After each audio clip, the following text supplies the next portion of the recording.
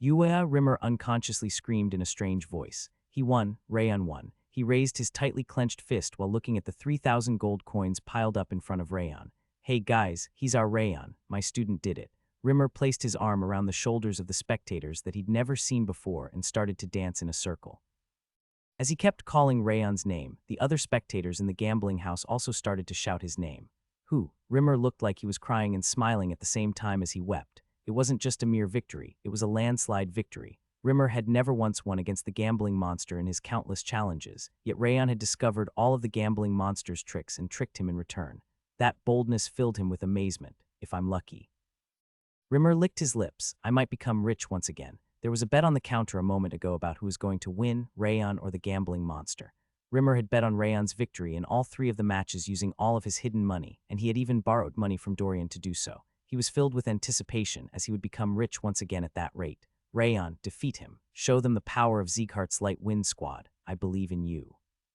Rimmer shouted Rayon's name until his throat started to bleed. Rayon licked his lips while observing Rimmer's shabby appearance, which even a beggar would have tried to avoid. I don't know about the Light Wind Squad's power, but you are showing everyone the Light Wind Squad's shabbiness. He was pretty amazing in a way, since he didn't seem ashamed of himself at all despite his miserable state, even though he was the leader of one of Sieghart's armed organizations. Judging from what he's doing, he must have bet on me. Rimmer's eyes were filled with greed as he cheered for him. Rayon was certain that he'd bet on his victory with money he'd been hiding somewhere. I didn't expect my words to come back to bite me. The corners of Gambling Monster's lips rolled up on the sides. As a gambler, he was trying to manage his expression, but the card pile in his hand had already turned into dust. He must have felt unbearably upset. Rayon smiled faintly while looking at the fluttering pieces of card. I never liked how he was holding his card, but he crumpled it on his own. He'd been disliking the way the Gambling Monster was swaying the card between his fingers, and it felt so nice to see him crush it on his own accord. HMPH, stop being so proud of yourself. Wrath frowned in displeasure. Of course, I know that. That's why I was thinking about what ice cream I should buy to make you happy. Rayon nodded at Wrath, who had turned grumpy from the lack of attention. Really? In that case, is there anything more you want from the King of Essence? Tell me whatever you want. Wrath nodded, telling him to make any request. Rayon simply smiled at Wrath's behavior. He really was the giving Wrath, after all. 4 boxes of ice cream for ordering a Demon King around was crazy cheap. Such efficiency shouldn't exist anywhere else in the continent. It's okay now. After all, it looked like the card game was over. The Gambling Monster wasn't a fool. Since he realized Rayon was cheating, there was no way they would continue with the poker game. My words came right back to bite me. I've never experienced such humiliation before. The Gambling Monster grinned pleasantly. Even though he was completely irritated, he was barely expressing it on the outside. He was a natural gambler indeed. Let's stop with the cards and I'll make my decision. Decision? Yes, my decision to acknowledge you. I thought it was already over, though. Rayon tilted his head. He thought the game was obviously over, since there weren't many gold coins left on the Gambling Monster's table. Of course not. The Gambling Monster clapped his hands, and the spectators made way for the dealers to come and pour the gold coins on the table.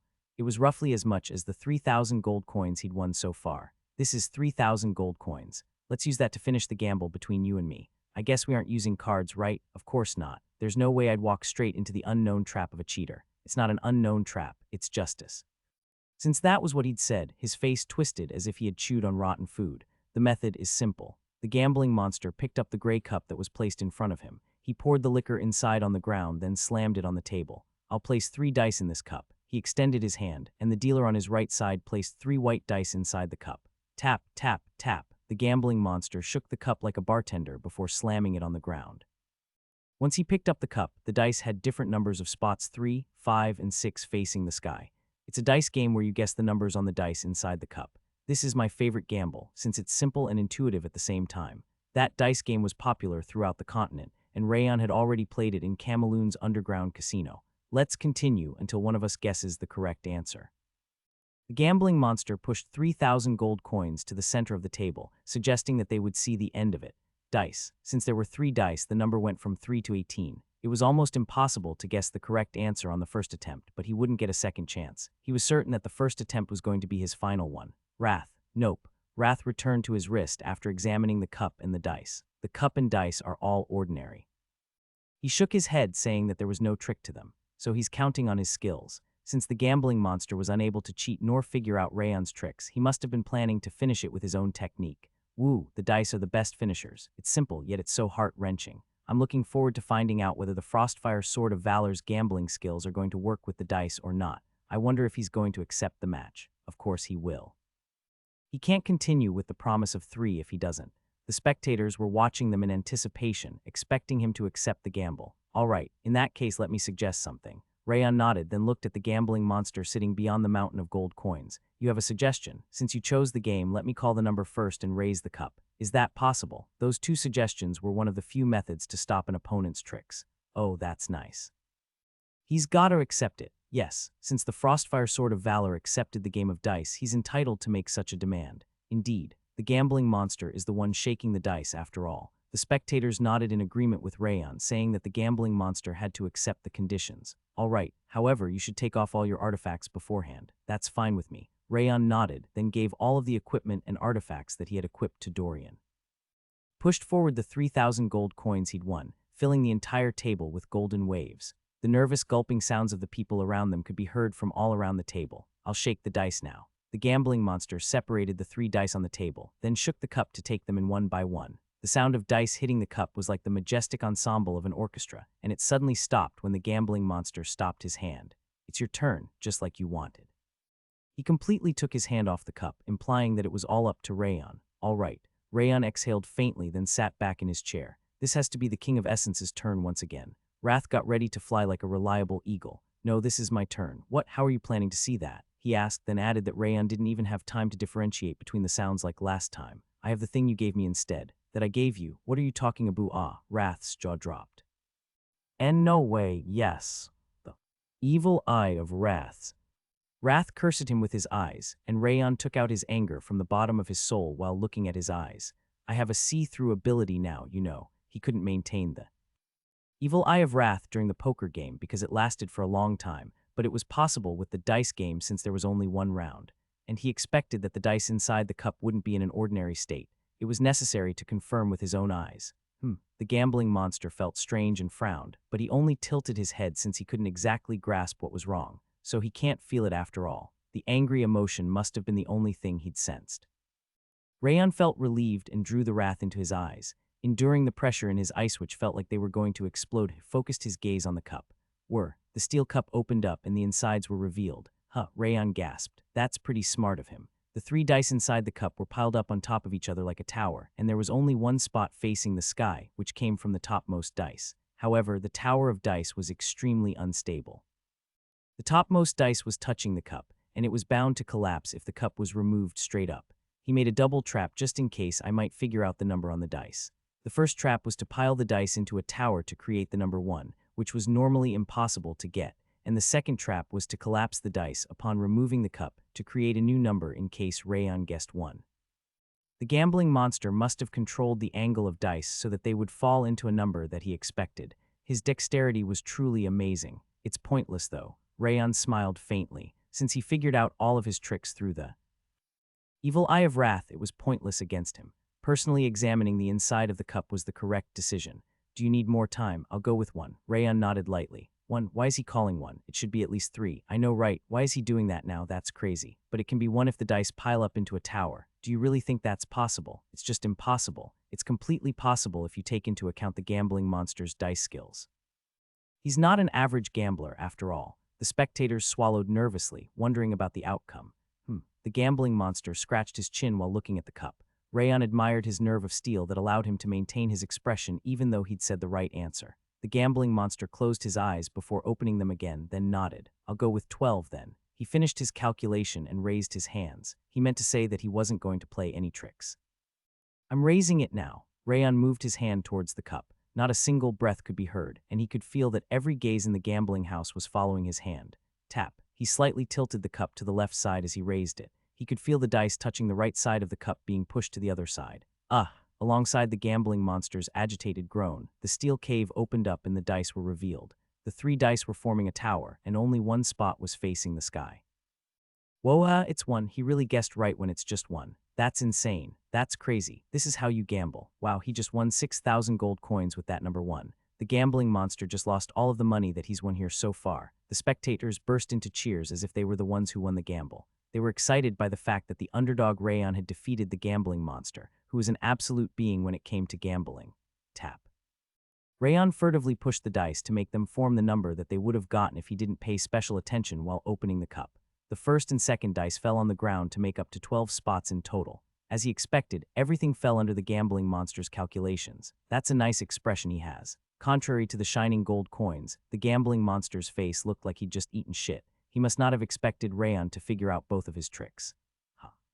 The gambling monster's face gradually turned red. He apparently stopped trying to hold himself back since the bet was over. How did you even figure it out? I just thought about it. About why you suggested this method and what your plan would be. Rayon picked up one of the gold coins filling the table, then continued. Since I humiliated you, you must have wanted to return the humiliation. Because you would be prepared for all scenarios, I thought you would make the number 1 for the dice, as that's not something people would normally think of, and make the dice touch the cup just in case I did figure it out. Although he actually found out through the evil eye of wrath, it was easy to make up a believable excuse. The gambling monster's face gradually turned pale as he listened. Wow.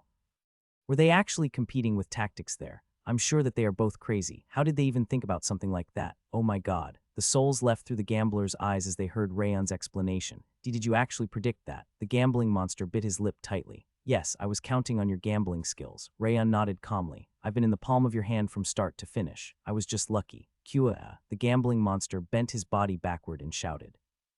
The roar coming from his large body shook the entire gambling house. Ha. The gambling monster exhaled deeply as he lowered his head. His face looked like he had lifted a weight off his mind. You are the first person to make me lose so much money and sanity. He nodded, then opened his big hand to point at the gold coins piled up on the table like an ocean. Take them. You deserve them. The gambling monster stood up while saying that he acknowledged Rayon. Rayon nodded, then checked the mountain of gold. 6,000 gold coins. It would be difficult to use up that amount even if he lived in luxury for the rest of his life. It looked like he wouldn't need to worry about money anymore. Let's start by expanding the annex building. Rayon decided on the first expenditure and looked aside. Dorian. Yes. Ah, yes. Dorian was just standing there, unable to close his mouth in astonishment. He hurriedly came to the table to pour all of the gold coins into his belly pocket. Let me help you. Rimmer quickly came towards them and took the gold coins. He put half of them into Dorian's belly pocket and the other half into his pants, but Rayon didn't say anything, just needed to take them back later. The Frostfire Sword of Valor won the first match of the Promise of 3. It's been a really long time since the last time I saw Sir Gambling Monster lose a bet. I think it's been over 10 years. I wonder if the Promise of 3 will finally be conquered today. That's impossible. We've got the drinking match next. I've never seen him get drunk before. You said that before the gambling match as well. We don't know who's going to win until it happens. The spectators licked their lips in anticipation for the second match. Smack! The gambling monster, who'd been thinking about something while staring at the sky, kicked the emptied table. The large table destroyed the ceiling and flew away. Although he looked like he got a weight off his mind, he also looked extremely angry. Let's start the second match now. Bring the white dragon. Following the gambling monster's hand gesture, a round table and a huge pot were brought out from the inner part of the gambling house. The pot was filled with liquid that was as transparent as water. This liquor is called the white dragon. It's so cool that it feels like your blood has been frozen. Rayon narrowed his eyes, looking at the transparent liquor brimming inside the pot. He brought a strong one. Just like the saying, deeper ocean is darker and stronger liquor is more transparent, the white dragon was one of the 3 strongest liquors on the continent. He really must have wanted to win, considering he brought that one out when the liquor was often called poison. You lose if you use aura or an artifact to remove the intoxication. I'm aware. I like your answer. The gambling monster filled a large bucket completely by scooping up the liquor from the pot. The side dish will be here soon. Let's get started with the first shot. He poured the white dragon in the bucket into his mouth without any hesitation. The way he was laughing while showing his teeth after swallowing such a strong alcohol gave Rayon goosebumps. Rayon sighed, then rotated the ring of fire, feeling the heat inside his heart. He scooped up the liquor with a bucket and slowly gobbled it down. It felt like a fireball was passing through his mouth and throat. It wasn't tasty at all, it was just painful instead, full of the stench of alcohol. He felt dizzy from drinking the extremely strong liquor at once, but the ring of fire resonated to disintegrate the alcohol's poison in an instant. As expected, I can easily last for a long time now. The ring of fire was relieving the pain in his mouth and throat, on top of removing the intoxication. It was more than tolerable, since it could be considered training to increase the ring of fire's proficiency. Splash. Rayon looked at the gambling monster sitting in front of him, who went ahead and scooped up with the bucket a second time. His eyes were wavering significantly, just like the liquor inside the pot, since he didn't expect Rayon to be so unaffected. Are you really okay? It wasn't too bad. Rayon nodded after drinking all of the white dragon inside the bucket. It's your turn now, Sir Gambling Monster. Rayon grinned and raised his hand. The gambling monster scowled, then picked up his bucket. Fine, this contest isn't going to end today until one of us collapses, he declared, then poured the liquor into his mouth from the bucket. Rayon smiled while watching his trembling throat. I'm sorry, but the one who's going to collapse has already been decided. While intoxication had no effect at all on him, the pain and intoxication would keep accumulating on the gambling monster's side, little by little. It was already obvious how the match would end. However, there was apparently more than one person who had to collapse. Kyuye, it's disgusting, it's too strong, it hurts. Wrath screamed while grasping his neck. Why would anyone drink something like this? It feels like my tongue is burning. He was rolling on the ground in pain since he shared Rayon's sense of taste. I'm sorry. Rayon decided that he would buy everything Wrath wanted afterwards. The gambling monster furrowed his brow while watching Rayon gobble down the white dragon as if it was water. There's no way this is right. Even a large monster would throw up the undiluted white dragon because it was such a strong alcohol. No matter how outstanding a master's stamina and regeneration were, it wasn't a liquor that a human being could tolerate, and yet the young man was casually pouring the white dragon into his throat as if he were drinking tea. What the hell is that bastard? He could understand his gambling skills, since he could have learned them from some expert living in seclusion on the continent. It was rather unbelievable, but he could compromise somehow. However, the pure white dragon wasn't something he could handle with luck or skills. He couldn't believe that the youngster who didn't look like he had ever had a drink before was drinking even better than himself. Are you not drinking? Rayon grinned at him after easily clearing his bucket. It's your turn now, Sir Gambling Monster. I know. The gambling monster ground his teeth and picked up the bucket. He poured the liquor into his mouth, suppressing his boiling emotions. So strong, the liquor was supposed to be taken slowly after diluting it, yet he was drinking it purined quickly. It wasn't an enjoyable experience at all. It was simply painful. He wanted to give up, but his pride wouldn't let him back down. He forced himself to stiffen his trembling hand, then kept draining his bucket. Kua, it's your turn. The gambling monster put down the bucket with a strange smile on his face. You don't need to tell me. I was going to drink anyway. Rayon emptied his bucket with a composed smile on his face, just like when he was gambling. His soft smile made it look like he wasn't experiencing any pain at all. He's not using aura to erase it, either. Rayon's aura wasn't moving at all, just like when he was gambling. It was staying still inside his energy center as if it were sleeping, yet he didn't even look tipsy. He looked like he was just drinking water. How does liquor smell so strong? The scent alone is giving me pain. How are they even drinking it? Oh, I don't even want to get close. They are both so tough. The spectators couldn't even endure the two people's breath after drinking and had to step back. You are pretty good at drinking, too. What kind of liquor do you usually enjoy? The gambling monster asked Rayon in order to catch his breath. I don't drink. What? This is my first time drinking. Rayon smiled cheerfully while filling his bucket with liquor. The way it warms up my throat doesn't feel too bad. I can understand why people like to drink. He easily emptied his bucket once again, as if he was trying to prove what he said. Ha-hoo. The gambling monster's feigned composure was ruthlessly shattered. First time. Did he just say it was his first time? He couldn't believe that he was drinking white dragon so easily when it was his first time. No, he's telling the truth. He could tell since he'd been gambling with that monstrous guy until a moment ago. He must have been telling the truth when he said it was his first time. What the hell is this monster? Monster wasn't even enough to describe him. He was more like an unknown being. Even so, I can't lose here. I'll never lose. The gambling monster's pride spoke up, since he didn't lose to anyone when it came to gambling and drinking.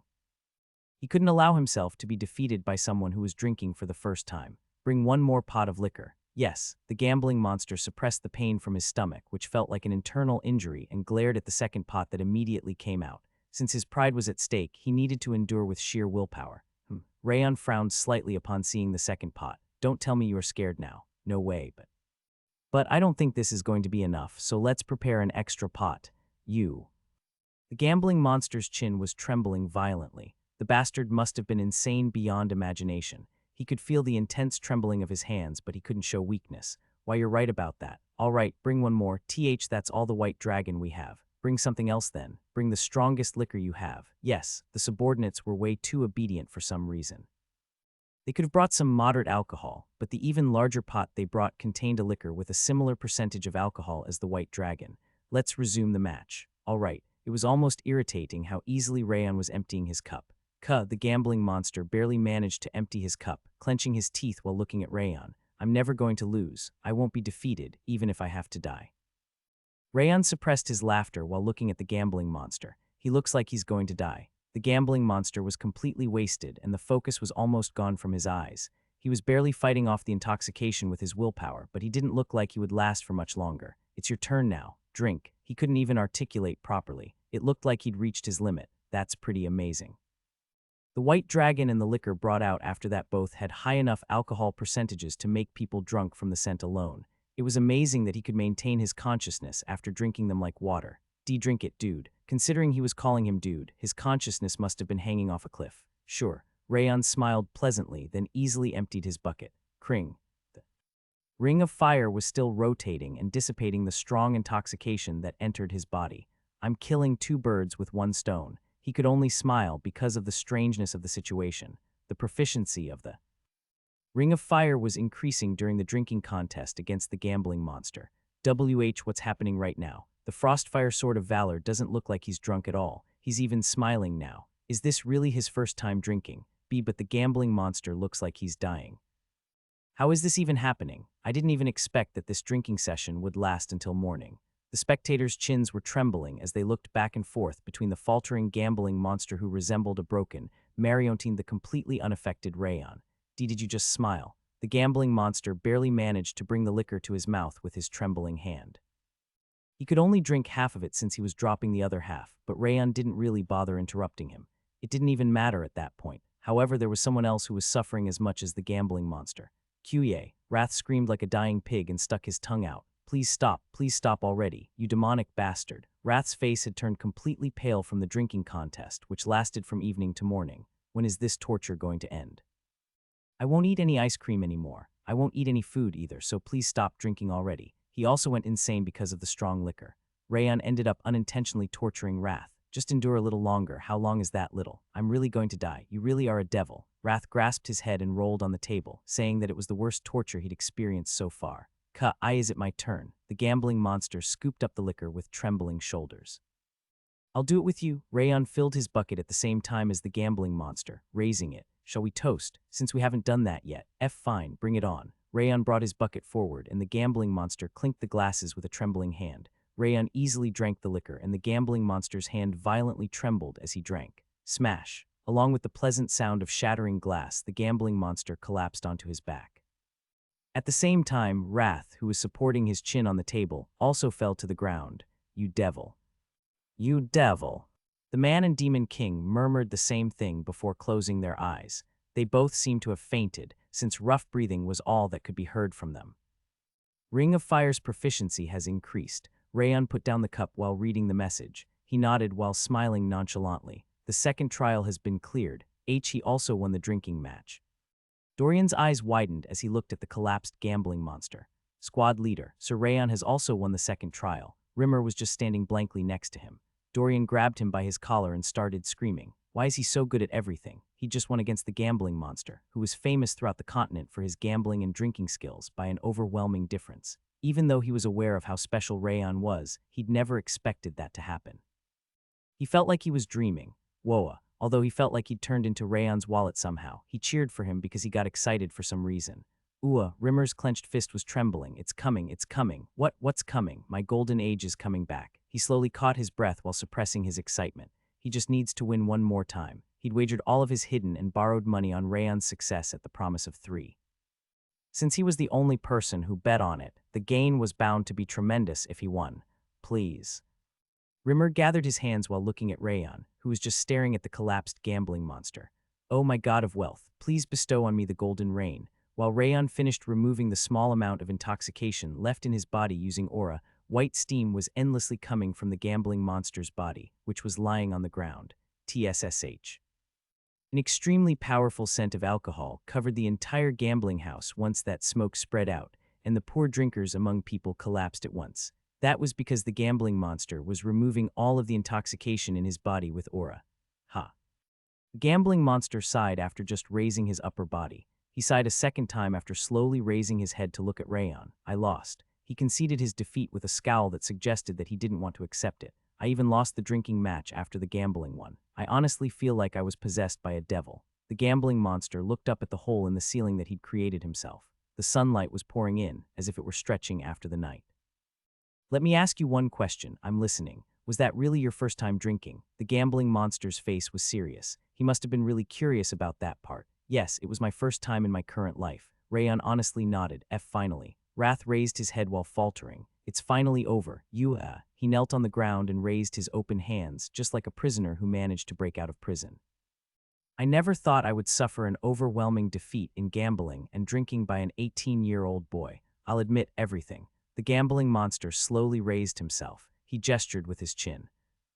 Rayon was standing at the open area behind the gambling house alongside Rimmer and Dorian. I know that you are a master, but that's not enough for me. The gambling monster slowly turned his wrists and ankles to warm himself up before the match. I want to ask you to win against me to pass this trial because of the humiliation I received in the drinking and gambling contests, but I shouldn't ask you to do the impossible. He raised his thick finger. I'm going to first confirm if you have enough skills to compete against me in martial arts. Come at me. I'll give you proper conditions if you manage to land an attack on me or if I like your strike. Are you really going to be okay when you've just regained consciousness? Rayon tapped his scabbard with a faint smile on his face. I didn't fall unconscious. I was just resting for a moment. The gambling monster frowned and shook his head. Rayon could perfectly read his expression after having been with him since the afternoon of the day before. The gambling monster was really embarrassed about it. All right, let's say that was the case. I'm not just saying it. It's true, okay. While the gambling monster complained, Rayon placed his hand on the hilt and lowered his posture. It was the sword draw position. You are rather conservative, even though you are young. The gambling monster chuckled, pointing his sword forward. Despite his size, the sword wasn't much bigger than Heavenly Drive. He thinks that I'm going for a sword draw. He was just preparing to block a swift strike. He must have thought that Rayon was obviously planning for a sword draw. Rayon briefly exhaled. This is a good opportunity. He was planning to use the martial arts of sound instead of the sword draw. It was his new technique that could tear apart his ear with the principles of extreme swiftness. Rayon lightly grabbed the hilt. He kicked the ground while enjoying the pleasant cold sensation filling his hand. The aura that had become sturdier after passing through the middle energy center dashed through the mana circuits all around his body. The silver blade became a tempest and soared, all while grazing the end of his scabbard to create an intense sword resonance. The real part was only getting started. Rayon added the 10,000 flames cultivation's energy to the sound spreading through the atmosphere. Even though the sound was bending like lightning, he delicately controlled its direction to strike the gambling monster's ear, more specifically, the vestibular organ inside of it. PSSH, the sword wind exploded inside the gambling monster's ear, but he only faltered instead of collapsing. However, his widened eyes almost looked like they would pop out in astonishment. Thud. Rayon noticed his opening, then used Supreme Harmony's second step. The moment he soared like a flower petal carried by the wind, the gambling monster quickly collected his mind and thrust his sword towards Rayon. His energy, undulating in the air, looked like it would crush the sky. Rumble. The sword strike was so powerful that a storming sound could be heard from the aura. Rayon twisted Heavenly Drive to deflect his sword, then slashed with Sword of Insanity, KHMM. The gambling monster retrieved his sword in an instant and pummeled down right after. The pressure felt like a mountain was falling down on him, and the gambling monster apparently had no intention of going easy on him. Kring. Rayon's sword swayed in the shape of the moon and created an arc in the air. The wave of astral energy spread to push back the gambling monster's sword, creating a small cut on his sleeve. Slam. Rayon and the gambling monster were pushed back at the same time by the following collision between the swords. It's not an aura blade, but sound. Is this a martial art of sound? The gambling monster widened his eyes, not caring about the cut on his sleeve. That's correct. Rayon nodded. He didn't need to hide it since it had already been discovered. I never imagined you would use the martial art of sound. The gambling monster frowned while grasping his left ear, where the sound had exploded. He'd managed to defend himself at the last moment, but he still must have taken a decent amount of damage. I guess he would, since I hit his vestibular organ. The vestibular organ was an organ that dealt with one's sense of balance. Since it was too close to the nervous system and could cause dizziness, it was impossible for the gambling monster to show his normal performance after getting hit there. Rayon hadn't used the martial art of sound as his first strike. He would have been defeated from the second clash. Tusk. The gambling monster clicked his tongue while looking at his severed sleeve. It looks like I underestimated you once again. He closed his hand and opened it before he nodded. I apologize. Gambling, drinking, and martial arts. You are qualified to clear the promise of 3. That was a very fast acknowledgement. That's because I never thought someone like you would exist in the world. The gambling monster chuckled, then raised both of his hands. Let's start the last exam now. He extended his sword in a reverse grip. The last exam is an escape. Escape? Where am I escaping from? Rayon looked around. He couldn't understand what kind of escape he was talking about when they were in an open area. From here. The gambling monster pointed at the ground with his sword in a reverse grip and pointed at the sky with his fingers joined together. That posture, Rayon's jaw dropped, because there was no way he wouldn't recognize the posture. Sword field creation. The gambling monster's voice resounded from all directions. The black blade, the gambling voice's shrill voice could be heard as the world was covered in darkness, not giving him any time to escape. Try to escape from my world. It was dark. Darkness was the only thing he could see, as if he were forcefully closing his eyes. Rayon squinted his eyes. Is this the gambling monster's sword field? The gambling monster's name was Heir Sieghart. Since he was originally one of the elders and his extreme skills had far surpassed master level, it wasn't strange for him to be capable of creating a sword field. However, he didn't expect him to create a sword field like that. The pitch-black darkness was as peaceful and calm as the abyss. It was far different from the gambling monster's rowdy personality that he saw during the gambling and drinking. I can't tell what my position is. Not only could he not see anything, he also couldn't smell, hear, nor feel anything. It can't be helped. He controlled his aura to spread the aura perception that he'd been relying on even more than his vision recently. Rayon swallowed nervously. What is happening? He couldn't move his aura perception. The aura simply dissipated like smoke upon leaving his body, instead of spreading around to the outside. He tried it one more time, but he couldn't move his aura at all upon leaving his body. Is it because of this space? The black sword field must have been stopping his aura perception. In that case, he controlled the energy of the 10,000 Flames cultivation, imbuing heavenly drive with it. The flame covering the crimson blade was completely unwavering, unlike his aura perception. Is this field just blocking my aura perception? There were no issues with the other 5 senses either. The gambling monster's sword field seemed capable of minimizing the effect of aura perception without affecting anything else. How curious. He had the same thought when Rimmer was slaying the blood-raving demon, but the sword field creation felt different in nature. What a strange barrier. The joints are crude, but the interior is completely full. Wrath nodded with his arms crossed. It looked like the field had piqued his interest. The King of Essence will solve this problem for you. Let's finish this quickly and go eat the bead ice cream. Don't do it, Rayon firmly shook his head. The King of Essence said it was crude, but that's in his standard. It's going to take a pretty long time for you to dismantle it and leave. Even so, I need to do it myself. It was different from the gambling and drinking matches. He needed to gain the gambling monster's acknowledgement with his own martial arts in order to remain proud in front of him. Stay inside, since I won't take that long. Tusk, you are being stubborn for no reason. Wrath clicked his tongue, then returned to the bracelet. He told me to escape. Even though the gambling monster told him to try escaping from his world, he couldn't find any exits nor any method to leave. He couldn't even begin to guess how he was supposed to leave.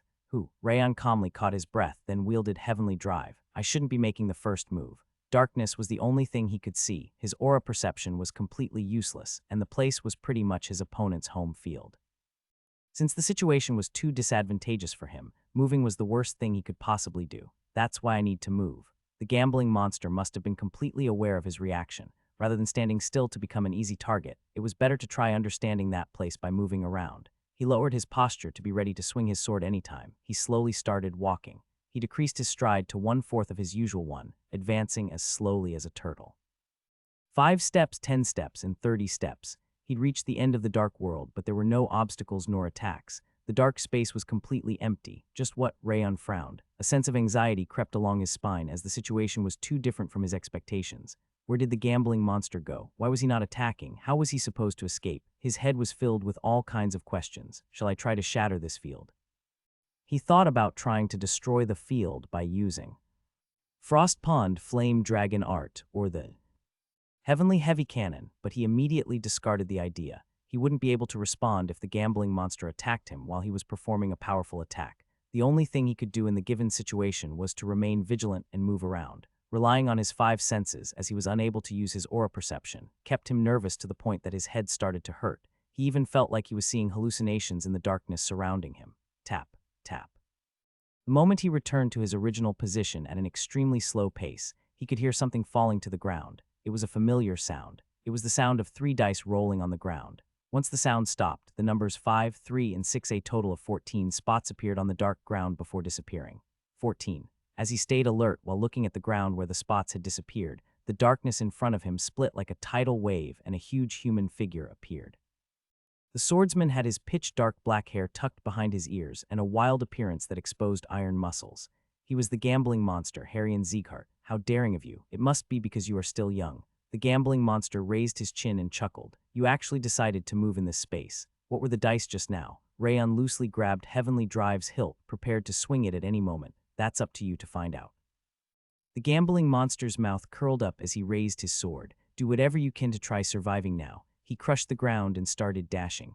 A dark glow was covering the blade that was falling towards Rayon's side. Clash. Rayon incorporated the principles of Fangs of Insanity into Heavenly Drive, thrusting it at lightning speed.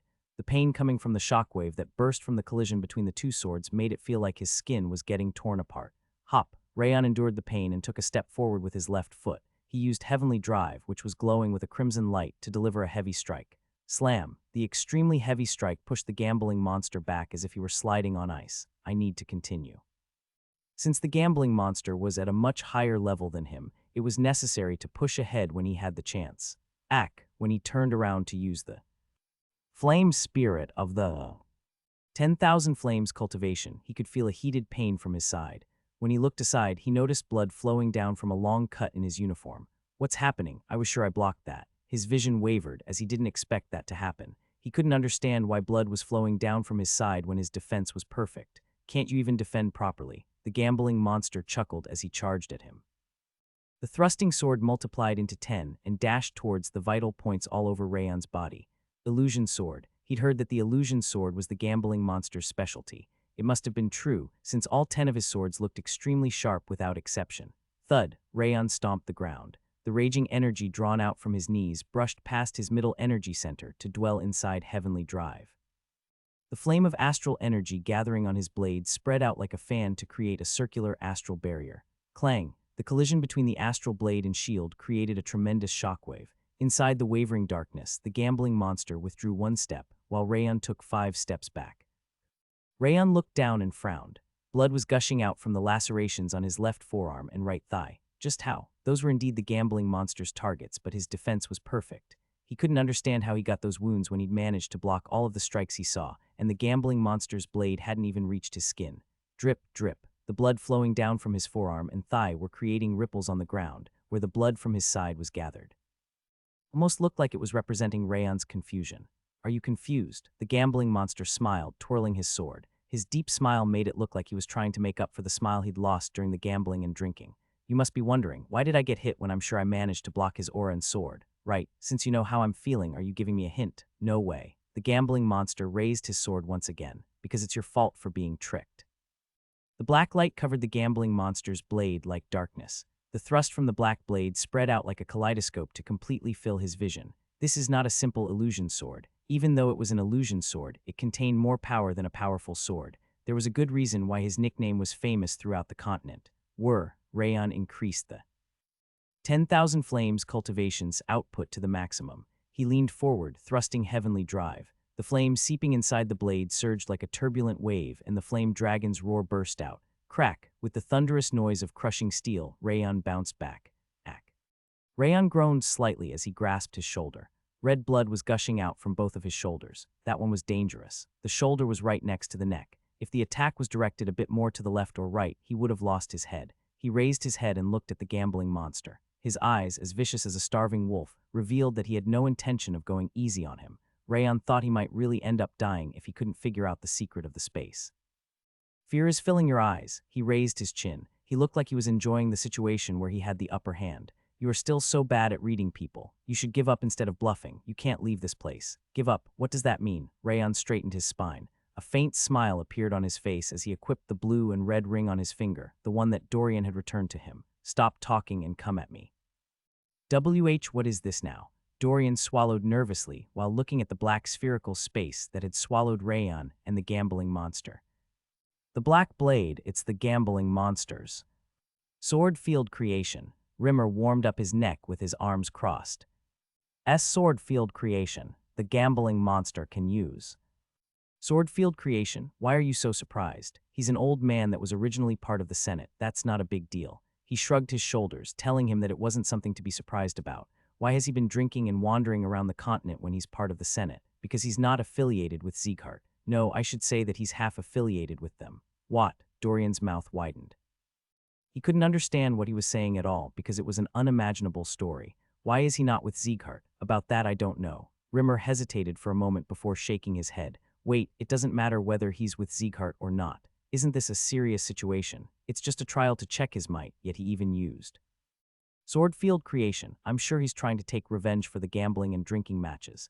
Dorian moved his hand as if he would draw his sword at any time, telling him that they needed to save him as fast as possible. Calm down. Rimmer shook his head and stopped Dorian's hand from drawing the sword. The gambling monster isn't such a narrow-minded old man. His anger must have dispersed as soon as he faced Rayon's sword. He isn't intending to seriously attack Rayon. Then why did he use Swordfield creation? Even though he freed himself from Sieghart, his heart didn't leave it completely. Rimmer closed his eyes, smiling in lamentation. He wants to witness what kind of guy Sieghart's future is.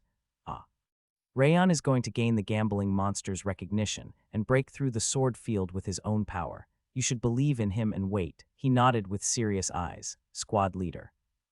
Dorian rubbed his belly pocket. His eyes looked like he was deeply impressed by his words. I knew that the squad leader has always been thoughtful. Moreover, it will break the promise of 3 if we stop them now. If that happens, the gamble will be ruined, and my plan for the future will be brought to naught. He gathered his hands and knelt in front of the black barrier. Oh my god of fortune, Rayon, bestow me the gold rain. Dorian's round eyes started to look like he was looking at trash. Rayon brushed off the blood flowing from his cheek with the back of his hand. He got me so many times. Blood was all over his body. The internal injuries weren't exactly serious, but the serious blood loss was causing dizziness. That's why I told you. The gambling monster grinned, supporting his sword on his shoulder. You should give up before you get hurt. Your smile is so full of malice. It does feel pretty good to see your troubled face. His smile deepened. He looked like he was enjoying the situation. Oh. Rayon sighed heavily and lowered his head.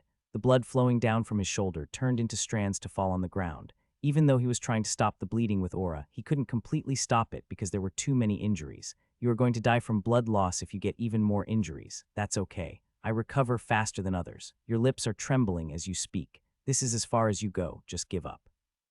The gambling monster increased his pressure while targeting Rayon's heart with his sword. The powerful energy, filled with murderous intent, became a needle to poke into Rayon's skin. I said that I don't know what that is. Rayon chuckled, brandishing his sword. The crimson flame surged on Heavenly Drive's blade, and a magnificent sword resonance burst out. What an idiot. The gambling monster disappeared into darkness. Before Rayon could even exhale, a powerful wave appeared from his left side.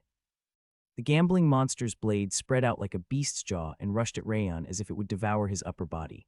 TSSH. Rayon held his breath and drew a line with Heavenly Drive. The line was faster than anything. The blue light severing the dark horizon swept up the spread blade. Clang, the clash between Frost Pond and the gambling monster's illusion sword splattered the distorted astral energy in all directions. Kring. Rayon got pushed back by the gambling monster's superior strength and kicked the ground. He smoothly turned around like a leaf riding the wind, slashing with his sword. Clang. After the consecutive sounds of collision between metal, the black blade hiding in darkness was finally revealed. I knew it. Rayon used Heavenly Drive to push back the black blade, targeting his chest. What a cute thing you've been hiding. He laughed coldly, then tilted his head. That's why I kept getting cut through my defense. The blade was the reason he kept getting injured despite having properly defended. It was hiding inside the darkness, slashing him when he was getting pushed back or when he was trying to make his move. You managed to find one blade, but it's already too late. Even though his trick was revealed, the smile didn't disappear from the gambling monster's face. Even though you can't use your aura perception, your senses are too dull. You are far too different from the rumors. He approached him while sneering at him fiercely. If you live on with those stupid senses, you are just going to end up dying in Vi. 14. The gambling monster stopped talking upon hearing Rayon's low voice. There are 14 blades hidden in this space. Those are the black blades that only appear when you swing your sword. How did you find out? The gambling monster's composed smile shattered like glass. However, he looked a bit more awkward than the other times. Even though we are inside a sword field, you are still relying on tricks. I'm starting to admire you at this point. HMPH. Finding out about that won't change anything. The gambling monster frowned, aiming his sword at Rayon, because it's impossible to dodge those blades while fighting against me. His large body turned into a ray of light and rushed at him. The pitch-black blade twisted into a curve, aiming a slash at his arms and legs. Kring. Rayon used the principles of the soft sword and deflected the 2 strikes soaring at him, like snakes pouncing on their prey. Even though he utilized the softness as much as he could, he got pushed back once again because he was unable to completely dissipate the energy in the gambling monster's swords. Tap. Rayon folded his shoulders and pulled himself back behind his knees to safely land on the ground. There were no injuries on him, despite having clashed against the gambling monster. Huh, the gambling monster's chin started to tremble upon noticing that Rayon was completely intact as he stood back up. How? The blade disappears and reappears, but I noticed that the position doesn't change. Are you telling me you memorized all those positions? In the middle of a fight, my blood told me about them. Rayon fixed his grip on Heavenly Drive, his hand red from the dried blood. Since I'm starting to understand what this sword field is, the light of aura glowing from his red eyes illuminated the darkness. Let's start the real fight. Rayon smiled faintly as he saw the gambling monster's widened eyes. Interesting, the gambling monsters. Sword field creation wasn't an enhancement type like Rimmer's, which strengthened his sword's power. Instead, it was an installation type, which consisted of creating a dark space with invisible blades that were set up at desired locations. I didn't know there were sword fields like this. The gambling monster was striking from the front with an illusion sword that could be blocked, while materializing the pre-installed black blades from behind to cut the opponent's weakness. Since the world was weakening aura perception, there was no way anyone could avoid the attack. Rayon had thought that a sword field would be always about enhancing physical abilities, aura, or attributes, and had never imagined that it could deceive an opponent like that. He's really consistent. At the gambling monster's level, he could have created a more powerful sword field, yet his sword field was about toying with his opponent instead. He was a true gambler, down to his bones. Sword field wasn't a simple technique, unlike swordsmanship or footwork. It was the flow of a warrior's life, including their personality and the way they'd been living. I don't think I can use it yet. Probably because he didn't have enough experience, he couldn't see the flow. However, that was nothing to be sad about, since it was just a matter of time. Are you telling me that you found all 14 of my blades? The gambling monster's irritated frown looked like rotten tree bark. Since Rayon had analyzed his expression during the gambling and drinking matches, he could feel that his scowl was very slightly awkward. I need to focus. It wasn't over yet. He only managed to stand equally against the gambling monster by discovering the sword field's secret. No, he was actually still at a great disadvantage. He was still inside the sword field, and stopping the bleeding was all he could do. I need to use the black blades in order to win. The gambling monster still had one more trick hidden up his sleeve, and Rayon had already noticed the trick. He needed to finish the fight in an instant after creating an opportunity by pretending he didn't notice. Nice, very nice. The gambling monster bit his lip. His voice was trembling slightly in anticipation and excitement. However, I'll show you that knowing all that isn't going to make any difference. He reached in front of Rayon in the blink of an eye, as if he had traveled through darkness and slashed. The blade that was filled with the principles of an illusion sword started spinning in a spiral, creating dozens of blades rising towards him. It was an oppressive sight, as if dozens of soldiers were thrusting their spears at once towards his vitals. Rayon lowered his posture by a lot to dodge the black blade passing right above his head, before increasing the output of the 10,000 flames cultivation's energy to the maximum. 10,000 flames cultivation, 100 flames, flame spirit. The red glow on the blade spread out through the wind. The astral energies of raging fires numbered over 100 as they covered the dark space. They looked like flower petals falling down at their most beautiful moment. Bomb! The clash between the dark blade and the beam of fire created a powerful explosion. Rayon and the gambling monster were bounced back at the same time from the impact, which was strong enough to shake the barrier itself. Rayon considered the black blades set up behind him while getting pushed back, right bottom, left middle, and 2 locations diagonally. He turned himself, as flexible as a reed under the autumn wind, to dodge the black blades filling the space. Wham! The gambling monster broke through the aftereffect of the explosion with his body to thrust his sword. He must have been irritated that his move was brought to naught once again. The sharp blade reached right under Rayon's nose in an instant, followed by his huge body. Kring! The single blade multiplied into 2, then turned into 4 before becoming 8. Rayon's entire vision was filled with the gambling monster's blades in an instant. This swordsmanship is so annoying. Regardless of his weakened aura perception, the spreading speed and reality of his illusion sword were on a different level, making Raden Sieghart and Garen Sieghart's techniques look like child's play. I have to shatter. Rayon resonated the ring of fire and held his sword horizontally. His stride as he advanced looked powerful enough to destroy the barrier. A crimson circle appeared in front of the tip of the sword that was thrusted at lightning speed, and a tremendous amount of energy gathered on it. 10,000 flames cultivation, 100 flames, heavenly heavy cannon. The gambling monster's illusion swords were attracted by the heavenly heavy cannon's gravity, and the darkness was removed for an instant. When the gambling monster's eyes widened and he tried to get away from the gravity, Rayon exploded the heavenly heavy cannon. Bam! Hundreds of blades in the concentrated astral energy of a raging fire exploded, inflating the sword field to the point that it looked like it would explode. Rumble! As an aftermath of the explosion, the astral energy stormed at Rayon and the gambling monster with its dark jaw. Rayon leapt into the storm without any hesitation, and the gambling monster also kicked the ground. Wham! The two swordsmen spread mighty strikes at each other inside the storm that could crush their flesh if they showed any weakness. Clang, clang. Rayon clashed against the gambling monster's sword, avoided the astral energy radiating from the storm, and deflected the black blades targeting his limbs. The sense of crisis was soaking his body, since he felt like he was fighting against three people at the same time, but a strange smile unconsciously appeared on his face. This is fun, even though the Ring of Fire, the 10,000 Flames cultivation, and Glacier's outputs were at the maximum, and his head felt like it would break because he was wrecking it too hard in order to predict the gambling monster's move. He was still having fun. The joy of fighting with everything he had made him tighten his grip. Are you smiling now? It's strange, but this is so fun. He parried the gambling monster's illusion sword that was targeting his shoulder with Revolving Sky, then pulled back his left foot to render two black blades useless. Wham! He left the subsiding storm of astral energy to control his body. He incorporated the spiral rotation into Heavenly Drive to create a frozen whirlwind. The gambling monster slashed upward with his sword pointing towards the bottom. The blade overlapped with another blade's point to create a pitch-black flower of steel. He was initiating his own technique, dazzling blade of destructive illusion. Clong. The clash between the silver storm and the group of steel flowers created the ear-splitting sound of an explosion.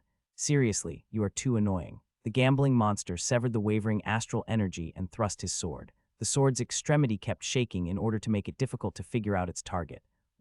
Even though Rayon couldn't use his aura perception, he still had the Ring of Fire. He increased his focus to the point that his brain felt like it was burning in order to enhance the speed of his awareness.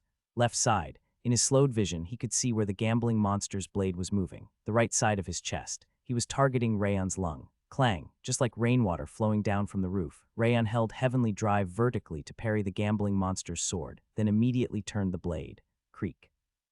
Heavenly Drive's flame soared after scratching the ground, and the Fangs of Insanity's sharp fang was added. The deadly blade managed to scratch the gambling monster's thigh. Clang. The gambling monster managed to defend by holding his sword horizontally, but he was pushed back by Heavenly Drive's fierce power. He bared his teeth like a savage beast, a small groan slipping from him that suggested that his pride was hurt. Rumble. Rayon lowered his waist, putting force into his big toe on his left foot. He controlled the 10,000 Flames cultivation and Glacier to the point that his energy center started to hurt, then exploded his bunched muscles to leap forward like a bouncing rubber band. I have to finish here. Prudence glowed in Rayon's eyes. It was time to decide the match.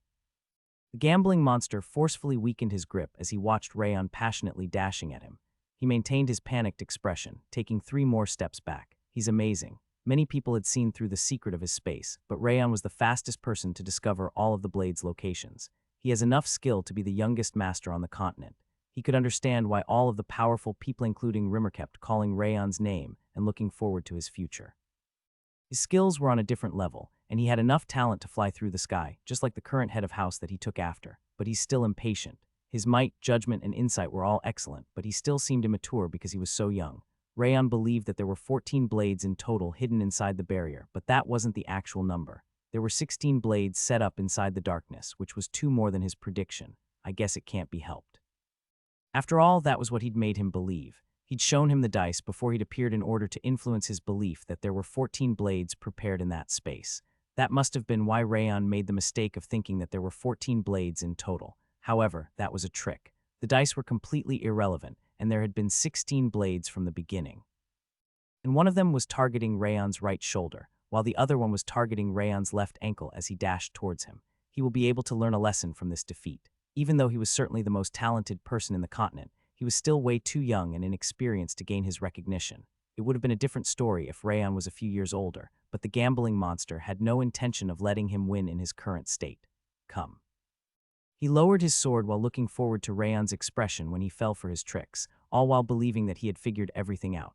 Whoosh! Rayon reached the front of the 15th black blade, completely unaware of it. The moment the pitch-dark blade was about to stab his shoulder, his body vanished into thin air. He then turned his body to even dodge the 16th blade before approaching him at lightning speed.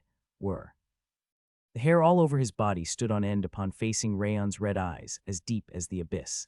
He knew about them all along, his calm eyes in the perfect evasion. He must have been aware of the fact that there were 16 hidden blades all along. Perish the thought. The gambling monster grit his teeth. The fact that he'd figured out about those blades was astonishing enough, but there was enough time for the gambling monster to react.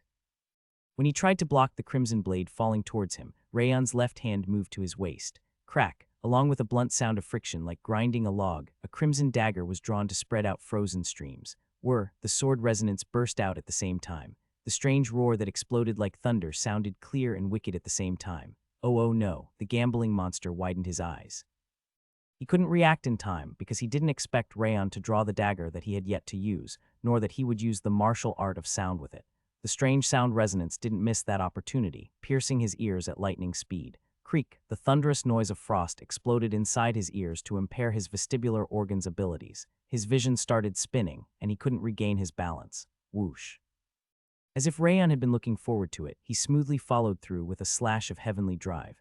The blazing flame surrounding the silver blade severed the darkness. You bastard, the gambling monster screamed. His body had lost balance, but he forcefully stopped himself from collapsing by using aura, slashing at Rayon as he approached. Clang, the red blade and the black blade clashed diagonally, creating a huge shockwave. Wham. Rayon and the gambling monster were bounced back at the same time, just like rubber balls. The gambling monster stopped himself by sticking his sword into the ground, and Rayon rolled on the ground while dodging the black blades in the meantime. Huff, Rayon faltered as he stood up. Blood was flowing down from the deep laceration created by a sword on his chest. Were you aware that there were 16 black blades in total? The gambling monster scowled, a vicious look in his eyes. Well, yes.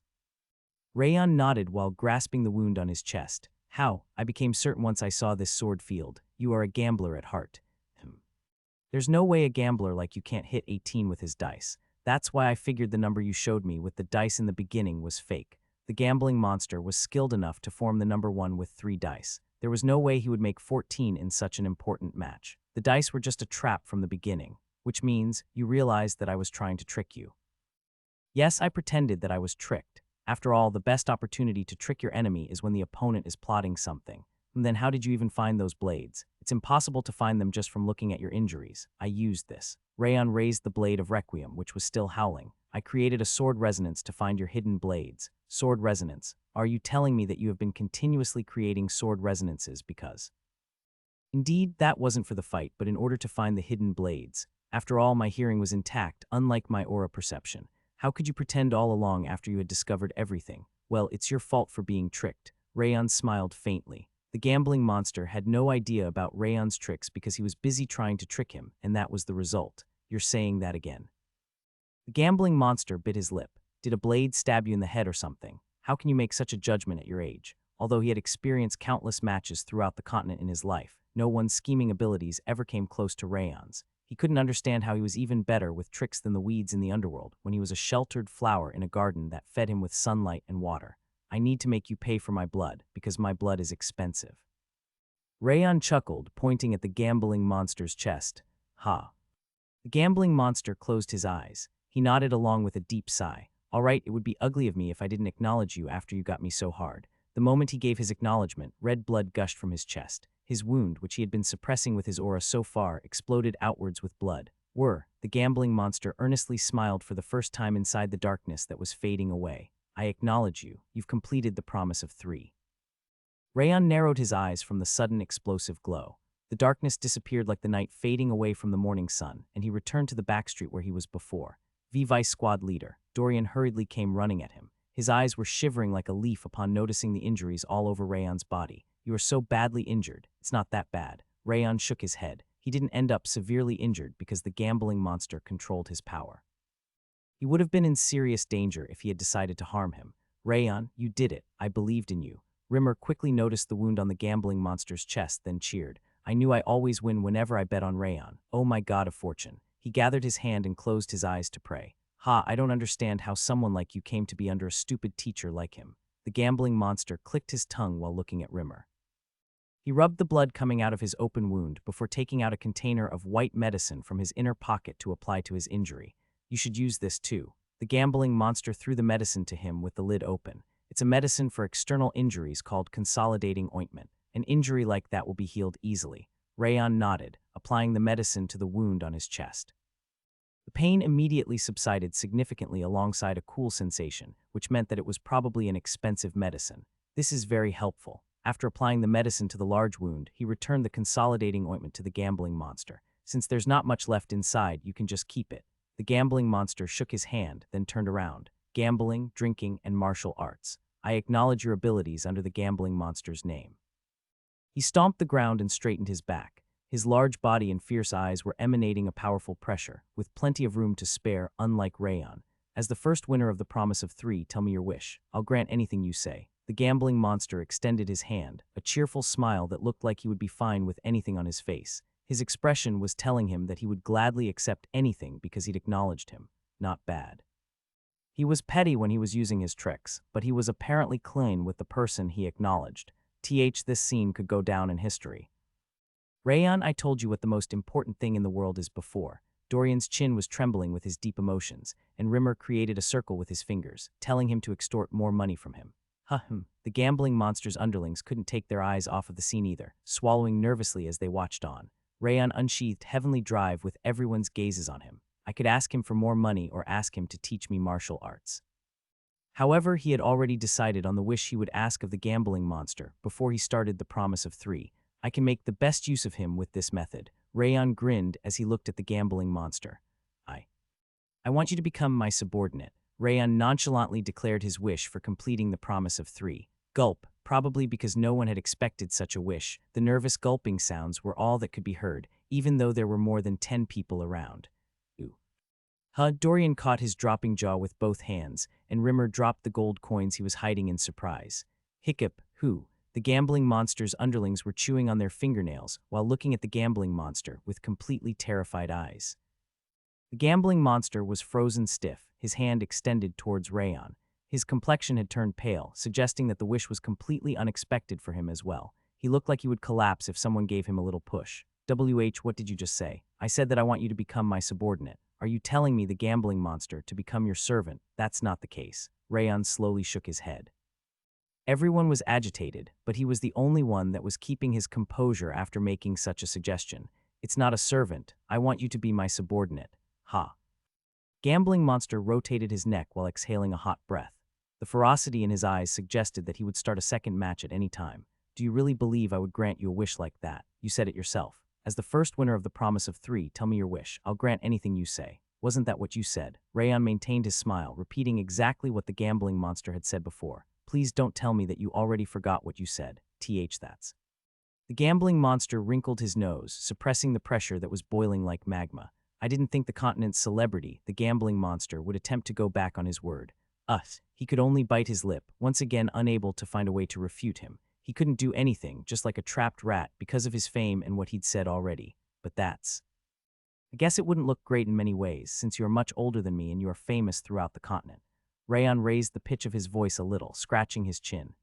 That's right. Despite how I look, I'm as old as the head of house. It will be too humiliating to become your subordinate. Then I'll make another wish. Can you grant it this time? Of course, just say it. The gambling monster clenched his fist, showing his willingness to do anything as long as he wouldn't become his subordinate. Our Light Wind Squad has lots of shortages because we are a new organization. For instance, we need an instructor that can systematically and efficiently teach the members instead of me and the squad leader. Instructor. The gambling monster gave a big nod, as he figured that an instructor would be all right. However, Rayon's wish wasn't over yet. Other than the instructor, we also need a manager.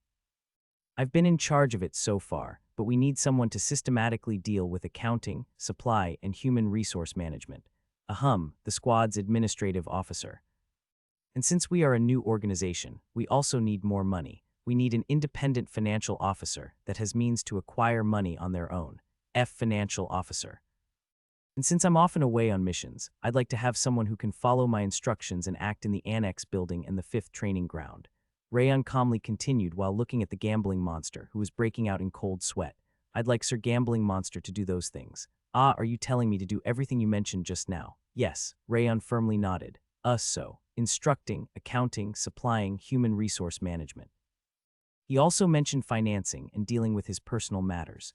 Dorian and Rimmer dropped their jaws after counting how many things Rayon had mentioned with their fingers. Isn't he pretty much his servant if he does all those? There's no difference at all. They swallowed their thoughts and blankly stared at Rayon. Their eyes were trembling violently. How about it? You can do this much, can't you? Since you have to manage various matters, your position will be a general administrator, and you will be affiliated with the annex building. Rayon even created his position without waiting for his answer. He was nailing down the agreement so that the gambling monster couldn't refuse. How is that any different from the first suggestion? The gambling monster asked, while tightly gripping his wrist. His hoarse voice sounded like he had caught a cold.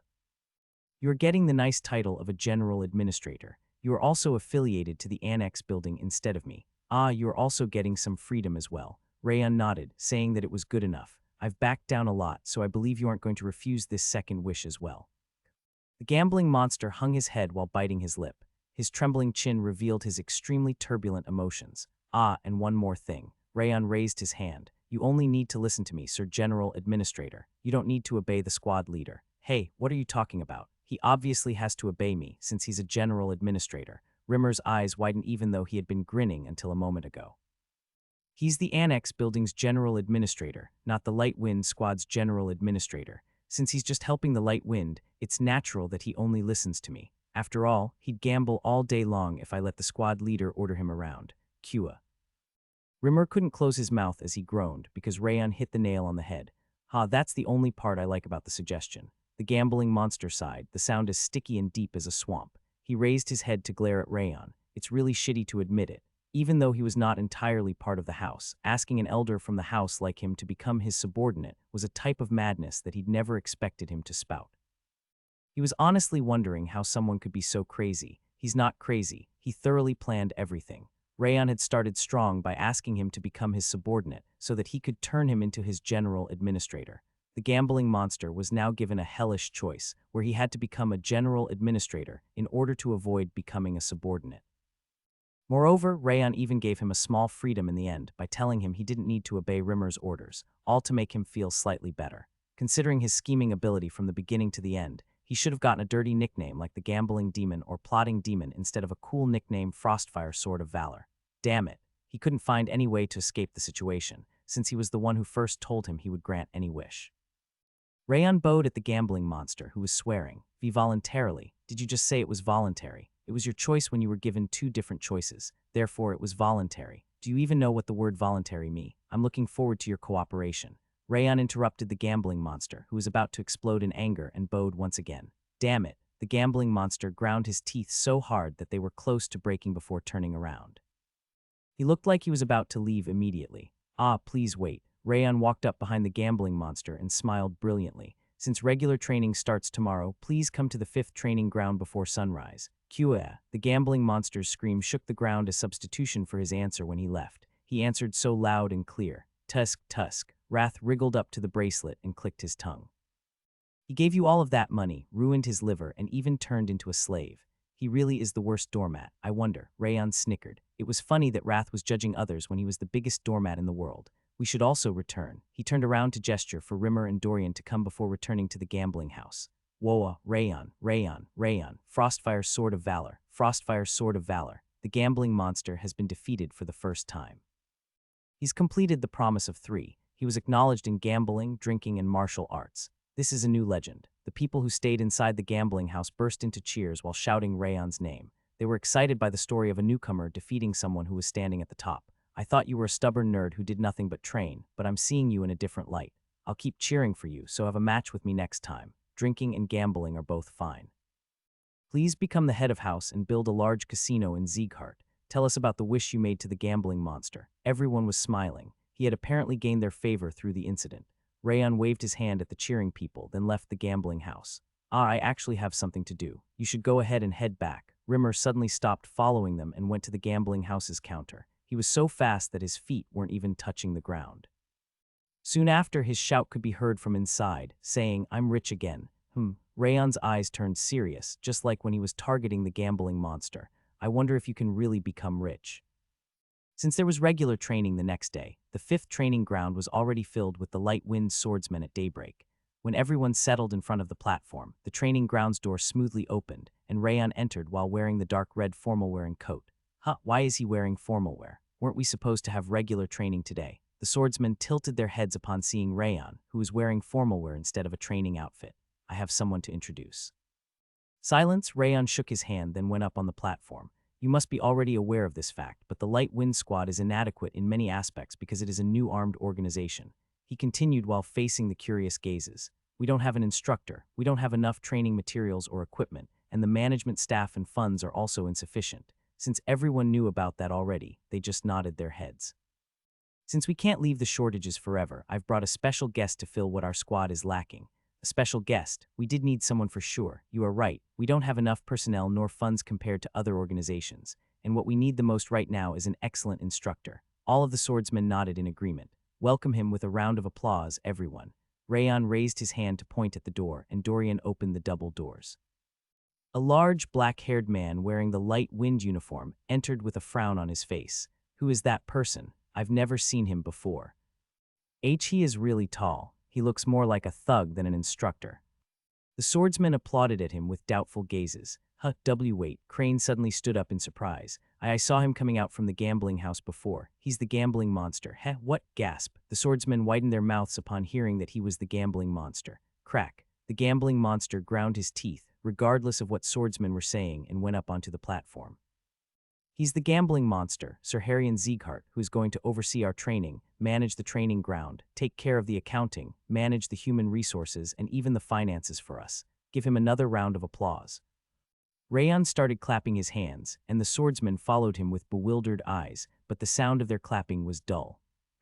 The wrinkles on the gambling monster's forehead increased in number each time he heard the clapping sound. Although one day had already passed, he didn't seem to have accepted reality yet.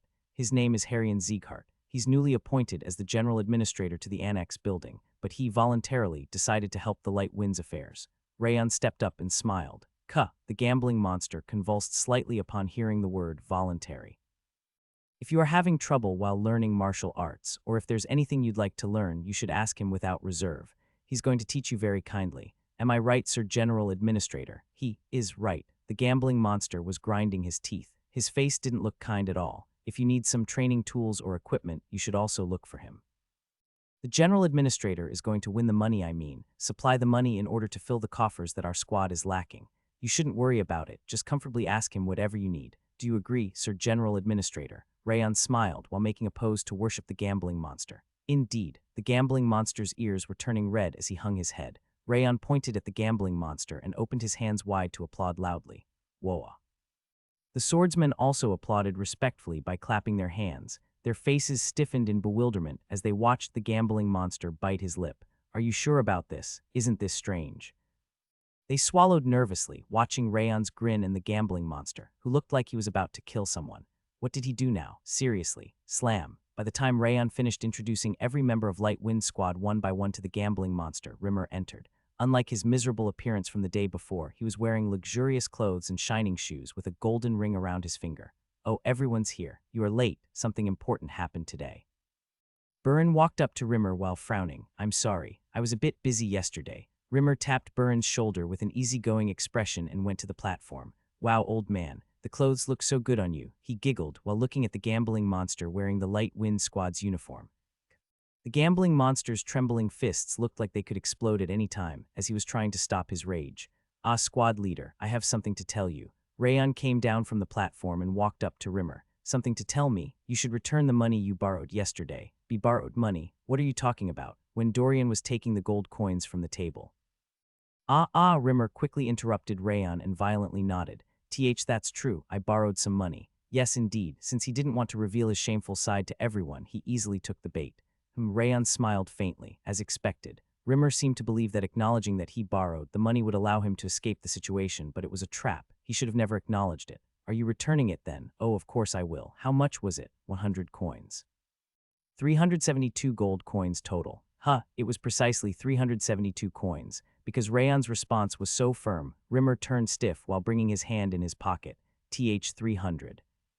That is exact, Dorian. Yes, I checked the pocket yesterday and there were 5628 gold coins, which means that you borrowed 372 coins, just like he said. Dorian came up next to him and nodded. It was pretty amazing that Rimmer had actually managed to put almost 400 gold coins in his pants during that short time period. I see. I'll give it back. Rimmer swallowed nervously before entering the squad leader's room.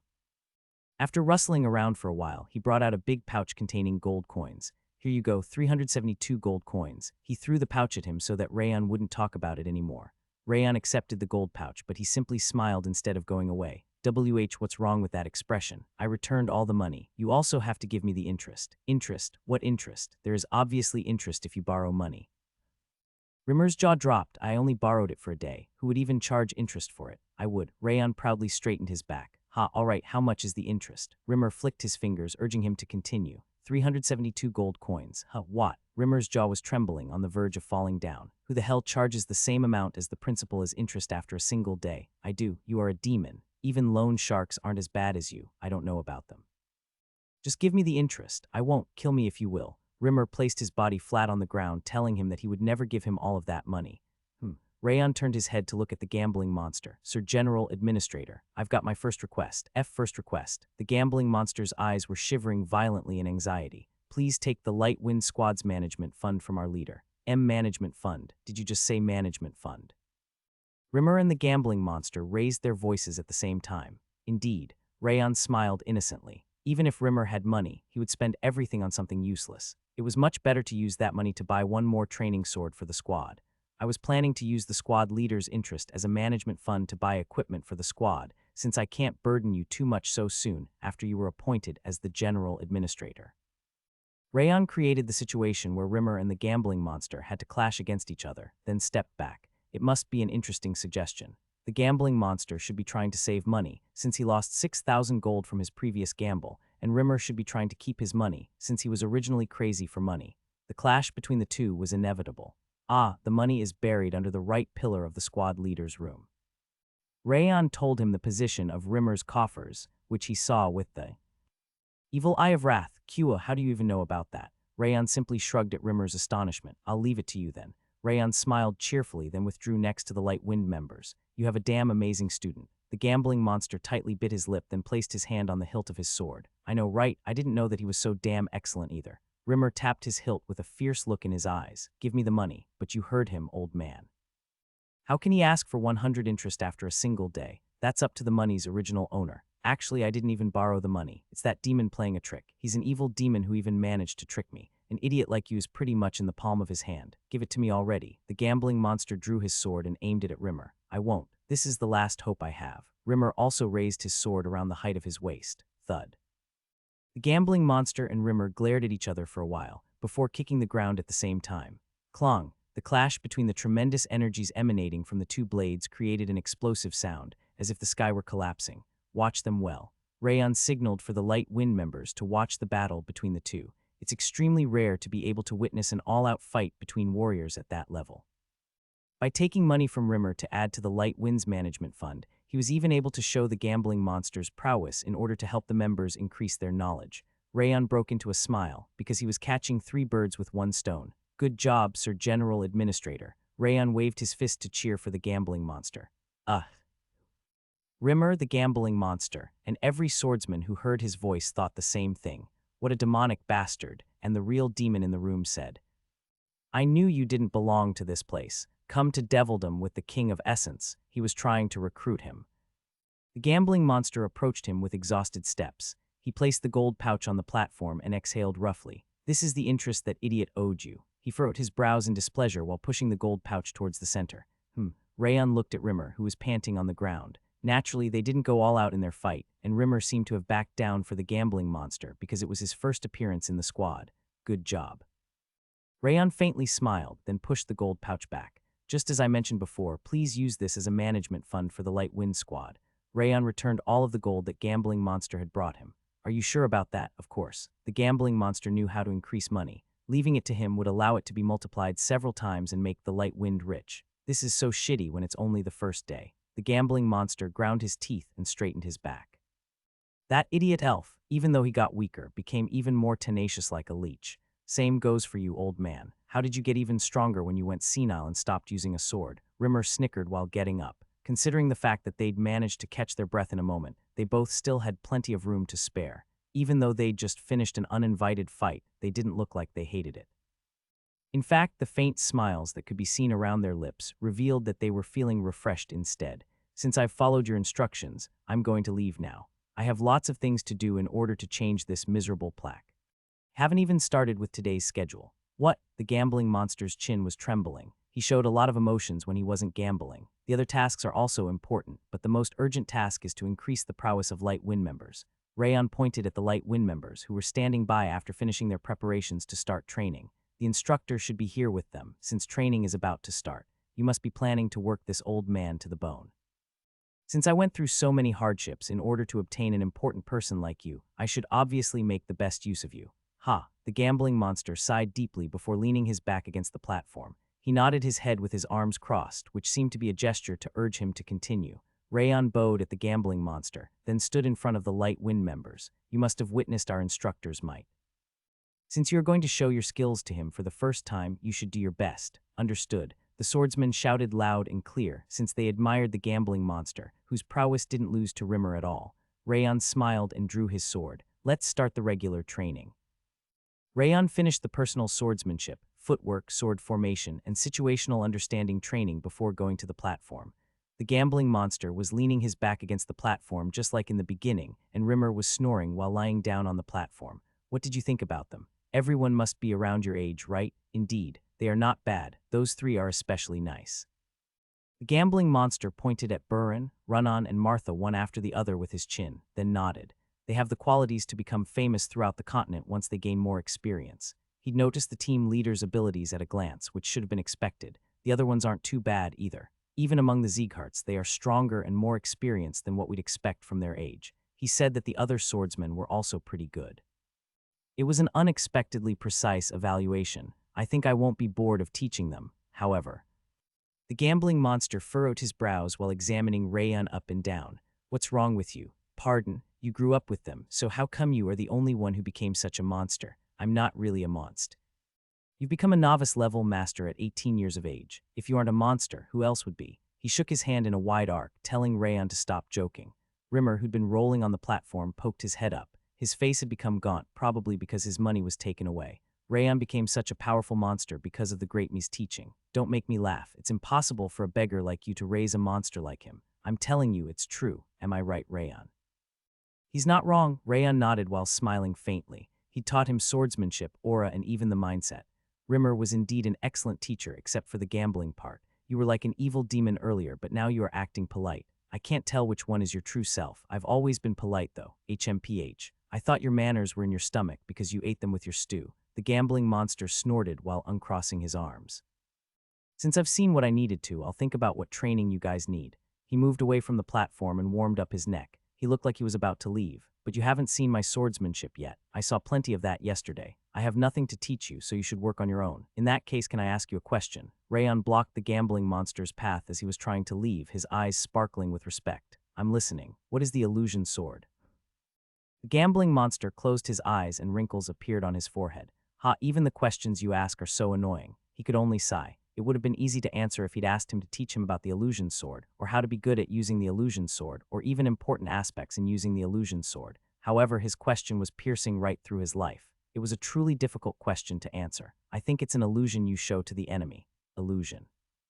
No matter how splendid and flashy a swordsmanship is, taking the enemy's life is the objective in the end.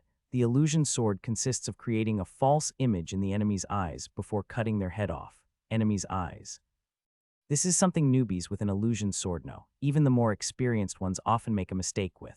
The gambling monster drew his sword. The blade came out without any preliminary motion to rotate in a circle, creating a beautiful and jagged flower petal. Like this. He sheathed his sword, then tilted his chin. In my opinion, the key point of the illusion sword is to consider how my opponent will see my swordsmanship, rather than how I see it. Rayon closed his eyes while feeling the remnant of the aura that still existed in the air. I think I get what he means. He felt enlightened. It wasn't about himself, but the enemy. He needed to think about which illusion to show to the enemy and with what method and intention in order to create the best illusion sword. I think this can also be applied to the other swordsmanships. Let alone the illusion sword, the advice could be applied to the other swordsmanships, such as the swift sword. The gambling monster sounded carefree, but his words included the principles of illusion sword that he'd learned through decades of his life.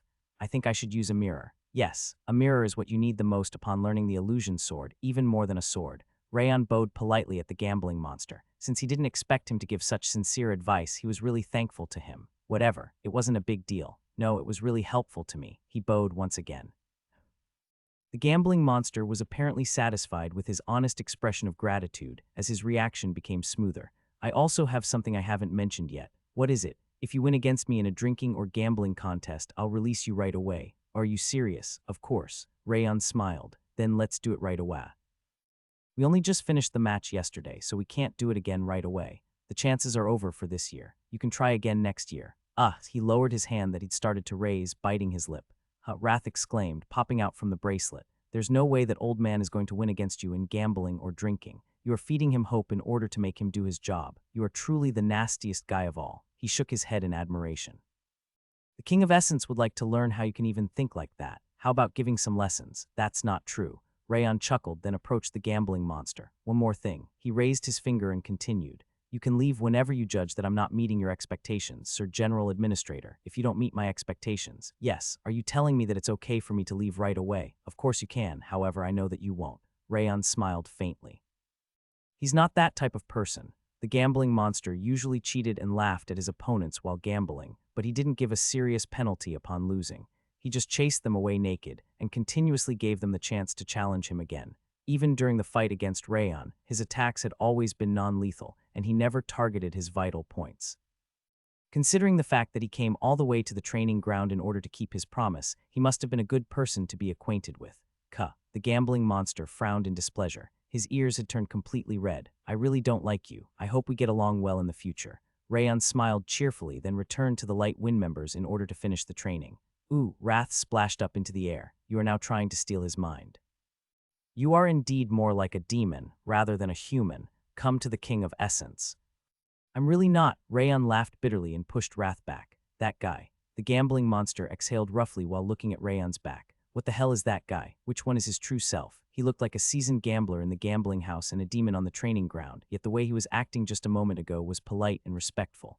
All those sides he'd shown him looked like completely different people. He couldn't even tell which one was the true Rayon Sieghart. All of them are Rayon. Rimmer shook his hand as if he were used to him. He's always been like that. From what you're saying, it looks like you took a liking to him as well, old man. He giggled and tapped on the gambling monster's shoulder. HMPH, I don't care what that youngling does. The gambling monster pulled himself away from the platform with an irritated expression on his face. Staying here makes me uncomfortable. I'm leaving. Wait. When he was about to leave, Rimmer grabbed his sleeve. You need to go somewhere with me. Where? The head of house has summoned you, old man. Rimmer pointed at the Lord's manor, which could be seen from afar. Did you tell him about this? Why would I do something so annoying? It would make less sense if the head of house didn't know about your return. I guess I should greet him at least. The gambling monster awkwardly scratched his chin. You should be careful then. Rimmer grinned while swirling his finger, since he might be a bit angry right now. Greeting my lord. The gambling monster knelt in front of Glenn Sieghart, then bowed. It's been a long time.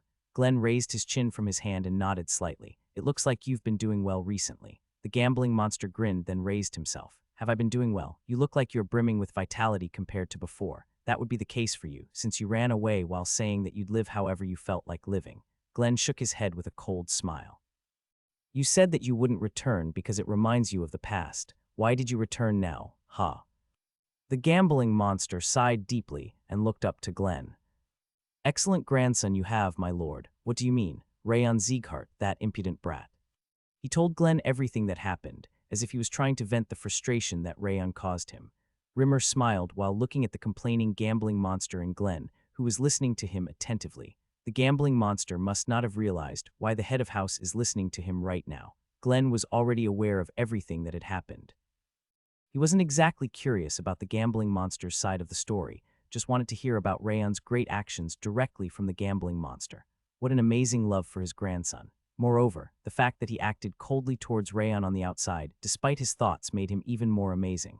That's why I ended up as the Annex Building's general administrator against my will. The gambling monster sighed deeply in embarrassment. Was he that good at gambling? Glenn asked, the corners of his lips raising slightly. It was mind-blowing. I'm sure he won't lose even against a gambler that is famous throughout the continent. The gambling monster murmured that he felt despair while gambling against Rayon. In that case, he must not have learned it from him.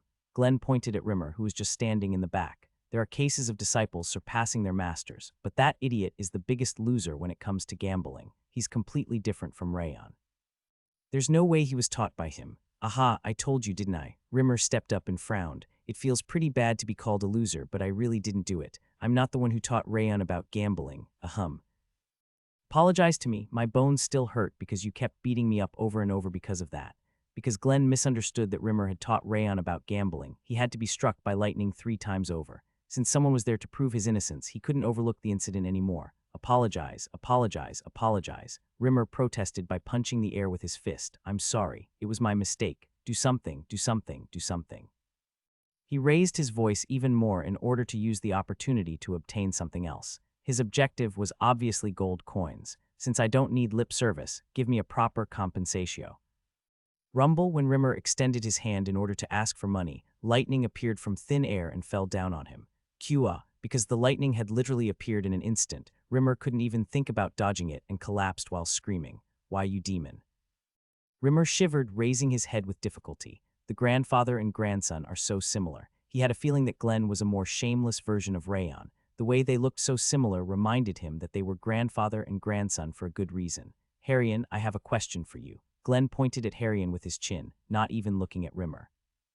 His pressure was filled with an unusually uncomfortable atmosphere, suggesting it might turn into a tidal wave to overwhelm the entire audience chamber.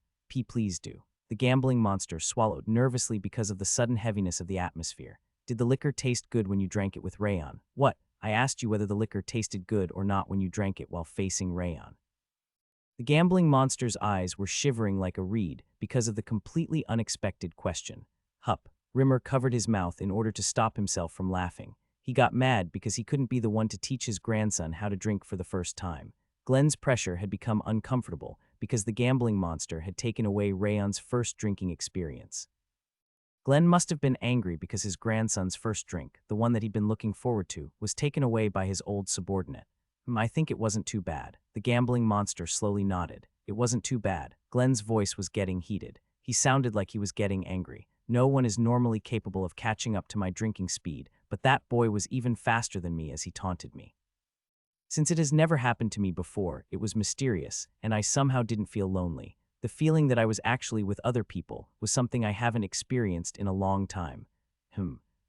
It's a bit awkward for me to say this because he has defeated me, but you have a really nice grandson. Unlike the sarcasm from before, he was complimenting him from the bottom of his heart. The gambling monster's sudden compliment about Rayon suddenly extinguished Glenn's tremendous pressure like a candlelight. I thought at first that he was just a greenhorn who didn't know his place. I now see him as a great tiger who is trying to become the master of a mountain after having experienced all kinds of hardships, despite his young age. I've faced countless talents during my journey in the continent, yet the real deal was here in Zeeghart. The gambling monster placed his hand on the left side of his chest with a faint smile on his face. I have to apologize to my lord, since you are my previous master, because I think I'm going to have to serve the young master for a while. I can't break the promise that I've made under my name, after all. He lowered his head from that posture. Rimmer gasped. Did he really accept him already? Although he must have been aware of the fact that Rayon was a collateral, the gambling monster was trying to help Rayon from the bottom of his heart. He must have really taken a liking to him through the previous incident. Did he remind him of the past? The gambling monster must have thought about the times when everyone was together back then. Seriously, that guy, the way Rayon told him in the end that he could leave if he didn't like him, must have pulled at his heartstrings. Rayon must not be aware of that fact, but that was similar to what Glenn had told the gambling monster before. He raised his head to look at Glenn. He was trying to force the corners of his mouth to come back down from the sky. Rimmer chuckled. He really is simple at times like this. He was enraged until a moment ago over his grandson's first drinking experience being taken away, yet he was now so happy just because the gambling monster acknowledged Rayon from the bottom of his heart. He was the definition of a doting grandfather, which means you didn't actually join Zeeghart. That's right, I'm affiliated with the Annex building. I'm going to have to obey them instead. The gambling monster calmly declared that Rayon was his boss rather than Zeeghart. I see. Glenn's mouth and eyes were wavering violently. It signified that he liked it even more. It can't be helped since I personally released you back then. Glenn furrowed his brows and nodded. He naturally covered his mouth with his hand, probably trying to hide the smile on his face. The gambling monster politely knelt and bowed at him. He didn't seem to have realized Glenn's reaction yet. Rimmer. Glenn called Rimmer's name. His eyes were brimming with excitement. I have something to tell you as well. What kind of bullshit are you spouting again? He frowned, waving his hand. I'm not talking about money. It's about a mission for the Light Wind Squad. Rimmer calmly stood up and beat the dust off his clothes. He went down on one knee, then punched the ground with his fist while lowering his head. The Light Wind Squad leader is receiving my lord's command. The solemn atmosphere burst from his shoulders alongside his low voice. It was difficult to believe that the powerful energy wave spreading throughout the audience chamber came from someone who had just been beaten up while joking around. His green eyes, which always used to be mischievous, had turned serious. However, Glenn and the gambling monster weren't surprised at all. They were acting like it was only natural that Rimmer would do that, since he was that kind of person to begin with. The mission hasn't been decided yet. Ha, you should have said so from the beginning. It's so much effort to strain my eyes. Rimmer sighed deeply and stood up. He scratched his head while murmuring that it was such a disappointment. Glenn frowned, then flicked his finger on the armrest. He seemed to be contemplating whether he should strike him with lightning or not. So what kind of mission is it, since you mentioned before it even began? Do you know Gazel River, the one connected to Reborn River? Of course I do. That's where the Blue Lug tribe lives. Rimmer nodded. Gazel River was located at the edge of Sieghart's domain and was the residence of the Blue Lug tribe, which was one of the demi-human races. I've stayed at Doran village next to the river before. It was a comfortable and peaceful place, just like the forest. Rimmer remembered that he could rest in a serene and quiet atmosphere similar to his home forest, and that the villagers were extremely kind. It's a pretty good place. Watching the blue lugs playing around in a clean river is strangely charming. A faint smile also appeared on the gambling monster's face. He'd apparently been there before as well. I agree. The blue lugs are pretty nice to watch because they kinda look like cats. Rimmer nodded in agreement. Those blue lugs have apparently attacked people. What? The smile disappeared from Rimmer's face as his jaw dropped. There's no way that could have happened. The Blue Lug tribe resided inside or near the river, and they were a timid race that tended to immediately hide upon seeing people or boats. They were a powerful race, yet they didn't try to show off, like benevolent wizards, which made it difficult to believe that they had actually attacked people. Who did they attack? The fisherman from Doran village, apparently. Rimmer scratched his chin. Since Doran village was the only group in a symbiotic relationship with the Blue Lug tribe, it was difficult to believe that they had attacked them. Maybe they touched the Blue Lug's children. I have never heard of a case where they attacked others preemptively. The gambling monster also tilted his head in bewilderment. The shadow agents are gathering information, and nothing like that happened. They were crossing the Gazel River just like always and were suddenly attacked. Their boat was destroyed. Glenn slowly shook his hand. I've also seen the Blue Lug before. They immediately ran away upon noticing me, and they weren't aggressive at all. They just seemed slightly curious. That's what I'm saying. They are extremely innocent. We don't know that, since the blue lugs never go far from water. We don't really know what kind of personality they have. That's true. Rimmer nodded. Just like Glenn said, not much was known about the blue lugs. There could have been other aspects that he didn't see from them. You have some time, since I'll deliver the mission after the shadow agents gather enough information. You should get ready to leave in the meantime. All right, but... Rimmer licked his lips as he met Glenn's gaze. What exactly is the mission about? Are we supposed to stop the blue lugs, or chase them away, or... He purposefully didn't finish his sentence. You should discover the reason the blue lugs have turned violent and stop them. However, you will need to get rid of them if that ends up being impossible. All of them, yes. Glenn nodded coldly, without the slightest hesitation. Understood. Rimmer accepted the order without trying to argue against him, even though he had a pretty good impression of the blue lugs. However, his eyes had turned a lot deeper and more soulful than usual. Rimmer. Glenn called Rimmer's name to change the subject. Are you going to stop gambling now? Rimmer closed his eyes without responding. You didn't manage to do it yourself, but your student has achieved it. It should be fine to stop now. He smiled faintly while looking at the gambling monster. That's not wrong, since I just wish to see someone complete the promise of 3 against that old geezer. The gambling monster's red eyes were quietly wavering like a windy lake upon hearing that. I think I'll just gamble for fun now. I'll still need to make some money, though. Rimmer laughed, then rotated his shoulders. Rimmer, lingering attachments should be left to flow away. Holding on to someone else's attachment is both painful and foolish at the same time. Glenn's voice was even more void than usual. I have a different opinion about that. Rimmer shook his head. I think attachments are worth clinging on to. A deceased person's lingering attachments should be realized, and it's even more the case for someone who is still alive. The sad expression from before completely disappeared from his face as he smiled like a sly fox.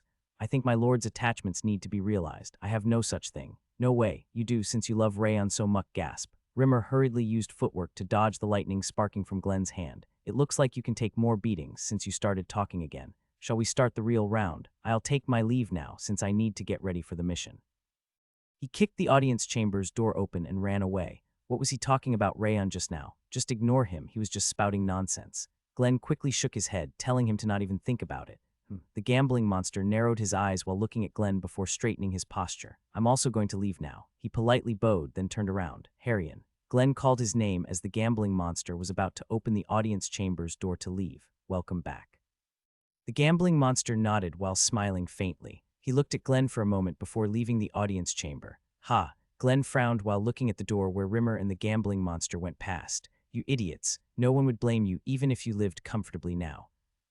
Rayon went to the main street alongside Ewer and Julius. The reason he was going to the main street instead of training was because of the tenet in his bracelet. You don't even try to keep your promise if the King of Essence doesn't talk about it. Wrath snorted while sitting on Rayon's right shoulder with his arms crossed. You pretended you would do everything for the King of Essence when you made him work, yet you act like none of that ever happened once it's over.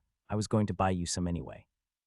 Stop making me laugh. If the King of Essence didn't mention it, you would have been standing in front of a mirror like a ghost still, practicing the illusion sword from Daybreak.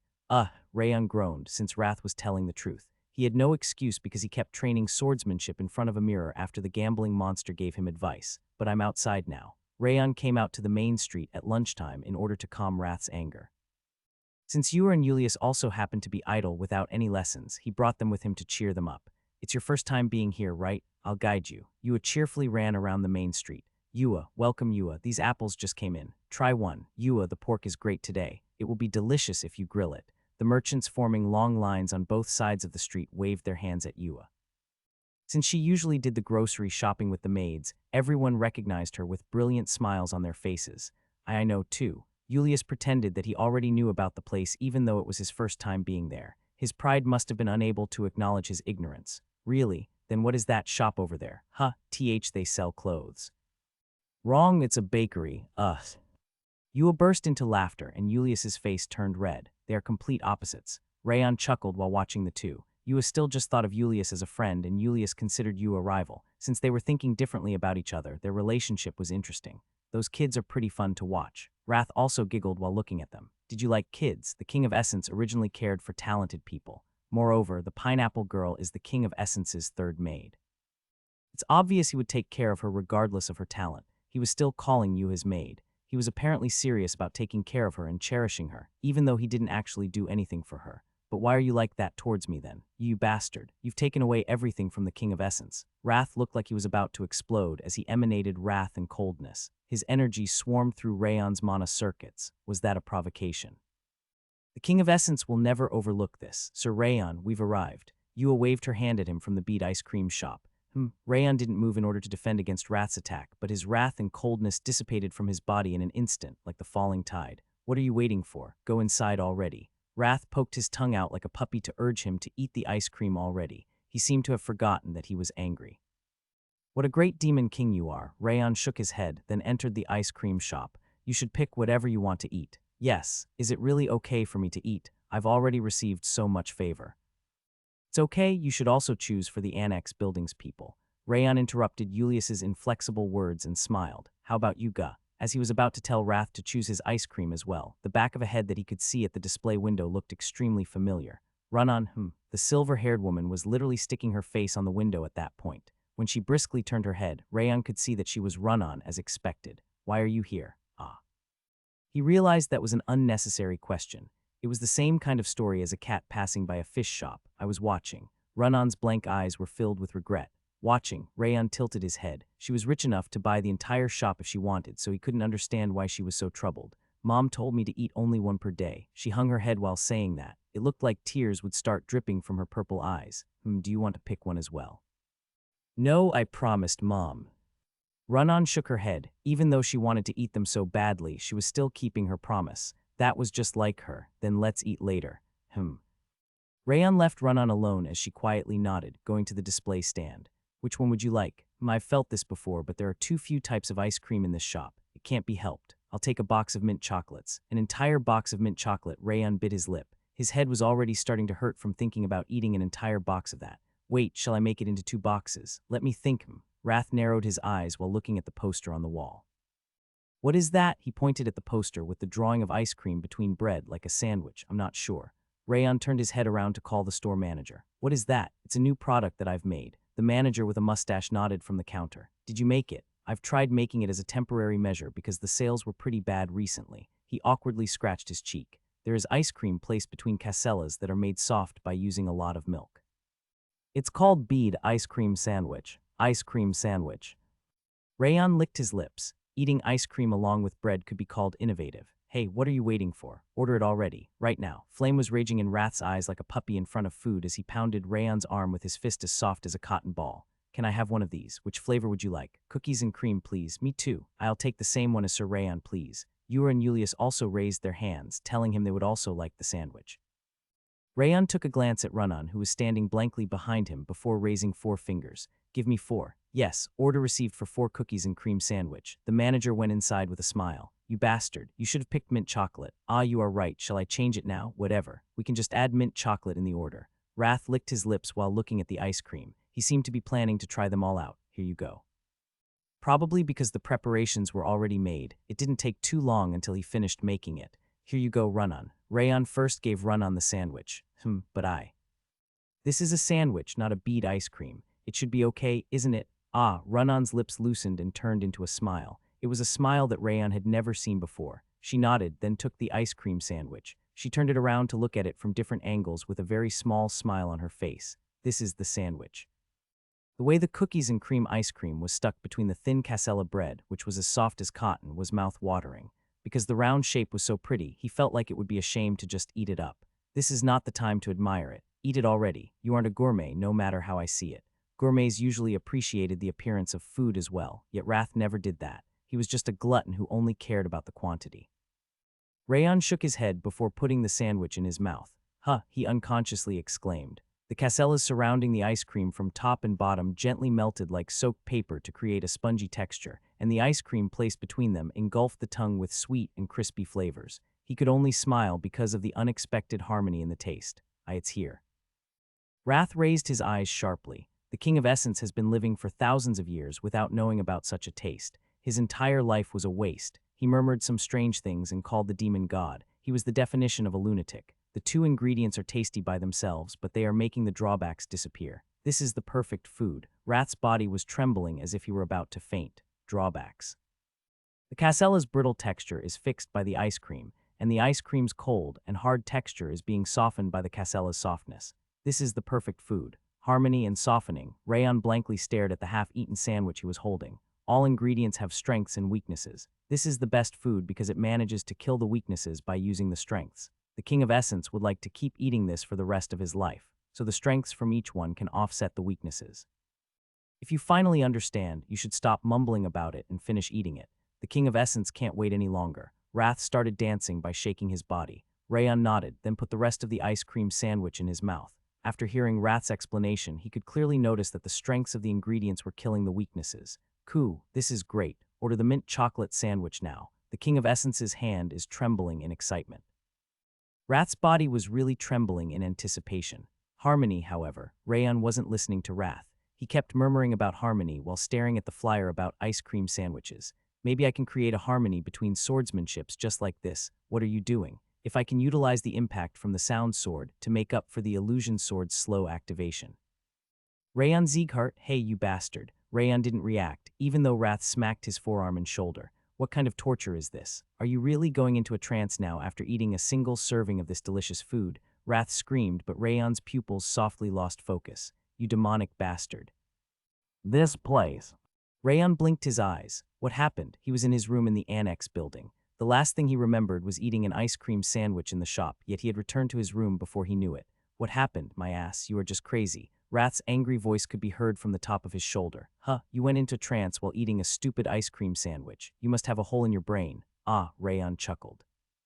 He remembered that he started thinking about how to achieve harmony between the principles of 2 different swordsmanships while eating the sandwich. Are you laughing? Are you really laughing right now? Wrath shoved his face into him while grinding his teeth. His round eyes were bubbling like boiling water. You said that you would buy everything I wanted when we went there, yet the King of Essence only managed to eat one of them. Moreover, it was cookies and cream instead of mint chocolate. Seriously, cookies and cream. It was still delicious, though, wasn't it? That's true, but Wrath briskly rolled his eyes. Anyway, you didn't keep your promise to buy me the ice cream set. You'd better remember it so you won't say otherwise later on. Yes, Rayon slowly nodded. Did I make the payment? Despite your state, you paid for the ice cream girl and the kids and even bought the maid's portions. The King of Essence is the only one you didn't care for. Wrath furiously pounded his chest. I seriously can't come to like you at all. The King of Essence really wanted to try out the mint chocolate sandwich. I'm sorry. Let's go there again tomorrow. Rayon smiled faintly, patting Wrath on the back. Are you taking the King of Essence for an idiot? He won't be fooled by your sweet words anymore. Wrath briskly turned his head away. He seemed determined to not trust him anymore. It's true this time. Wrath started rolling his round eyes. He looked like he had already forgotten about what he said a second ago. It was a mystery at that point that a demon king could be so innocent in front of food. I can't trust you. Rayon tapped on his scabbard and smiled. Hint, the King of Essence only remembers insulting you, though. I called you a crazy bastard, blockhead, and hoped you would get stabbed to death. Wrath tilted his head in bewilderment while repeating the insults he said before. What you said before that helped me. The thing about offsetting the weaknesses. Rayon stood in front of the full-length mirror he had brought for training purposes. He grinned while facing the reflected, sparkling red eyes. You got an idea for a new swordsmanship. While eating a freaking ice cream, Wrath tilted his round head since he was unable to comprehend what he was hearing. I didn't eat a freaking ice cream. It was just a normal ice cream. Rayon smiled faintly at Wrath as he rolled his eyes. What kind of swordsmanship did you come up with? A harmony between the illusion sword and the sound sword.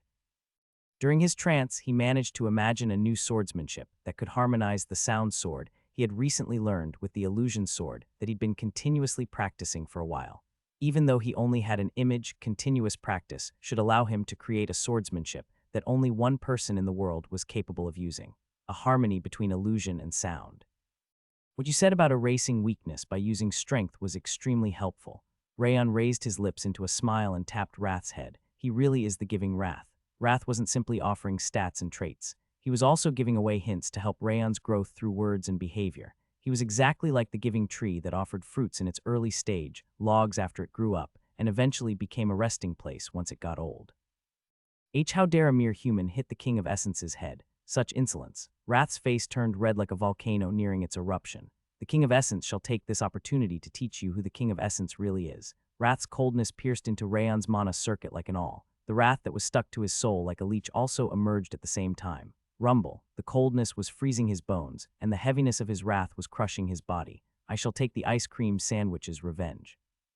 The ice cream sandwich isn't dead yet, though. Shut up. Wrath must have been really angry from being unable to eat the ice cream sandwich. An extremely powerful coldness and wrath were pressuring his body. He's getting stronger and stronger, too, though it was pretty much pointless. Rayon resonated the ring of fire with a faint smile on his face. The serene pressure spread out from his heart to pierce through the wrath trying to oppress his soul, and the blue and red energies bursting out from his energy center pushed back the coldness that had pierced into his mana circuit. Rumble. Powerful energies clashed against each other inside his mana circuit, which had become as broad as an avenue after the curse of frost was lifted, but it was obvious who was going to win. God damn it.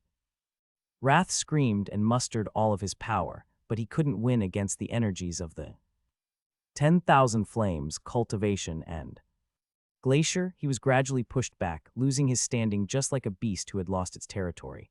It's not over yet. The King of Essence is the King of Devildom and the Monarch of Wrath. Giving up is not an option. Wrath mustered his wrath once again, shouting his determination to win. He's really helpful. 10,000 Flames, Cultivation, Glacier, and the Ring of Fire at the same time. Moreover, you've successfully endured Wrath's interruption. Strength has increased by 1. Energy has increased by 1. He was even giving away all those stats. Just like the giving tree, the Demon King Wrath was useful in every single aspect. Wrath grasped his head and withdrew, then started grinding his teeth. I'm not going to talk to you anymore. You are going to regret this one day. His last words almost sounded like a curse before he returned to the bracelet.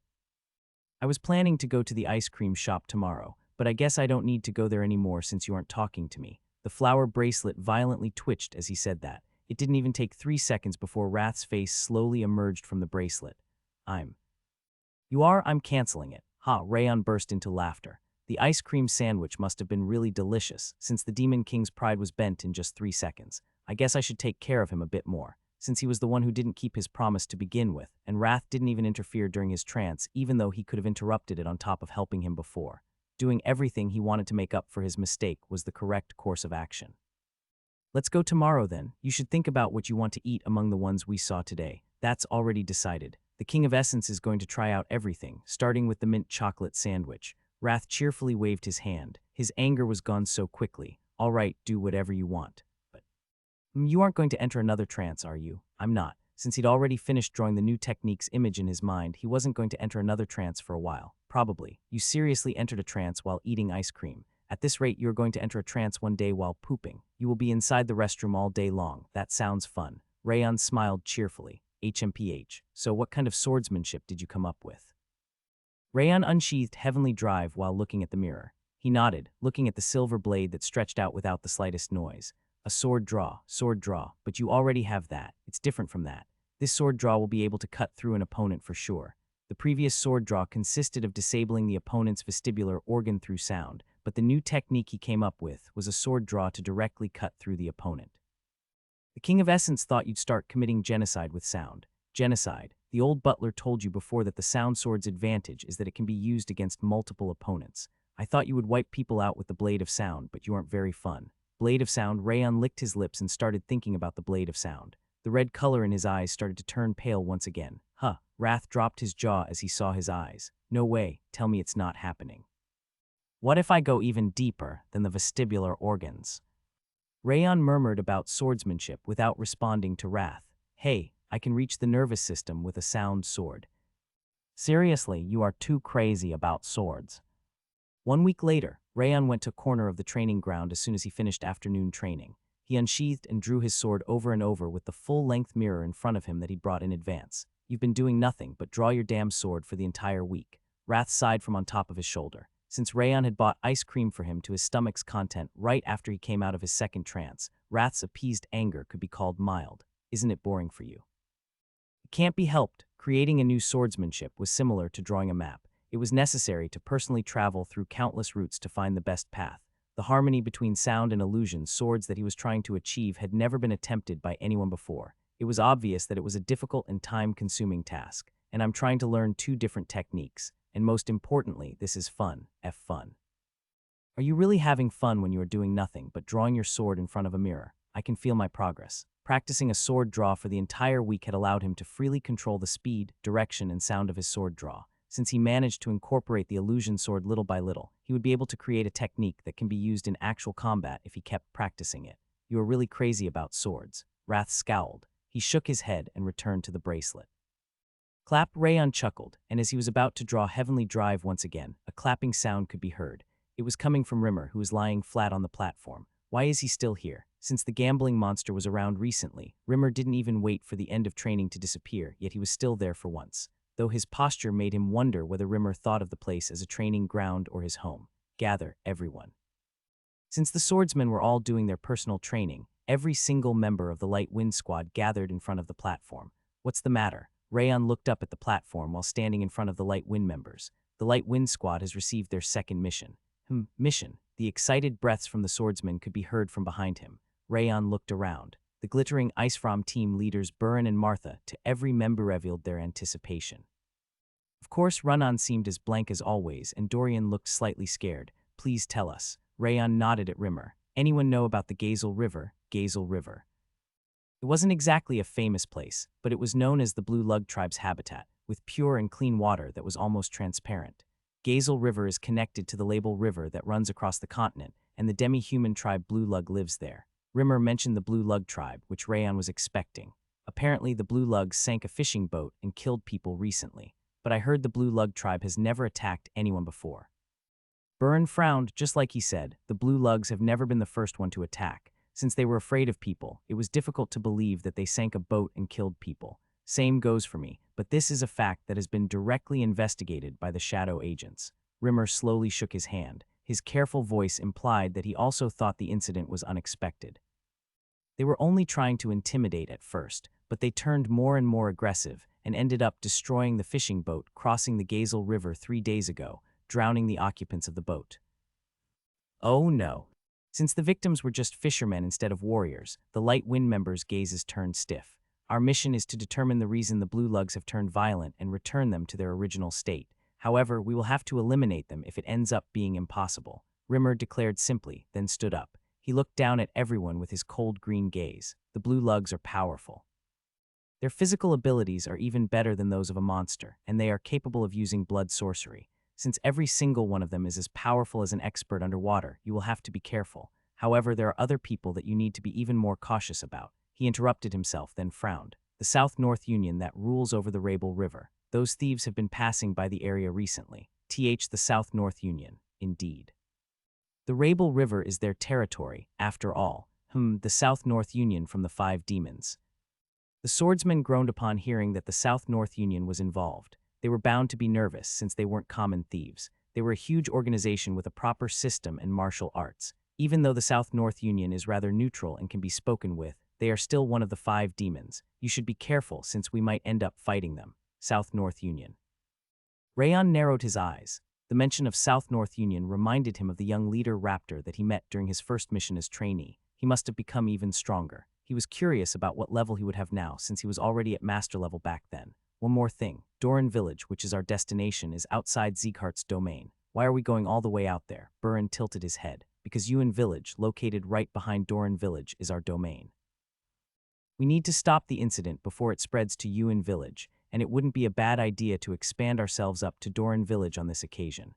The gambling monster came forward instead of Rimmer. It must be your first time fighting at a river, but the recent training should allow some decent movement on top of a boat. That's what all those training sessions were for. Rayon nodded. He thought it was strange that the gambling monster made them practice keeping their balance. It must have been in preparation for the mission. Everyone should gather here at daybreak tomorrow, after you pack wherever you will need during the mission. Since Rimmer finished saying everything that he had to say, he simply waved his hand and left the training ground. Rayon turned around and examined the light wind members' eyes one after the other. Some of them were filled with anticipation, while others were nervous and some looked slightly afraid. Encounters on the river shall be inevitable, although our opponents could be either the Blue Lugs or the South-North Union. You should think about how you will deal with all sorts of situations to thoroughly prepare yourselves. Yes, the light wind members nodded, then left the training ground one after the other. I'll get going too, please wait. As the gambling monster was about to leave, Rayon stopped him. I have a request I'd like to make. Are you talking about protecting the annex building? He nonchalantly replied, as if he already knew what he was going to ask. Did you know about it? I've already investigated everything you've been doing. You've created so many enemies from inside and outside. The gambling monster snorted because of how ridiculous that was. I understand why you appointed me as the annex building's general administrator. Actually. Don't worry, I keep my promises. As Rayon was trying to explain himself, the gambling monster turned around. You'd better return with good news, because I'm going to leave immediately if I don't like what you did. He raised his hand while walking towards the training grounds exit. Rayon stared at the gambling monster's reliable back, then bowed. 1 week passed since they departed for the Gazel River. Since they were using a mountain road instead of the usual path, nothing special happened, except hungry monsters who'd been starving during winter trying to attack them a couple times a day.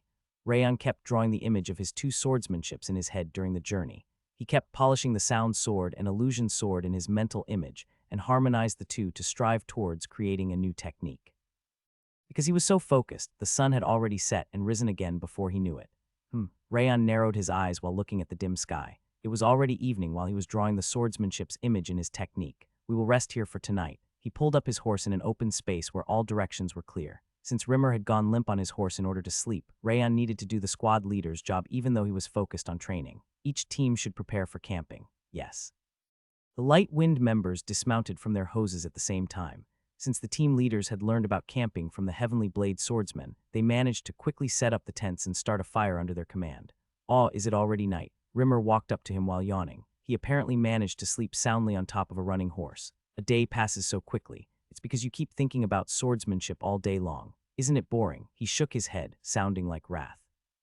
It's pretty fun, you are a born swordsman. Rimmer chuckled, looking at the forest on his right side. There are a lot of annoying things in this direction. Indeed. Rayon nodded and tapped his scabbard. A red gaze sparkled from the dark forest soon after that. GRR, GRRR. The monster's growls and the scent of blood were being carried by the wind that was blowing towards them, but the ones this time are relatively worth fighting. Rimmer whistled and looked back. Whose turn is it this time? It's our third team's turn. Buran raised his hand. He had just finished setting up the tent. Then you.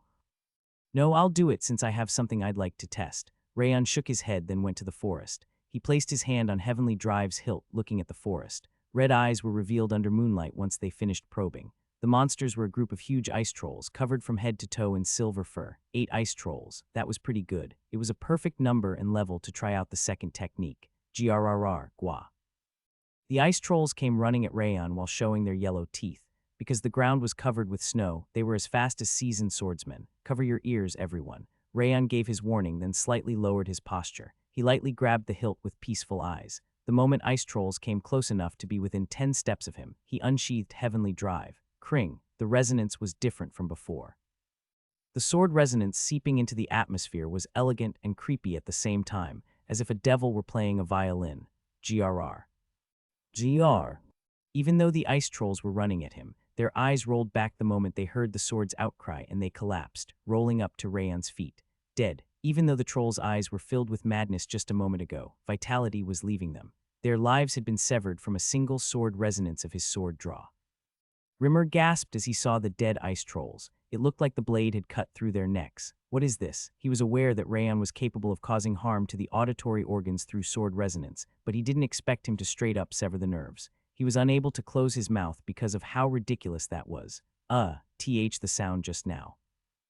Go. However, it seemed to have influenced the light wind members behind him, as it wasn't a perfect technique yet.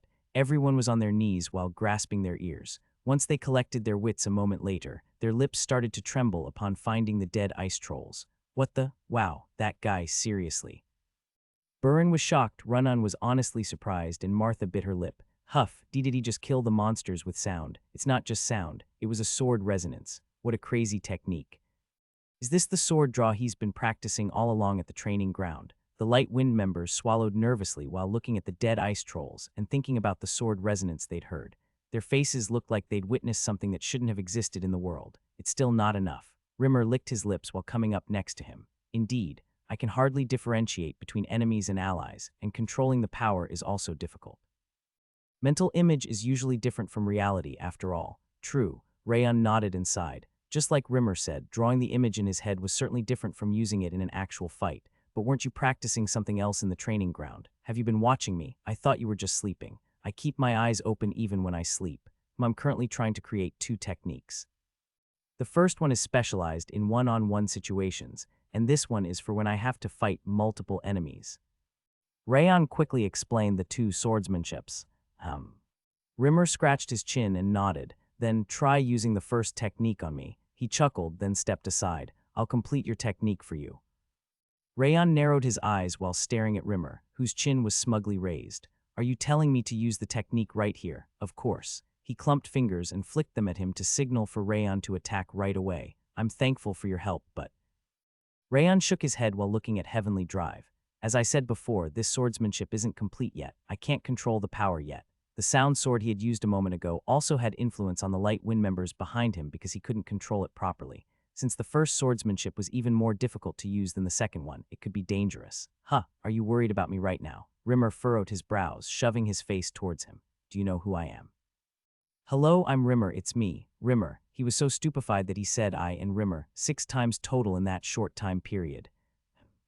Rayon licked his lips. Of course I know how strong he is, but I can't trust him. He still had a long way to go before catching up to Rimmer. He couldn't even begin to guess how he could defeat Rimmer if he used the sword field creation. However, because of the fact that he usually behaved like a beggar, it was difficult to trust him. You know I'm pretty knowledgeable. Stop worrying about it and attack me. I'll tell you what you need to improve and what you need to remove. Rimmer gently turned his neck and drew his sword from around his waist. You guys should also watch properly. Since it's a lucky occasion for you to be able to witness Rayon's sword up close, you should try analyzing everything he has and take what you can use. He grinned at the light wind members behind him while telling him to watch him as hard as they could. Yes, understood. The light wind members stopped doing whatever they'd been doing, gathering together to sit down and focus on watching them. They were flustered at first, but their eyes soon started to sparkle in excitement, since they were swordsmen as well. All right. Rayon exhaled lightly before returning Heavenly Drive to its scabbard. I'll give my best since it came down to it. The technique he was about to use was different from the ordinary sword draw that used speed to its advantage to defeat the enemy, since it was a new type of sword draw that utilized the harmony between sound and illusion to end the opponent's life. It was necessary to properly analyze the opponent's behavior. After putting his thoughts in order, Rayon closed his eyes. As he caught his breath, he opened them again. He held the hilt, his serene eyes looking like a red moon reflected on a lake. Here I go. A faint smile appeared on Rimmer's face as he watched Rayon grab his sword. I can roughly guess what he's coming up with. Rayon had mentioned that he was creating a sword draw that used the illusion sword and the sound sword. Considering the swordsmanships he'd used before and the training he'd been doing recently, it was pretty obvious what kind of technique he was about to use. He should be trying to create problems in the vestibular organs before going for the vitals with the illusion sword. An expert was capable of blocking sound before it could reach the nervous system. That's why, instead of directly cutting the nerves like he did a moment ago, Rayon should be trying to stimulate the vestibular organs before targeting multiple vitals at the same time with the illusion sword. Come at me with everything you have. You don't need to worry about me. Rimmer licked his lips while slowly controlling his aura. Those are some nice eyes. Rayon's eyes looked frightening, as if he were facing an enemy. Rimmer liked that personality of his, where he really gave his best when it came down to it. Rayon's hands started to move. It looked like he'd finished getting focused. He lightly grabbed Heavenly Drive and drew it out. Rimmer focused on his hearing in order to properly listen to the sound. He was expecting a loud sword resonance bursting out, but the flickering sword resonance sounded like the growling of an extremely small and young animal. Crack.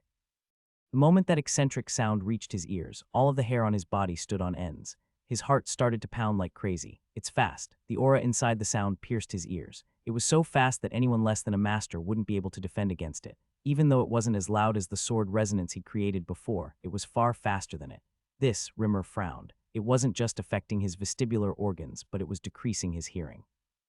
He couldn't even hear the sound properly. Is he decreasing the enemy's hearing capabilities before connecting to the next hit? It was a surprising way of using the sound sword, but something like that wouldn't work against an expert. Rimmer looked down at Rayon's illusion sword, which was coming straight at him at almost the same time as the sound. Kring, Heavenly Drive was targeting his neck. It looked like a swift sword rather than an illusion sword since it was charging towards him straight, without any variation nor illusion. Did he make a mistake? Rimmer's eyes widened. The real blade was targeting his heart, hiding under Heavenly Drive's shadow as it charged towards his neck. Kring, chills ran down through his spine at the sight because his sharp strike seemed capable of piercing right through his heart. Rimmer exploded all of the aura he'd been controlling at once to strike with his sword. Clong. A powerful shockwave was created, and Rayon was sent flying like a piece of paper before he rolled on the ground. Rayon stabbed the ground with his sword and frowned. That was a bit excessive. I was too surprised. Rimmer gasped. His sleepy face was clearly filled with astonishment. At least you weren't hurt, that's true. Rayon easily raised himself. You managed to trick me. Rimmer licked his lips. His eyes were filled with admiration. The hearing wasn't the only thing killed by the sword resonance. The sword resonance created from Rayon's sword draw didn't simply kill the opponent's hearing, but also reduced their vision, sense of smell, touch, and even aura perception. That's why my reaction was so slow. It was partly because of how excellent Rayon's illusion sword was, but by killing all of his senses in that instant, Rayon made him feel like the illusion sword was the real one. It was bound to delay the opponent's reaction, even for an expert. You've surpassed my imagination. Rimmer grinned, clapping his hands. That's a really crazy technique you've created. He couldn't believe that a mere 18-year-old boy had created such an insane swordsmanship. Rayon wasn't just a genius, he was a monster of the sword with the qualities of a founder. However, Rayon's eyes remained casual after having used such an outrageous technique. Squad leader. He sheathed Heavenly Blade before coming up to Rimmer. How shall I complete this sword? Rimmer swirled his sword while putting his thoughts together before he nodded. First of all, the sound. The sound. I felt something strange from the beast's roar that burst out when you drew your sword.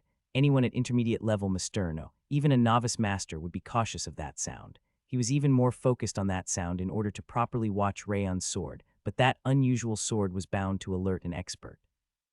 A real expert of the sword draw doesn't make any sound upon drawing their sword.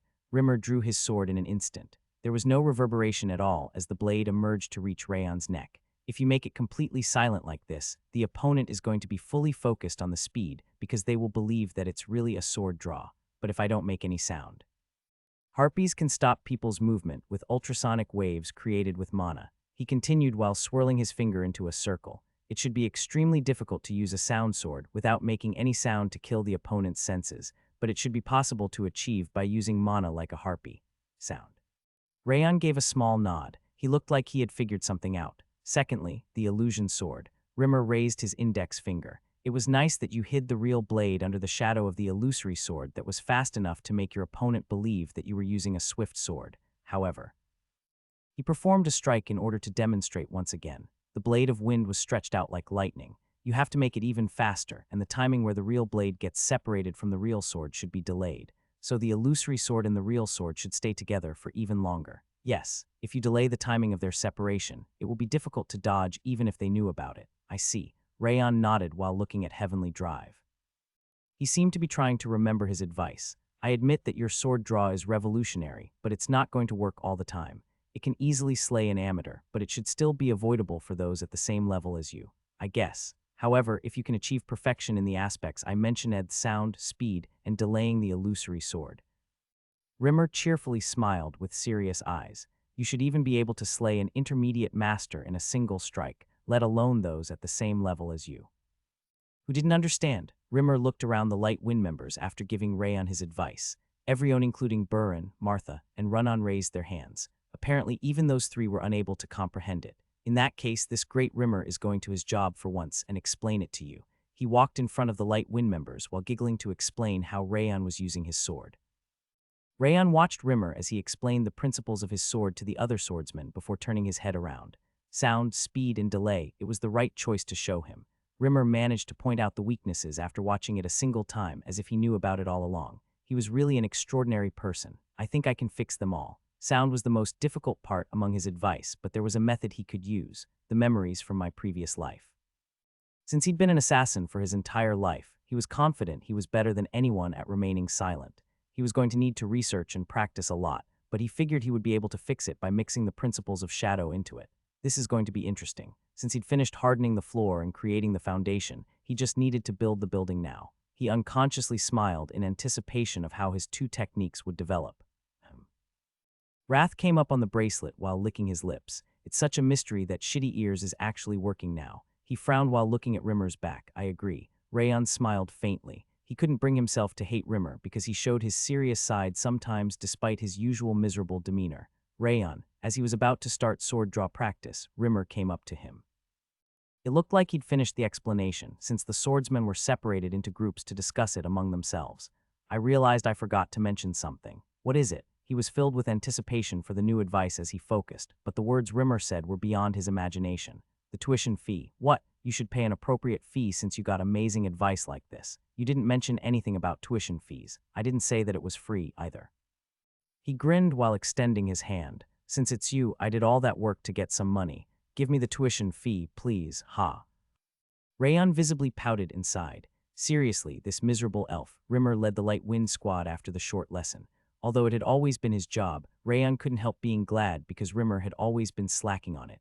That must have been a response to a negative learning experience. He stayed at the back of the line while moving in order to research a method to decrease or increase the sound of his sword draw. He drew his sword during break time in order to practice his swift sword, and he kept a watch at night in order to ponder about how to make his illusion sword more perfect. He kept tempering his sound sword, illusion sword, and swift sword all day long as if the journey were a training journey for swordsmanship, and they arrived near the Gazel River before he knew it. Are we really near the Gazel River? This is different from what I heard. I thought the water here was clean enough to drink. The Light Wind members tilted their heads as they saw the cobalt-colored water. Rayon narrowed his eyes while looking at the dark Gazel River, which wasn't transparent anymore. The color has changed. When he visited that place before, the river was clean enough to see the fish below, yet it was so dark now that he couldn't even see an inch inside. It looks like the blue lugs aren't the only problems here. There must be an issue with the river as well. Rimmer frowned and held the horse by the reins. Let's quickly move on. Doran Village is right in front of us. They followed Rimmer and they could start to see Doran Village's entrance. Quickly, move quickly. Do we have enough weapons? We need to push them back for now, so take anything you can. People swarmed out from inside the village. They ran towards the river while holding weapons like spears, harpoons, and bows in their hands. We are changing the plan. Rimmer turned around. His eyes, which usually contained a cheerful wind, were reflecting his seriousness. We are going to follow them. Yes. Since the villagers weren't warriors, they could catch up to them in no time. What's the matter? Rimmer approached the bulky middle-aged man who was taking the lead. Who are you? The middle-aged man cautiously examined Rimmer from top to bottom. We are from Sieghart. Rimmer rolled up his robe to show the burning sword emblem engraved on his uniform. Ah, Sieghart. The middle-aged man nodded heavily. However, his expression wasn't exactly bright, and it didn't feel like he was simply welcoming them. The blue lugs are currently attacking a fishing boat upstream. We were running there in order to save them somehow. Where is it? You just have to keep going in that direction. He pointed towards the northwest. You heard him. Rimmer looked back. Sprint at full speed. Yes, the Light Wind members nodded. When they were running in the direction the old man had told them, an explosive sound could be heard from the water. They followed the sound and they could see a river twice as large as the place they'd been before, with a merchant ship floating at the center. Why are you doing this to us? Go away. The crew on the merchant ship were freaking out as they stabbed their long spears towards the river and shot arrows. Rayon was looking at the river water instead of the ship and the crews. Something was wriggling inside the water that was even darker than before. Boom! A huge explosion occurred from inside the water. It seemed to be created by a burst of magic, and the merchant ship looked like it would sink at any moment as it thrashed. Rumble, the blue waterspout surged after that to reveal the ones under the river. They had similar appearance to human, yet they were significantly different. Their skin was light blue, with ears as large as a hand, with wave-like fins attached to their forearms and backs. Their fingers were webbed, the blue lug tribe. They had the same appearance as the ones he'd seen before, but one thing was different. Their eyes, the innocent gazes that filled with fear upon seeing him in his previous life, weren't there anymore. The crimson glitter in their eyes only reflected their anger and killing intent. Ki, Kaya. The blue lugs splashed the water in order to drown the crew, smacking the keel, which was the center of the ship. Crack, alongside the loud noise of wood splitting into two, the ship started to sink little by little. Run-on, Rayon called Run-on's name as he ran towards the river. He figured he could reach the ship by freezing the water with Run-on. Run-on immediately understood his intentions and came up next to him. VRRR. Once he put his hand in the water and met Run-on's eyes in order to control the coldness, a majestic sound of horn could be heard from the ship. Rayon raised his head. He could see a large warship approaching from behind the merchant ship. The warship was plowing through the waves with powerful energy waves, and the word Union, written in blue, was fluttering on its flag. Rayon frowned and clenched his fist. South-North Union. As soon as the warship appeared, the merchant ship's keel was destroyed under the blue lug's assault.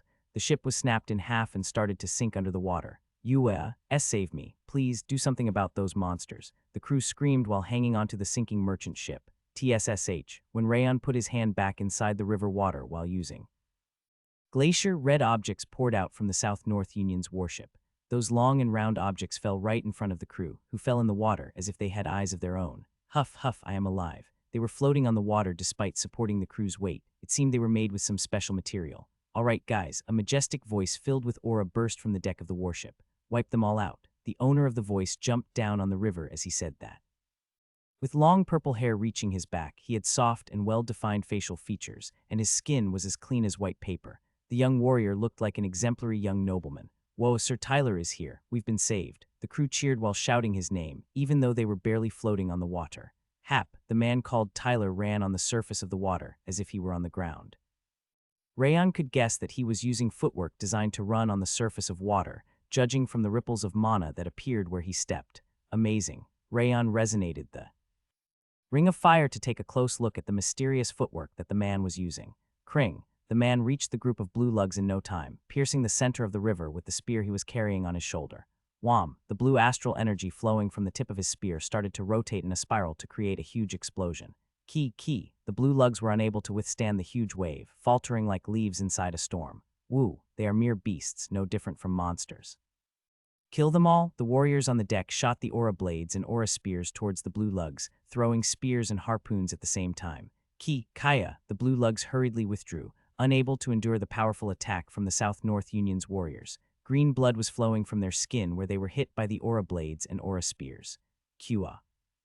An eccentric roar burst from the biggest among the blue lugs, and the river water surged like an upside-down waterfall to block their vision, a blue cloudy fog forming. Kie. The blue lugs didn't miss the confusion, diving underwater to disappear. You aren't going anywhere. Tyler snorted, kicking the thrashing water. He held his spear in a reverse grip, stabbing underwater as if he were trying to catch a fish. Wham. The river water peeled back into a semicircle, and the young, small blue lug that used to be under him could be seen on the spear, completely in tatters. I won't let all of you escape. He swirled his spear to cut the young blue lug's body in half and gave a cool smile. Woa, as expected of our captain, those dirty monster bastards. The South-North Union's warriors giggled from the top of the warship while watching the green blood pouring out from the dead blue lug's youngling. Yuha, I am alive. The crew that managed to survive bowed at Tyler from the river. It wasn't a big deal. Tyler smiled brightly, reversing his spear to swing it as if he were trying to row. Ah, I've heard about him. Rimmer scratched his chin while looking at the man called Tyler. Tyler Satan. He's the 5th disciple of the leader of South-North Union, and he's a warrior at master level. Because of his excellent appearance and the countless good deeds he's done, I heard he's called the graceful Knight of the Tide by the people.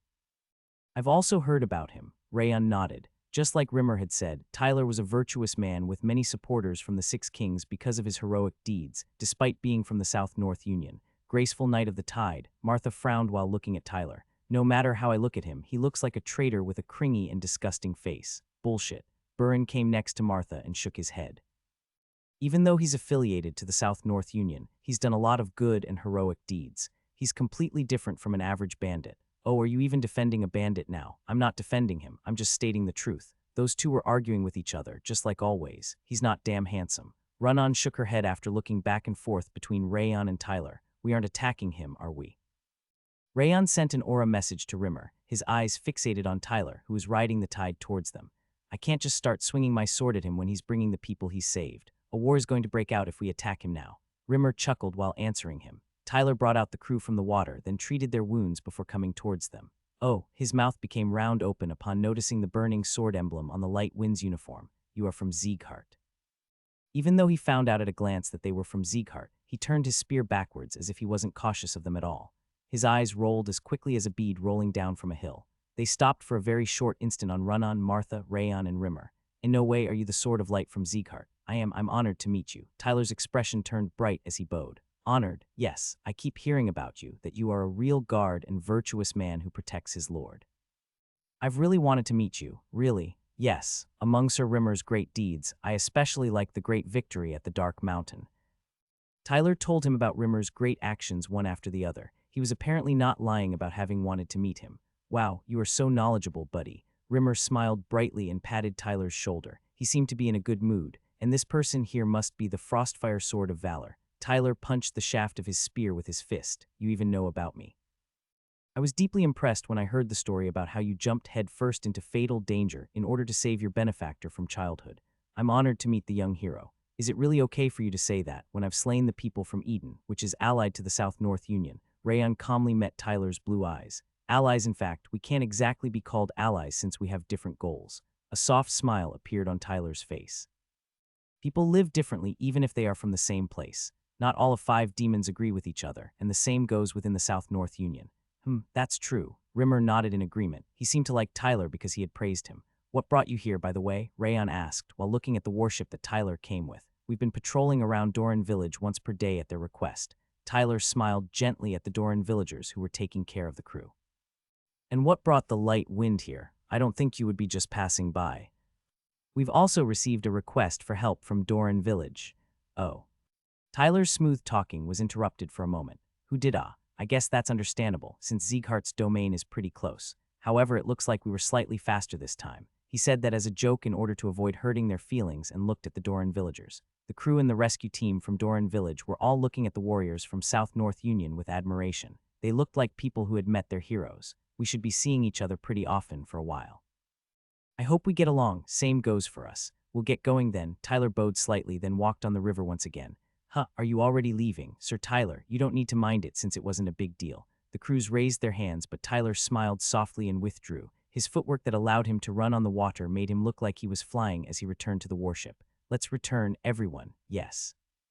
They didn't ask for any reward and left Gazel River without hesitation. He's a pretty nice guy. Rimmer whistled while looking at the leaving warship. He's just like I heard. Buran also smiled in satisfaction. I didn't like him though. It felt like he had mayonnaise all over his face. People like him are huge snakes on the inside. I agree, he's all glossy. It was almost the first time that Martha and Run-On agreed with each other. Did the blue lugs really leave? Rayon used the evil eye of wrath just in case. It looked like all of them had run away since he couldn't see any of them. I guess they would since they were attacked like that.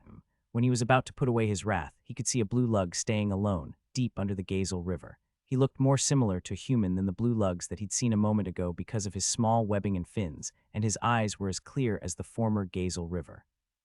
The blue lug stared in Rayon's direction for a while before disappearing deeper into the water. What a surprise. The blue lug was different from the innocent ones he'd seen before, and the monstrous ones he'd seen a moment ago. He felt like he was meeting the eyes of a human being. They are really coming every day. I told you that we should leave the village in Sir Tyler's hands. I know, right? He's saving us without asking for anything in return.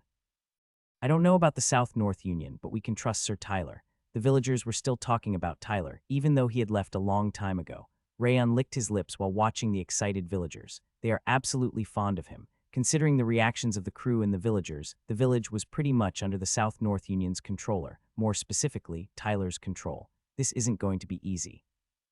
It looked like it would be difficult to set up Sieghart's flag in the village, but it was already beneficial to come here. Rayon smiled while thinking about the water-walking technique Tyler had shown him earlier. I learned something nice. Rayon and the Light Wind Squad returned to visit the village chief. Even though the village chief was well advanced in years, he had a sturdy body. Judging from his hands, he must have been still working on something that required strength.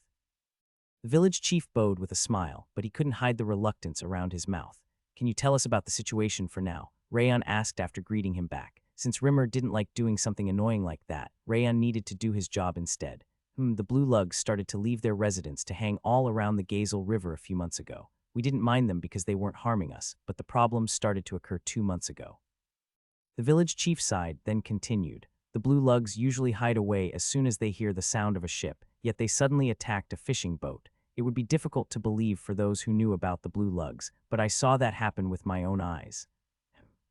Rayon nodded. It was the same thing he'd heard when Rimmer told them about the mission. They became more and more aggressive over time and ended up sinking the boat. They even started to attack people. Now, they even attacked the big merchant ship that you saw earlier. Why are they attacking the ships and the people? I have no idea. The village chief helplessly shook his head. Unlike the other demi-humans, the blue lugs are unable to speak the human language. The situation is troublesome in various ways, because we have barely any connection with them despite having seen each other for a long time. His clenched fist was trembling. When we were wondering what to do about the continued attack of blue lugs, the warriors from South North Union acted on our behalf, as they happened to pass by on the river. They defeated the blue lugs in an instant even though they were supposed to be invincible in the water, and even saved the people who fell in. A smile appeared on the village chief's face as soon as he mentioned the South North Union. Sir Tyler gladly accepted our request for occasional patrol and is currently checking around Gazel River every single day. The same went for today, when he immediately came to save the crew upon hearing the news about the blue lugs attack. He hesitated for a while before slowly opening his mouth. I am really sorry for the Zeeghart swordsmen who came all the way here, but we are thinking about leaving the village's protection to the South North Union. The village chief finished his sentence despite his trembling lips. I see. Since Rayon was expecting it, he simply nodded. Everyone inside the village was currently fond of Tyler, and they are also closer. The South North Union was closer than Zeeghart to the village. It wasn't strange for them to ask help from the people who would visit them more often because they were located nearby. I also have a question, including the Zeeghart's investigators who came earlier. Whose request did you receive to come here? I requested them. When Rayon was about to answer, a deep voice could be heard from outside. The door sprang open and 2 young men entered the room. One of them had a build as sturdy as a general, and the other one had clear eyes despite being thin. Belga, Morin, why did you do that? The village chief frowned, but the young men didn't care about him and simply bowed to Rayon and Rimmer. Did the 2 of you call us? Indeed. The bulky young man called Belga nodded. Why did you call us when it looks like you are on good terms with the South North Union? Rimmer tilted his head. That's because we can't trust them. Be Belga, you rascal. Even though they are pretending to be kind neighbors, they were originally bandits. They are people who steal from others and don't value lives. Belga continued, despite the village chief trying to stop him. Rayon created an aura barrier around the place just in case, so that they wouldn't be heard from the outside.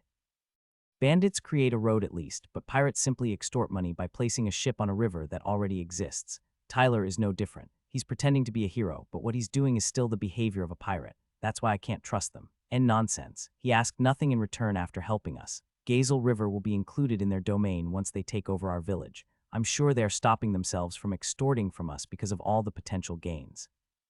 Seriously, you rascal. Moreover, it's strange that the South North Union made their move as soon as the blue lugs changed. Belga Morins.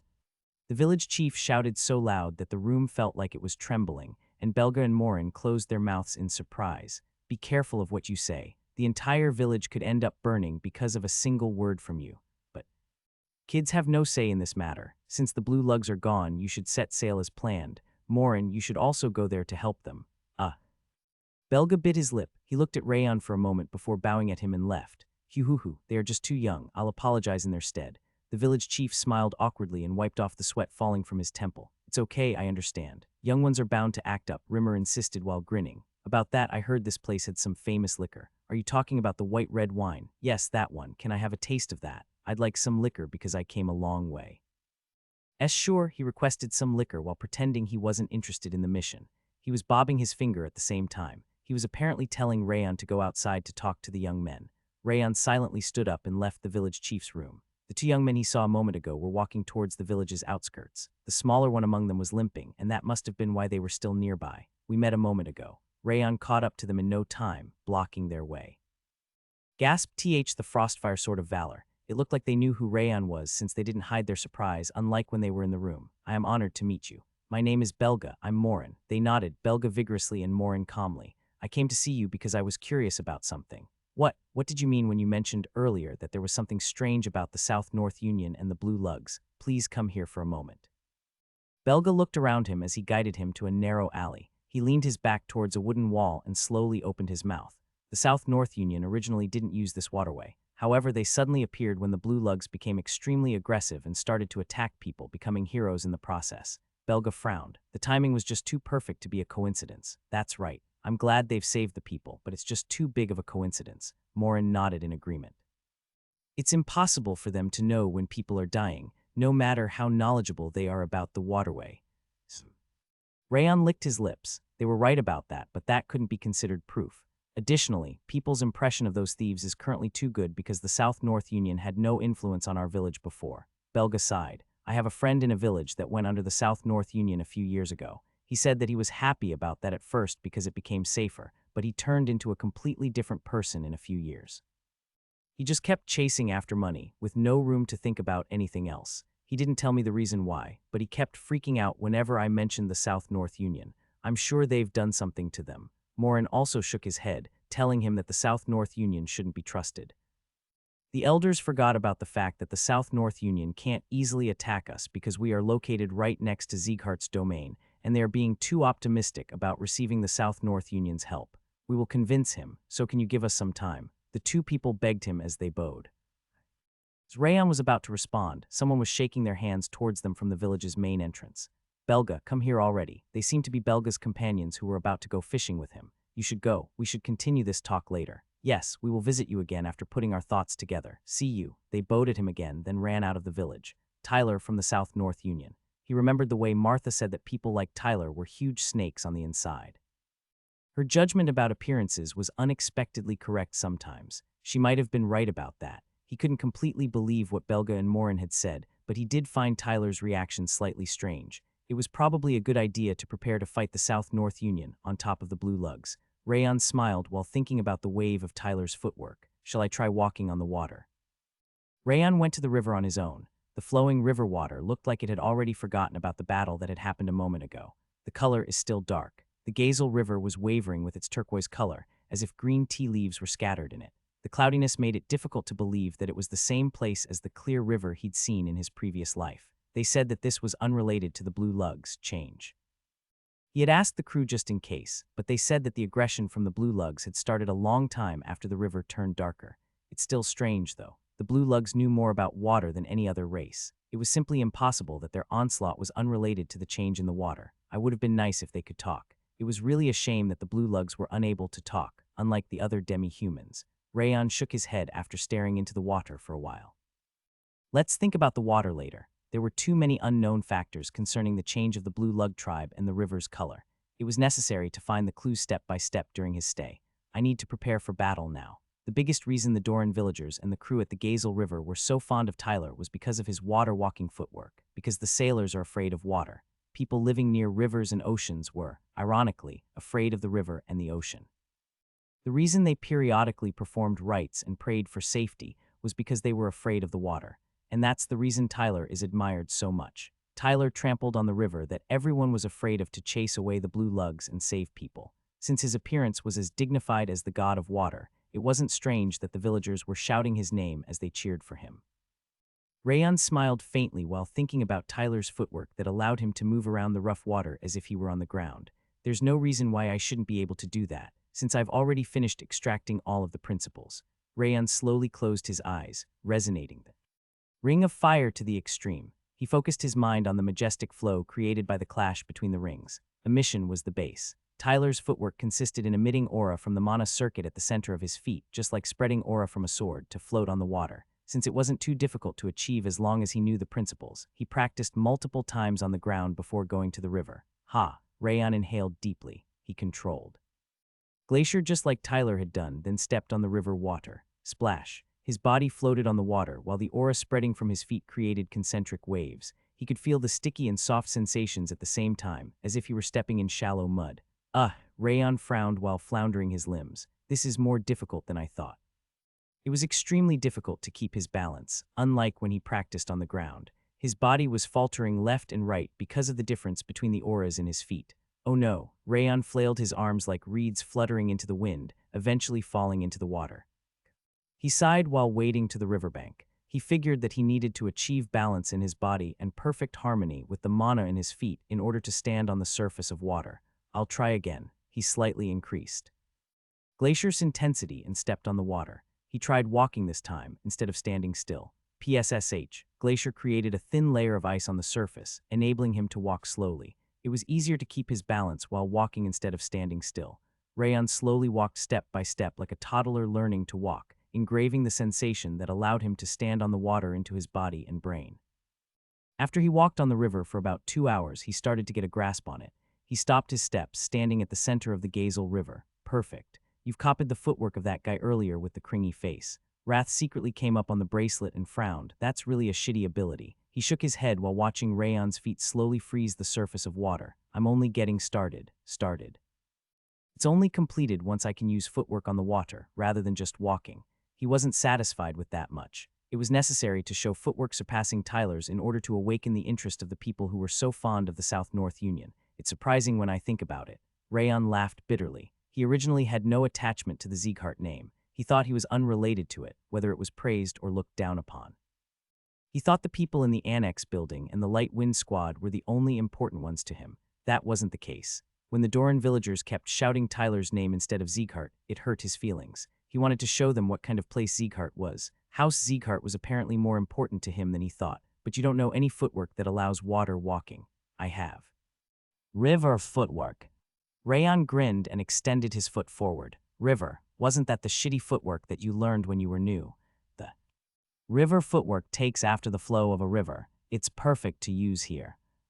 Though, river footwork incorporated the prevalent flow of river water. Since he'd spent the longest time practicing it, while it was also similar to the movement of a river, he figured it would be the best one to use. Rayon modified the river footwork to be used on the water and used the first step, fluidity. Wham! His footsteps flowed along the stream like a flower petal floating on the water. Since he wasn't going against the current, his advance was fast and stable. Thud, the second step, discharge, could go against the stream. Even though he was walking in the opposite direction of the flow, he could advance even faster rather than slowing down. His lower body and aura allowed that feat. His legs were keeping balance while Glacier's energy silently spread around its flow to cut through the stream and create a nimble movement. Rayon used the modified steps of the river footwork one after the other to freely move around the Gazel River. Since he was using footwork that he'd already learned before, it quickly became as natural as if he'd been using it for his entire life. It looked like his footwork would reach the same level as Tyler's with a little more practice. And Rayon gave a powerful stomp to the surface. Wham! A tremendous amount of coldness exploded from the point of impact with his shoes, and dozens of frost shards made of ice blades sprouted on the water in an instant. It had an elegant appearance, resembling a bundle of ice flowers and the King of Frost's crown at the same time. It's pretty good. It wasn't the river footwork, but a new footwork created from the principles of emission that he had extracted from Tyler. Since it was capable of suppressing and attacking the opponent, it was going to be useful on the water. I'll name it. As Rayon was thinking about a name for his new footwork, Wrath licked his lips. It's rather graceful. It looks similar to the ice flower crown that the King of Essence created. He nodded in satisfaction while looking at the ice shards sprouting on the water in the shape of a crown. Really, it's a pretty good shape considering it was made by a savage. The King of Essence will make an exception and name it for you. Why all of a sudden? Wrath had been rather cooperative recently, probably because Rayon kept feeding him delicious food and desserts for a while. Watery Blossom should be a good name, a flower blossoming from water. It didn't sound bad as the technique looked like an ice flower blooming from the river. You still like flowers. Respect my personal taste. Forget about it if you don't like it. Wrath turned his head away, telling him to do whatever he wanted. No, I like it. Rayon chuckled and patted Wrath's shoulder.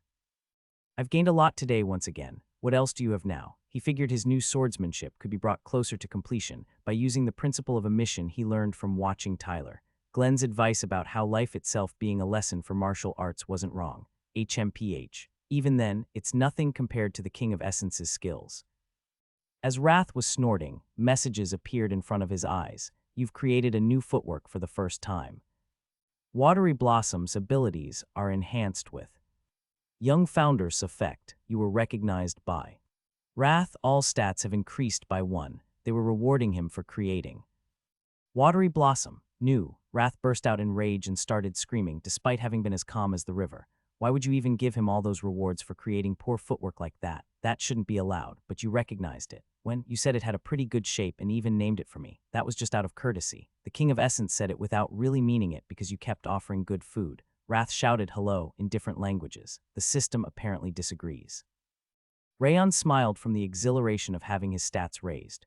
Wrath really was a honey jar with infinite refills, considering he was giving away benefits even in that situation.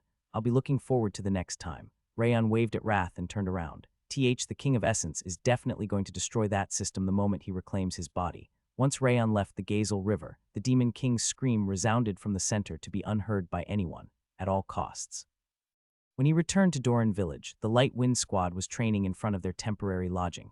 How was it? Rayon came up next to Burn, who was wiping away his sweat and leaned his back against the wall. It feels like I'm a stranger here. The young people welcomed us, but the older ones only liked the South-North Union. We completely lost the initiative. Burn frowned and sat on the ground. They are extremely favorable to the South-North Union, and Tyler specifically. They kept praising him, saying that he can walk on water and control the water. Crane sighed. I'd rather fight them with my fists. It's really irritating to see their reluctant smiles whenever I meet their eyes. Martha wrinkled her nose with her arms crossed. And there's no ice cream shop. Run-On's shoulders drooped. She apparently finished eating all the ice cream she'd brought with her. Gasp. Wrath dropped his jaw from the shock. Her disappointment was apparently contagious. Where is the squad leader and Dorian? Rayon tilted his head upon noticing that those two were the only ones missing. They are getting along with people because of how friendly they are. The squad leader is drinking with the village chief, and Dorian is playing around in different places. Is that so? Since they were both known for easily associating with people, Rayon simply chuckled. So, what's your plan now? Are we going to keep staying here? We need to gather more information, but the Blue Lug's onslaught doesn't seem to be the only problem in this incident. Even without the information provided by Belga and Morin, the South-North Union wasn't as good as what villagers believed. Rayon thought that they were bound to clash against them. Keep going with your training, since we are going to use our strength soon enough. Rayon smiled while holding Heavenly Drive's pommel, so that they won't call the South-North Union's name in front of us ever again. It's been a while since the last time we were fully loaded like this. The brown-haired young man guarding the deck turned around with a smile. He went next to Belga, who was standing in front of the rudder and sat on the ground. What's wrong with your face when our ship is completely full of fish? It's too worrying when you think about the village. Belga sighed deeply while holding the rudder. Because of the South-North Union. Yes, they looked okay though. They were full of energy. The brown-haired man clenched his fist. I'm telling you that they were just acting. Belga shook his head, but it's true that the South-North Union is protecting us. They aren't asking for money, either. The brown-haired man tilted his head since he couldn't understand him. Our village is right next to Sieghart's domain. They haven't been attacking us because they wanted to avoid clashing with Sieghart. But what do you think will happen if we submit ourselves to the South-North Union? Belga pointed at the dark river passing next to them. They will extort money whenever we cross the Gazel River and extort even more money whenever we catch fish. They are going to start plundering us in broad daylight, and our future will be as dark as that river, where we can't see anything below the surface. And no way, they wouldn't do that.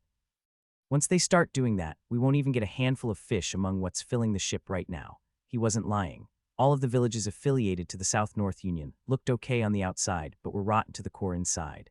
They were literally a tyrannical kingdom where everyone chased money and couldn't complain at all about the South-North Union. You and the village elders are all being deceived by them. Since he'd obtained that information by paying a friend that he'd met during the journey, it was bound to be true. The village elders weren't aware of that fact because they'd spent a long time in that small world, but the South-North Union were definitely not good people. There was no reason for Tyler to be any different. Ooh, I'm a bit scared now after hearing that. The blue-haired young man's chin was trembling as he stood on the ship's rear. By the way, I wonder what happened to the Blue Lugs. I think that's also related to the South-North Union. Belga narrowed his eyes while looking at the dark water. That's also related, because the South-North Union appeared exactly when I was about to ask for help from Sieghart, becoming the heroes of the day. Moreover, it doesn't make too much sense that someone like Tyler would keep visiting us in order to protect us, huh? He interrupted himself and looked ahead. The wave rising from the calm river was dyed a pitch-black color, with 10 pairs of red eyes glowing from below. That's loud. People who had been relaxing on the ground swallowed nervously as they stood up. Grit. Belga bit his lips while tightening his grip to the rudder to a point that it could break. Damn it. On the second day of stay in Doran Village, Rayon returned to the village after training with the Light Wind Squad. He wasn't worried too much and only returned in the evening because Rimmer stayed in the village, but there was a big hustle there as if a fire broke out. Sir Rayon, Morin came running to him while limping on his leg. He was the one who came to see him alongside Belga the day before. We are in big trouble. Big trouble. The blue lugs have returned to attack Belga's fishing ship. The ship is about to be destroyed right now. Please.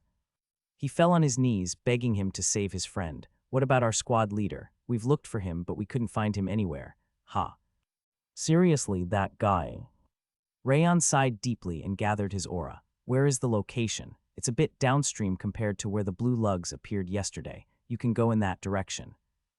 Ah, I know that place. He couldn't exactly tell the position, but Dorian raised his hand, telling him that he went there the day before. He was going around everywhere to make friends, and he ended up being helpful. The third team will stand by, and the first and the second team will go with me. Understood. Dorian, let's go. Yes, Rayon ran after Dorian, who started sprinting at full speed. Since it wasn't too far from the village, he could see the lights coming from the villagers' torches soon enough. Heir, the large fishing ship, was half destroyed at the center of Gazel River, and the blue lugs were raising clouds of sprays around it to shatter the ship. Please save me. The crew was holding onto the handrails of the sinking ship, and it was a relief that the ship was large enough because they would have already died if it were smaller. It's dangerous. As he was about to run onto the water, the village chief, who was there before them, stood in his way.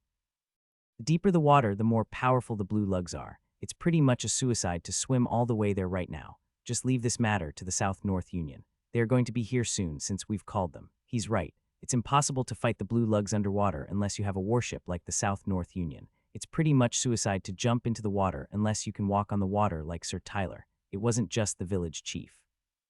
Every single villager was shaking their heads, saying that they needed the South-North Union. A haze of blue coldness started to rage from the wet sand under the water Rayon was setting foot on. What is this? People unconsciously stepped aside to create a path upon feeling that chilly yet majestic energy wave. South-North Union, South-North Union. Rayon looked around the villagers while repeating that name. Mere South-North Union can't be an equal to Sieghart, and no. That's not what we meant, I'll show you personally. Rayon confidently jumped on the river. Splud. Even though he stomped on the water with 2 feet, his body wasn't sinking at all. He was floating on the water as naturally as a leaf. Gasp. He's floating on the water. Does that mean that Sir Rayon is just like Sir Tyler? No, he's different. Sir Rayon feels like he's riding the water. The villagers' eyes widened as they saw Rayon floating on the water. You should wait and see from there. Rayon smiled coldly while looking down on the people from the river. What kind of place Sieghart is? He used the river footwork after saying that. His footsteps had become even smoother than the day before as he quickly advanced while freezing the surface of water. Rayon was polishing his footwork and increasing the level of his martial art even at that very moment. He advanced through the tide like a dolphin riding the wave to reach the center of the river in no time. Thud. He kicked the water and jumped into the air. He dragged Glacier's coldness from his energy center to his right thigh, then his ankle, and emanated a huge amount of concentrated power from his feet. Whoosh. A huge crown soared from the center of the river, with watery blossom exploding through the surface. Kaya, the watery blossom's crown tied up the limbs of the blue lugs who were about to attack the ship and the people, leaving them no choice but to scream.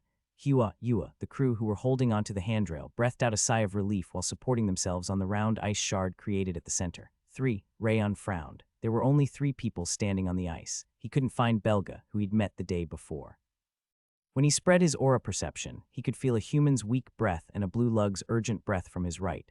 He turned his head, and he saw Belga was swimming through the river with 2 blue lugs chasing after him. Splash! Rayon used the footwork once again. He charged at the blue lugs by using river footwork that became even more complete and burst out with the 10,000 flames cultivation's flame. Kaya, the majestic heat melted the blue lug's skin and they ran away underwater. Sir Belga, it's Okaha. He was about to extend his hand towards Belga, but he looked like he was unconscious, his eyes closed. Rayon could see a small blue lug underneath him, hiding underwater. Tusk, Rayon unsheathed Heavenly Drive. As he was about to strike, the blue lug released Belga and violently shook his hand. No, I'm different.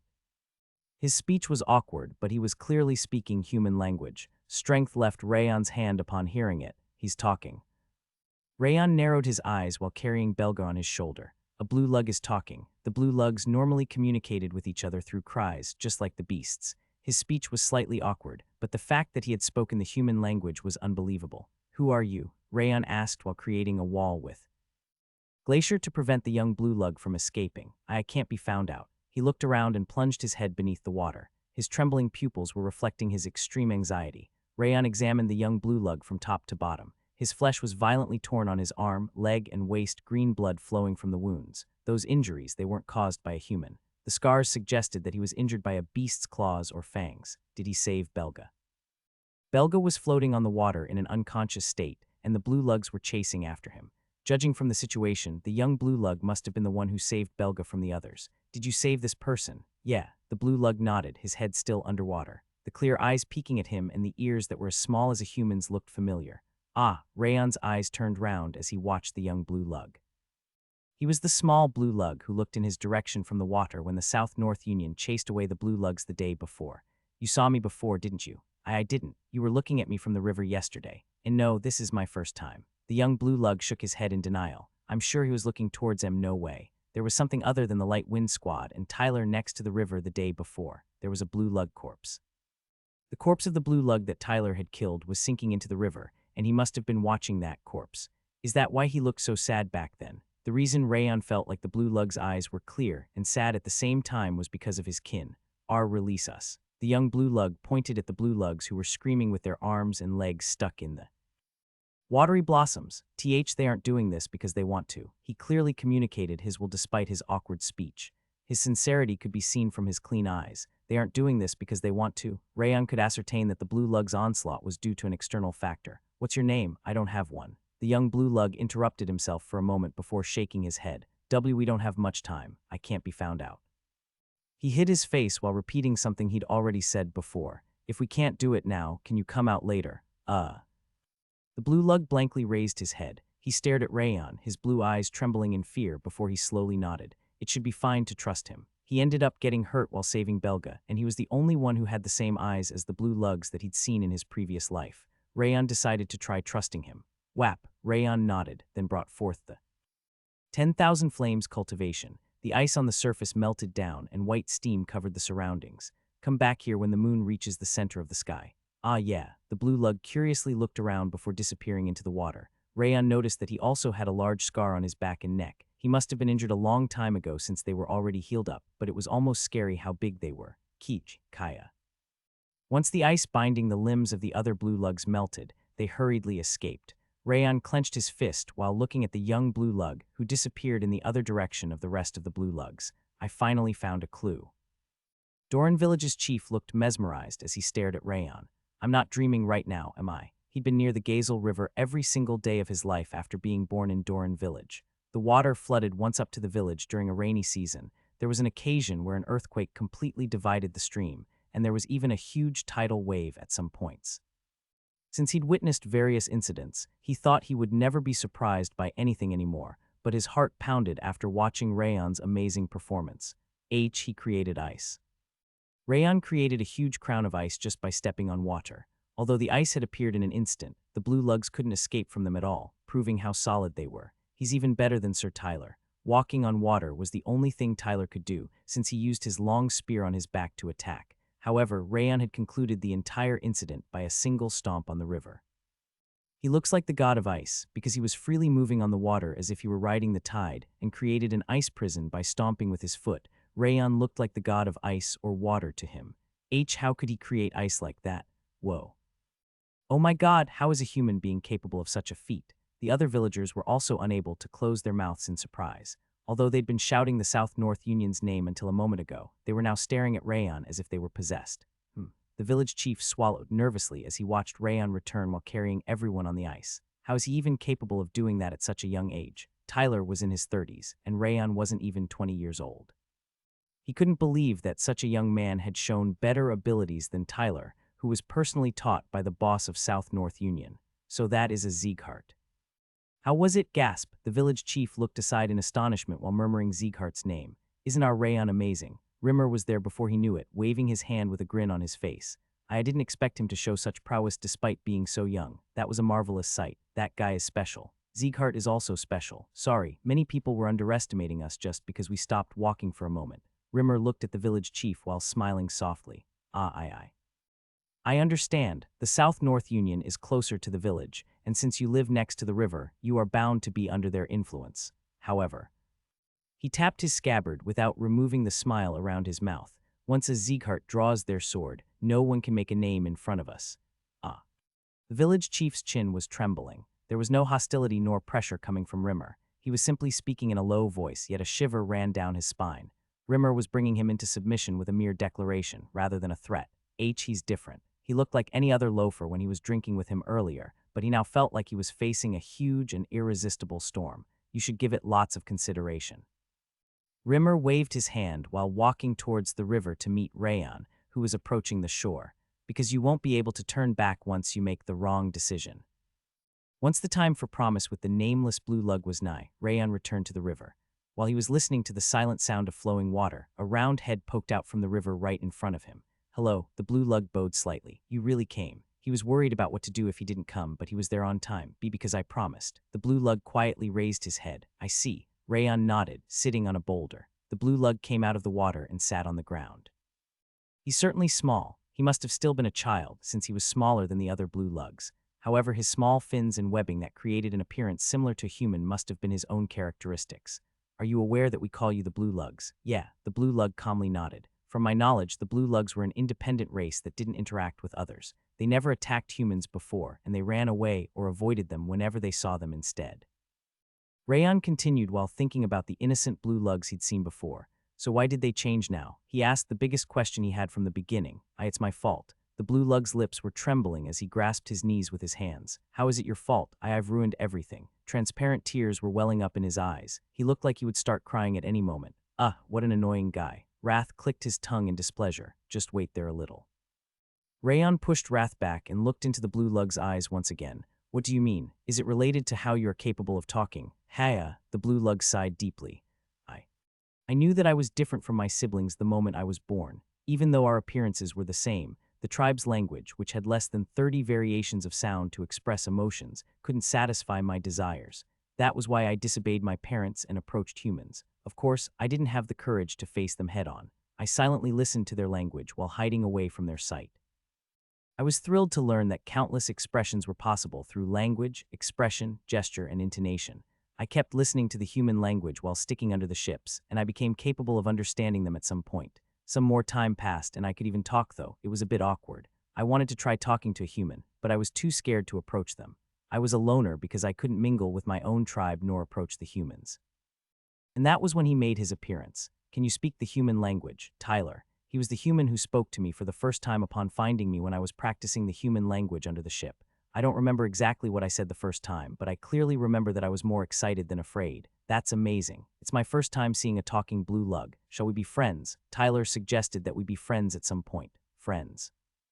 I'd heard about it, but I didn't know exactly what that word meant. Yes, people who are close to each other and get along with each other are called friends. I immediately nodded. I was happy. The way he called me people and the fact that someone could finally understand me made me so happy that I thought I would have no regrets even if I died. Can I make a request? Once I learned various things about the river and ocean, Tyler extended his hand with a smile. A request, yes. Friends usually grant each other's requests. I immediately nodded without even considering it because he said it was a friend's request. This area is dangerous for ships to pass because of the amount of sunken rocks. I'd like you to create a waterway. Since I was already capable of reading a map and had various pieces of knowledge, it wasn't a difficult request. I went around to various rivers from morning to night every day to create waterways for Tyler. Human villages were burned, and countless people died every time a waterway was completed, but Tyler simply said that it was human culture and smiled gently at me.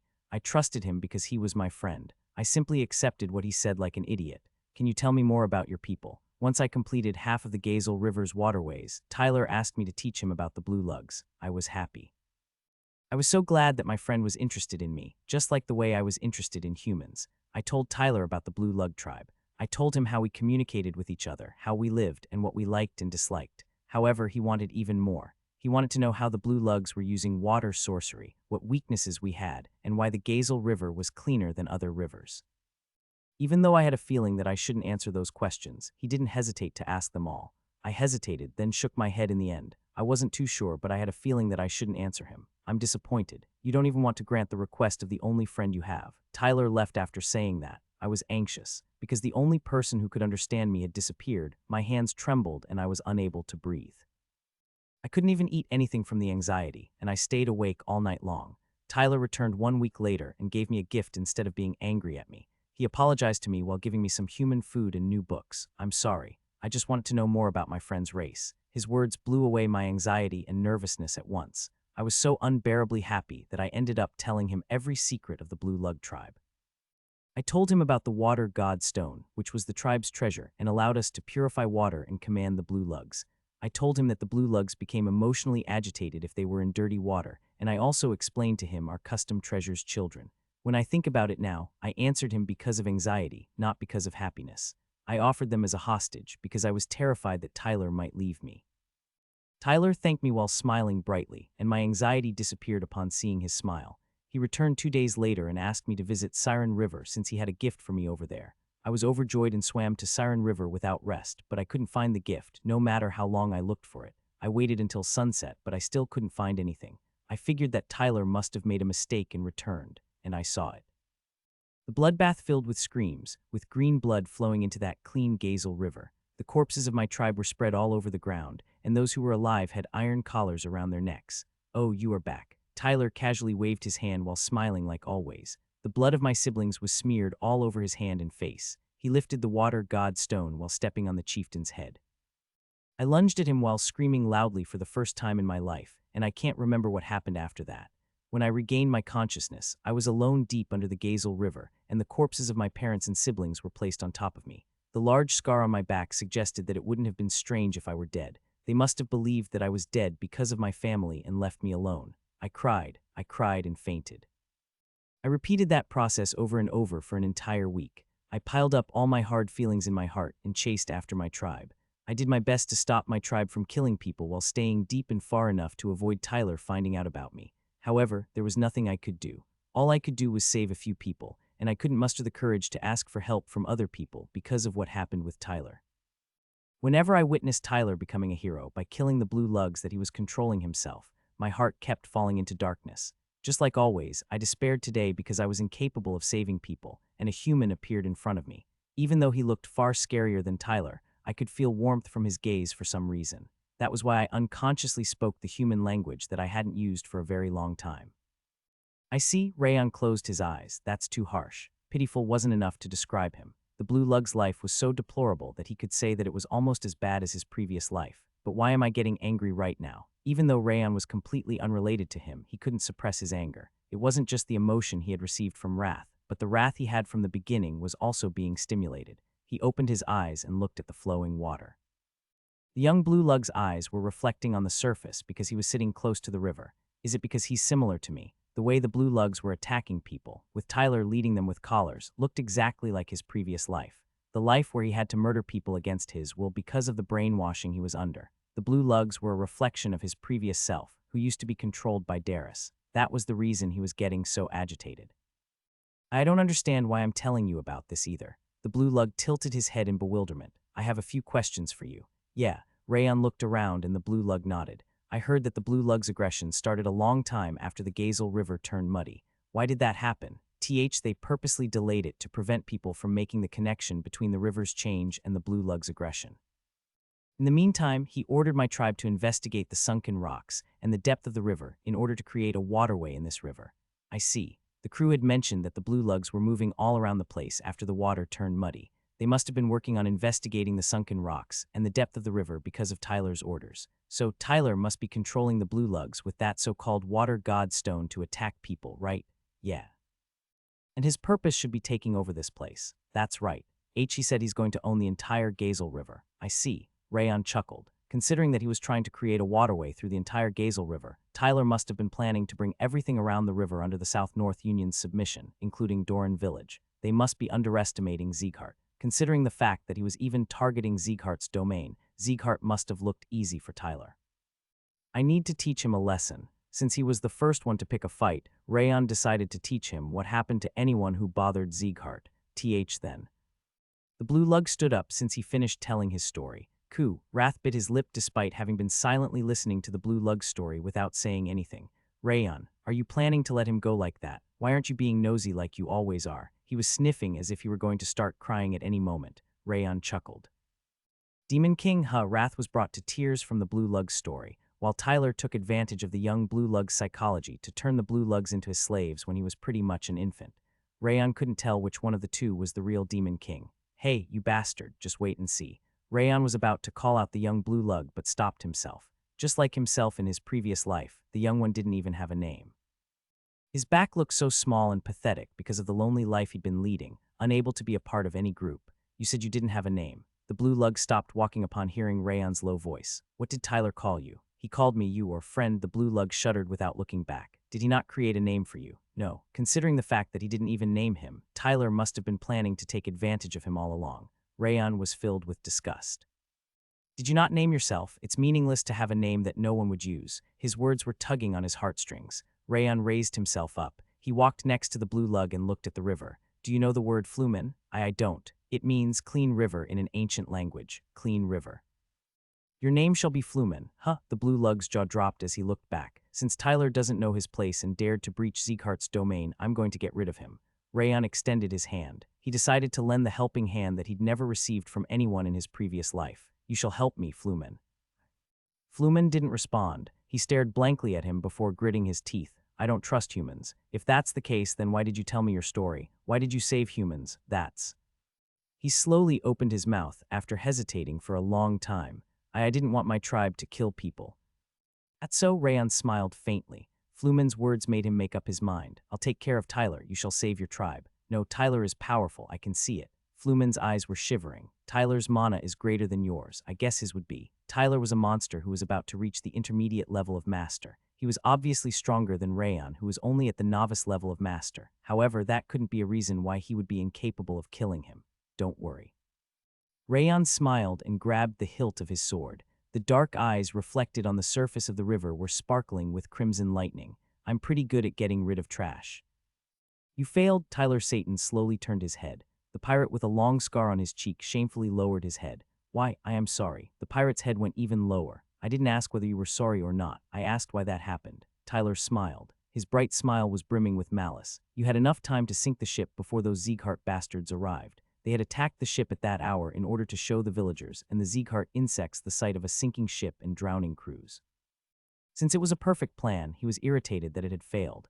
The blue lug suddenly stopped moving while attacking the ship. They stopped moving. I don't know the exact reason, but they stayed still underwater instead of destroying the ship. The pirate's hands were trembling while being unable to meet Tyler's eyes. The blue lug started moving again soon after that, but the Sieghart bastards arrived in time because of the delay and saved the crew. Did it break or something?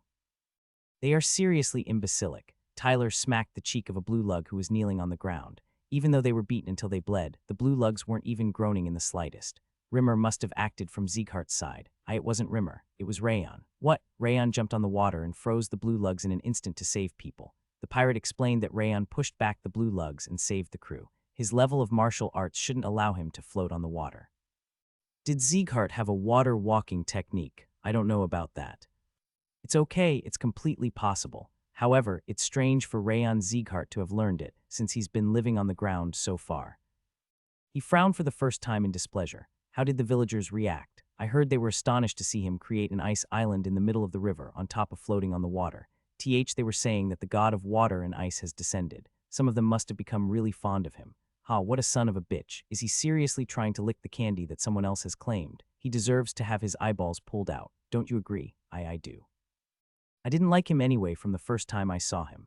I wanted to tear his tongue out because of how arrogant he was just because he got some fame despite being a child. Tyler's evil smile looked completely different from the polite appearance he had in front of the Light Wind Squad. Everything is that bastard's fault. We would have already taken over the Gazel River if only he was still with us. He sighed in irritation while saying that it was a shame. Are you talking about the talking blue lug? The response came from behind him. He was a middle-aged man whose pressure was as magnificent as an iron tower. It was Hekel, the vice-captain of Tyler's warship, the White Spear. Yes, I thought that all of the blue lugs would become like him once I educated them, but that wasn't the case at all. Tyler clicked his tongue. No matter how much he taught them, the blue lugs were incapable of speaking or reading the human language. Since he couldn't communicate with them, it took too much time to make a simple waterway. The blue lug who had learned human language on his own was a special case. All of them are idiots with smooth brains. He raised his feet to step on the head of the blue lug kneeling on the ground. The blue lug's head was dragged on the ground and started bleeding, but he couldn't put up the slightest resistance. If I let him live, we would have already finished all of the waterways on the rivers branching from the Reborn River downstream. If he hadn't killed that talking blue lug, Gazel River's waterway would have been already perfectly completed. allowing them to take over Doran Village and even Yuan Village. The blue lugs other than him were all morons that were only useful in combat. I would have spared him if I knew this was going to happen. He had killed him because he thought he had no more use for him, but he shouldn't have done that. He regretted making that decision on an impulse. I've always been curious about this. How did you even convince that blue lug to tell you the secret? He must have refused at first. That was simple. Tyler smiled brightly after kicking away the blue lug he had been stepping on. I arranged it so that I would be the only one that existed in his world. I visited him every single day, then stopped visiting him for a week so that he would be filled with worry and anxiety. If the only person one can talk to, the one capable of understanding them, ended up disappearing, the anxiety was bound to overflow and engulf the entire body. He didn't show himself in front of him for a week so that the pain from that would gnaw at his heart. The rest was even easier. I gave that monster a gift and made him feel even more sorry. Because he was afraid of the pain he'd feel once I disappeared again, and thankful and sorry for me at the same time. Since I gave him an unexpected gift, the monster was bound to open his mouth. He was even smarter than a human, but his emotions were even worse than a child's. It was a piece of cake to control his feelings. He set it up in a way that the blue lug would meet no one other than himself in order to control his feelings. It was extremely easy to take advantage of such a naive monster's psychology. I knew the captain was the worst villain. Hekel grinned, holding onto the ship's handrail. I'm not being evil, just efficient. Villains and heroes die at a young age, but being efficient never fails you. Tyler rested his chin on the handrail. His calm eyes were reflecting a village being destroyed. It was the fishing village where Belga met his friend. But do we really need to annihilate that place? It feels like a waste. We are trimming a dead branch. We need to do that for the other branches to grow up clean. He smiled cheerfully while watching the village being crushed. Rayon returned to Doran Village after making Flumen wear a robe. Since he'd previously told the Light Wind Squad to wait for him, they were waiting for him at the lodging. Why are you so late? Buran frowned and asked what he'd been doing to be so late. It's obvious. He must have been training again. Martha shook her head, saying that she was already sick and tired of it. Rayon, Run-On blankly stared at his face after simply calling his name.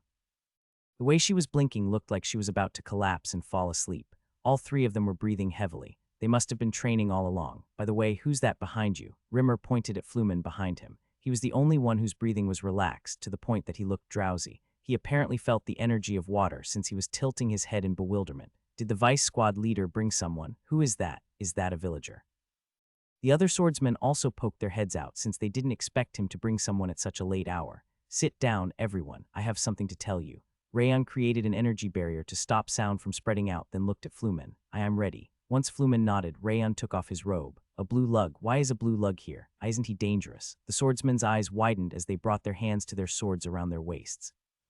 Flumen stepped back in surprise. You guys, look at his eyes. Rimmer pointed at Flumen's eyes. They are clear and transparent. He doesn't look hostile, unlike the other blue lugs. That's true. His eyes aren't red. Is that what a real blue lug looks like? The swordsman nodded upon seeing his clear eyes, which they'd heard that blue lugs were supposed to have. So who is this kid? Martha examined Flumen. Her expression suggested that she was still being cautious of him. That's what I was about to tell you. His name is Flumen. I met him for the first time when we were saving people at the river earlier. Rayon explained how he met him to everyone and told them the story that Flumen told him. What fucking trash. Buran ground his teeth while saying that he wanted to tear off the mouth that had praised Tyler. Since he liked noble behavior, it was an extremely rare occurrence that he swore at someone. Shit, that motherfucking bastard. Martha looked like she was about to run outside with her aura bursting out from her. Since she had lost her mother because of the white blood religion, she was bound to be even more affected by his story. Even Run-On seemed to be angry as she bit her lip. Cold light was glowing from her eyes, which used to be blank. Dorian was shedding tears while covering his mouth. You worked so hard. He went to Flumen and took out crackers and candies from his belly pocket. You should eat those for now. Yes, just like that. Both of Flumen's hands became full of the crackers and candies he'd received as he nodded. His awkward response implied that he didn't exactly know what those were. Come on, boy. Dorian couldn't stop himself and hugged Flumen tightly. Yes, you should hug him in the King of Essence's stead. Wrath clenched his fist, praising his response. Rayon realized once again that those two had the softest hearts among the people around him. You were the one who stopped the blue lugs from attacking the ship, right? Ah, yeah. Flumen nodded. He stopped the blue lugs. They said that the blue lugs were staying still for a few minutes before we arrived. I thought it was strange, and I figured that it was his doing.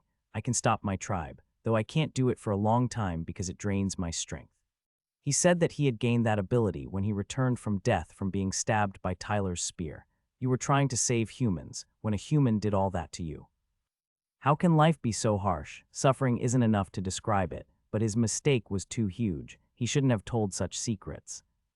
Ha, I don't even know how I should be comforting him. A few people blamed Flumen for his mistake in revealing his tribe's secret, but most people simply felt sorry for him, regardless of what happened to Flumen.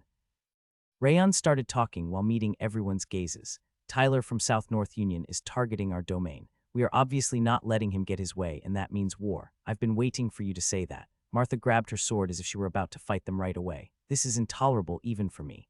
Burin and Runan also nodded in agreement. I know how angry you are, but we can't simply make our move. Rayon shook his head. They are holding the blue lugs hostages. Since they found out the truth, the blue lugs were hostages instead of enemies.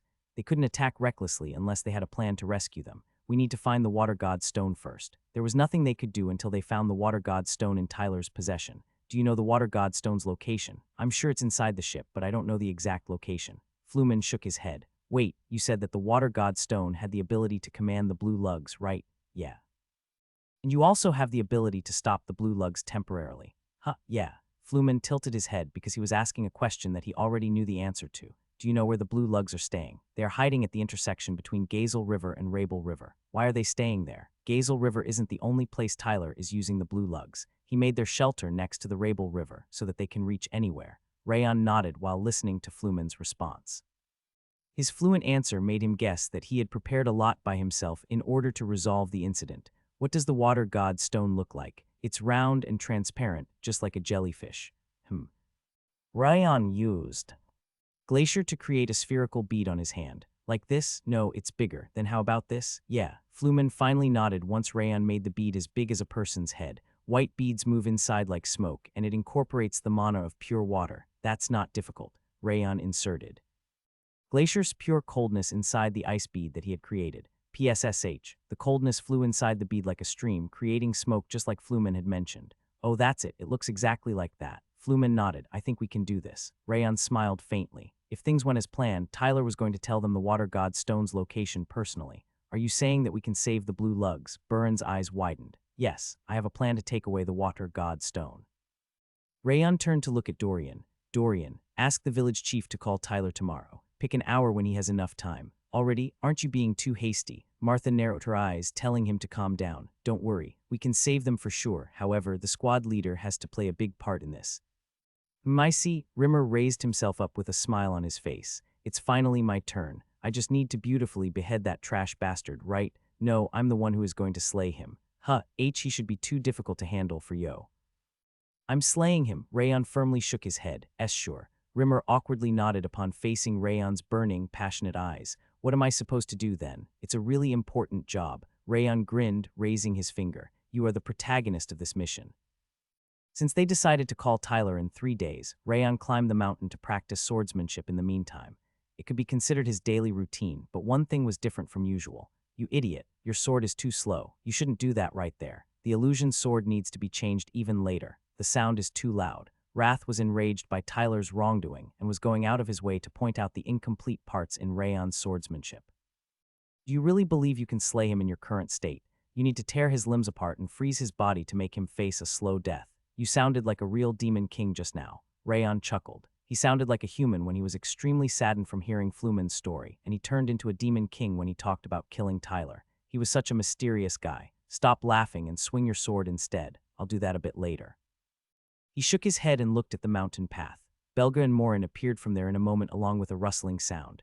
Sir Rayon. Belga was still covered in bandages as he knelt, since his injuries weren't completely healed yet, and Morin was also limping his leg as he bowed. Why, all of a sudden, since they had already thanked him enough, he couldn't understand why they were bowing at him after coming all the way there. My friend. The village of my friend who told me about the South North Union has been massacred. What? Rayon's eyes widened. It's a small village called Perrin located next to the Rabel River, and the news said that everyone has perished. Because he put too much strength in his teeth, his lip tore apart and the blood trickled down his chin. They said that it was from the Blue Lugs attack, but that can't possibly be true. I'm sure they made an example out of them because they told Belga about the South North Union. Morin's hands were trembling as he gritted his teeth. They should have just killed me. Why did they attack there instead? Belga was coughing blood while grasping his chest. He must have been thinking that it was his fault that all of that had happened. However, that wasn't his fault at all. It was simply bound to happen as long as they were under Tyler's influence. Please, please stop them. I beg you." The two of them lowered their heads while scratching the ground until they bled. Rayan exhaled heavily and closed his eyes. "It's a relief." "Relief? You crazy bastard. That's not what I mean. I'm saying that it's a relief that I didn't immediately kill Tyler. What? People like him shouldn't be given an easy death. They need to be thoroughly trampled and destroyed." Rayan suppressed his boiling anger and walked up to the two. "Don't worry." Rayan smiled coldly while making Belga and Morin stand. "I'll drag him down from his position of hero to the trash where he belongs before getting rid of him." 2 days later, Rayan was sitting in front of Tyler in Doran Village's conference room. "I heard that you've saved people with your godly abilities recently. You are really amazing. I think the rumors aren't enough to describe your skills." Tyler smiled brightly, just like when they met for the first time. No, it was a drop in the bucket compared to Sir Tyler's prowess. Rayan humbly shook his head. "You are also good at praising people. So why did you want to see me today?" "Before we start, I'd like to apologize for calling you here when you must be busy. No, I was free today since there was no work." Tyler shook his hand to tell him that it was fine. "That's a relief." Rayan smiled faintly and continued. "The reason I called Sir Tyler is because I managed to find the Blue Lugs' hideout." Hideout? Did you really manage to find their hideout?" Tyler's eyes widened in disbelief. "I certainly did." Rayan nonchalantly nodded. "Where's the location?"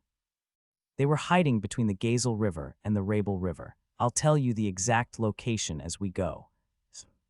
Tyler hesitated without responding. "You don't look like you're satisfied with it. Is something the matter?" "And no, I'm just feeling glad that we can finally put an end to it. That's a relief." Rayan smiled faintly, raising his finger. "Since you mentioned that it's the end, shall we make a bet?" "Bet, yes. How about having the side who slay more monsters today stick the flag in this village?" "Haha, using the village for a bet doesn't sound too good for me. We aren't too interested in it." "In that case, are you fine with us protecting the village?" Tyler's smile turned stiff like a plaster upon hearing what Rayan said. "We've only been here for a short time, but the village chief and the other villagers liked us quite a lot. If Sir Tyler is okay with that, we'd like to set Sieghart's flag in Doran Village. Since Yuan Village right next to here is also our domain, it shouldn't have any issues or consequences." "Haha, that sounds a bit inconvenient." Tyler bit his lip very slightly, turning his head towards the chief and the executives of the village. "I also got rather close to the people here, but it would be difficult for me to see them again if it became Sieghart's domain." Well, that's..." The village chief and the executives averted their eyes instead of answering Tyler. Tyler furrowed his brow. His face was saying that he didn't expect the village chief and the executives to react that way. Rayan snickered while looking at Tyler and the village chief. "It was the right choice to show them my footwork." The village chief and villagers became extremely favorable to Sieghart after witnessing the watery blossom. "It won't be difficult to see them. We don't have any regulations, so you can visit them whenever you want." Even then, I won't be able to freely visit this place." "No, it's really fine. You can visit whenever." Rayan smiled faintly while looking at Tyler's trembling mouth. "Yes, I know you aren't going to simply let it go." Tyler was trying to take over the different river streams in order to accumulate enough power and money to compete with the other disciples of the South-North Union's boss. Since he'd put an exceptional amount of effort into the Gazel River, he wouldn't let it go no matter what. And taking over this place has a symbolic meaning. Half of Gazel River was Sieghart's domain. He must have been trying to gain fame for taking over Sieghart's land and river. "By the way, our squad leader isn't going to participate in this battle because he has other missions." Rayan threw another bait. "This is really troublesome." Tyler rolled up the corners of his mouth. He was smiling just like a moment ago, but the atmosphere around him was completely cold instead. "Regardless of killing the Blue Lugs, I think it would be better for us to protect this village for various reasons. Sieghart is pretty far away from here, after all. That problem can be solved by simply setting up a branch here." "I personally don't like having a long argument, so let's quickly conclude it. Are you going to accept it, or are you going to give up?" Rayan asked while tapping the table with his finger. You leave me no choice. I'll take on that bet for the sake of the village." Tyler added that it was for the village's sake, not showing his true color to the end. "I knew you would accept, though I didn't expect you to drag this out with unnecessary talks. You." Rayan snickered while implying something with his words, and Tyler's face turned frighteningly stiff for an instant before returning to normal. "I didn't expect Sir Rayan to be so." "Let's get going then." Rayan interrupted Tyler's mumbling and pointed outside. Right away. "Yes, we should be able to finish it today since it's not even noon yet, but we need more time." "You mentioned earlier that you were completely free today, though." He couldn't give any time to Tyler and South-North Union. That was the reason he'd asked the village chief to call Tyler when he had free time. "Let's go." Rayan smiled while looking down on Tyler like a savage beast looking at his prey. "Let's annihilate all the monsters today and put an end to this." while those two were in a fight without swords. Aw, damn it. Someone's mumbling slowly sounded from under the floor of the White Spear, Tyler's warship. How is this even happening? Why do I have to hang on here while being completely wet? Rimmer was grinding his teeth while sticking to the ship's floor. I'm the squad leader and he's the vice squad leader. Why do I have to do all the hard work? Hey, you also saw how he was glaring at me, didn't you? Be patient.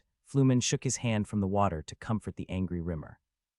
This is not how a protagonist should be.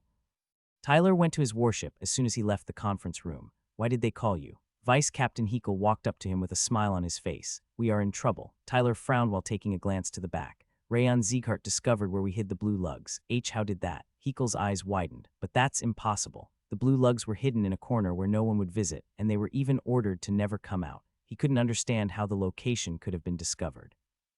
Are you sure? I'm sure, since he mentioned that they were between Rabel River and Gazel River. Tyler firmly shook his head. There's no way someone like him would make a mistake. There was no way someone of Rayon's caliber wouldn't have confirmed the most important information. It would have been foolish to hope that he was mistaken. What on earth even happened there? What happened there was.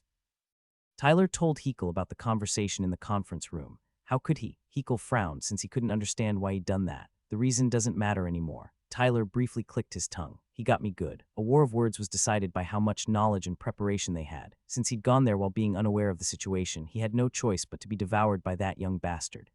Then, what are you going to do now? We have that thing that they are still unaware of. The Water God Stone. Since that Rayon bastard must be cautious of me, you should give them orders through the Water God Stone. Tell the blue lugs to hide and never come out, no matter what happens. And then never mind. Tyler shook his head and shoved his face at Hekel. 5. Send around 5 of them to me. 5. We've bet on who will kill more blue lugs. If I kill 5 of the blue lugs and let the rest of them escape, Doran Village is going to be ours for free. No matter how thoroughly Rayon prepared, there was no way he could have known about the Water God Stone. He figured that he could easily win the bet by controlling the blue lugs through the Water God Stone. It's actually better this way. If everything went well, they could take over Doran Village without any casualties and could even obtain Yuan Village after that.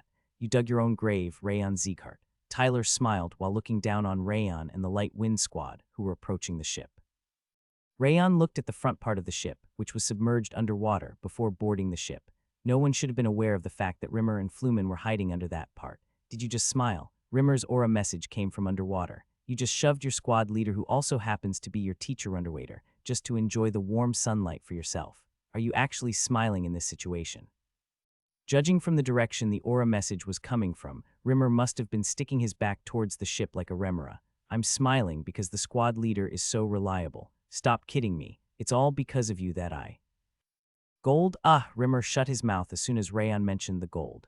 Flumen, the scariest thing in the human realm isn't a sword but gold. Gold, money is what you should be wary of the most. Rimmer sent an aura message to Rayon and Flumen at the same time with his supreme technique. It seemed like Flumen simply nodded instead of responding to him. A human being becomes shabby if they don't have any money, regardless of their age. Look at me. Despite my age, You will be able to earn a lot once everything's over. Oh, really? I'm counting on you. Rayon bowed very slightly, which looked like he was simply warming up his neck. Sure, despite Rimmer's carefree appearance, he was the type of person who would make sure to complete any request. That was why he was more trustworthy than anyone else. Rayon imagined how Flumen would try to comfort Rimmer, then boarded the White Spear Tyler's warship with the Light Wind Squad. It's bigger than I thought.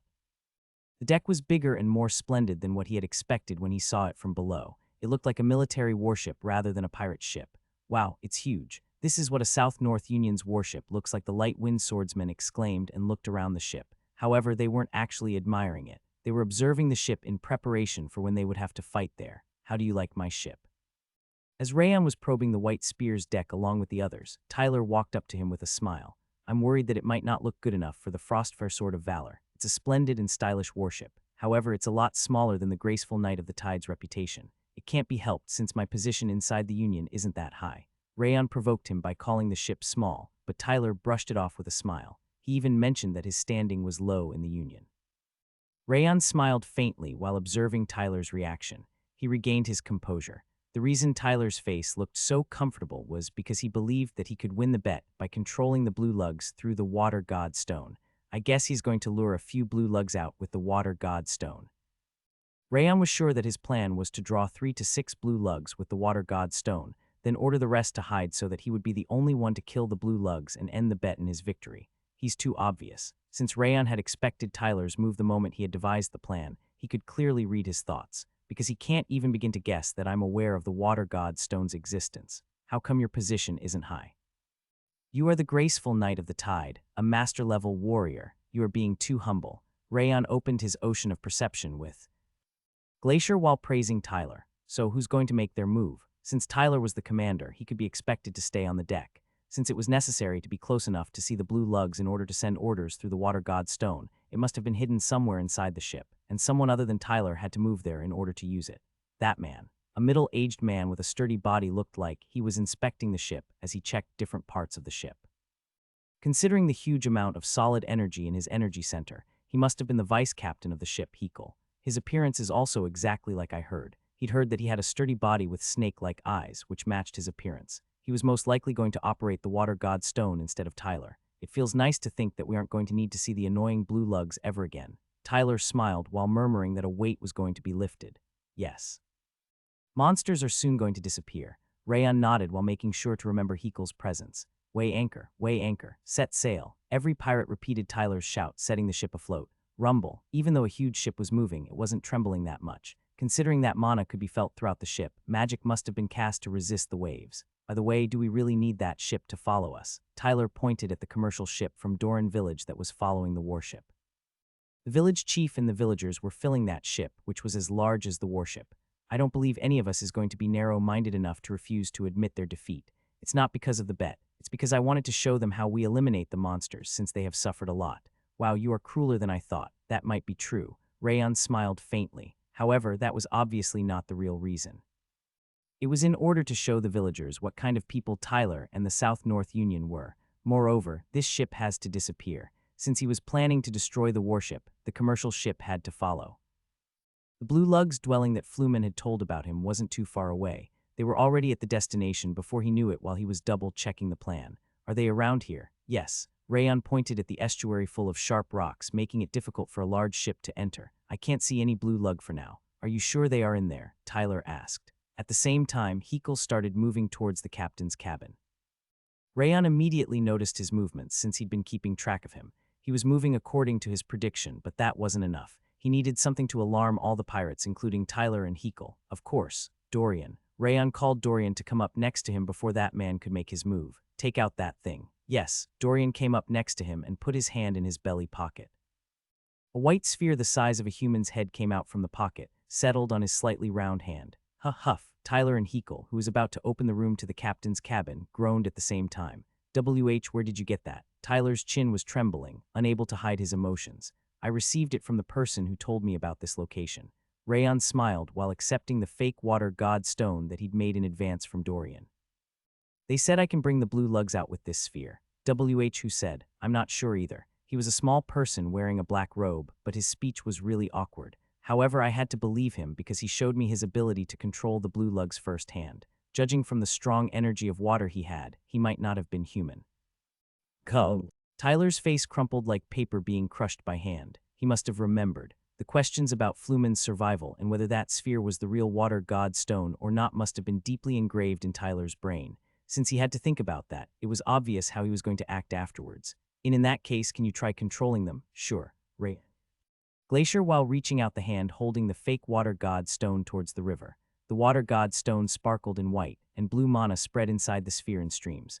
Gurgle. Bubbles appeared between the sharp rocks and dozens of blue lugs appeared at the same time. Gasp. They are really here. It was true. What the hell is that sphere? The Doran villagers on the merchant ship's jaws dropped upon seeing that the blue lugs had really appeared.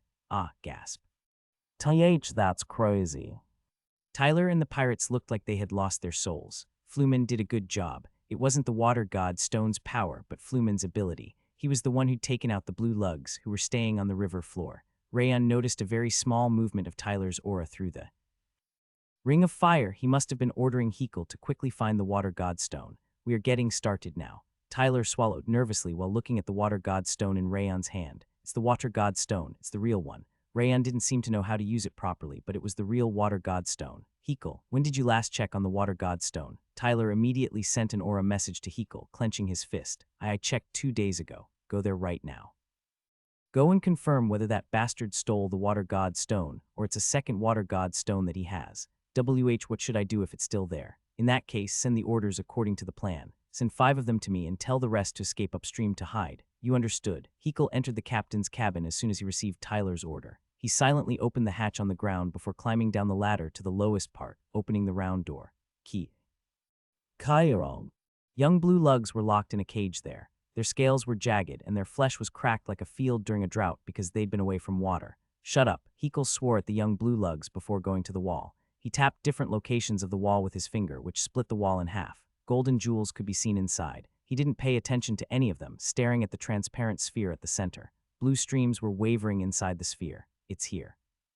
Which means the one he has is a fake WHWHK. Hekel tried to quickly turn around upon hearing a drowsy voice from behind him. However, his opponent was faster than him. PSSH, a blade shining with an icy cold light was protruding from the left side of his chest. Hekel coughed up blood, turned his head. A red-haired elf was waving his hand at him with a smile. When did you get behind me? When you opened the hatch. Rimmer twisted the sword that was stabbing Hekel's heart. Kua, Rayon, just like that damn boy thought, both you and Tyler were too agitated to notice me. I silently followed your lead. Damn it. Hekel collapsed on the dry floor while grasping his chest. He couldn't put up any sort of resistance. Tusk. Rimmer frowned while looking at the young blue lugs that were trembling in fear inside the cage. Each time their bodies shivered, a bunch of dry scales were falling down while green blood trickled from their cracked skin. They are trash. Flumen had mentioned that the blue lugs valued their children. The young blue lugs must have been locked up as hostages just in case there was a problem with the water god stone. This reminds me of bad memories. Watching the young blue lug's eyes, filled with fear and despair, reminded him of when he first came to the human realm. Step back, everyone. The blue lugs crouched upon seeing Rimmer's hand gesture. Clong, a light swing of Rimmer's sword cut through the cage's entrance like tofu. Key. Kai. The eyes of the terrified blue lugs widened upon noticing that the entrance was open. It's time to go home. Rimmer picked up the real water god stone from inside the storage, then smiled at the confused young blue lugs. But before that, he licked his lips while taking a glance at the shining jewels behind him. It should be fine if I take just a few gold coins. It was really sad to be poor. Rayon smiled coldly while watching Tyler's eyes roll all around the place. He must have a lot to think about. His head must have been about to explode from the questions, such as whether that was the real water god stone or a second one, whether Flumen was alive or not, what Flumen would have told him. And the worst part must be the fact that Hekel stopped contacting him. He should have returned after sending the order through the water god stone, but he hadn't returned yet, which must have been driving him crazy with anxiety. Thud, a tremor strong enough for everyone to feel spread out from inside the ship. It was Rimmer's signal to tell them that his job was done. What was that just now? Sir Tyler, I actually heard one more thing about this sphere. Rayon started talking to Tyler, since he realized it was time to start his part. What did you hear? Tyler's face was filled with so much anxiety that anyone could tell if they saw him. I heard that destroying this sphere, while the blue lugs are watching, makes all of them perish. What kind of nonsense? Since we won't lose anything from doing that, let's try it. Wait, Rayon threw the fake water god stone into the air. As he was about to draw his sword in order to slash it, Tyler hurriedly jumped to catch the water god stone, but it might have a different use. He turned around in the air while hugging the water god stone. That movement was also according to Rayon's prediction. Clack, Rayon snapped his finger. Bam! The fake water god stone exploded, covering Tyler's body with ice. Crack. As expected of a master, he controlled his aura in that short instant to prevent his skin from freezing up, but his clothes and equipment ended up shattering. You bastard. Tyler ground his teeth while crumbling one of the few shards left from the fake water god stone. The way you jumped to catch a bomb was really funny. Rayon turned his head to the side and snorted. How could you attack me? You must have gone insane. It's not over yet. As soon as Rayon said that, a huge explosion happened from the center of the warship. Bam! The lower part of the warship was shredded to pieces and Rimmer appeared. Hey, village chief, get the ship closer. He waved his hand at the Doran villagers and village chief, who still hadn't managed to grasp the situation. What's going on? What's happening? Why is Sir Rimmer over there? That's obvious. Rimmer used the wind to send all of the young blue lugs to Doran village's merchant ship before boarding it himself. Those pirate bastards have been controlling the blue lugs by using this sphere and the blue lug children. What did you just say? Why would they do such a thing? The villagers' teeth chattered in disbelief. Since the South-North Union and Tyler were too favorable towards them up to that point, they could hardly believe that they'd just been acting.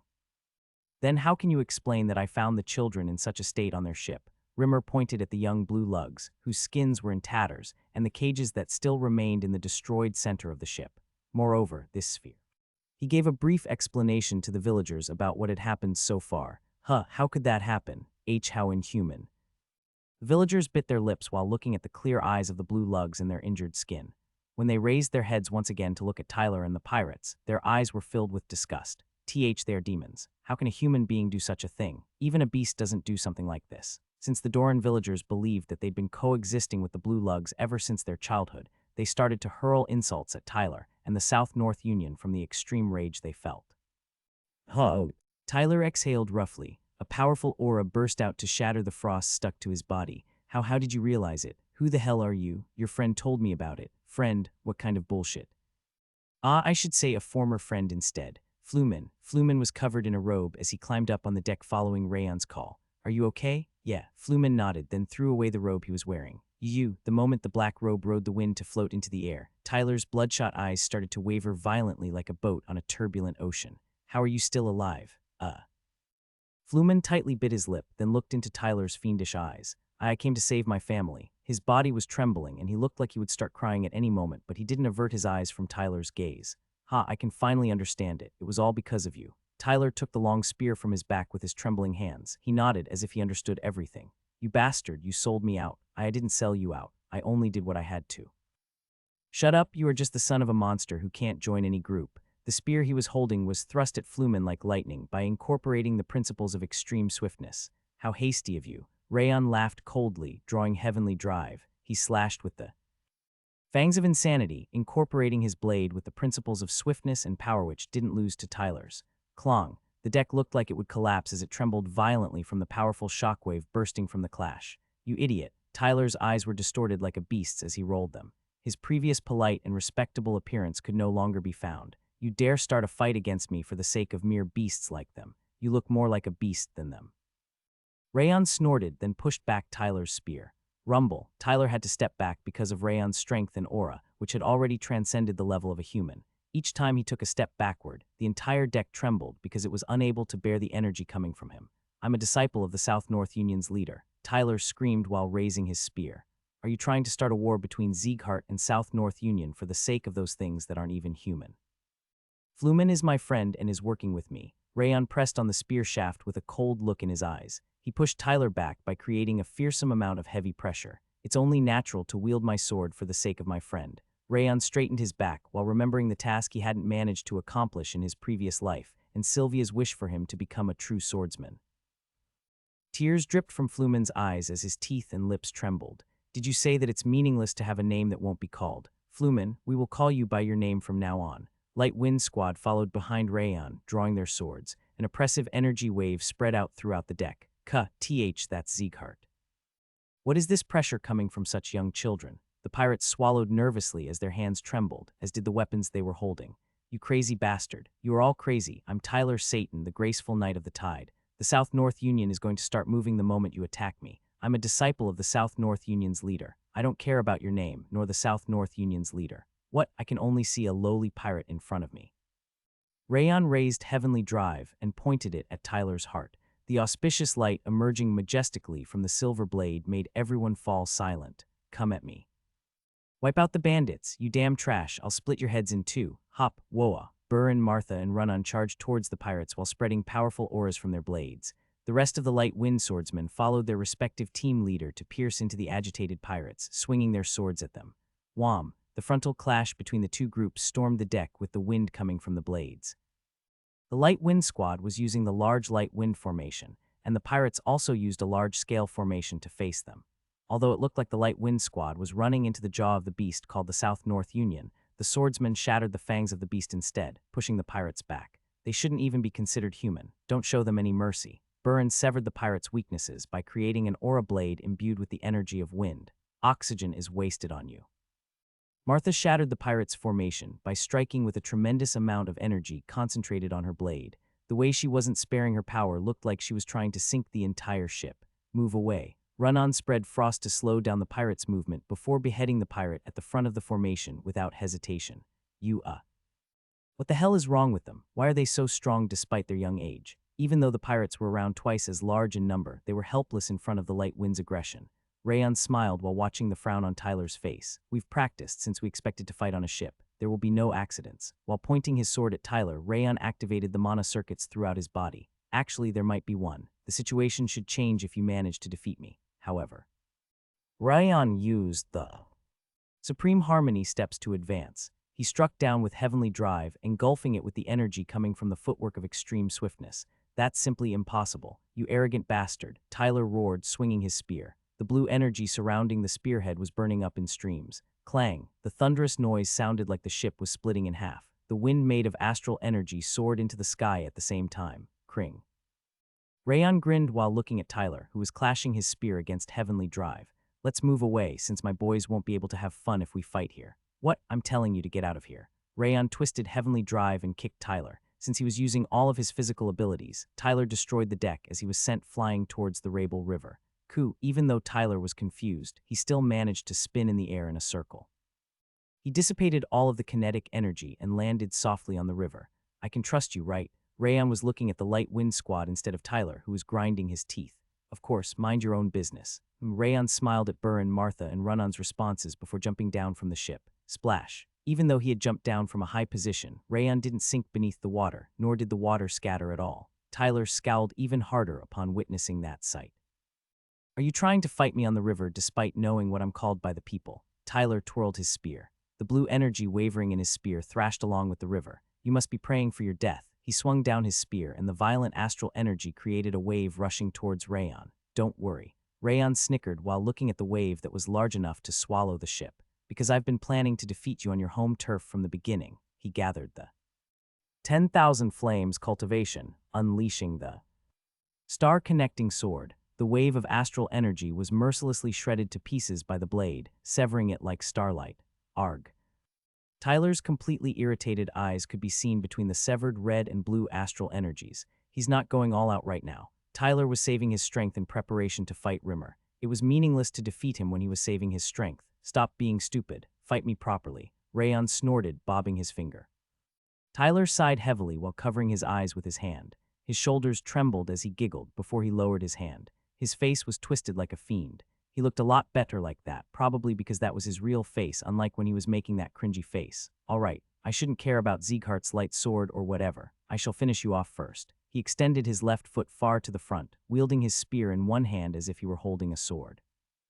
I'll grant your wish and tear your head off. Tyler disappeared from Rayon's vision before his words could even reach his ears. Rayon predicted his movement by using the remaining wave on the floor. Right side. Rayon turned his ankle to change direction. Tyler looked like he'd teleported when he suddenly appeared and thrust his spear. Astral energy was emerging from the deadly blade of his spear in a spiral. Whop! Rayon lowered his posture in order to keep himself from getting pushed back, igniting the 10,000 Flames cultivation. He defeated the spearhead's rotation with his heated blade. Clong! The collision between the tip of the blade and the tip of the spearhead distorted the astral energy. A deep crater was created on the surface of the river before the water gushed back out to make the masses of river water fall back down like a rain shower. Ha! Rayon caught his breath by resonating the rings of fire. It's manageable. I'm only getting started. Tyler glared at him and swung his spear. The wave emerging from under his feet was even bigger than the previous one. Wham! He advanced by stepping on the wave, then thrust his spear. The astral energy incorporating the principles of the coiling power was splashing on the spearhead, charging like lightning. Rayon felt like the energy wave gushing out from the spear was tearing apart his flesh. The spear attack was so powerful that it was enough to give him goosebumps. Whop! Rayon pulled his shoulders back, drawing Heavenly Drive back. He increased the 10,000 Flames cultivation output to the maximum, then thrust his blade, which was burning with crimson flames. 10,000 Flames cultivation, 100 flames, flame dragon art. The heat busting from the tip of the blade turned into a dragon's head and breathed out fire that seemed capable of burning the entire world. Bam! The clash between the blue wave and red dragon created a huge explosion. The intense competition between water and fire covered the entire river with white steam. Rayon quickly caught his breath. The frontal clash was making his stomach feel nauseous. It was a sign of an internal injury, which was inevitable because he was using his physical abilities to make up for his lower level of martial arts, but it's still manageable. As he was preparing to fight again, he could feel the coldness appearing behind his back. However, that wasn't the real one. Thud! Rayon unleashed the revolving sky of the 10,000 Flames cultivation to his left. Clong! The flame rotated in a spiral above his blade, deflecting the spearhead thrust towards him diagonally. The perfect mixture between power and deception was an excellent attack, befitting a warrior who had almost reached the intermediate level of master, but it didn't work against Rayon, who had already figured out the gambling monster's tricks. Are you sure you are doing your best right now? Rayon smiled while meeting Tyler's eyes, which could be seen through the rising steam. I told you to attack with everything you have. Don't worry, I'll finish you off right away. Tyler dipped the spear shaft in the water before jumping into the air. He stepped on the wave that surged along with the spear shaft as he thrust his spear. Rumble, the astral energy on his spear wasn't the only one rotating. The spear itself was rotating in Tyler's hand. The intense rotation was causing the spear to buzz in Rayon's ears. It was his first time witnessing a martial art containing so much coiling power. Rayon kicked the ground while carefully watching the rotation created by Tyler. Kring, he looked like he was riding on the river as he withdrew by freezing the surface. You aren't running anywhere. Running. Rayon's lips curved up into a smile as he brought Heavenly Drive forward with both hands. Such a thing isn't in my dictionary. The moment the spear shaft reached in front of him while creating a storm, Rayon instantly focused his aura on Heavenly Drive. A round sphere formed on top of the snow-white blade, generating a powerful spark. Rayon Sieghart-style swordplay. Second form, Heavenly Heavy Cannon. The concentrated energy of the heavy sword was making Tyler's spearhead even faster. The moment Tyler lost his balance, Rayon detonated the Heavenly Heavy Cannon. Boom! The explosion of astral energy that incorporated an extreme amount of rotation and heaviness caused the wave and aura to mix into a huge waterspout, surging into the air. Thud! Rayon kicked the water. He looked like he was pushing back the surface as he rode the wave with river footwork to charge towards Tyler. You insolent bastard. Tyler must have thought the same thing, as he attacked with his spear while trampling on the wave. Coiling power was as big as a human's body as it rotated in a spiral. Rumble. Rayon smiled coldly, fixing his grip on the sword. He struck Tyler's neck with his astral energy of raging fire, which was capable of incinerating the wave. Clong. Rimmer lightly kicked the ground to board the warship. The deck was crammed with the pirate corpses. A few pirates that seemed to be the executives were still resisting, but it didn't take long for them to be turned into corpses by Burin, Martha, and Run-On's blades. Eventually, the Light Wind Squad were the only ones standing on the deck. Whoa, we won. This is Sieghart's power. The South-North Union is no match for us. The Light Wind Squad burst into cheers while pointing their swords at the sky. Many of them were injured, but no one had any serious injuries. It wasn't an exaggeration to call it a perfect victory. I can't see Flumen anywhere. Although he couldn't find Flumen, who used to be on the deck, he didn't try to look for him since he guessed he would be talking to the blue lugs who had regained their sanity. Come here, everyone. Rimmer pointed at the surging waterspout by sucking in all the river water. Rayon and Tyler were clashing with their sword and spear in there. That fight is as important as the combat experience. Watch it carefully without even blinking your eyes. Yes, even though it was difficult to see them, recognizing the flow was going to be helpful for them. Rimmer frowned while feeling the energies emerging from the waterspout. So, Rayon's losing after all. It was natural that Rayon was falling behind, as there was a huge difference between them in terms of time spent polishing their martial arts. Rayon was holding out with his monstrous physical abilities and stamina, but it seemed difficult. They are taking a completely different approach to fight on the river. Tyler was crushing the river to dominate it, and Rayon was riding the wave as if he were getting along with it. Tyler was currently overwhelming him because of his higher level, but Rayon could reach higher over time because he was following the flow of nature. He's really amazing. Rimmer chuckled, rotating his shoulder. He focused on the fight while preparing himself to join whenever he needed to. However, the fight didn't end easily. Even though Rayon was losing in the frontal clash, he kept following up to swing his sword. Rimmer narrowed his eyes as he saw Rayon deflect Tyler's spear. The loud sound of the clash had reached his location, but he wasn't surprised because of that. What is that? The rotation and astral energy in Tyler's spear was only getting stronger over time, but Rayon was deflecting and parrying the spear more easily than in the beginning. Even though Rayon was only at the beginning level of master, he was starting to gain the upper hand against Tyler, who was almost at the intermediate level. Wait, no way. Rimmer turned around to look at Burin. He remembered what happened in the past. It was the first time that Rayon had shocked him. He's doing it again. Rayon's heavenly drive rose, incorporated with the principles of the fangs of insanity towards the spear being thrust at his heart. Clong. Heavenly drive was pushed back significantly more than the spear, creating an opening around his waist. Tyler swung his spear shaft towards that location. The fact that it wasn't a bladed weapon wasn't a reason to underestimate it. Since the astral energy was also rotating around the spear shaft, Rayon's body was going to be ripped into half if he allowed Tyler to land the hit. Thud. Rayon used the river footwork to escape the spear shaft's trajectory. Tyler looked like he'd predicted his move as he quickly followed with his spear shaft, but Rayon bent his body backward to dodge. The spear shaft brushed past his chest, scattering his ripped uniform into the air. You mean rat? Tyler shot the astral spear by holding the center of the shaft. It rotated in a spiral, just like the waterspout surrounding them, even though the principle of coiling power was powerful enough to crush steel upon contact. Rayon simply watched it until the end, rotating to the right. He analyzed the direction of the astral energy's rotation on the spearhead, then swirled the astral energy on heavenly drive in the opposite direction. Crack! Along with a vibration that felt like the entire river was being split apart, Rayon and Tyler were thrown out from the waterspout. Tyler started to dash towards him once again as soon as his feet reached the river, an expression of disbelief on his face. He held his spear around his waist with 2 hands before thrusting it. Rayon's lips trembled from the tremendous speed and power. It's okay. Rayon raised his eyes while enduring the nausea. He knew he was fully capable of blocking it as long as he watched it properly. To the left this time. As soon as he saw that the rotation was in the opposite direction from before, he controlled. Glacier, he bent his knees to gather the energy from his ankles, exploding it at the tip of the blade. Rayon Sieghart-style swordplay. First form, Frost Pond. The first strike clashed against the spearhead, and the frost wave spreading out afterwards joined the river water to deflect Tyler's astral energy. Wham! Rayon and Tyler were pushed back at once, and the ice pillar surged between them as a result of Frost Pond slam. Tyler struck the pillar with his spear shaft to destroy it, advancing forward. Not only his eyes, but also his face had also turned completely red, as if they were about to explode. What the hell did you do? What? Rayon leisurely shrugged his shoulders. I'm asking how you managed to stop my spear. How could you do that when I'm better than you in terms of both aura and martial arts? Tyler's hands holding the spear were trembling. He looked like he couldn't understand how it was happening, because I've done it before.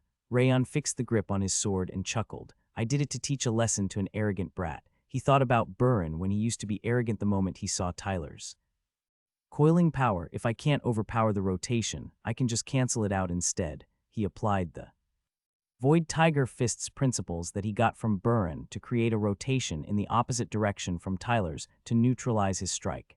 It was a bit difficult because his coiling power was rather unique, but he'd already finished analyzing it because the fight had continued for a while. There was nothing he could do about the internal injuries he'd received, but he was finally capable of fighting equally. Nonsense, that can't be true. Tyler strained his left foot, which was extended to the front. The intense rotation of his spear started to spread a sound similar to the buzzing of a swarm of bees in all directions. Rayon felt like his body was being pulled into the tremendous rotation of Tyler's spear. Cring, he stomped the ground to drive his feet into the river, rotating the 10,000 flames cultivation in the opposite direction to resist it.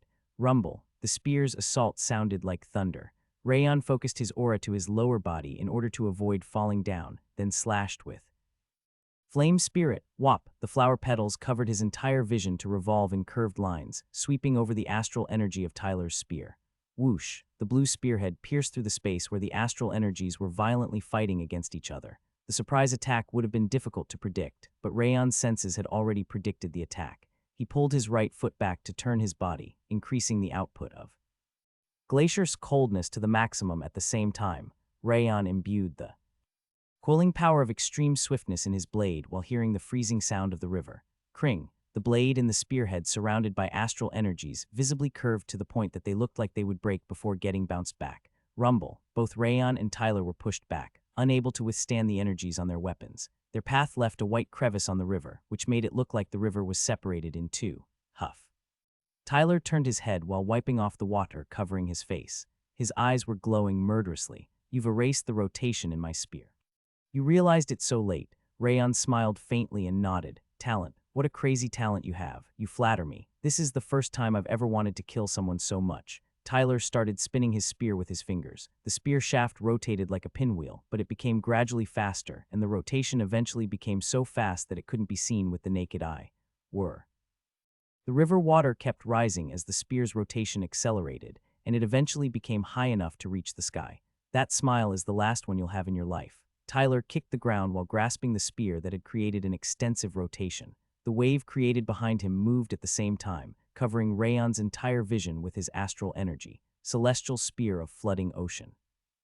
It was Tyler's ultimate technique, one that was rumored to be capable of eradicating his enemy by using all of the water of the Reborn River. Rayon bit his lip. I need to watch properly. Although it was extremely powerful, the principle itself remained similar. The problem was the fact that the rotation kept changing over and over. The solution is simple. He ignited 10,000 flames cultivation on the heavenly drive in his right hand, then imbued Glacier on the blade of Requiem in his left hand. He applied rotations with different directions to the astral energies on the two blades before he walked forward. Crack, he crossed his two swords when the celestial spear of flooding ocean was right in front of him, the perfect combination between Frost Pond and Flame Spirit nullified the coiling power in the spear, and the wave of astral energy was split into a cross shape.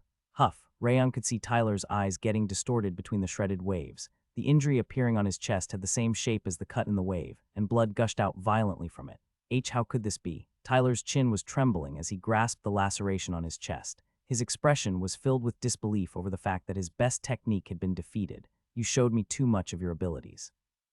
Rayon supported Heavenly Drive on his shoulder and returned the blade of Requiem to its scabbard. That's how I would have looked if you fought me with everything you had from the beginning instead of saving your power until now. Tyler kept trying to save his power as he used his spear techniques because he'd been aware of Rimmer. Since Rayon could easily analyze his martial arts through the Ring of Fire, the outcome was only natural. Let's finish this fight.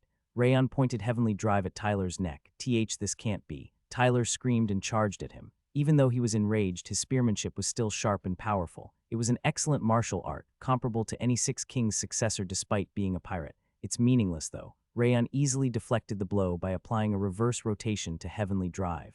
Clang. Tyler's arm holding the spear looked like it would break as it trembled violently. Shit. Tyler gritted his teeth and attacked consecutively, but Rayon deflected all of them and unleashed the Fangs of Insanity. Whoosh, the wave coming from the Fangs of Insanity snapped the tip of the spear, slashing Tyler's waist.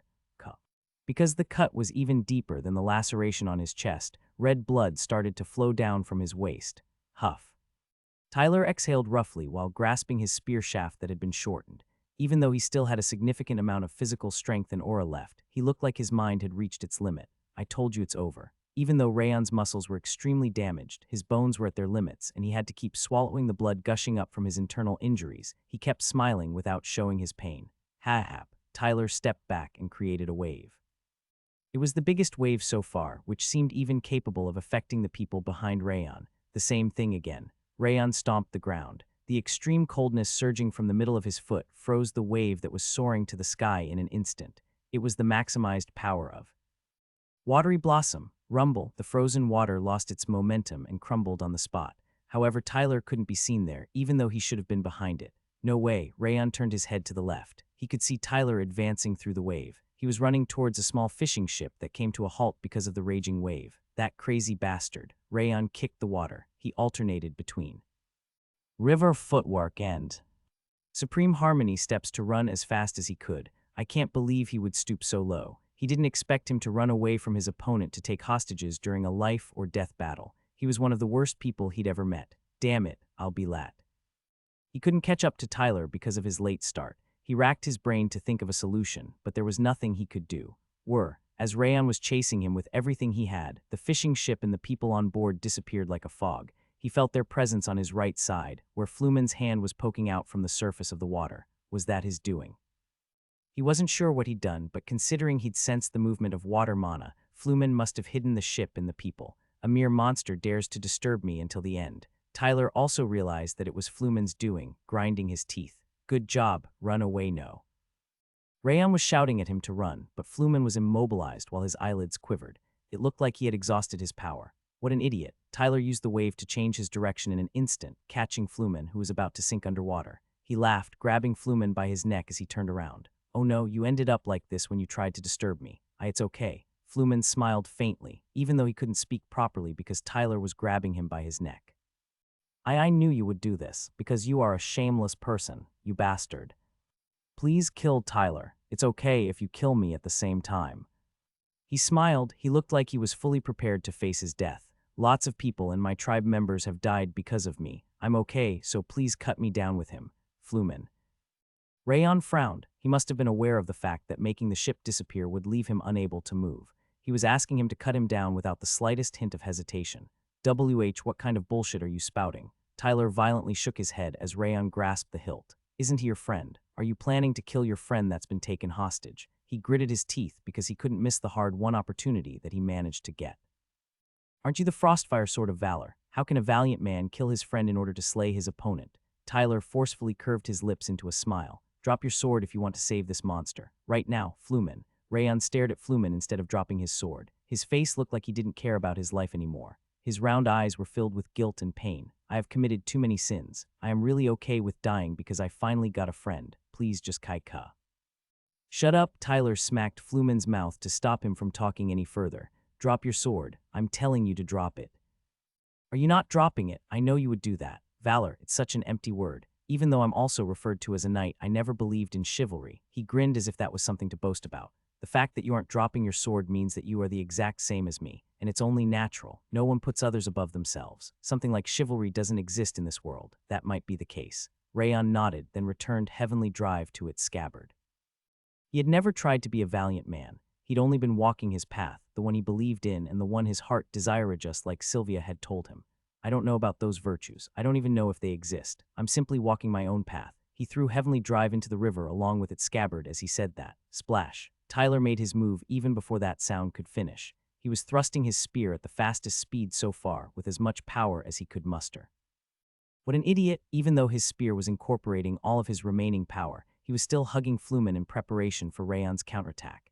He was really annoying, but his movement was so predictable. Red lightning sparkled in Rayon's eyes. Kring. Glacier's energy, which he had set up inside the scabbard, started to rotate and jump out of the water by itself. Swah! By the time the completely drenched scabbard reached Rayon's hand, Tyler's spearhead was right under his nose. Rayon could feel the sharp astral spear tear his flesh apart. Whir! The ring of fire resounded to the extreme. Inside the slowed-down world, Rayon could totally feel his blood and aura flowing with his heartbeat. He divided the instant into smaller moments, extending his left foot and holding the hilt with his right hand. Feeling the cold sensation that seemed to awaken his mind, he briefly inhaled. Feeling the supreme thrill running down his spine, Rayon unsheathed Heavenly Drive. All of the martial arts he'd learned so far turned into an auspicious light to strike his enemy. Rayon Sieghart-style swordplay, third form, sword's silvery dream. The crimson blade erased the sound from the world. Tyler didn't stop even though he saw Rayon holding the sword. I knew he would do that. There was no way such a rational guy was going to allow himself to be killed. He was holding his sword instead of the dagger that Tyler was anticipating, but he was fully prepared for it. No rotation. Unlike before, he didn't apply any rotation to his spear and astral energy, instead charging at Rayon's heart using only strength and speed. It was a strike of nothingness, without any technique whatsoever. And I also have this guy. He covered his upper body with the blue lug to use the fact that Rayon was being affected by his friendship to narrow down the space he could swing his sword to the extreme.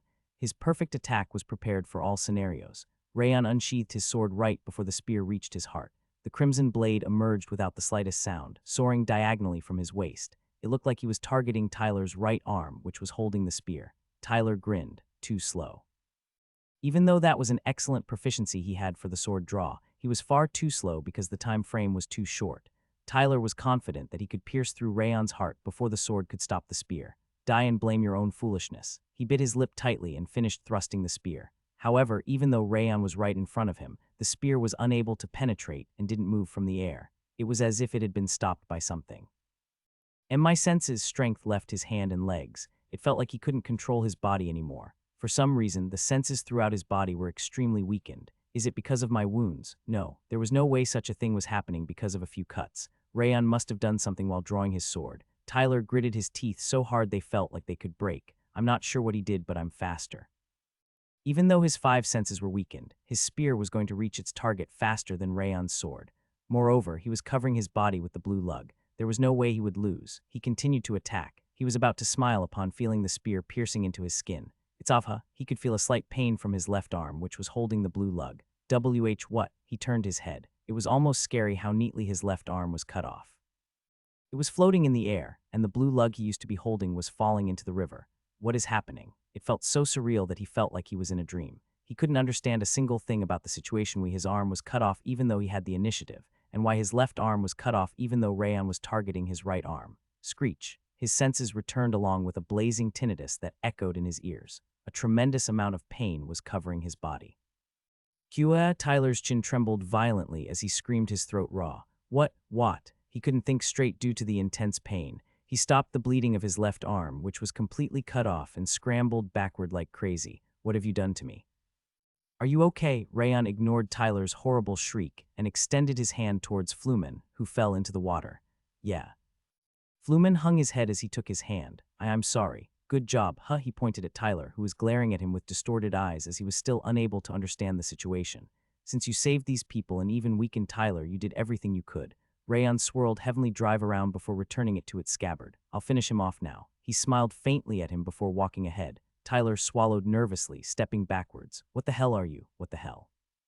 The one who's about to kill you. Rayon pushed his chest forward and bent his knees. He was in a classic posture of a sword draw as he kicked the surface of the river. Kring, the blue water filling his vision, brushed past him like starlight, and he could see Tyler's distorted face like a fiend. You demon, please die already. Tyler thrust the spear that he was holding around his waist. He used the celestial spear of flooding ocean for the second time.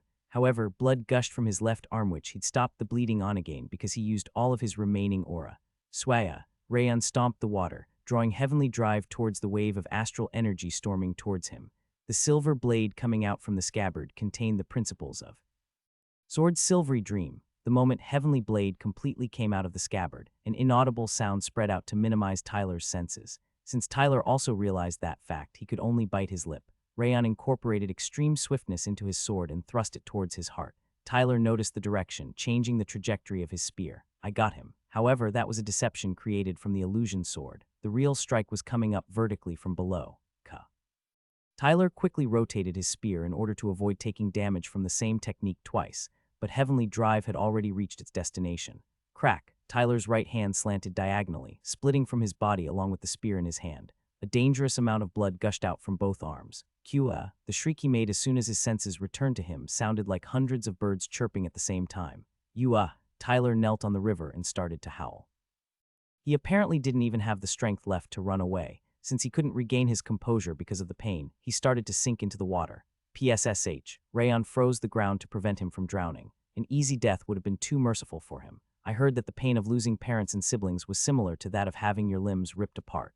Rayon raised his chin after shaking off the blood from Heavenly Drive. That's what you've been doing so far. Actually, it was still far from being enough. Tyler killed the innocent blue lugs, robbed them of their treasure, and took children as hostages to make their parents murder for him. Killing him, then reviving him just to kill him one more time wasn't enough punishment for his sins. The broken hearts you've created. Rayon fixed the grip on Heavenly Drive and walked up to Tyler. People say that parents feel the pain of their intestines being cut out when they lose their children. Rayon pointed at Tyler's abdomen with Heavenly Drive. Wait. Tyler shook his head with a trembling chin. I am the disciple of the South North Union's boss. The South North Union won't stay still if you kill me. Do you believe you can handle them? His shout sounded like his last desperate struggle. I believe I already told you that I don't care about them.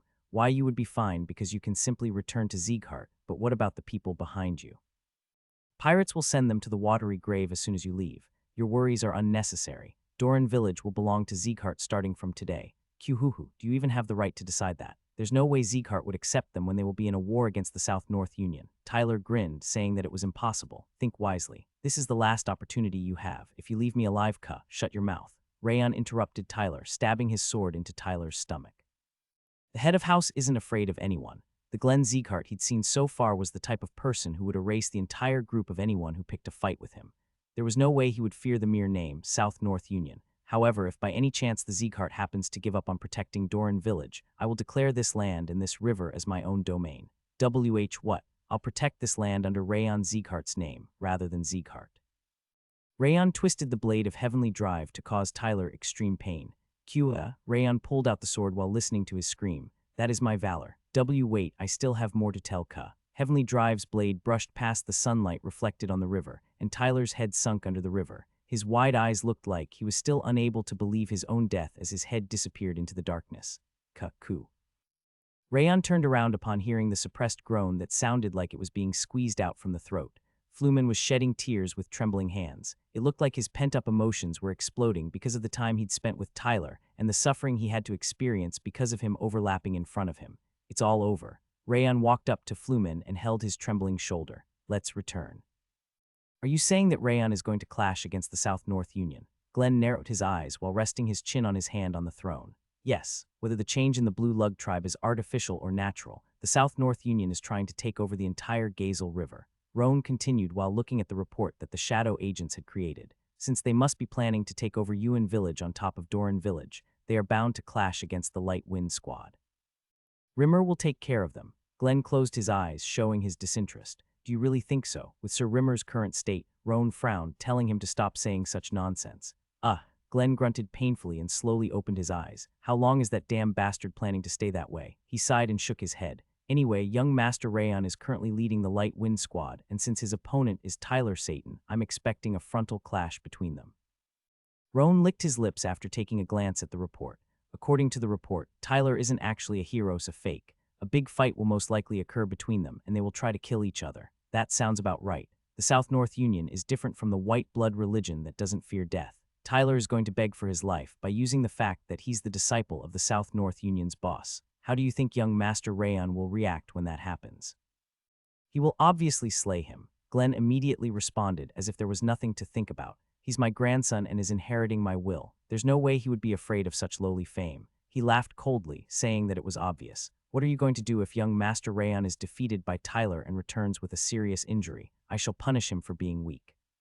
Glenn clenched his fist with the hand that was grabbing the throne. Isn't the location for the South-North Union's main base already known? What? Ah, yes. Roan nodded. Unlike Eden and the White Blood Religion's main bases, which were hidden in the dark, the location for the South-North Union's main base was roughly known already. I'll erase the South-North Union. The pressure emerging from Glenn was powerful enough to crush the entire world to prove that he was serious about it. I knew my lord cherishes the young master the most, after all. It's not because of our Rayon or the other kids. I'm just paying them back for having underestimated Sieghart. Glenn shook his head in complete denial. Are you sure? Of course. Roan's lips twisted slightly as he tried to suppress his laughter. Then what did you mean earlier when you called Sir Rayon your grandson who is inheriting your will? When did I say that? You said that. You said that there was no way your grandson would ever do that because he is inheriting your will. Hoo-hoo. A faint smile appeared on Roan's face as he watched the blushing Glenn. Young master, please return quickly. Your grandfather is eagerly waiting for you while only thinking about you. Rimmer chuckled while watching Tyler's corpse sink beneath the river. It's all over. All of the blue lugs had been rescued, the evil deeds of the South-North Union's pirates had been revealed, and the death of the last remaining pirate Tyler put an end to the incident. It was a perfect victory, without any casualties and only light injuries. The blue lugs will recover soon enough. Once the water god stone was returned to the blue lugs, the Gazel River would return to the original color, and they would be able to return to their previous lifestyle. They will need some time to forget the sadness, though. Obviously, that was only the materialistic and physical aspects. The psychological aspect would need a lot more time to recover from. Rimmer watched the blue lugs shedding tears from Tyler's death for a while before turning his head. Rayon was holding Fluman's shoulder to comfort him as he fell on his knees, crying loudly. He said he would declare it as his domain. Rayon said that he would declare Doran Village as his own domain if Sieghart refused to protect it. That magnificent spirit and will was making Rimmer unconsciously clench his fist, his hair standing on end all over his body. He's similar. Rayon and Glenn's personalities were extremely similar, as if he were trying to prove that he was his grandson. Actually, Rayon tended to brute force things a bit more in a more detailed comparison. Rimmer smiled brightly. He's too good to remain in a squad or a division. Rayon's personality and talent were closer to becoming the head of house than anyone else he'd seen in Sieghart so far. Once he gained more experience, he could be expected to reach the sky by riding the light wind. Squad leader.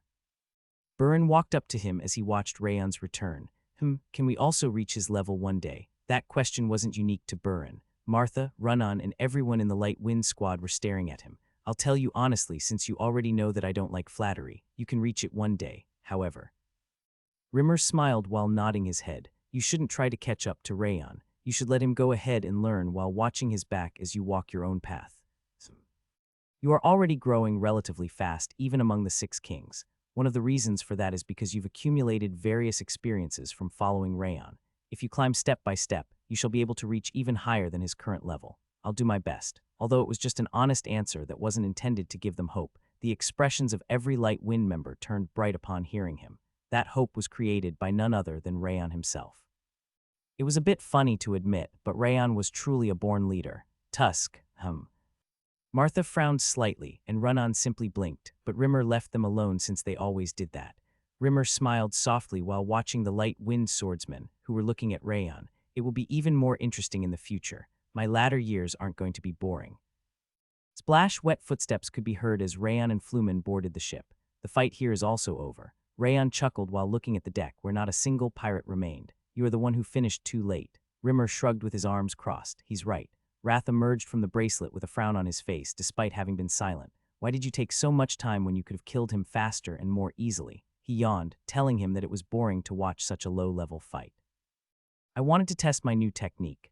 Rayon smiled faintly and tapped his sword. And I had another reason. Another reason. Yes, because I get better rewards if the fight is more difficult. He would have been able to defeat Tyler faster and more easily, just like Wrath said, if he was fully focused on winning. However, he managed to create a new swordsmanship after completely destroying all of the martial arts Tyler had learned instead of simply defeating him. The rewards that he was going to receive were bound to be a lot bigger. Are you telling me you took your time to increase the rewards from the system? I didn't take my time. I made the fight more difficult, you sneaky bastard. Do you think the stats are coming from nowhere? They are the King of Essence's belongings, I know. Since Rayon was obviously aware of it, he simply nodded. You are truly evil. You are the real fiend in this story. That might be true. Kua, I want to kill you. I really want to kill you. Rayon kept responding like a sly fox, and Wrath ended up screaming while shivering violently. Rayon. As Rayon was making fun of Wrath, Rimmer came up to him and extended his hand. You should give it to me now. Give what? You are supposed to give me the gold coins. I already gave them to you, though. When? You must have gotten the gold coins and jewels when you were stealing the water god stone. Rayon tilted his head while pointing under the deck. How did you know that? Rimmer's jaw dropped. He even forgot that he should have been trying to lie to Rayon. It's obvious since they are pirates. No, but that's an exception. You promised that you would personally give me money. I simply said gold coins. Drool was flowing from Rimmer's dropped jaw. That's true. Rayon really said gold coins back then. He never mentioned that he would personally give them to him. Why, you are a devil, you fiend. One elf and one demon king were screaming in despair over the same person.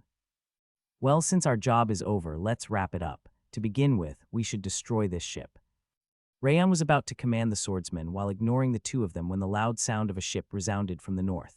VRRR. A huge and majestic black ship has appeared, plowing through the rough waves of the Reborn River. Why is that ship here? Rimmer's eyes widened upon noticing the black ship. What is that? The Misfortune. Rayon could hear him swallow nervously. It's the second warship of South North Union, the Misfortune. The black ship cut through the rough waves, where the traces of the battle still remained, as if its front was a huge blade. Rayon examined the huge warship that he couldn't even see in its entirety and exhaled briefly. The Misfortune, even though he had never seen it before, he had heard its name. The Grandmaster Roman was famous as one of the strongest members of the South North Union, and the warship was his flagship. It was known to have never been defeated, and people often called it invincible. There were rumors that he's crazy for martial arts. Roman was famous for his prowess, but he was also famous for how crazy he was for martial arts. Even the reason he joined the South North Union was rumored to be because of a contract to spar with the South North Union's leader. The Misfortune. Why is the Misfortune all the way out here? Is it here because of Tyler? What should we do? The Doran villagers on the White Spear watched the pitch-black Misfortune with trembling eyes. Shouldn't we be running away right now? It's already too late. They will catch up to us before we manage to escape. They will immediately sink the ship if we start moving. The village chief softly bit his lower lip. He's right about that. Rayon nodded in agreement with the village chief. He could see countless gray cannons from the front and sides of the Misfortune. The cannonballs imbued with war magic would turn the entire river into a blazing inferno the moment they made the slightest movement. Rimmer exhaled briefly and turned around. The usual carefree smile on his face looked like he'd been nervous in the first place. What's happening? Why is a South North Union ship coming this way? Who is boarding that? Squad leader. The hands of the light wind swordsmen were trembling as they held their swords, terrified by the powerful energy wave from the Misfortune. I have no idea why they are coming. However, I know who's boarding. Rimmer licked his lips while leaning his back towards the handrail. Roman Rakel. He's one of the closest vassals of the South North Union's leader and a monster at the Grandmaster's level. Roman Rakel, the Axe King, Roman. But he's still just a pirate. Buren seemed to recognize Roman as he swallowed nervously, while Martha fearlessly showed her fighting spirit. Since Runnan obviously didn't know about Roman's name, she was staring blankly at the approaching ship. Flumen was shivering even more violently than the villagers. It looked like he was instinctively trembling in fear over the Misfortune's pressure. Well, don't be so nervous. Rimmer casually waved his hand. We should be able to return without much trouble. He smiled while saying that nothing special was going to happen, then turned back around. Rumble. Although the Misfortune had reached right in front of the White Spear, its speed wasn't decreasing at all. It looked like it was trying to ram into it to destroy it. After watching the Misfortune filling his entire vision, Rayon closed his eyes. He circulated his aura to inspect his body. not bad. His body was injured, with damaged muscles and internal injuries, but it wasn't as serious as after fighting with Eden, since he'd been continuously rotating the Ring of Fire to heal his body and aura. He was more than capable of fighting. I could slay a master. He obviously couldn't win against Roman, but he was confident he could win against someone at Tyler's level. He figured that they could win if he quickly defeated the others while Rimmer fended off Roman, then joined him and fought together. Rayon imagined how the battle against the misfortune would go in his head before opening his eyes. As predicted, the misfortune still didn't stop. It was ramming into the white spear as if it were trying to split it in half. Rayon stepped back to create an aura barrier to protect the villagers and flumen on the deck. Slam! The misfortune crushed the white spear's side with its bow. The huge mass only came to a stop after destroying half of the deck. Thud! He could hear somebody kicking the ground from the misfortune. It was a middle-aged man with white hair. He stopped for a moment in the air to examine the entirety of the white spear underneath him before slowly descending on the deck. With dull, white hair kept back, he was wearing a long jacket in pitch-black color. The powerful pressure wriggling on the dragon head-shaped axe that he was holding felt like it could sever the entire world. Despite the strong wind, his hair and jacket weren't being swayed in the slightest. That meant that both his insides and outsides were perfectly tempered as a warrior. Rayon softly clenched his back teeth. That man is the Axe King, Roman Rakel. His energy wave was embracing the entire Rabel River, and the only thing he'd done so far was make his appearance. Rayon could understand why people called him the Axe King. Thud! The atmosphere changed once again the moment his feet reached the deck. The powerful pressure pouring out from him couldn't be simply described as heavy, as everyone facing him felt like they were being suffocated. What is this? Huff! The light wind swordsmen grasped their chests, unable to breathe because of the energy wave spreading out from Roman. Whoosh! The wind blew towards them as they were about to start drooling from their mouths. The refreshing green wind, different from the river wind, swept away Roman's energy wave. You still like to harass children. Rimmer chuckled while tilting his chin to the side. They are simply weak. Roman raised his head without even looking at the light wind squad. They apparently knew each other since they started to speak without even introducing themselves. Where is the owner of this ship, and why are you here instead of him? Sieghart's Sword of Light. He's dead. Rimmer announced Tyler's death as if he just went out to play. Did you kill him? Roman wasn't surprised. His unchanging expression implied that he'd been expecting it from the beginning. No, our vice squad leader slew him in a single strike. Roman's gaze turned towards Rayon for the first time upon hearing that. Rayon chewed inside his cheek. Powerful. The hair all over his body stood on end upon facing those eyes that were as dark as the abyss. The pressure weighing on his shoulders intensified, and his heart felt like it was getting crushed. However, he'd already withstood more powerful pressures twice in the past, Glenn and Wrath. Since he had already overcome the energy waves coming from those two monsters, Roman's pressure was nothing in comparison. Rayon straightened his back and looked straight into Roman's eyes. Roman's dark eyes started to glow. They were reflecting his surprise over Rayon, who managed to withstand his energy wave. Who are you? Wow, it's been a while. A second person jumped down from the misfortune. He was a man wearing a grizzly bear leather jacket. The yellow bandana wrapped around his forehead was fluttering in the wind, and he had a cool smile on his face. Thud! He somersaulted in the air, landing lightly on the deck. He had a carefree atmosphere around him, unlike Roman. Rayon Sieghart, right? Raptor. Raptor was one of the party bosses from the South-North Union that he'd met during his first mission after killing the bandit leader and the snake user. He didn't change at all. Even though a long time had passed, his appearance was the same. Even his outfit was similar to the one he wore in the past. The only difference was that the tiger skin was replaced by a bear skin. I knew it would be you. Your aura was overflowing even though I was too far away to watch. Raptor nodded as he exclaimed. Rayon Sieghart, is he the Frostfire Sword of Valor? Roman narrowed his eyes while looking at him. Does he know me? Rayon was surprised that a warrior of his caliber was aware of his name. The nickname Frostfire Sword of Valor must have been spread more widely than he'd thought. He's the Frostfire Sword of Valor. I'm really glad I gave you my blessings. Raptor grinned while nodding his head. Blessings. Yes, I told him that I hoped to hear his name from the Terracan Mountains and Rabel River. He gave Rayon a thumbs up while looking at him. I didn't tell you before, but that's a pretty good blessing. It's one of the few nice words that the South-North Union says to others. Should I be thanking you? No, you don't need to go that far. I only did it because I wanted to. Raptor shrugged his shoulders. He seemed to have become more carefree as he'd gotten stronger. What brought you here? I managed to tempt my big bros into going to the village downstream because I heard something interesting happened there. But what was happening here was even more interesting. He grinned while pointing at the white spear, so he didn't know what happened here before he came. Roman and Raptor apparently just happened to pass by Rabel River and came to them after noticing the trouble on the white spear. We've also met each other before, haven't we? Raptor licked his lips while looking at Rimmer. It was a nice decision to run away back then. I didn't know you were the Sword of Light. Indeed, it's been a while. Rimmer nodded at Raptor. So did this ship's owner die? Yes, that's rather troublesome. Raptor tilted his head before snapping his fingers. Rumble. As soon as that sound spread out, a large number of bandits and pirates jumped down from the misfortune. Every single one of them were powerful warriors at the expert level, capable of controlling their pressures. Why did you kill him? Roman's serious gaze turned towards them. The fact that he was asking that question implied that he had the intention of talking it out. I'll tell them about it. As Rimmer was about to respond, Rayon stepped forward. Since he was the most involved in the incident, he felt like he needed to tell them personally. This incident was a result of Tyler's greed. Raptor licked his lips while watching Rayon tell the story of the incident that happened on the Gazel River. That idiot hasn't changed. Tyler had always been obsessed with small gains instead of looking at the big picture. The reason he lost to the fifth disciple despite being the fourth disciple of the leader was because he didn't realize his own shortcomings. Raptor thought that Tyler had finally learned his lesson when he heard he was bringing multiple rivers and villages into submission, but he ended up dying to Sieghart's rising star after causing brainless problems.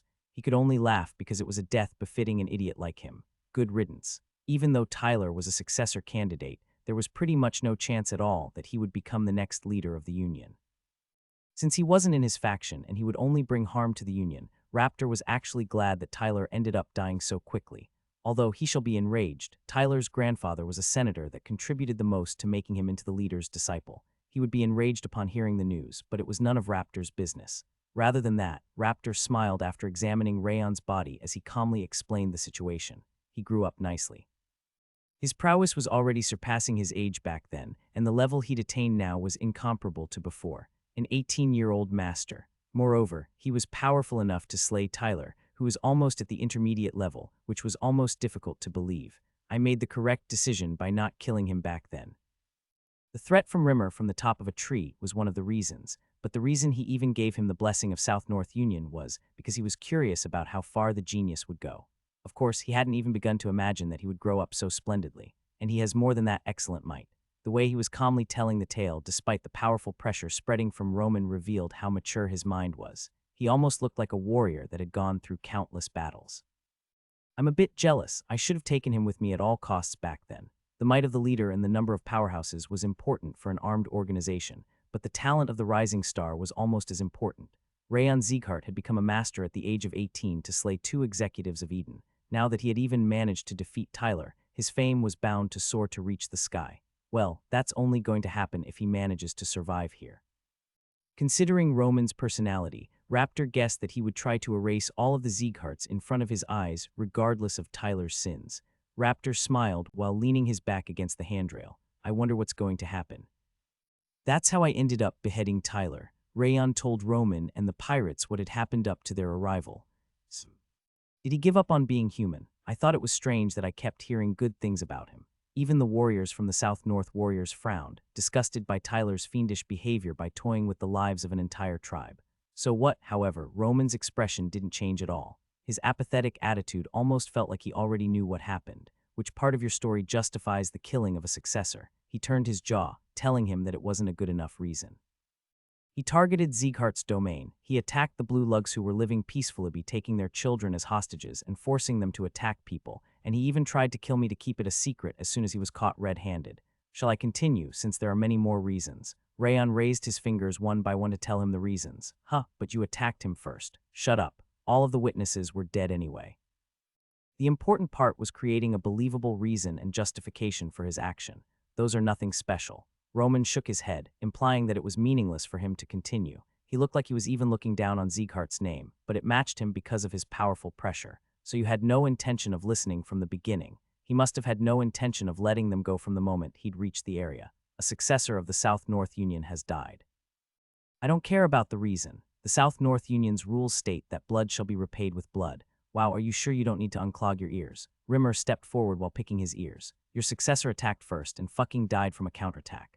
Are you incapable of understanding that? Sieghart's Sword of Light, do you have a death wish? Can you even do it? Stop bluffing. The rumor about your energy center breaking and rendering you disabled has spread all the way to the Reborn River. Then shall we make a bet?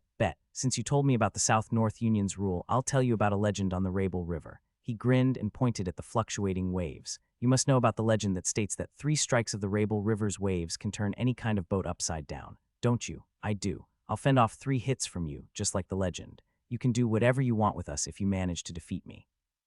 However, if I manage to withstand the 3 hits, then you will withdraw. Rimmer's lips curved into a smile to provoke Roman. Why aren't you answering? No way are you too afraid that you can't defeat me in 3 strikes, even though my energy center is broken. You've definitely gotten better at taunting. Roman slowly closed his eyes before opening them again and stretching out his shoulders. Fine, I'll yield to your provocation. He raised the red axe that was crushing the ground. The mere wielding of a weapon made his heaviness increase exponentially. Rumble, Roman's energy wave was weighing down on the entire deck, as if he were the only person existing in that space. Squad leader. Hey, don't try to interfere in a fight between adults. Rimmer shook his hand towards Rayon when he tried to approach him. Watch me properly from behind. But you should trust me sometimes. He smiled cheerfully like always before standing in front of Roman. You guys should also step back. Raptor also made the pirates and bandits withdraw since they'd come over to the White Spear. Let's get started. Roman held his favorite weapon, the red dragon axe, with 2 hands and raised it above his head. The wind stopped blowing on the river, and the clouds in the sky were crushed in half. It felt like the energy from all over the world was gathering towards him. I won't even need 3 strikes. I'll finish you off in a single strike. That will prove difficult. Rimmer raised his sword around his waist. Green light gathered to dapple his white blade, because I haven't just been playing around either. Interesting. Roman stomped the ground, striking down his axe. The pitch-black astral energy was blazing on the red axe. Swah! It felt like the sky was collapsing as the tremendous amount of energy poured down, straight onto Rimmer. Even though Rimmer was facing the powerful axe strike that was even distorting the space, he didn't step back. He pointed his blade at the sky and pointed his hand towards the river. Sword field creation. His sedate voice resounded in all directions to change the flow of the world. Eye of the storm, a green storm soared towards the collapsing sky. Rayon's eyes widened. The sword field creation, a windless area has been created, just like when Rimmer killed the previous blood-raving demon. The Axe King Roman's pressure and the astral energy on his axe were swept away into the outskirts of the windless area. The wind was erased and the flow of air disappeared. The crushing pressure made it feel like gravity had doubled. Inside the circular area where everything seemed to have stopped, Rimmer's sword was covered with a dark green wind. The dignified resonance coming from his blade awakened Rayon's mind. Rayon swallowed nervously while looking at the wind covering Rimmer's sword. It's different, even though it was similar to the Eye of the Storm that he'd witnessed before. It had a different degree of completion. The windless area was more than twice as large, and the wind covering the blade was so condensed that it was pretty much part of the blade itself. The pressure he felt and the power of the wind storming from his blade were both incomparable to before. As expected of a warrior who was called the Axe King by the people, he didn't panic despite witnessing the perfected sword field creation. He curved his mouth into a smile under the heavy pressure and scattering aura, only to unleash an even more powerful blow. Rimmer didn't try to dodge either. His smile showed his intention to take it head-on as he stretched the blade of wind that he pulled out from his energy center. It looked like he could even sever the sky. Crack! The space distorted for an instant as the blackish-red blade of the axe and the dark green blade of the sword clashed against each other. Yellow spark covered the entire deck, and the calm surface of the river surged up by itself to rain down from the clear sky. Rumble, the wave created by the 2 monsters spread out in a spiral, the violently wavering ship looking like it could split in half at any moment. Damn it. They are such monsters, the Light Wind members groaned, laying on the ground. Rayon wanted to help them, but he couldn't afford to do so. That was because the villagers and Flumen would explode into pieces the moment he moved away from his position. Rayon licked his lips and focused on watching them. This is also an opportunity. How would Roman respond to the sword field? How was Rimmer focusing the wind covering his blade? Watching the frontal clash between those two was already a great learning experience. Rayon resonated the ring of fire to ensure that he remembered the flow of the fight. Kring, the blades of the axe and the sword deflected each other, and the powerful energy gathering at the center exploded at once.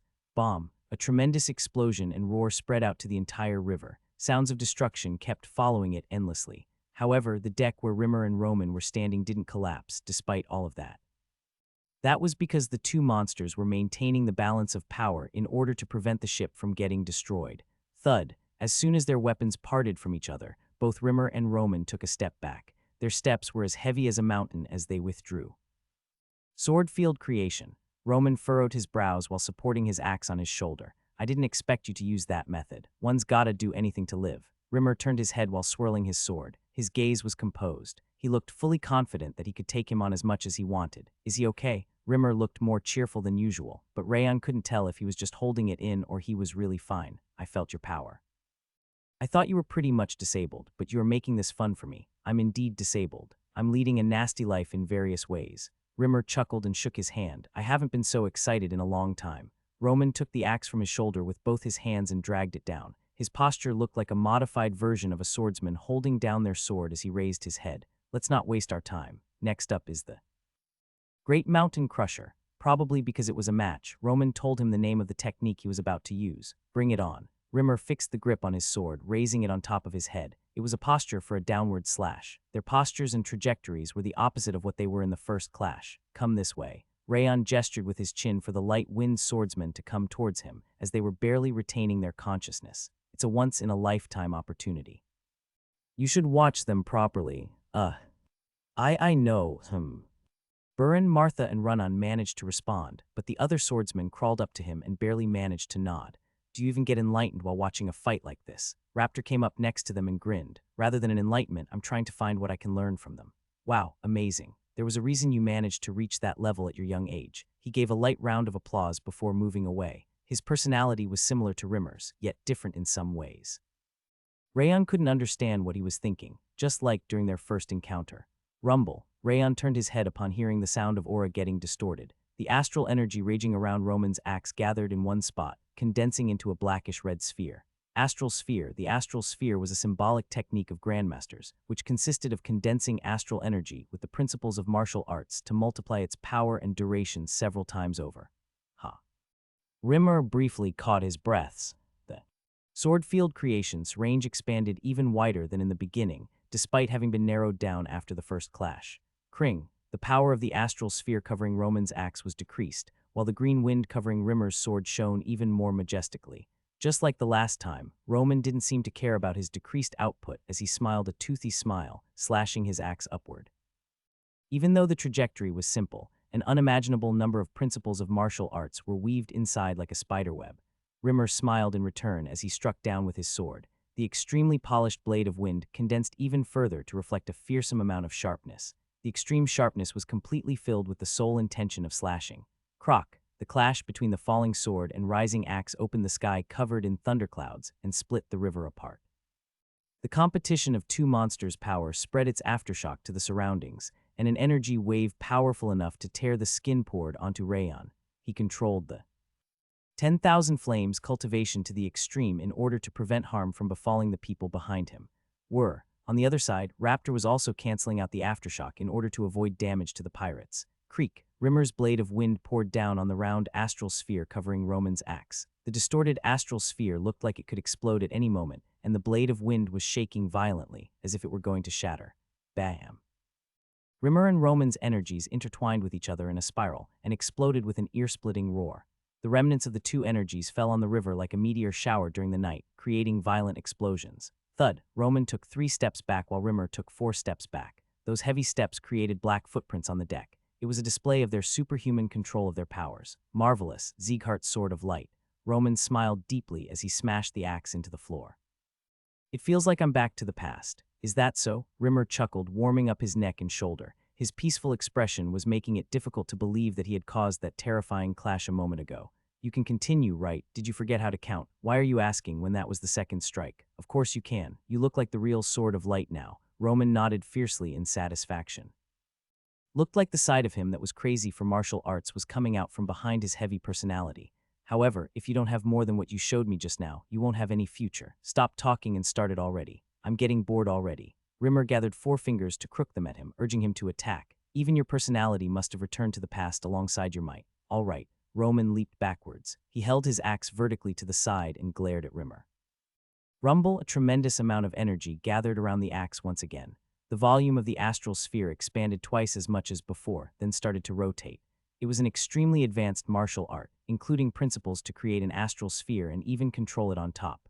What the? It was a crazy level of martial arts, but Rimmer's eyes were completely relaxed, as if he were drinking in broad daylight while he swirled his sword. The last strike will be the Revolving Void Axe Strike. Roman thrust his axe at the same time as he said that. The astral spheres rose in front of the blade, spreading out to the sides to emanate a tremendous amount of energy. It looked exactly like a cannon. The pitch-black aura wave was advancing forward just like the heavenly heavy cannon. Wham! Even though Roman's attack was powerful enough to erase not only Rimmer but also the people behind him, that was not the end of it.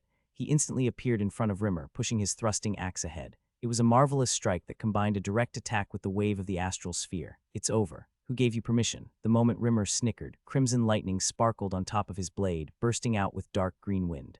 Spark. Lighting energy surged from his blade. It was the type of aura that possessed the highest power among the applications of the wind attribute. Lightning energy. How can you use the lightning energy? I became capable of using it after I got hit by it so many times. Rimmer bit his lower lip and stomped the ground. He thrust his sword, enveloped in a combination of lighting energy and wind, toward revolving void axe strike that was covering his vision in black. Kring. The auras of two different attributes condensed at the tip of the blade, creating a light sphere that was spreading an auspicious light. Wind and lightning's harmonized slash of light. The sphere created from a harmony between wind and lightning energy turned into an auspicious light, sweeping away the wave of darkness. Rumble. Romans. Revolving void axe strike, that seemed capable of severing the entire river, was blocked by the flash of the wind and lightning's harmonized slash of light, and the destructive sound of a huge tidal wave striking the land spread out in all directions. The energies of light and darkness kept engaging with each other endlessly while spinning in concentric circles. They were devouring each other's energy as they spread around a heavy and sharp energy wave. Rumble. The competition between the two colossal energies erased the rain clouds covering the sky, and the blue sky was revealed. The way sunlight was shining down brightly under the furiously exploding energies could only be described as eccentric. Boom. Rimmer and Roman's energies intertwined with each other to become condensed even further, and eventually exploded upon exceeding the limit. White light burst from the space between the sword and axe to erase everything. Rayon opened his eyes, frowning. The way all of the clouds were gone looked like the sky had opened up, and the wavering river only had half of its previous depth. Rimmer and Roman were still standing in the same spot, and they both looked perfectly finny as if a fight had never occurred between them. Third strike. Rimmer was the first one to speak. I fended it off. His faint smile seemed to say that it wasn't a big deal as he lowered his sword. I admit it. Roman nodded, stabbing the ground with his axe. You managed to defend against all three of my strikes. I lost the bet. He admitted his defeat so easily, and I apologize for underestimating you. Roman turned his chin slightly as he continued. I insulted you by calling you a disabled person, but your prowess reminded me of your prime. You amazed me. I'm still far from getting there. Though, sword field creation is normally a bloodline-type technique that only Sieghart's descendants are capable of using. It's impossible for you to use because you are a vassal and an elf. Rimmer shut his mouth because of Roman's sudden comment. You've created your sword field by using your extreme wind affinity. You understood so much when you only saw it once. I also saw that you sacrificed a lot for that. He raised his chin while caressing his axe. Spending aura, willpower, and stamina is a given. And it also chips away at your lifespan because you stimulated the mana circuits instead of your energy center. Roman narrowed his eyes while examining Rimmer from top to bottom. Although you looked as powerful as before, the stability and endurance are the worst. I'm sure you are in so much pain that you could collapse at any time. Not at all. Rimmer swirled his sword and brandished to the front. I can fight all day long. You are bluffing. Roman shook his head. Bluffing or not, you should disappear already since you admitted your defeat. I want to take a nap. Rimmer waved his hand, urging him to go away. Is there any reason for me to do that? What? I admit that you are unexpectedly powerful, but the situation indicates that we are at an advantage in every aspect. What are you? Your underlings have been weakened from the previous battle. As long as Raptor stops Rayon Sieghart, we can kill everyone in less than a minute. Is there any reason for me to leave without doing anything when this is the perfect chance to bury you in Sieghart's future prospects? Roman looked at him coldly. It looked like he had already finished his calculations. Are you telling me that you aren't going to keep your promise? Rimmer frowned. You've changed a lot since the last time I saw you. People change just like the flowing river. Roman smiled, showing that he wasn't ashamed of himself in the slightest. Of course, I wasn't planning to do this from the beginning. However, I can't stop myself anymore after seeing that your flame of life can be extinguished at any moment. I want to fight you to death before you meet your end. He raised his axe and pointed at Rimmer. I'm sure you will use all of your remaining lifespan to increase your power if your underlings start to die. You crazy bastard. Raptor. Roman called on Raptor to ask him to move. Ah, it's so annoying. Raptor licked his lips. It looked like he was contemplating what to do. Sieghart's sword of light. Show me everything you have if you want to save even one person among them. You will end up losing your life if that happens. Death is always welcome for a warrior. You nasty martial arts lunatic. Animosity started to fill Rimmer's green eyes. The murderous intent suffocating the atmosphere was as fearsome as the death god's advent were. The lightning energy and wind burst out like a flame from his blade. Rimmer's skin quickly dried up. It looked like he was increasing his output to the extreme by using his lifespan, just like Roman asked him to do. Rayon frowned and pressed on his temple. What was that just now? The moment he saw Rimmer's skin drying up, he saw an image along with a headache. The entire deck was filled with blood. The light wind squad's corpses were scattered all around underneath, and Rimmer collapsed on the ground, as dry as a mummy. Was that a dream? No, there is no way that would be the case. There was no way he fell asleep in that situation. It might have been a warning for the future, coming from the combat experience he'd accumulated so far. It was telling him that everyone was going to die at that rate. I need to stop them. He couldn't let the situation unfold according to Roman's plan. He needed to take the lead of the situation instead. Raptor, move, it can't be helped. Guys, start working. Rayon advanced before Raptor could step up. He held the hilt with his right hand, drawing Heavenly Drive by using the thumb of his left hand at the same time. Kring, Glacier was spread out. Blue frost melted down on the silver-white blade. Dozens of melodies advanced through the atmosphere as if it were sheet music, incorporating the distant sound of falling rain. Rayon Sieghart-style swordplay. Fourth form, Blue Rain. The moment Heavenly Drive's blade revealed itself to boast its elegant vibration, dozens of bandits behind Raptor collapsed at once. Kring, Rayon pointed his blade at Roman, a cold light flickering on it. It won't go according to your plan. A crimson luminance was glowing from Rayon's eyes. I'll be your opponent. You can't even properly analyze your opponent's abilities. Wrath frowned at his ridiculous behavior. A second blade must have stabbed your brain. He clicked his tongue, saying that Rayon picked a fight against an opponent that was impossible to win against. Rayon ignored Wrath's mockery and tightened his grip on Heavenly Drive. Of course I know that. He was obviously aware of the fact that he couldn't possibly win against Roman. His action was a gamble. He was throwing a coin, which might allow everyone to survive.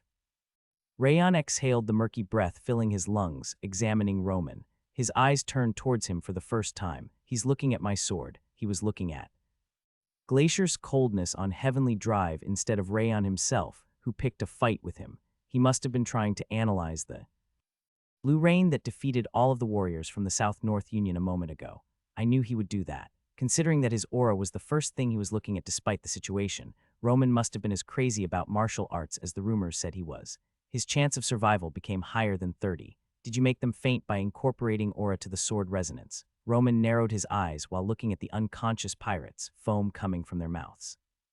You affected their nervous system by controlling your aura during the split second when the sound of friction and sword resonance spread out. You could have killed them already if you wanted, he analyzed. Blue Rain's function at a glance, then nodded in excitement. I've seen many people attacking with musical instruments before, but I've never seen anyone influence the nervous system with sword resonance. It's creative and effective. However, the method is also extremely complicated. It must be difficult to imitate. Roman chuckled while caressing the blade of his axe. I feel enlightened. Since you showed me something nice, I'll brush off what you just said as a mistake. Step back. He smiled in satisfaction and looked away. It wasn't a mistake. I'll be your opponent. Rayon firmly shook his head. Thud. Roman slammed the ground with the axe he was holding. Roman was simply straining his eyes, but an incredible amount of pressure weighed down on Rayon. Are you really trying to face me? Yes. Rayon resonated the ring of fire. He pulled out his soul level that Wrath had allowed to grow to push back Roman's pressure. Not bad. You are a lot better than the rumors, however. Roman slowly nodded before spreading his pressure. The weight crushing Rayon's body was on a different level from before. You should know your place. Probably because he was interrupting his battle against Rimmer. Crimson rage was emerging from his eyes. Someone like you can't even take one hit from me. Roman raised his axe. An astral sphere appeared in front of the red blade of the axe, creating a powerful airflow. This is my last warning. Step back before I split your head in two. Even though it was a powerful warning, Rayon neither withdrew nor lowered his sword. Rayon. Rimmer, who'd been watching how the situation would unfold, blocked Rayon's way. He's right. He's not an opponent you can handle yet. That's true. I can't win against him right now. Rayon nodded and smiled faintly. Right now, do you believe that you can win against me in the future? Brat, you really don't know your place. Roman snorted and lowered his axe. The astral sphere that was gathering towards him dissipated like smoke. It was an expression of his complete disrespect for Rayon. It looked like you wanted to fight a powerful martial art. Rayon faced Roman's scornful gaze and turned his chin. Of course, the more powerful the better. It's even better if they can cut my head off. Roman's cool smile implied that he was serious about that. Rayon could confirm the rumors about the reason he was in the South-North Union being because of the spar against the Union's leader. He could finish the fight if everything went as he planned. I'll show you then. I'll become stronger than you and visit you with a martial art that can take your life away. Rayon's pressure emerged like a raging flame as he said that. The powerful pressure wriggling all around his body didn't lose to even Roman and Rimmer. You must be crazy. There's no point in you visiting me when I'm at death's door. 3 years. Rayon raised his left hand and stretched his fingers. I'll visit you in 3 years to kill you with a martial art that you will be shocked to see. The deck completely fell silent when he said 3 years. Puhahaha. Rimmer burst out into laughter despite the serious atmosphere. That's right. Since it's Rayon we're talking about, 3 years are more than enough. He nodded, saying that it was plenty of time for him. The Light Wind Squad must be full of lunatics. Roman scowled. A tremendous amount of pressure came out from him as his scowl expressed his disgust. Are you looking down on Grandmaster because you became a master at a young age? The wavering black aura raging on the axe looked like it would explode at any moment. The age of becoming a master is unrelated to reaching the Grandmaster level. If you never get the enlightenment you need, you won't be able to reach that level for the rest of your life. It's pointless to talk about a level that you won't ever be able to reach. Are you afraid? Rayon smiled coldly. You said that you wanted to die from a powerful martial art, yet you are afraid of what I will become in 3 years. You must have gone insane. 3 years is more than enough time to come up with a martial art that you will be satisfied with and cut off your head. Fine, let's admit that it can possibly happen. Why should I let all of you go? Roman showed his teeth and smiled. The ferocious smile made him look like a beast.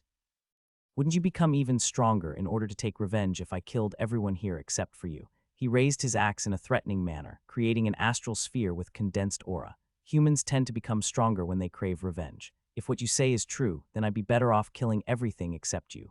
Roman raised his chin as if he had figured out all of Rayon's plans. You are gravely mistaken about one part. Rayon rolled up the corners of his lips while watching the astral sphere waver in front of the axe. You are also going to die if we fight here. What madness are you spoutin'? You must have realized that our squad leader can fight you equally. While our squad leader fends you off, I'll defeat Raptor alongside the Light Wind members and join forces with him. You won't be able to survive that. Do you truly believe that's possible? Many of us will die. The squad leader might die, and all of our members might end up dying. However, everyone on your side is also going to die, and I'll make sure to cut off your head with the simplest sword swing I know instead of your beloved martial art. Because Rayon sounded like he was merely stating the truth, Roman and Raptor's expressions turned stiff. Raptor, what do you think about what he said? Roman asked the question without even looking at Raptor. That's quite plausible. Raptor slowly nodded. What? You must not be aware of it, big brother, but the reason why Rayon Sieghart's name is spread throughout the continent is because he's always slaying someone more powerful than him as he grows. He's even defeated a master-level apostle in the past, despite being an expert himself. He continued with a faint smile on his face. It's true that I'm currently at a higher level than Rayon, but considering how unscathed he is after defeating Tyler and the sword resonance technique he showed us before, he must be hiding another decisive move. If the Light Wind Squad joined forces with him, it's completely possible for me to lose.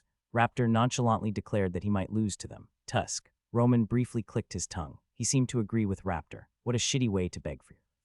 You must be mistaken. I'm not begging for my life, nor making a request. I'm simply making a suggestion. Rayon clenched his fist. Request meant reaching out his hand while kneeling down, while a suggestion meant reaching out his hand in an equal standing. He couldn't allow himself to depreciate himself to a lower standing. I'm giving you a choice. You can die miserably here from a combined attack, or die in 3 years by a martial art that surpasses you. Cuck, Q-ha-ha-ha. Roman grasped his forehead and started to laugh like a madman. His crazy laughter continued for a while before he lowered his head. What's the name of your martial art that you used to create the sword resonance? Blue Rain. Blue Rain? Yes, I certainly heard the sound of rain. It was elegant and silent at the same time. He closed his eyes for a moment to remember that sound before opening them again. I could feel your personality from that martial art. Did you create it by yourself? Rayon didn't respond. The reason I can't simply scoff and claim that your bluff is a lie is because of that martial art, Blue Rain. I've never seen such a mysterious technique from anyone else, so it's only natural for me to be interested in it. Roman nodded, pulling his axe back. Fine, I'll accept your suggestion. It went according to his plan, but Rayon didn't relax. That was because Roman hadn't finished talking. However, if it was a nasty lie in order to escape the situation, you'd better take it back right now. Because I'll spread the rumor about your promise for a life and death battle in 3 years to the entire continent as soon as I return. Unlike you, I don't lie. Rayon shook his head. I swear under Sieghart's name, no, under the name of Frostfire Sword of Valor, Rayon Sieghart. I'll duel you in 3 years at the intersection between Sieghart's domain and the Rabel River. I like analyzing the sound of my opponent's heartbeat. Roman chuckled, pounding on the left side of his chest. Your heartbeat is strangely calm. The fact that you believe from the bottom of your heart that you can win against me in 3 years is funny, yet it fills me with anticipation at the same time. He turned his gaze towards Rimmer, who was smiling next to Rayon. Do you still need to unclog your ears? Rayon just said that you were the one whose life was spared. Rimmer giggled. What's your opinion? Do you really believe that he can surpass me in 3 years? No need to say more. He shook his hand, implying that it was too obvious. He's my student and my subordinate at the same time. It's only natural that he will be looking down on you from far above you in 3 years. This is my first time witnessing the case of a student surpassing his teacher. Roman chuckled, supporting his axe on his shoulder. Rayon Sieghart, I'll be looking forward to 3 years from now. You will complete the Blue Rain by then. He grinned, kicking the deck to jump onto the Misfortune. The pirates climbed down the rope soon after to take the unconscious warriors with them. It's a relief that everything ended nicely. Raptor walked up to Rayon and smiled after watching the pirates do their work. Why did you help us? Rayon cautiously stared at Raptor. The matter wouldn't have ended so easily if he'd said that he wanted to fight to the end. I figured it would be more interesting. Interesting, yes. I've gotten curious about what kind of height you will reach in 3 years. He smiled while saying that he wanted to witness that future. Rayon narrowed his eyes. I don't understand him. Unlike Roman, who was crazy for martial arts, Raptor's mind was difficult to understand. He couldn't tell at all what he was thinking, nor what his intentions were. Ah, but you shouldn't misunderstand. We aren't overlooking this matter. What do you mean? We weren't looking for the white spear. We only happened to meet you on our way to a dungeon. A dungeon. We were going to a dungeon after hearing the rumors of a famous magician's dungeon being discovered in the Norris region. We just dropped by here on the way there. Raptor murmured a few different names. He was apparently confused about the name. Ah, it's Lohengrin. Lohengrin. Rayon had heard of that name before. That was the name of a person who lived in the same period as Merlin, the Witch of Betrayal. He was a magician whose name was passed down in history because of his excellent talent in astrology and alchemy in addition to magic. Yes, we happened to see you guys on our way to that magician's dungeon. Of course, if they learn about everything you told me, no one in the South-North Union will try to attack you, though. There is one person who is an exception. One person. There's an old monster who is Tyler's grandfather and a senator of the Union. Actually, the reason Tyler became the leader's disciple in the first place was because of his influence. Raptor's smiling face stiffened. Since he might make his move, you should be careful. Why are you telling me this? Because it won't be fun if you die within 3 years. The carefree smile returned to his face. Raptor, we are going to leave you behind if you don't come. Ah, I got it. Because of Roman's voice calling him from behind, Raptor hurriedly kicked the ground and boarded the Misfortune. Let's return to the Union. Aren't we going to the dungeon? I got hyped up. Roman was looking down in Rayon's direction from the Misfortune's deck. Since I have a new prey, I shall prepare to bite. He turned around after showing a frightening smile. VRRR. The Misfortune left with a majestic sound, just like when it first arrived. Rimmer finally removed the Swordfield creation after the Misfortune disappeared from his vision and sighed. He faltered for a moment, but he quickly regained his balance. Are you okay? Of course I am. He shook his hand, telling him it wasn't a big deal. Are you sure you are okay? Do you not know me? It's me, the Sword of Light of Sieghart, Sir Rimmer. I would have won against that axe murderer even if a fight broke out. Well, I suppose. Rayon felt relieved because Rimmer's voice was the same as usual.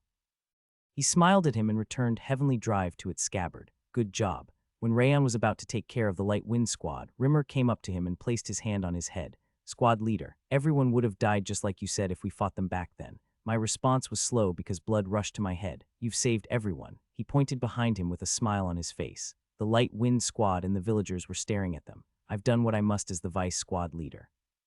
Gratitude and joy seemed to be reflected in everyone's eyes. Rayon felt embarrassed for some reason and lowered his head. But are you really confident about it? Confident that you will be able to defeat Roman in 3 years. Of course I am. Rayon nonchalantly nodded. Since he had the Giving Doormat Demon King with him, 3 years was a long enough time as he probably would reach the Grandmaster level even faster than that.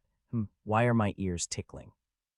Wrath started picking his ears while wondering what happened. You are imagining things. Rayon was looking down while standing upstream on the Gazel River. The Blue Lug tribe's chief lifted the water god stone and chanted a spell that sounded like a chirping bird. A strange pattern was engraved on the water god stone, and the white energy inside started to rotate. KRR. He nodded towards the others and entered the Gazel River, the other Blue Lugs following him while chanting the same spell as him. PSSH, the pattern engraved on the water god stone's surface, started to radiate blue light the moment it touched the river water. The tribe chief kept chanting the spell and completely submerged the water god stone. The flickering light of the water god stone spread out, following the flow of the river. Even though the light came from such a small sphere, it spread throughout the entire river in no time. Whap.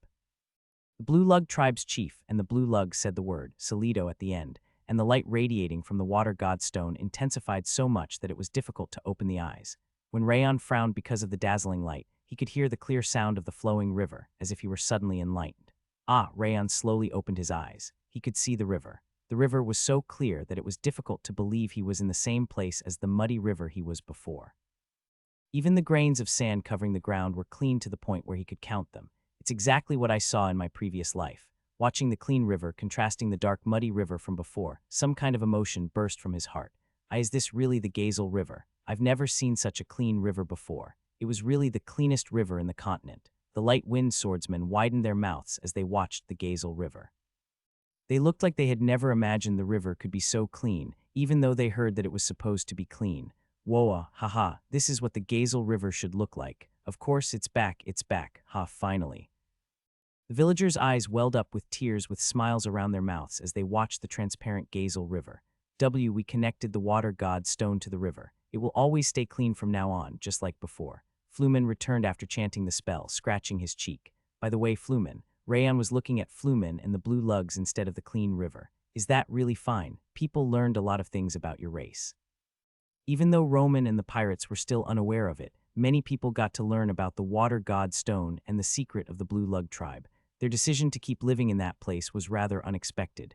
Yeah, I was also worried about it, but the chief said that we should stay here. It's because... Flumen hesitated for a moment before pointing at Rayon with his finger. Of Rayon, me? Yeah, I told him that you are the chief that protects this place, and he said that we should stay here because it's a trustworthy tribe. I also mentioned that you were my friend, and he said that we should trust you even more. His face turned red in embarrassment as he dropped his head. I see. Rayon smiled faintly and looked at the Blue Lug chief. He put his hands together and lowered his head. He was apparently trying to copy people's etiquette that he had observed. Rayon bowed at him in return, which means you are going to have lots of work in the future. Me, you are the only one who can speak both the Blue Lug and human languages. You can be the passage that connects the humans and the Blue Lugs. Flumen's eyes turned round. What you've done before can't be undone, no matter what you do. Some of your tribe members might even resent you for that. Yeah. Flumen's shoulders trembled. Rayon was apparently right about that. But even if that's the case, you can't just let the guilty conscience take over your head and live like a sinner for the rest of your life. You should connect the passage so that the Blue Lugs can coexist with humans to lead a better life. Passage. The Gazel River and the river villages will be affiliated to Sieghart from today on. Since no one is going to attack you, you shouldn't worry about it. Instead, find a way to make everyone happy.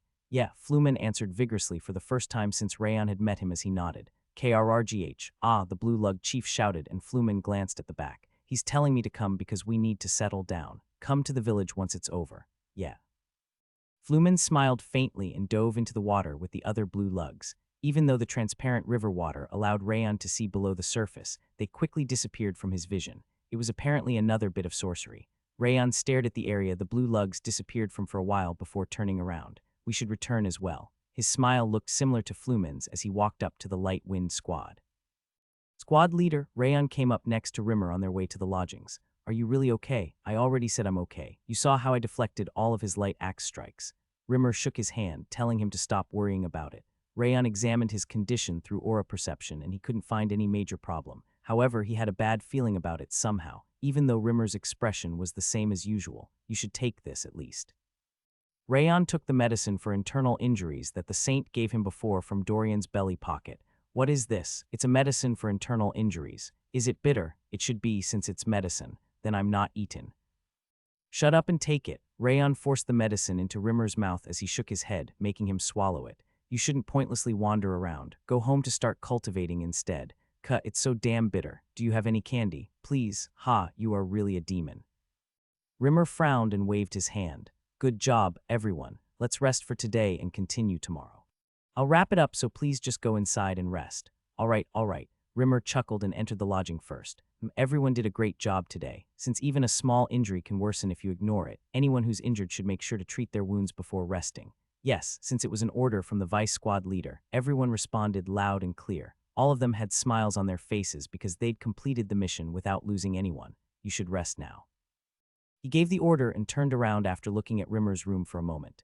As he was about to enter his room to treat his internal injuries, Wrath's mumbling could be heard. Damn it, it's coming soon, it must be coming. There's no way it's not, what are you talking about? Rayon tilted his head while looking at Wrath's wrinkled face. He looked terrified and enraged at the same time. Do you really not know? What are you talking about? Who is coming now? Rayon became nervous because it reminded him of what Raptor had told him before. That idiot that functions automatically without a brain is coming soon. As soon as he said that, messages popped up in front of his eyes. You've achieved victory against a warrior. The proficiency of Ring of Fire has. You've created a new swords. Multiple messages appeared one after the other, covering his vision. Rayon's jaw dropped. Wrath was apparently afraid of those messages. I knew it. Wrath screamed while looking at the messages. I knew it would give you everything. It's so inflexible. On top of giving all those stats, Wrath was even working as an alarm for when the messages were coming. I really made a suitable nickname for him. No one in the world would be able to beat the name, giving Wrath. I should easily become a grandmaster within 3 years since he is with me. The King of Essence can't live like this. This is too much. Rayon smiled as he watched Wrath scream while flailing his limbs around. I'm looking forward to your continued cooperation. Burin bit his lip while watching Rayon's back as he entered the lodgings. Is he really fine with that? The Axe King Roman was a warrior who became famous throughout the continent by using a single axe. Declaring that he would fight such a monster in 3 years could only be described as madness. He made that impossible promise in order to save us. The reason Rayon had suggested such nonsense to Roman was in order to save everyone on the ship. Rayon was a companion that had helped him a lot in the past. The fact that he'd paid Rayon's life as a price for his survival was hurting his heart. What should I do? I really don't know. He could put his own life on the line in order to help Rayon, but he couldn't figure out anything he could do or prepare. He sighed to relieve the suffocating feeling in his heart. Why do you look so depressed? Martha stopped as she passed by him and frowned. It's because of Rayon. Rayon? Yes. He's sacrificed himself for our sake, but I can't do anything for him. Your head is filled with flowers. It must be because you are a sheltered young master. She clicked her tongue, telling him it was such a stupid thing to worry about. Aren't you even worried about Rayon? Burin furrowed his brows and glared at Martha. He promised the Axe King under Sieghart's name. There's no way I wouldn't be anxious since he has to fight that monster in 3 years. And why did that happen? What? I'm asking why he had to promise that duel, you idiot. Martha's black eyes were filled with irritation and anger. Those emotions weren't directed at anyone but herself. That's because we are weak, including you, and Mivrion's too weak. It was because we didn't have the ability to swing our swords even once in that situation that he ended up making that promise. Burin swallowed nervously. Blood was dripping from Martha's clenched fist. She wasn't unaware of it. She had been enduring it all along while being fully aware of the situation. Now, isn't it obvious what we need to do? We need to get stronger. You can finally think. We can't do anything about what has already happened. What we need to do is to prevent the same thing from happening again. We need to put our lives on the line to get stronger in order to reduce the burden on his shoulders. Martha briskly turned her back on him, heading towards the open area attached to the lodgings. She must have been planning to train right away. She's right. Runan gave a big nod after silently listening in from behind them. We can't shift everything to Rayon. It was a rare occasion that she said such a long sentence. She followed Martha after that. I also need to warm myself up a little. That's true, I also felt like I didn't exercise enough today. Let's rest later then. The other Light Wind members also went to the open area while scratching their cheeks. Shouts of concentration could be heard loud and clear from the open area soon enough. I was the idiot.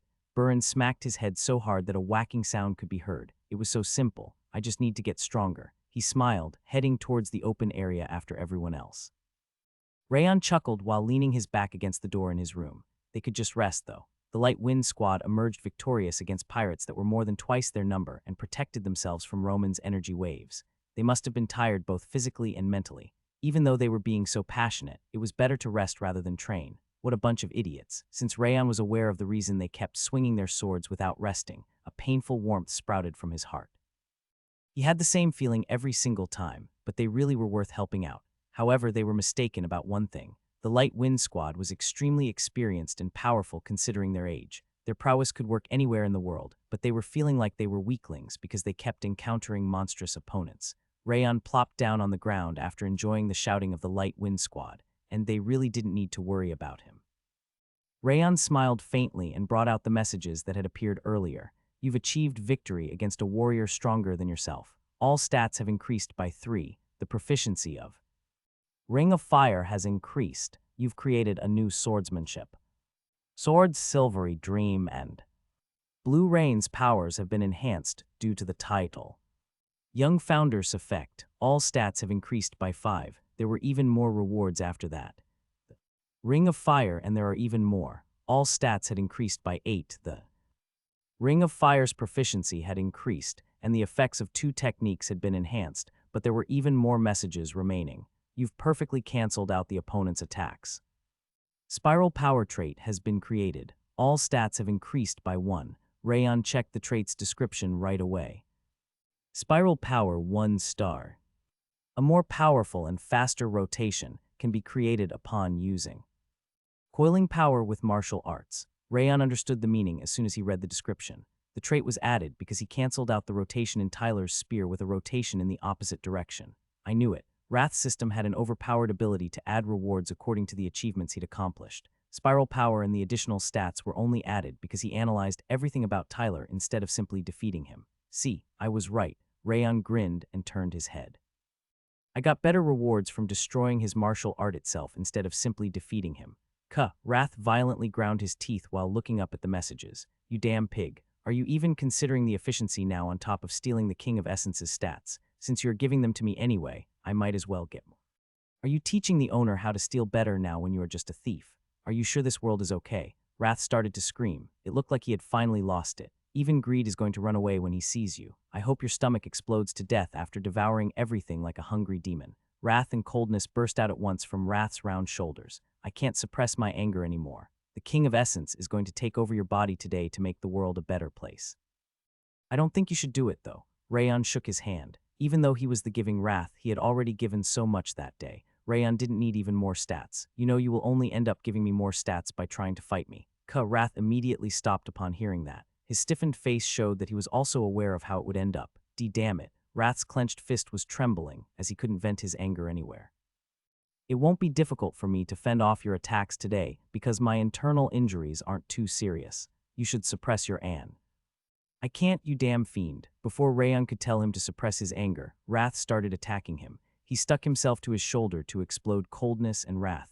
I wanted to receive it in moderation though. Rayon shook his head and resonated the Ring of Fire controlling the 10,000 Flames, Cultivation, and Glacier at the same time. 1 hour later, you've endured Wrath's interruption. Stamina has increased. Energy has increased. Wah! Wrath went limp on the ground like a deflated balloon and started to cry. That's why I told you to stop. Rayon sighed. A doormat was apparently bound to be a doormat forever. Raptor turned around after watching the river brushing past the ship. He walked up to Roman, who was staring at the front with his hands behind his back. Big brother, why did you accept Rayon's suggestion? Didn't you also want me to accept his suggestion? Roman narrowed his eyes and looked down on Raptor. Of course I did. I figured it would be more interesting that way. However, I didn't expect you to accept his suggestion right away. That martial art called Blue Rain. It was interesting.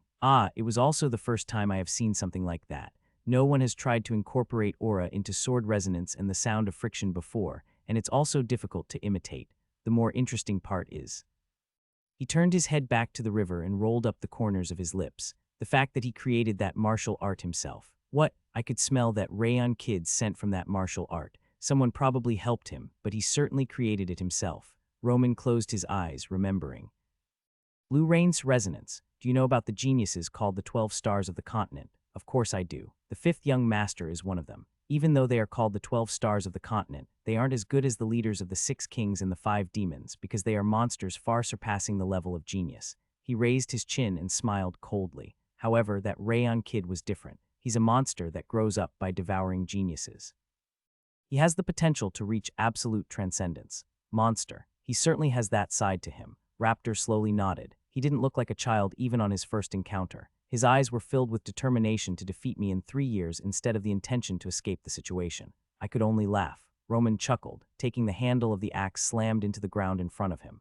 I had no choice but to let him go in anticipation for what will become of him in 3 years. What are you going to do if Sir Surin ends up killing Rayon before 3 years have passed? That would mean that he wasn't that good to begin with. I won't need to pay attention to him anymore. However, that's not going to happen. I haven't seen anyone who smells even more delicious than Rimmer in a long time. You are still comparing the warriors to taste like you've always done. Raptor shook his head. You are the same. Roman slowly turned his gaze to look at Raptor. I believe you can satisfy me if you fight properly. Oh no, brother, you are overestimating me. I'm not that great of a warrior. Raptor quickly shook his hands in denial and bowed to him. Ha, you're so good at killing the fun, hee hee. Let me ask you a question in return. Why do you favor Rayon? I believe there was no reason to tell him about that geezer. The reason is similar to yours. He smiled. I thought he looked interesting from the first time I saw him, and I want to watch how he grows up. Is that all? Probably. I really don't understand what you're thinking about. I just don't think at all. Raptor smiled like a fool, as if he were trying to prove that he was really not thinking anything. Anyway, it's a shame. I really wanted to visit that magician's dungeon. Lohengrin, yes. Since he was also interested in elixir making and alchemy, I'm sure there would be lots of elixirs and treasure. Rather than that, you should be more concerned about how to report this incident after we return. Huh, am I the one reporting it? What else? Did you think I would be reporting it? Raptor secretly groaned upon receiving Roman's cold gaze. But old man Surin is going to try to kill me. He started to scream while grasping his head, saying that nothing was working out. Rayon applied medicine to the wound he had received when fighting against Tyler, controlling the ring of fire and his aura to ease his internal injuries before opening his eyes. Wrath was still weeping on the ground. Even though he was enraged, he kept the promise he'd made in the past and didn't attack while Rayon was controlling his aura. Considering how he was keeping a promise, he must have been a king indeed. Stop being so sad. Shut up. I'll ask Yua to let you eat some pineapple pizza once we return. He didn't say anything. He simply stopped weeping and raised his eyes while lying down on his belly. Then I'll get pineapple cookies added on top of the pineapple pizza. Rayon interrupted himself and turned around. He could hear the light wind squad from outside. What's going on? Where are you going without finishing your sentence? You should finish what you were saying since you've already started. Wait a moment. Rayon pushed Wrath back as he tried to stick onto him and went outside.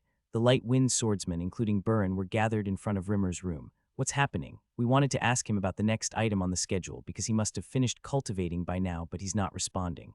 Burin tilted his head in bewilderment. Rayon frowned. The more powerful a warrior was, the less time it took to cultivate. Since Rimmer didn't have any significant injuries, he should have come out a long time ago to roll around on the ground and enjoy the bright sunlight. I'll open it. Rayon made the light wind members withdraw and carefully opened the door. Rimmer was lying flat on the ground with his eyes closed. Was he sleeping? I guess he would be tired after what happened. I was worried for nothing. The swordsman's laughter sounded like a deflated balloon as they saw Rimmer. They must have been relieved because Rimmer's posture was the exact same as how he used to be on the training grounds platform. However, he was different from back then. No, Rayon bit his lip and ran up to Rimmer. He's completely unconscious. He wasn't sleeping. He was actually unconscious. He grabbed Rimmer's shoulder and inserted the 10,000 flames cultivation into his body to examine his condition. Is this really his mana circuit? He unconsciously swallowed. Rimmer's mana circuits were even more narrow than his own when he was still suffering from the curse of frost. Unlike his mana circuit back then, which was narrowed down because of the ice clogging the passaging Rimmer's case, his mana circuit itself had become narrower. Rayon meticulously controlled his aura to pass through Rimmer's mana circuit as if he were trying to thread a needle and examined his energy center. How can an energy center be so? The cracked energy center looked like it would shatter with the smallest impact, and the walls were as thin as paper. It was so unstable that he felt like it would immediately explode the moment he made a mistake. This was the reason. It was because his lower energy center couldn't maintain its stability that his mana circuits were overburdened and became as constricted as a grain of sand. Since he'd even used lightning energy, his body's condition must have worsened. He could fight equally against the Axe King Roman in that state. Rayon could hardly imagine how powerful he would have been if his energy center were intact. The pain must have been unbearable. Rayon softly clenched his teeth. He was fully aware of what kind of pain a mana circuit could cause because of the curse of frost. He felt bitter as he remembered Rimmer's false smile when he tried to hide the intense pain he was feeling. Rayon used the 10,000 flames, cultivation, and glacier one after the other to untie the twisted mana circuits, but the weakened condition of the energy center was making it difficult. This is a waste of time. He could have helped him if it were an internal injury he had received from the battle, but his aura couldn't do anything about it because his body's condition was already bad before it became even worse after overexerting himself. Rimmer would wake up over time, but he still had a time-limited life. He would gradually wither and run towards his death. What he needed in order to heal the fool was an elixir, and it needed to be a special elixir that could relax the stiffened mana circuits or protect the energy center. Rayon took his hand off after retrieving his aura from Rimmer. How is he doing? He's fine, right, Rayon? Buran, Martha, and Runnan came running at him at once. Their faces were covered with worry. It's not good. Huh, what? Is his injury that serious? He didn't get injured from the previous fight. He has been like this the whole time. Rayon briefly explained Rimmer's condition. Oh no. That idiot. The swordsmen started to chew on their lips to the point where they started to bleed upon learning that Rimmer was overexerting himself despite his bad condition. Clap, Rayon clapped his hands. It sounded similar to how Rimmer tried to attract attention. I'm giving you a mission. Mission. Yes. Buran, you should lead the third team to return to the house to get an elixir that can solve the squad leader's case, if they don't want to give it. He called Dorian with his hand. Yes, take that out. That one right. Even though he didn't mention what that was, Dorian took out a golden tablet from his belly pocket. Golden tablet. Did you seriously entrust that precious item to Dorian? I left it in my wallet because it's important. Wallet. Rayon gave the golden tablet to Buran, who had dropped his jaw. They should give it to you even without this, but take it with you just in case. He was gathering the golden tablets in order to restore the direct line status to Sylvia, but he couldn't afford to think about that. There's most likely no such elixir in the house, but it would be better to try. Glenn was close to Rimmer. If Sieghart had an elixir to restore the energy center, he would have already fed it to Rimmer. He was sending Buran to Sieghart, but he didn't have high expectations for it. I got it. Buran accepted the golden tablet with trembling hands. Martha, you should go to the large city nearby and look into the auction house. Gather all of the elixirs that can recover the mana circuit and energy center. He took out a pouch containing 1,000 gold coins from inside Dorian's pocket and gave it to her. You can do it, right? Of course. Martha nodded with her mouth tightly closed, unlike usual. Runnan, your job is the most important one. You need to protect the squad leader and the village along with the second team. Runnan clenched both of her fists and nodded. Weren't you going to protect the squad leader yourself? Buran's eyes widened because he thought Rayon was obviously going to stay to protect them. I have somewhere to go. Somewhere to go? Where would you even G? Lohengreen's dungeon. Rayon stood up while exhaling softly. Since the dungeon belonged to a magician who was skilled in both alchemy and elixir making, he might be able to find an elixir that could improve Rimmer's condition. Dungeon, are you talking about that place that Raptor mentioned? Yes, Rayon nodded. It's too dangerous. There are traps, barriers, and monsters everywhere in a magician's dungeon. That's right, the visitors there must be extraordinary as well.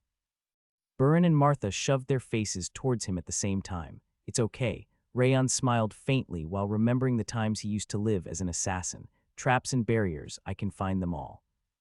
Rayon watched the flowing river from Belga's fishing ship. A dungeon, it had been a long time. There were two types of dungeons that people usually spoke about. The first type was the domain of monsters created inside a cave in order to avoid the eyes of their predators or develop into an even larger faction. The second type was the hideout of an excellent magician, created in order to prevent anyone from disturbing them as they researched magic. Of the two, the second is clearly more dangerous. First one could be easily conquered by checking what kinds of monsters lived inside the dungeon before entering, then preparing proper countermeasures against them. However, a magician's dungeon was different. Because magicians were extremely serious about protecting their magical research, they installed countless barriers, magic traps, and devices. Since he needed to enter without knowing what kinds of magic they used and what kinds of devices awaited him, he was pretty much a moth flying into a flame. I went to so many dungeons before, because Darius Robert was extremely interested in gathering artifacts, elixirs, and the research done by magicians. He kept sending shadows whenever he found dungeons made by magicians. Rayon wasn't an exception in his previous life and had explored many dungeons. He overcame countless life or death crises and even gained many scars that lasted for his entire life. After risking his life to go into so many dungeons, he became capable of understanding the patterns magicians had when installing the barriers, traps, and devices. The reason he was keeping his composure despite going to the famous magician Lohengreen's dungeon was the memories of his previous life. There are enough possibilities to find an elixir there. Even though Lohengreen was one of the heroes that defeated Merlin the Witch of Betrayal and the Monster Army, and the best water magician in the continent, it was rumored that he was interested in peculiar fields such as alchemy, elixir making, and astrology after he retired. Since the dungeon had been left behind by such a magician, it was highly likely that it contained various elixirs and relics. The problem is the fact that a long time had passed. Since even Raptor and Roman had heard the rumor from the main base of South North Union and tried to go there, many people must have already been aware of the dungeon's existence. Moreover, since the Norris region was almost neutral, countless factions must have been gathered from all over the place. Discovering the dungeon's location and finding the relics before those who entered before him was honestly a difficult task, but there is an advantage to it.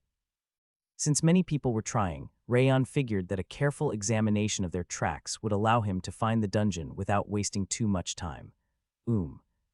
While Rayon was devising a plan, a small groan could be heard from Wrath. When he looked around, Wrath was sighing while supporting his chin on the handrail. Are you still not over it? I told you I'll get you a pineapple set once we return. That's not the problem. Do you believe the King of Essence only cares about food or something? But I've never seen you contemplating anything other than food. The only time Rayon had seen Wrath's contemplation was when he was facing a menu. It was surprising that Wrath was capable of worrying about anything else. Seriously, you bastard, so what are you worried about? Rayon caught Wrath to stop him from rampaging around and asked him about it. The Lohengrin that you mentioned. I keep thinking about that name. You keep thinking about it. Yes, it's familiar for some reason, but you don't call others by their names, though. Wrath didn't call people by their names. Just like the way he called Burn shitty eyes and Rimmer shitty ears, he gave nicknames to people that emphasized their characteristic features. The only one he called by name was himself. The King of Essence doesn't understand either. The name is definitely new, but it feels familiar for some reason. Maybe you met him before. There was no way a name like that would feel familiar unless he'd met him before. That might be the case. Wrath shook his head as he couldn't be sure. Vice Squad Leader. As Rayon was being surprised about the unusual occurrence, Dorian came next to him. Rayon had obviously brought the pocket with him in order to take all the relics from the dungeon. You call your companion a pocket. Wrath gasped and shook his head. You are the real demon, no matter how I look at it. I'm just calling him by a friendly nickname, just like you do. There's no way that's friendly. And you really consider him a pocket who takes items out for you just by calling his name. He had no excuse for that, as Dorian actually gave him the items he needed every single time, as if he were reading his mind. What's up? Rayon pushed Wrath back as he kept calling him an evil demon, turning his head towards Dorian. Is this really going to be okay? What? We've never been to a dungeon before. I'm sure there will be all kinds of traps. Dorian's lips were trembling with worry. It will be fine. There won't be any problems as long as we properly read the flow of mana and keep our ears open. He wasn't just saying it. Magicians created magic traps and barriers by very slightly distorting nature's mana. It was possible to break through the dungeon without any problems as long as he could read the small flow of mana particles. And that's my specialty, since he had the Ring of Fire with him. He was confident he could read the flow even better than someone who had reached the higher levels of martial arts. Just rest assured. Rayon patted the terrified Dorian's shoulder, then went to Belga on the deck. You are back. Belga and his crew bowed at him. It looks like a dungeon really has appeared in the Norris region just like you said, but a lot of warriors and magicians have already gone there. He told him about the Norris region, which he had asked the passing ships about. Some of them were from famous groups and others were less famous, I suppose. Rayon nodded. Lohengrin was a magician whose name went down in history. It was obvious that countless warriors and magicians would gather upon hearing the rumor about his dungeon. When did they start gathering? The number increased little by little during daybreak and morning today, and it increased explosively at lunch to the point that it's difficult to set foot inside. Daybreak. The groups that had already gathered at daybreak must have been the powerful ones with more information, and the ones that gathered after lunch must have been the randoms. It seemed like he wasn't too late, considering the time. Rayon clenched his fist, looking at the Norris region that could be seen in the distance. It should be possible. Inside the majestic palace, where a king sea serpent skin was covering the 40 stairs without the slightest wrinkle, warriors were lined up in front of the blue pillars on the sides and spreading powerful pressures. That's how Tyler ended up dying to Rayon. Raptor was standing at the center, telling the South North Union's executives Rayon and Tyler's story. Tyler has died. To a child from Sieghart. I heard he was only 18 years old. That's crazy.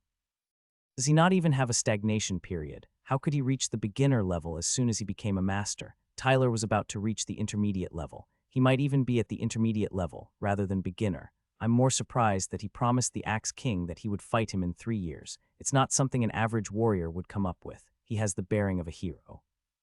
The South North Union's executives were more interested in Rayon's prowess and personality rather than the dead Tyler. Chepin, a quiet voice could be heard from the platform on top of the stairs. His voice was low, but it had the power to make everyone in that place fall silent. Yes, leader, the middle-aged man who was standing next to the third pillar on the right side bowed to him. Properly investigate whether the boss of Eternity's story is true or not. Yes. Middle-aged man bowed to him again before leaving the palace. Eternal commander. What was Rayon Sieghart's actual might? The eyes of South North Union's leader sparkled from the top of the 40 stairs towards Raptor. He seemed to be at the beginner level of master. Raptor lowered his head while remembering Rayon's level. Tyler was about to reach the intermediate level, yet are you telling me he lost to a beginner-level master and an 18-year-old child on top of that? He didn't simply lose. He seemed to have lost with an overwhelming difference. I couldn't find any significant injuries on Rayon. Interesting. The voice of the South-North Union's leader was filled with subtle curiosity, the technique called. Blue Rain and that unreasonable existence are both interesting. Why? A red-skinned old man came forward from the second pillar on the left side. His lips were shivering visibly. Why did you not kill him? I told you already. Sieghart's sword of light was still going strong, and we would have been in danger if we kept fighting. Tyler is one of the South-North Union's successors. Taking his head should have been more important than your lives. A promise in 3 years. Why did you even do something so crazy?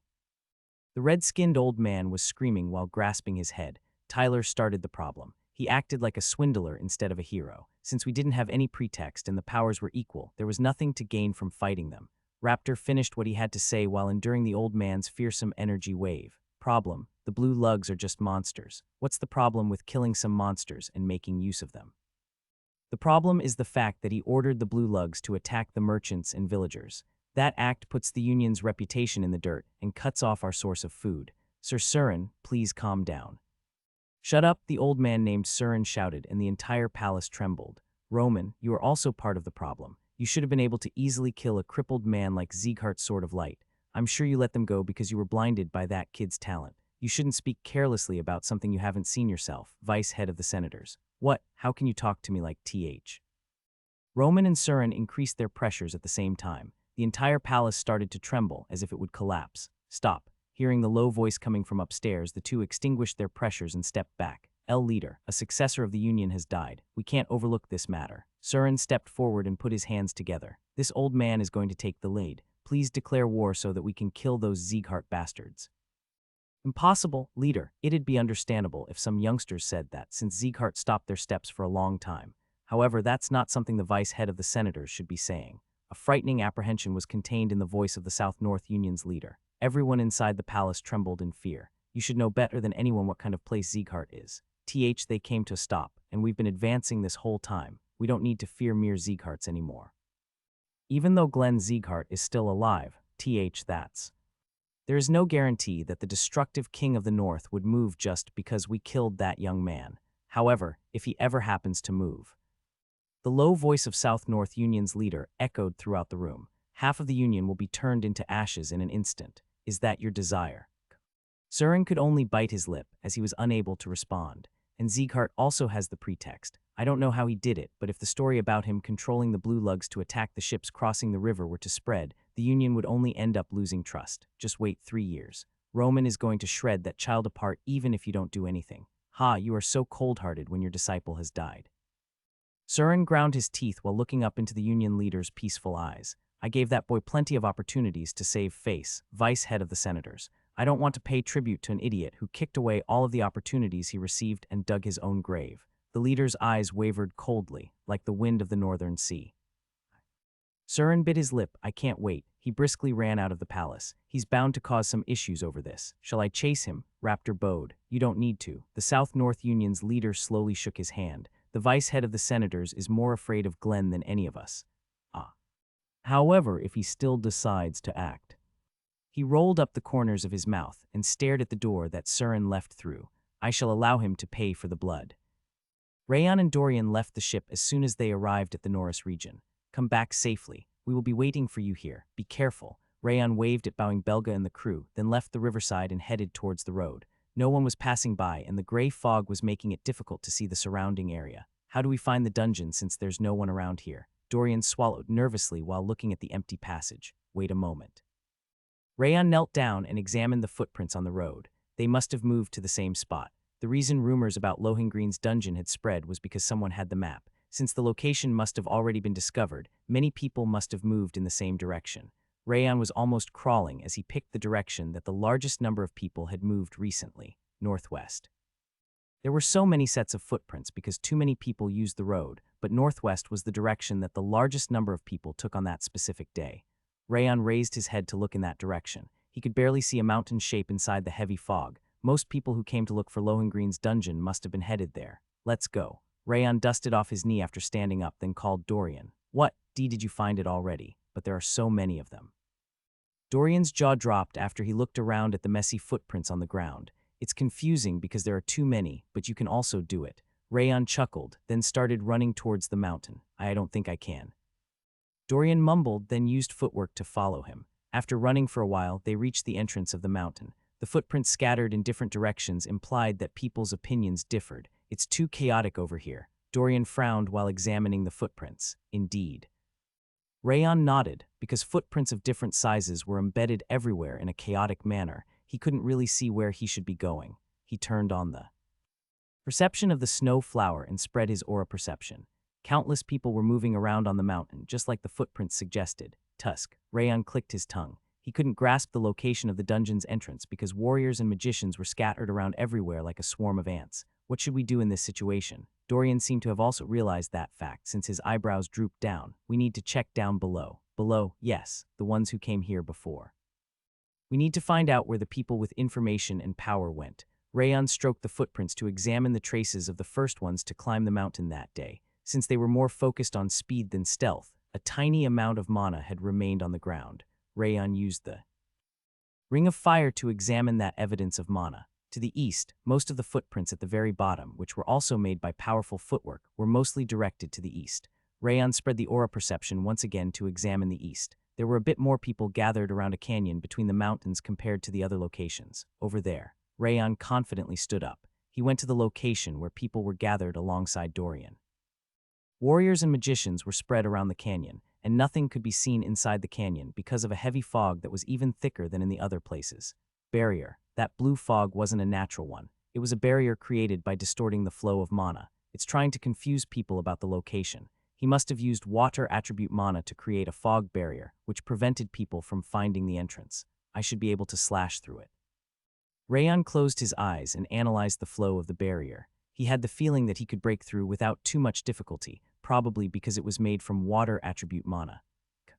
Wrath groaned briefly as he watched the fog. What now? Nothing. He shook his head after examining the barrier from top to bottom with a frown on his face. Can I have your attention, please? As Rayon was about to approach the barrier with the hilt of his sword in his hand, a brown-haired, middle-aged man raised his hand. On top of famous powerhouses, even some of the 6 kings and 5 demons are currently inside that dungeon.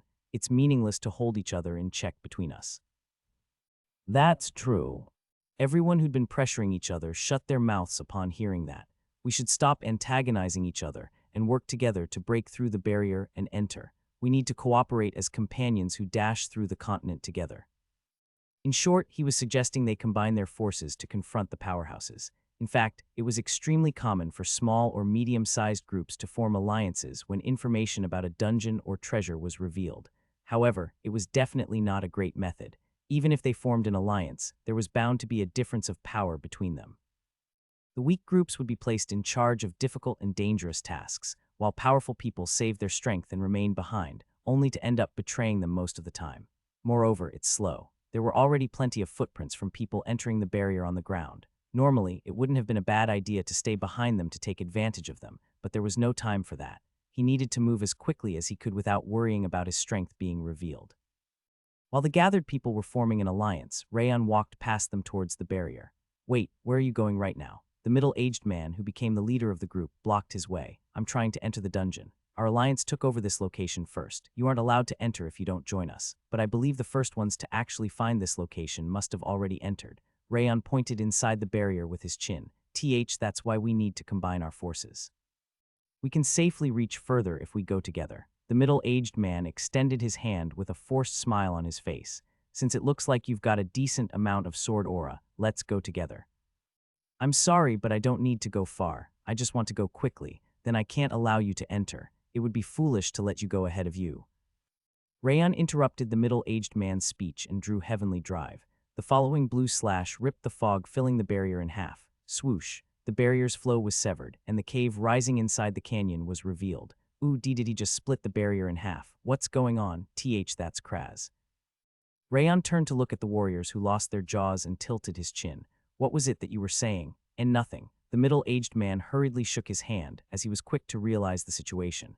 You should go back to avoid wasting your time. A red light glowed from Rayon's eyes as he looked inside the dark cave, because I have no intention of leaving anything in there.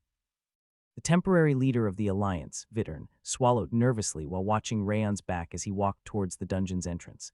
What the hell is that guy? How could he destroy the barrier in a single strike? He decided to talk to him because he figured he could take advantage of him as soon as he saw his young, almost childlike face. However, the monstrous power he showed him was completely unexpected. He's not simply strong. One needed to be at least at the master level to destroy a barrier of that caliber with brute force alone. Considering the fact that he destroyed it with an aura blade instead of astral energy, he must have read the flow of aura. His aura blade has almost reached perfection, and he can even read a barrier. He was a monster. Vidern admitted his mistake. The smile he saw from him in the beginning wasn't coming from his inexperience, but from his confidence and composure. Vidern. What should we do? He's going in right now. Are you just letting him go? The guild companions that came with him from the beginning walked up to him. All of their faces had turned pale from panic. You idiots, this works out better for us. Vidern smiled coldly while looking at Rayon, who was examining the entrance. Which part about this is better? What are you talking about when everyone is afraid? The guild members frowned, unable to understand what he was talking about. There are people from the 6 kings, the 5 demons, and huge factions similar to them inside. He will have to advance carefully anyway. Which means. Yes, we can just follow him while keeping a decent amount of distance. Vidern slowly nodded. If we safely follow him while waiting for him to remove the danger from the dungeon, we should be able to get some leftovers. It was better that way. By following that young man, they could use him as an excellent meat shield that was even better than the Alliance members. They wouldn't be able to get a huge amount of loot, but their lives should be safe at least. Get ready. Start running as soon as he enters the dungeon. We need to reach it before the barrier reappears. Got it. Yes, Vidern gave orders to the Alliance members and lowered his posture. He lowered his hand as soon as Rayon entered the dungeon. Run. All of the Alliance members started to run towards the dungeon the moment he said that. The barrier isn't reappearing. Vidern grinned. It must have been a really nice cut since the barrier was still split in half. Let's enter right awaha. His jaw dropped and he came to a halt. Rumble. The dungeon's entrance started to tremble as if a sudden earthquake had occurred and it was being buried underground. What the hell? That bastard destroyed the entrance. Dig. We have to do it now because we won't be able to enter otherwise, not once it's buried even deeper. Vidern hurriedly started to dig the ground with his hands, but he couldn't do anything about it because rocks and sand kept falling down from the canyon. To add into the trouble, the severed barrier also recovered itself and a heavy fog started to appear. You crazy bastard. Vidern screamed towards Rayon, who had completely destroyed the entrance. Dorian's eyes were trembling as he watched the collapsing entrance. Are you sure about this? What if we can't leave later on? It's fine. Rayon grinned after completely blocking off the entrance. Why, you just smiled. You really smiled after destroying the entrance. Dorian's shoulders were trembling violently. He was apparently more terrified by that fact than anything else. This is the correct move. It will be dangerous for us if they attack us from behind. Magic traps, devices, and barriers weren't the only dangers when it came to exploring a magician's dungeon. The competitors who could attack from behind at any time were as dangerous as the traps. The ones behind them weren't exactly dangerous for them, but Rayon decided to completely block the entrance because other powerful people might arrive later on. Well, enemies can't enter, but we can't exit either. It's pointless to get the relics if we have to die here. A magician's dungeon doesn't have a single entrance. What? Just think about it. Do you think the magician would live here all the time? Don't you think they want to go outside sometimes to eat or buy some magic ingredients? That's true. Dorian nodded with his blank eyes. Now, do you think they would use this passage every single time, when they've set up a bunch of traps and barriers? The answer is no. They usually create a passage that no one else can use at the bottom part of the dungeon. We can just leave through there. Every single one of the magician dungeons that he'd visited before had a secret passage. Rayon expected that the exit would be a lot easier than the entry. What if we don't find one? Then we'll need to breach through here. How can we even breach through that pile? You have a shovel, right? Rayon pointed at Dorian's belly pocket. I do. You also have a pickaxe, don't you? Indeed. I even have a mana stone-powered excavator and a handcart. Dorian took out a tool that looked like a spear with a spiral spearhead and a cart. Did you even have those? Rayon did expect him to have a shovel, but he never thought he would bring a mana stone-powered excavator around with him. Well, it's a must-have. That's great. We'll just need to excavate. You are right. Dorian immediately nodded. It wasn't a big deal. He smiled while saying that it wasn't a big deal when he thought about it. It was really convenient that he was so simple. We just need to pay attention to the front now. Rayon took a glance behind them before sheathing Heavenly Drive. I'm not giving my stuff to anyone else. Since he was already there, it was unacceptable to return empty-handed. No matter what or who awaited him from below, he was going to get the relic that could help Rimmer before leaving. How are they yours already? Dorian was amazed by his greed. Let's go. Rayon went ahead and walked through the cave. Since there was only one passage without any traps or barriers, he was able to advance quickly. It's getting cold. The temperature had decreased drastically upon entering the dungeon. Since the owner was a famous magician of the water attribute, he must have lowered the overall temperature of the dungeon.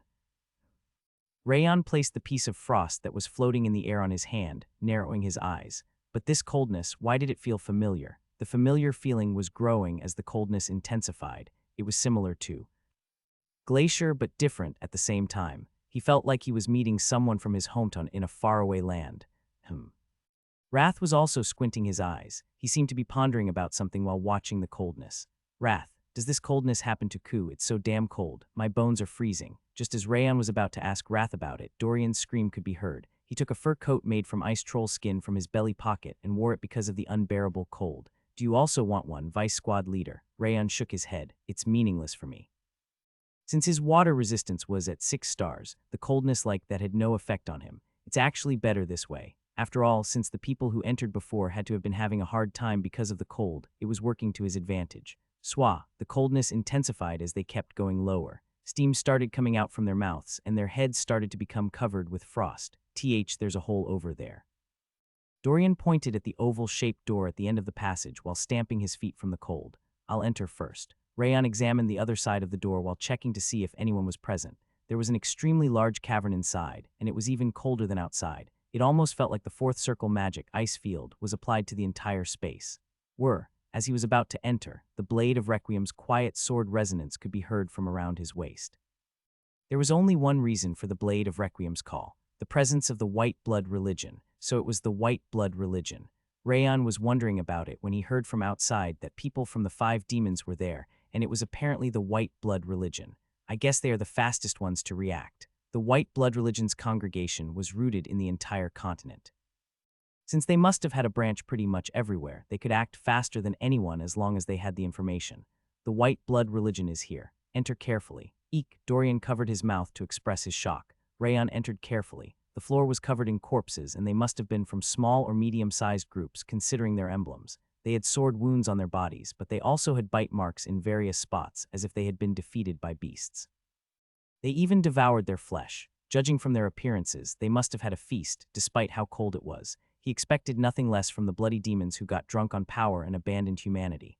The blade of Requiem resonated more violently than previously upon realizing that fact. This works out. I can kill 2 birds with 1 stone. It was the perfect opportunity to get rid of the vampires who didn't deserve to live on top of obtaining the relics.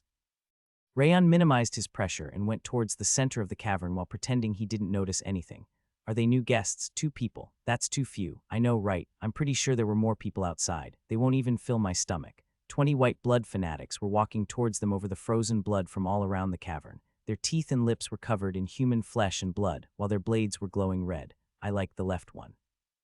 Handsome ones tend to have tender flesh. I prefer the right one. I can eat a lot with all the meat he has. 5 of the white blood fanatics had lines drawn on their robes. They were the priests, unlike the other low-rank fanatics. Shut up and kill them. We can't allow the smallest disturbance. The white blood fanatic who was standing at the center stepped up. Considering the fact that he had 2 lines drawn on his robe, he was the bishop in charge of the group. Rayon licked his lips while holding the hilt. Perfect timing, because he wanted to test something. He'd been curious about what would happen if he used Blue Rain with the blade of Requiem's resentment against the white blood religion. Since the ones in front of him deserved death, he decided to try it out right away. Thud! All the white blood fanatics exploded their bloody energies to charge towards them upon the bishop's signal. Kring! When the stench of blood coming from the white blood fanatics brushed past Rayon's nose, he controlled Glacier and drew the blade of Requiem, the upright principles of Blue Rain brushed past the blade, which was covered in ghastly energy to create a frightening spark. Rayon Zeighart-style swordplay, alternative 4th form, Blood Rain. The blazing fire turned the red blade crimson and a devil's roar came from it. The grotesque melody severed the atmosphere, shredding the inside of the ears of the white blood fanatics. Cough. Upon hearing that grotesque sound, blood gushed from the eyes, ears, nose, and mouths of the white blood fanatics as they knelt on the ground. They screamed in pain as they rubbed the floor before they became breathless. The blade of Requiem finally stopped its roar once it finished absorbing all of the bloody energy coming from the white blood fanatics. This is crazy. Rayon gasped while looking at the blade of Requiem's crimson color, which had become even deeper than before. Even though it could only target the white blood religion, its destructive power was on a different level from Blue Rain. Rayon could guess that he could even slay an archbishop with that. Moreover, it was a bit cruel, but the Blade of Requiem looked so satisfied because it gave so much pain to the white blood fanatics before killing them. Are you okay? Rayon turned around to look at Dorian. He was slightly worried about him because it was a really cruel melody. I am perfectly fine. It sounded extremely sad. I'm not sure how to describe it, but I felt my heart breaking. Tears were welling up in Dorian's eyes to justify his impression. I guess so. Rayon nodded. Blade of Requiem was forged in order to pay respect to the souls who died to the white blood religion. Since the sadness of losing their families outweighed their desire for vengeance, the sword resonance must have incorporated that feeling into the strike. We should be able to put an end to them one day. Rayon made that promise to the Blade of Requiem one more time before returning it to its sheath. Let's go. Rayon went through the passage that the white blood fanatics were guarding. The temperature was dropping even lower. It looked like even their breath was being frozen because it was even colder than Habon Castle. I feel like all of my organs are freezing. Dorian murmured that it was driving him mad and took out a woolen hat, woolen shoes, and a heat-generating magical pack. He finished the process of taking them out of his belly pocket to switch into them as fast as lightning.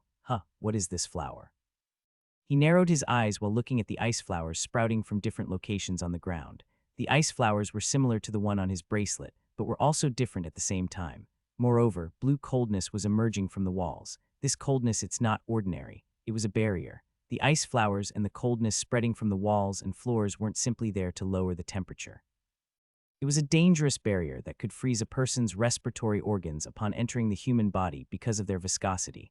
If they foolishly endured the coldness while thinking it was just about the temperature, respiratory failure would kill them before long. In fact, corpses were lying around in the corners of the passage, their bodies completely frozen. Whop! Rayon controlled the 10,000 flames cultivation to melt down the coldness directed at him and Dorian. Even though he had to consume some aura doing that, it was the better course of action. I need to protect my pocket after all. What? Nothing. Rayon smiled faintly, walking ahead. A dim light was radiating from the end of the passage. This place. Once he entered the area, he could see a beautiful glowing blue lake. A lake, are we supposed to cross it? Dorian smiled faintly after looking at the border of the lake. It looks easy. The distance is short. That's not it. Rayon frowned and grabbed the hilt of his sword. Rumble. At the same time, the lake fluctuated like a wave and gathered towards the center of the room. The agglomeration of water surged like a fountain, forming a huge human shape. It was a 5-meter-tall ice golem with different kinds of ice flowers engraved on the body and red light radiating from its eyes. Arg! Dorian dropped his jaw, withdrawing with trembling fingers. It's a golem, an ice golem. Moreover, it's rather difficult to deal with. It wasn't an ordinary ice golem. Since it was capable of shifting its form between a liquid and a solid state, it had an extremely high regeneration, which meant it was necessary to melt down its entire body or destroy the core in order to defeat it. It is so well made. The flow of mana was constant. He tried spreading his aura perception through the 10,000 flames cultivation, but he couldn't really feel the core inside the golem. Considering the fact that he couldn't see it when he used the evil eye of wrath either, it had to be taking the shape of a particle of ice just like the rest to hide among them. Just in case, he didn't have the time to search for the core because he was far behind those who went ahead, but he tried controlling. Glacier because the coldness in the area felt familiar to him. As soon as he examined the golem with the high purity coldness, he could feel that a semicircular ice shard inside the golem's right shoulder was very slightly different from the rest. Is that the core? He double-checked to be sure, and the flow coming from the golem's right shoulder was slightly different from the other parts. Let's try it. Rayon unsheathed Heavenly Drive and dashed forward. Rumble. The golem reacted immediately, walloping down his fist, which was the size of a human body as fast as the lightning. Because it was in a liquid state, the movement was as smooth as it was fast. Thud. The moment the golem's fist fell towards him, Rayon kicked the ground to leap and stabbed his blade towards the semicircular shard that he'd found with. Glacier crack with the sound of shattering glass, the golem stopped moving. Rumble. The golem's entire body convulsed before turning into green liquid, pouring down onto the ground like a sandcastle meeting a wave. Ha-hoo. Dorian's jaw dropped as he stared at Heavenly Drive. Wasn't that a simple stab just now? How did you shatter the golem with a single stab? I destroyed its core. Did you find the core in a single attempt? Are you a magician or something? I was lucky. Rayon shook off the ice shard from Heavenly Drive and licked his lips. How curious, even though Glacier's aura of coldness had an extremely high purity, it wasn't normal to find the location of a golem's core. Hey, by any chance, does the coldness in this place feel familiar to you? Rayon asked Wrath, who was dwelling in his forearm. Wrath grunted instead of responding. Wrath, be quiet. I have something to think about. He shook his hand, glaring at the flower pattern engraved on the golem. That's so unusual of him. Rayan chuckled. He opened the door the golem used to guard and entered. He went through a short and dark passage, and 3 dark caves appeared. He couldn't see anything inside the caves because of the pitch-black darkness. Where should we go? Dorian looked around the caves one after the other, murmuring that they had the exact same shape and size. Rayan tried to check the inside with aura perception, but the connection was cut off before it could reach deep enough. The coldness inside the caves was disturbing his aura perception's movement. Rayan knelt and examined the traces on the ground. Most of the people followed the human instinct to go to the right or to the middle, but a decent number of people also went to the left. Where should I go? He didn't have much time. Even though he managed to save a lot of time so far, he was still significantly behind when compared to the ones who went on ahead. He was most likely going to fall too far behind if he chose the wrong cave. Just in case, he figured that Glacier might be helpful once again, gathering the coldness inside his body. He used the high-purity coldness to examine the cave on the right, the middle, and on the left, unlike when he used the 10,000 Flames cultivation. The aura perception didn't get cut off, allowing him to continue to the deeper part. So Glacier is more helpful here after all. When he examined the left cave, he could feel a very small gap on the left wall. There was an extremely small hole that even a thin thread wouldn't be able to pass through. Maybe this hole is, Rayan shoved Glacier's coldness into that gap. Screech. Along with the sound of splitting rock, the darkness dissipated to create a passage that one person could pass at a time. There must have been a secret barrier there. He's using people's psychology on top of his detailed control of mana. Lohengreen's mana control was on a different level from the other magician dungeons that Rayan had visited before. It was so natural that even he had difficulties finding it, so this is why no one managed to find it yet. The least number of people had entered the left cave. Moreover, a barrier-type secret passage was set up right next to the entrance, which made it obvious that no one else managed to find it before. I should keep Glacier on. It wasn't just his impression. The coldness inside the cave and Glacier were actually similar in many ways. Rayan had the feeling that he could advance faster and more easily by using Glacier all the time.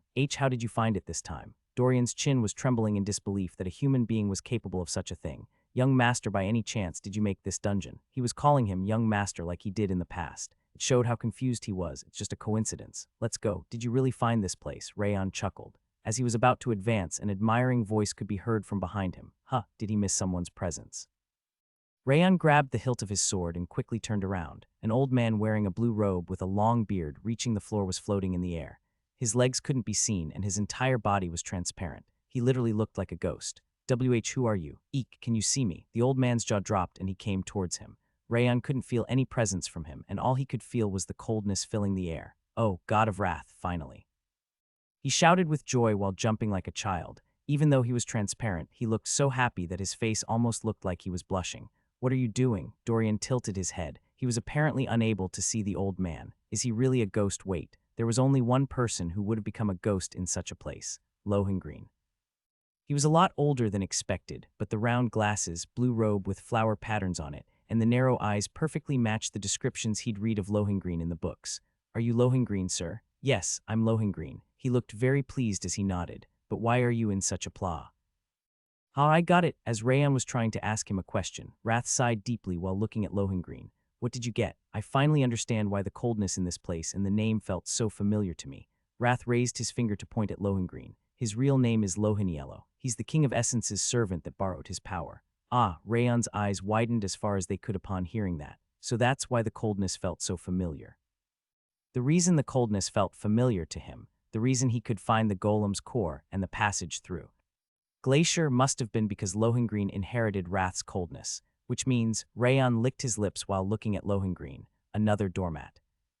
You really can see me, right? Say something again, quickly. Rayan narrowed his eyes while looking at Lohengreen writhing in the air. Is he really your servant? Indeed. Wrath nodded while wrinkling his nose. Then why did you not realize it before? It was understandable that he wouldn't notice from the name because he was using a different name as Lohengreen. However, it wasn't normal that he didn't notice his own power. Do you still not realize it? Realize what? He's already dead. Rayan swallowed nervously. He forgot about it because Lohengreen looked so lively as he spoke and moved, but his transparent appearance missing his legs was what a ghost would look like. Most of the power that the King of Essence lent to that four eyes has already returned to his main body. Wrath shook his head while looking at the ice flower pattern on Lohengreen's robes. Since his death changed his energy, recognizing it is as difficult as finding a cup of beer that you poured into a river upstream when standing downstream. I see, that was actually normal. Lohengrin was one of the heroes who fought against Merlin the Witch of Betrayal hundreds of years ago. No matter how long the masters and advanced magicians lived, it was impossible for him to still be alive. Then why is he in that state? Did he really become a ghost? Rayon asked while looking at Lohengrin's transparent tail, which was sticking out from his blue robes. That's not a ghost. It's a remnant of his mind, the shell of his soul that couldn't leave the world because of regrets. Wrath declared in irritation. Just like the shabby dagger you have contains the resentment of people, he also turned into that wretched state because of the lingering attachments he had. What lingering attachments did he have? Rayon got curious about what kind of lingering attachment he could have had when he was an excellent magician who was praised as a hero. There's no way the King of Essence would know that. Wrath shook his hand widely. But why would you not know? Haven't you watched him all along? Rayon tilted his head. He couldn't understand why Wrath didn't know about it since he must have been sticking with Lohengrin just like he was with Rayon himself. Not everyone is like you. Wrath ground his teeth so hard that a grating sound could be heard. The King of Essence generously granted that Four Eyes his power on a whim, his eyes filled with burning anger. And you called on the King of Essence and robbed away everything he had. There's a huge difference between you two. Rayon slowly lowered his eyes. I see. Wrath kept screaming that it had never happened to him before and fainted whenever Rayon took away his stats. Considering that reaction and what he just said, Lohengrin's case must have been the complete opposite from his. Can't you hear me? Answer me already. Rayon didn't look at Lohengrin. He looked down at Wrath in order to obtain some more information. You mentioned generosity and whim. What did you mean? There's no reason for the King of Essence to tell you. I'll give you 2 more pineapple pizzas. Are you going to keep taking the King of Essence for a glutton? But you had told me that she was going to make a shrimp pizza before we left. Shrimp. A beef will be added on top of the shrimp, with 2 pieces of pineapple on top. He was similar to you in the beginning. That's when. Wrath immediately started to talk. He was fast and cheerful. When the war against pride had ended, the King of Essence was resting in his castle. That was when he could feel someone's wrath. Since the wrath was coming from a different dimension from devildom, it aroused his curiosity. He used his clone to distract the mediators and went to the source of that powerful wave of wrath. The city was engulfed in flames. A young man was screaming desperately on a land covered with corpses and blood with his green hair dyed red. I'll kill them. I'm going to kill them. I'll kill all of them. As he shouted his resentment against someone, black blood was flowing down from his eyes and mouth. The emotion of wrath was killing his mind. How obvious. The emotion of wrath was usually caused by someone else. His heart was burning from the wrath of losing his family in the village at someone else's hand. The King of Essence went to the young man and asked him what he wanted. He stared at his eyes for a long time before he started to talk. Power. I want the power to kill all of the devils who are wearing human skin. That was also obvious. The wrathful ones who desired vengeance always wanted power. It was a waste of time. As the King of Essence was about to return, the young man's last words brushed past his ears. There are fiends that shouldn't be allowed to walk around. I'm going to freeze them alive, to make them feel an eternal pain that they will never escape from.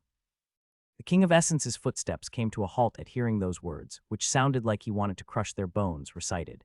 It was because that was the exact same thing the King of Essence usually said to other demons. He asked his name. My name is Lohengrin. The young man answered while sweeping up his green hair. It could have been generosity or a whim. The King of Essence engraved his coldness and water affinity into the young man by using the system. Lohengrin immediately realized that he'd gained power and lowered his head. I'll offer my soul once my revenge is over, oh God of Wrath. He must have read too many novels. The King of Essence told him that his emotion of wrath was enough for him and shook his head. Some weak human soul wasn't necessary for the Demon King. In that case, please tell me anything you want. The King of Essence told him he didn't need anything, but the young man held onto his leg and didn't give up. I'm really fine with you taking my soul. Since it was annoying, the King of Essence told him to improve the traits that he gave him. I'll do my best. Lohengrin finally let him go. I swear under the name Lohengrin to live for the sake of the god after I complete my revenge. The King of Essence told him to change his name instead of doing stupid shit. The name Lohengrin didn't match his green hair at all, after all. Even after returning to devildom, the King of Essence checked on Lohengrin from time to time. He developed his power and gathered people to get stronger. Since his emotion of wrath grew larger as he got stronger, it was a decent snack. By the time the young man who used to kill himself with wrath became an old man, he managed to complete his revenge alongside his companions, and he left behind all of the wrath he had. It wasn't too bad. Since it was quite interesting despite being a result of his caprice, he told him to have a good life as a farewell and cut off the connection with him. And that incident happened soon after that. Once the King of Essence woke up, he had to meet a real demon that even devildom wouldn't be a match against. Rayon slowly nodded while looking at Wrath. I see. I can understand it now. Why did the dungeon feel familiar to him? How could he find the golem's core on his first attempt and find the passage inside the cave? All of those questions had been answered. Glacier. It was because the dungeon's creator Lohengrin was Wrath's servant, who'd received the coldness and water affinity from him before Rayon. Interesting. He could only laugh at the situation. Even though Lohengrin was different from him since he used magic instead of swordsmanship, he was pretty much his fellow disciple. His life must not have been easy either. Rayon had thought that he was a classic and boring hero when he read his story from the book, but that wasn't the case at all. Even though he was helped by Wrath, he was a real hero who'd achieved his objective after overcoming intense sadness and pain. In that case, what could be his lingering attachment? All of the other questions he had were answered, but he still couldn't figure out what kind of lingering attachment he had when he managed to finish his revenge for his family and village. Are we the only ones who can see Lohengrin because we can use Glacier? That's probably the case. I ended up telling the whole story somehow. Wrath awkwardly scratched his chin. If you have any conscience in your mind, you shouldn't even think about taking advantage of him. You should help him instead. I'm a priest who worships Wrath, the god of wrath. Rayon spoke in a low voice to prevent Dorian from hearing him. Judging from how he shouted about the god of wrath when they first met, he must have still considered Wrath as a god. Hey, Wrath shouted, but Rayon ignored him and raised his head. What insolence is that? How am I supposed to believe that you are a priest of the god of wrath? Are you really suspecting me when I opened this secret passage and am currently watching you? That's. I'll show you then. Rayon chuckled, spreading out the wrath inside his soul, which he got from Wrath and Glacier at the same time.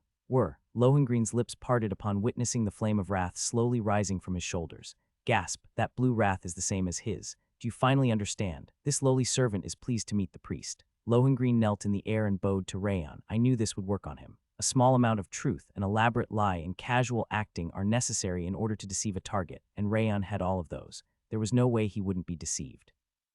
Considering you turned into a remnant of mind, you must have a lot of lingering attachments to the world.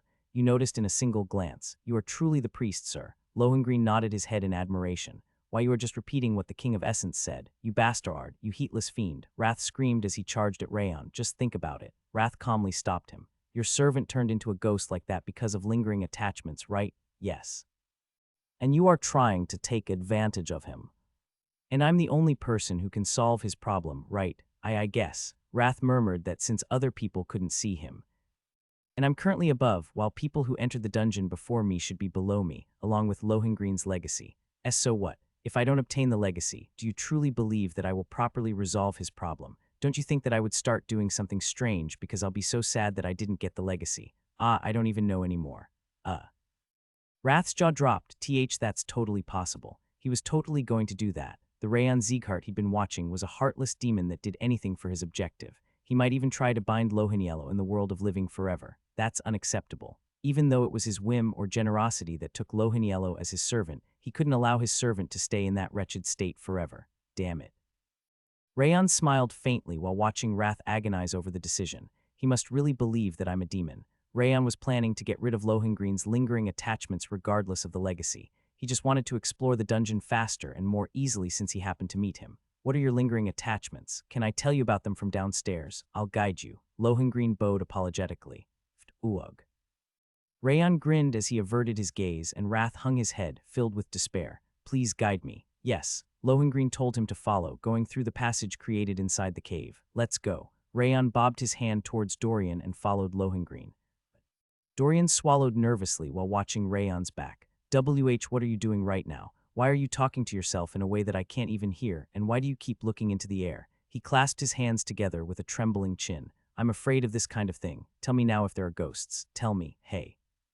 Huff huff, Crane looked back, wiping his sweat flowing down his forehead. The teammates who were running towards him were completely pale, and the way their limbs were limping looked like the smallest impact would make them collapse. This is a natural result. It was only natural that everyone's minds and bodies were exhausted, as they'd abandoned their horses and had been using their footwork as fast as they could for almost an entire day. Team leader. Crane called out to Burin, who was running at the very front.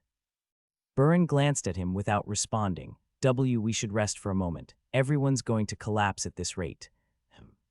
Burin's steps came to a halt as he saw his members' crumpled faces and heard their heavy breaths. Let's rest for 10 minutes. Yuha, I'm dying.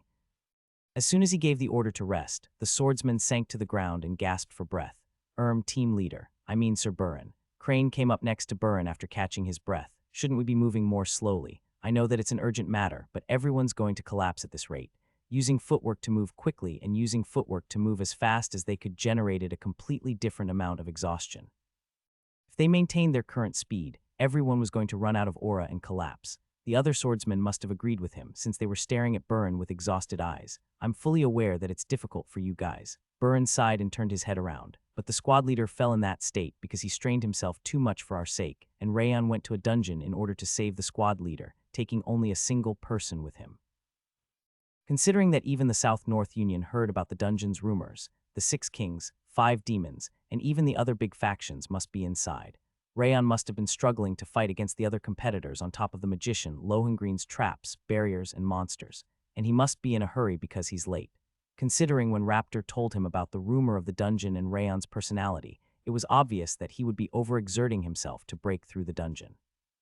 Rayon isn't going to withdraw no matter who he encounters inside the dungeon. He will reach the end of the dungeon at all costs, whether he can find an elixir or not. That's why we also need to run, even if we end up collapsing from exhaustion. You are right, the vice squad leader would totally do that. As soon as Burren finished his speech, the third team of the Light Wind raised themselves up. They were still exhausted, but a light of determination was glowing from their tired eyes. You guys. We finished resting. Yes, strength returned to our bodies once we thought about the squad leader and the vice squad leader. They must be suffering way more than us right now. Let's go. The Light Wind members turned their ankles with smiles on their faces. All right. Burren nodded while facing their bright eyes. Let's go again. We won't stop until we reach the branch. Yes, the Light Wind's third team looked even more energetic than when they first left as they advanced. After going through the secret passage, Rayon continued going down the dungeon through a regular route. That stepping stone is a trap. Once someone steps on it, it will freeze their body as soon as they take off their step, just like a mine. That space is a barrier that I named Frozen Hell. Spheres with dozens of ice spikes are scattered throughout the barrier. That passage leads to the top. The other side is a long and difficult passage. The middle one is the fast route with the smallest number of traps. Lohengreen stayed next to Rayon to tell him about the locations of traps and barriers, and even told him which way was faster and easier. I gained a lot of time. Since the route he was taking was personally given to him by the magician who created the dungeon, he was advancing far faster than those who came before him. Considering the fact that the traces were clearer than before, he guessed that he could catch up to them soon enough, and there's even more of an advantage. Rayon smiled faintly, pointing at the trap that Lohengreen had warned him about a moment ago. How did you make this one? I used the coldness to create a sphere, and incorporated the explosion as an image, and configured it in a way that the spikes would be created upon finding an enemy. The ground over there is the last trap of the 3rd floor. We should reach the 4th cavern soon. I see. Rayon nodded, effortlessly jumping over the trap on the ground. This is so easy. Arg, Rayon grinned at wrath and his shoulders trembled in irritation. It should be fine to ask him about the legacy now. He had been suppressing his urge in order to avoid any suspicion, but he figured it wasn't strange to ask him about it by then. I have a question. I'm listening. Is there any relic in here that can recover a broken energy center or mana circuits? Lohengreen pondered for a moment before he slowly lowered his gaze. There should be 2 of them. Rayon nodded while hiding his excitement. The god of wrath wants both of them. You bastard. Rayon followed Lohengreen into the 4th cavern. This place is also full of corpses. The corpses were lying all around the cavern, and their wounds told him that they had died while fighting against each other. A priest of wrath. Lohengreen turned around after looking around the cavern. Is what you told me just now really true? What did I say just now? Rayon asked back, even though he knew what Lohengreen was talking about. Is it true that the god of wrath wants an item to fix the energy center? Lohengreen spoke extremely carefully and lowered his gaze. Of course, Rayon nodded while looking up at Lohengreen. He smiled gently without a single trace of dishonesty in his expression. There's no way I would lie under his name. It's obviously true. That one just now. You are lying right now. Wrath floundered his arms like a drunkard. The King of Essence said nothing about it, yet you are making up everything as you please. He started to flutter his feet while lying in the air. He was apparently going insane from the irritation. I can't understand it. When I saw him back then, he was literally the god. He didn't even need an energy center since his entire body was filled with extreme power and wrath. I don't understand why he would need an item to fix the energy center. You misunderstood me. What would be that misunderstanding? He's not the one who needs the item. What? It will be bestowed upon his servant. Rayon closed his eyes and smiled. You bastard! Wrath climbed up to his left ear and screamed. Why would that shitty ears be the King of Essence's servant? The King of Essence doesn't have the smallest intentions of healing that guy. Since Sir Lohengrin has also served him before, you must be aware of this fact. Rayon pretended to touch his ear to push Wrath back. The God of Wrath is extremely considerate towards his believers. Of course, he gave me so many things, yet he never wanted anything in return. Lohengrin's eyes sparkled in passion as soon as they started talking about Wrath. I knew it. It was going as expected. Rayon had noticed that Wrath always helped and took care of whoever he started calling his servant. He saved Dorian and also helped Run-On. He warned Rayon when Dorian was in danger, and he also told him when Syria tried to brainwash Run-On once again. There was also an occasion where he was considerate towards Yua at Habon Castle. Lohengrin must also be aware of that side of him. Rayon could tell from the way Wrath cut off the connection and told him to live his own life right after Lohengrin completed his revenge. Even though Wrath looked cold-hearted, he took care of his people properly. You damn weasel, how much of a fool are you trying to make of me? Say something at least. He even gave up on speaking like a king and started to shout like a child. Considering the red color on his face, he was about to explode. Rayon ignored Wrath's anger and looked at Lohengrin. There's another priest that follows his will. He was injured during a mission, and the God of Wrath is extremely worried about him. The King of Essence isn't. Wrath violently shook his head and spread around coldness. The King of Essence has never wanted to save that shitty ears. He wants to smack him instead. I'm perfectly aware. Just like he said, Wrath always hated how Rimmer kept idling around on the ground. However, there was nothing he could do, since no one could hear him. There are two reasons for my coming here. First, to get rid of Sir Lohengrin's lingering attachments. Second, to find a method to fix the other priest's energy center. I see. Lohengrin briefly licked his lips. He's slightly suspicious of me. It looked like he didn't completely trust him because Rayon said Wrath couldn't treat his priest despite being omnipotent in his opinion. I need to put an end to his doubt. Rayon rolled up the corners of his lips while looking at Wrath instead of Lohengrin. What can you do? Your servant can't hear you at all, and I'm the only one who can talk to him. Wrath's eyes were wavering like a boat in a turbulent ocean. He was incapable of thinking straight because his head was filled with wrath. If you really want to tell him something, I might convey it to him if you properly ask me by saying, "Esteemed Sir Rayon, please." Hua, I can't take it anymore, you evil fiend. Rayon made the same sly smile he always made whenever he made fun of him, and Wrath suddenly flipped out. Rumble. As expected of the Demon King of Wrath, who couldn't even read the situation, he exploded the coldness of wrath that pierced into Rayon's mana circuit. I did it. Rayon smiled. He endured the wrath and coldness coming from Wrath without using the ring of fire and aura that he would have normally used. Rumble. The combination between Wrath's anger and the wrath inside his soul created a blue flame of wrath, bursting out from his head to toe. Lohengrin widened his mouth upon witnessing the blue wrath bursting from Rayon's body. What an amazing wrath and coldness. It almost feels like I'm facing the god himself. Rayon smiled gently while enduring the pain. Yes, he is indeed in front of you. Although the others couldn't see what was happening, Lohengrin was capable of feeling the tremendous amount of wrath bursting from Rayon's body because he had received the wrath and coldness from Wrath in the past. He bestowed an even larger amount of wrath and coldness on me so that I can complete this task. His kindness and consideration for his believers must be peerless. Rayon deepened his smile while enduring the pain. Please forgive this lowly servant. Lohengrin went down on his knees and lowered his head. I believe you, priest. I'll give you all of the elixirs and artifacts I have. The trace of doubt completely disappeared from his eyes. Rayon bowed back with a faint smile on his face. It's over. Lohengrin's voice was filled with complete trust after facing the wrath coming from the real Wrath. Wrath started to blink his round eyes instead of continuing to emit his wrath. He must have come back to his senses upon seeing Lohengrin's reaction. What's happening? Rayon smiled from the bottom of his heart, waving his hand at Wrath. Why you?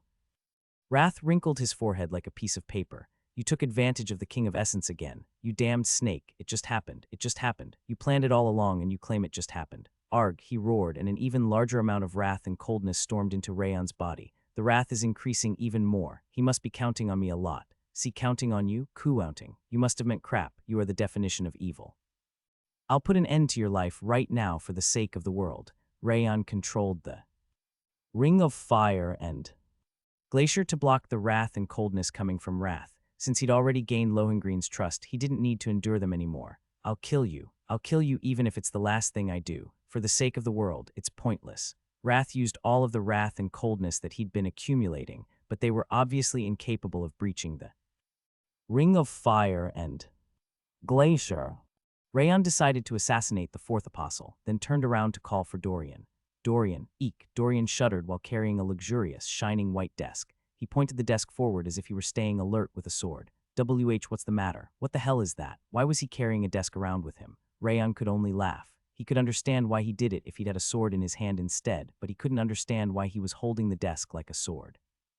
Moreover, the fact that the desk was so pretty for no reason was making it more ridiculous. It's a desk. I can see that. I'm asking why you are carrying a desk with you. Ghost. Ghost, this desk is made of the white wood, so I figured it would be useful to chase away the ghost. Dorian blushed in embarrassment as he lowered his head. A desk made of the white wood as material, was extremely efficient at driving away ghosts and evil spirits. In fact, priests usually used artifacts and weapons made of white wood. Did I scare him too much? Ignoring the fact that Dorian took out a white wood desk from his belly pocket, Rayon could only smile at seeing him try to chase away the ghost with the desk.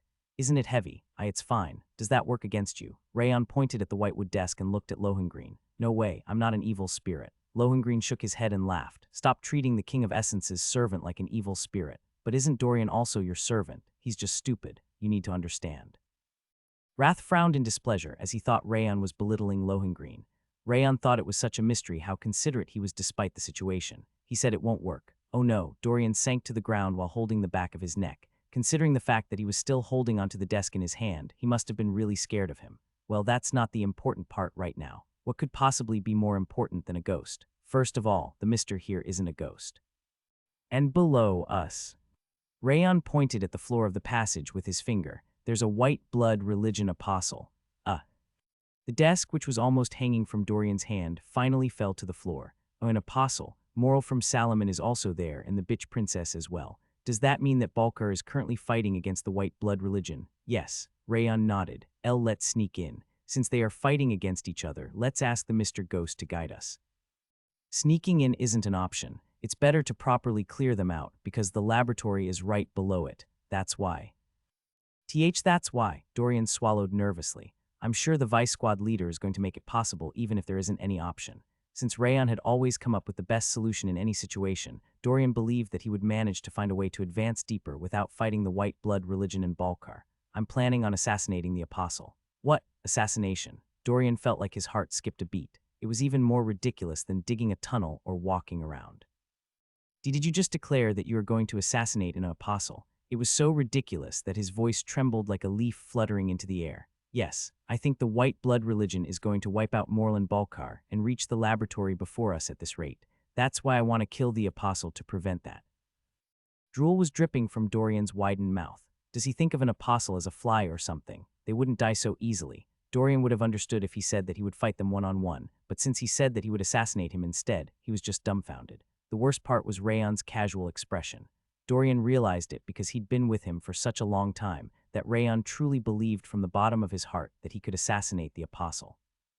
Which apostle is inside the cavern right now? The fourth apostle. I believe he's at the intermediate level of master. Dorian had investigated the white blood religion's apostles after encountering the 10th and 7th apostles in Porven. The identity and prowess of most of them were hidden, but the fourth apostle's might was somewhat known to the public. An intermediate master ran that was 2 years ago, so he could have been even stronger. That's probably correct. Rayon nodded while looking at Lohengrin's crystal ball.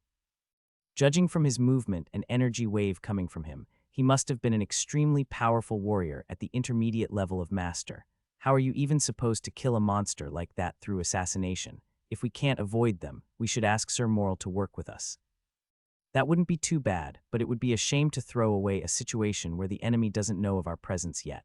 Moreover, working with them has the disadvantage of weakening our voice even if we win. If I just kill the apostle when all of them are in danger, I can control the entire situation. I mean, that's true, but... Dorian's lips parted like a goldfish as he was unable to comprehend how Rayon thought that was even possible. Don't worry, everything's going to be okay. Rayon smiled and tapped his scabbard. And I have a plan if it goes wrong. You mean sneaking into the enemy and killing them in a single blow when you said assassination, right? Indeed. Then how are you even planning to hide from the fourth apostle's aura perception to stab him? He's an intermediate master, with skills, Hua. The skills made Dorian drop his jaw on the ground. I knew it. You have no plan whatsoever. You have never assassinated anyone before either. You are right. I've never done a proper assassination before. Rayon nodded with a smile on his face. But I can still do it, since I've done it countless times in my previous life.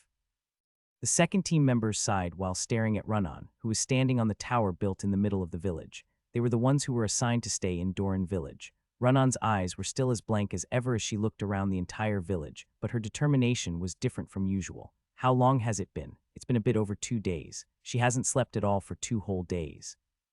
Run-on climbed the tower after Rayon and the other teams left on their missions, and she guarded the village without sleeping at all. Even though the team members told her to come down to rest and continue, she didn't listen to them. I think she's overexerting herself. I know, right? I've never seen her do that before, even though she loves to sleep so much. Run-on liked to sleep as much as Rimmer. Since she usually stayed blank and often started dozing off during the morning meetings, it was surprising that she wasn't sleeping for such a long time. It must be difficult for her since she's not simply keeping guard. Instead of just looking around to keep guard, Run-on was probing the surrounding areas through a detailed control of her aura. She was bound to be extremely exhausted from that. I'll try telling her again. The second team's vice leader, Ebby, sighed faintly and climbed the tower. Team leader. Run-on turned her head as Ebby called out to her. Even though she couldn't sleep at all, there was no trace of exhaustion in her eyes. You should rest for a moment at least. At this rate, you won't be able to fight at your full potential when the time comes. Since telling her to take care of health wasn't going to work, Ebby used the mission as a reason. It's okay. Run-on slowly shook her head. I practiced continuing on without sleeping. What? When did you practice something like that? Ebby's jaw dropped. The fact that Run-on had practiced fighting back sleep was completely new to her. Rayon told me that I can't stay the same forever. Run-on closed her eyes while grasping the hilt of Snow Flower. I can't be a burden to him forever. Even though Rayon's position of vice squad leader was high enough, he always allowed the other swordsmen to rest by personally keeping the night watch and guards. Since she felt sorry about him continuing to help the others while he couldn't even rest, she had asked her papa to teach her a guarding technique that used a low amount of stamina by spreading aura to observe the surroundings. She wanted to give up in the beginning because of how difficult it was. She liked sleeping as much as bead ice cream, after all. But that's why I couldn't give up. When she realized that Rayon must have been going through the same pain all that time, she became even more determined. She continuously practiced whenever she returned home, and she managed to learn the guarding technique. Cloud Thread, which allowed her to carefully examine the surrounding area while decreasing the necessary amount of sleep. I can still continue. Run-on shook her head and examined the village's scenery. I'll protect this place no matter what. Her purple eyes were glowing with determination to complete Rayon's mission, no matter what. Rayon was standing in front of the sixth cavern, where Moral and the fourth apostle were fighting against each other. Even though he couldn't see them, he could feel the impact of the clash between Moral's magic and the fourth apostle's bloody energy. Are they equal? No, Moral is losing. Even though magic and martial arts weren't exactly the same, Moral was stronger than the fourth apostle overall. The reason he was losing despite being stronger seemed to be because the fourth apostle's bloody energy and his longsword were capable of cutting through magic.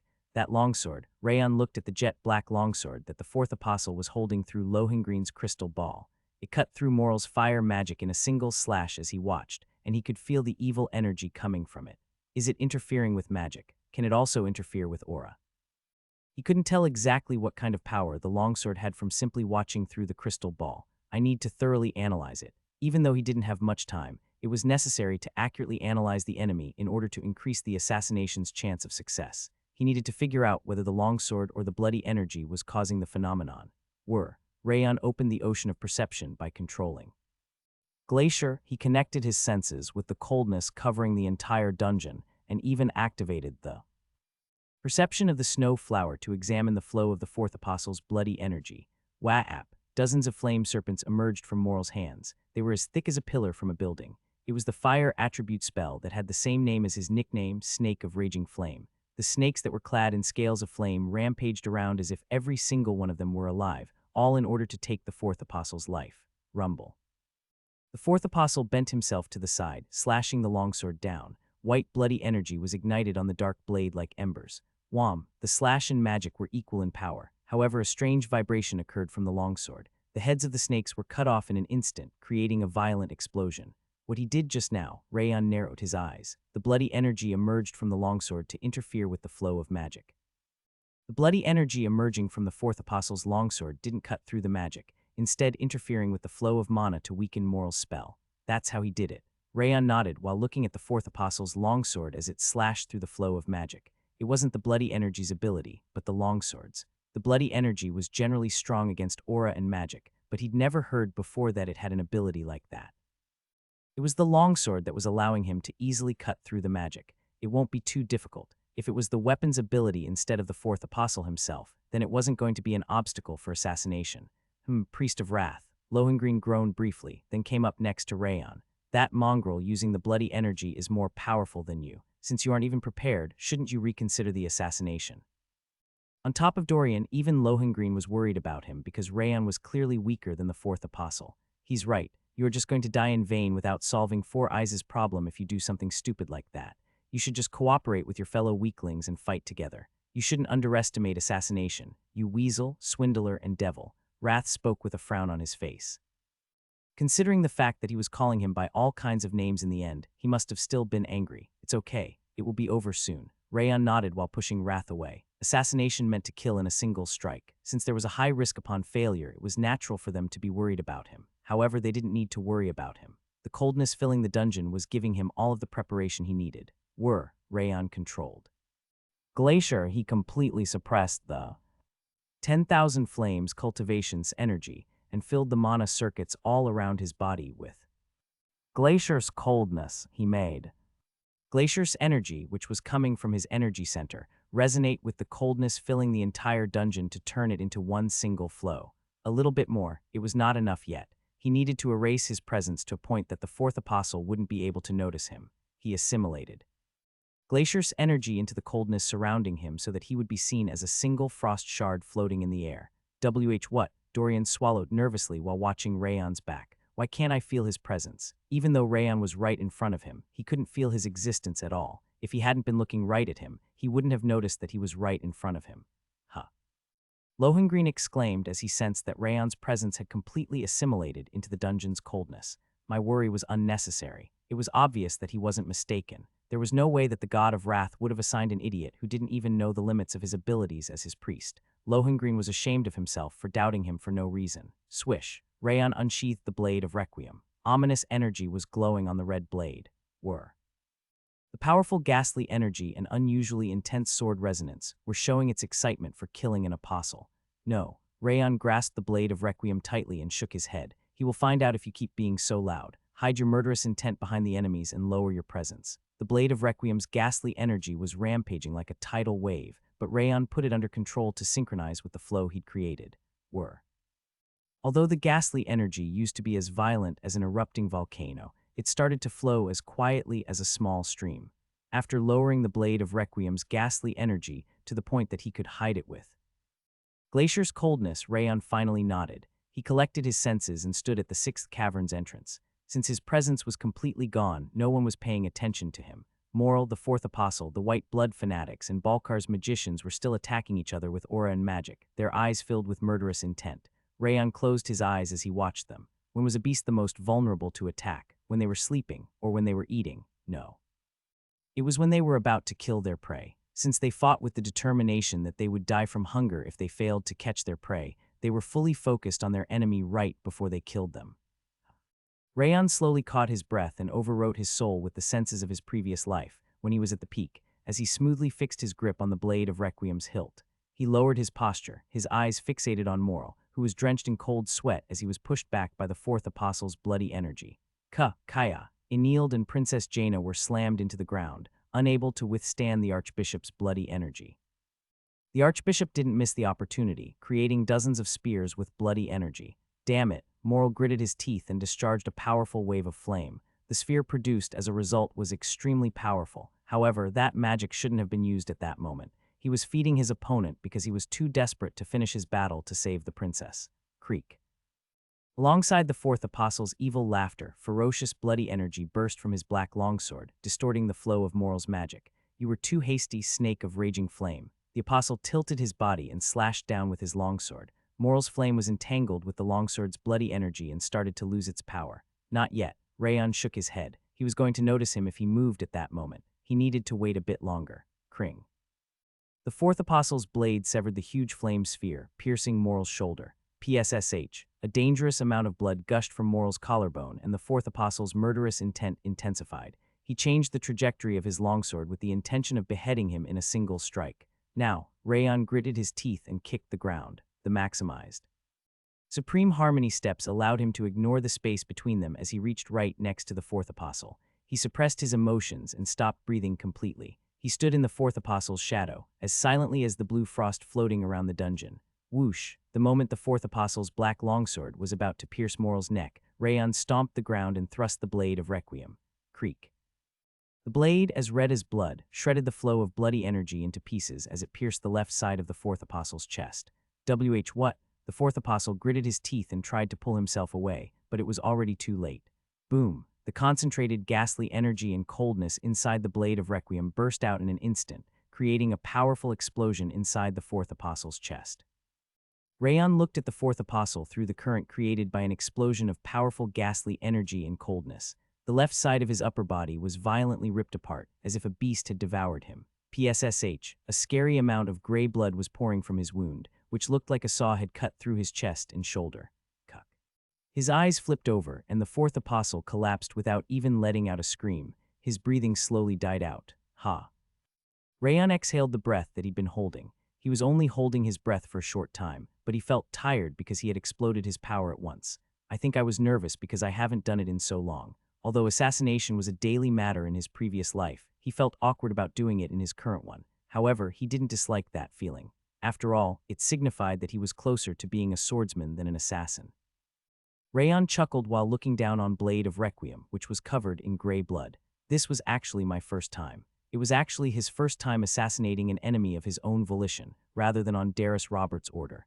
Even though he'd tried it against the Green War Demon before, he decided to count it as an exception since that instance had ended up a failure. You bastard. Wrath popped up on the bracelet and glared at Rayon. When did you learn assassination techniques? When Rayon tried to cut the head off the helmeted bastard before and ended up cutting his shoulder instead, his skills were so poor that it wasn't even funny, but the assassination he just carried out was different. He stabbed the enemy's heart before he could react and exploded the suppressed power at once.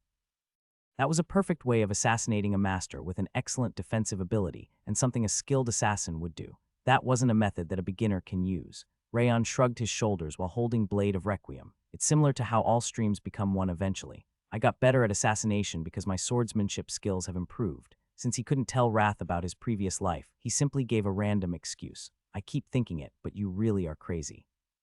Are you complimenting me? I'm obviously insulting you. And HMPH, nothing. Wrath shook his hand with a cold smile on his face. His furtive smile seemed to suggest he knew something about it, but Rayon was already aware of what he was thinking.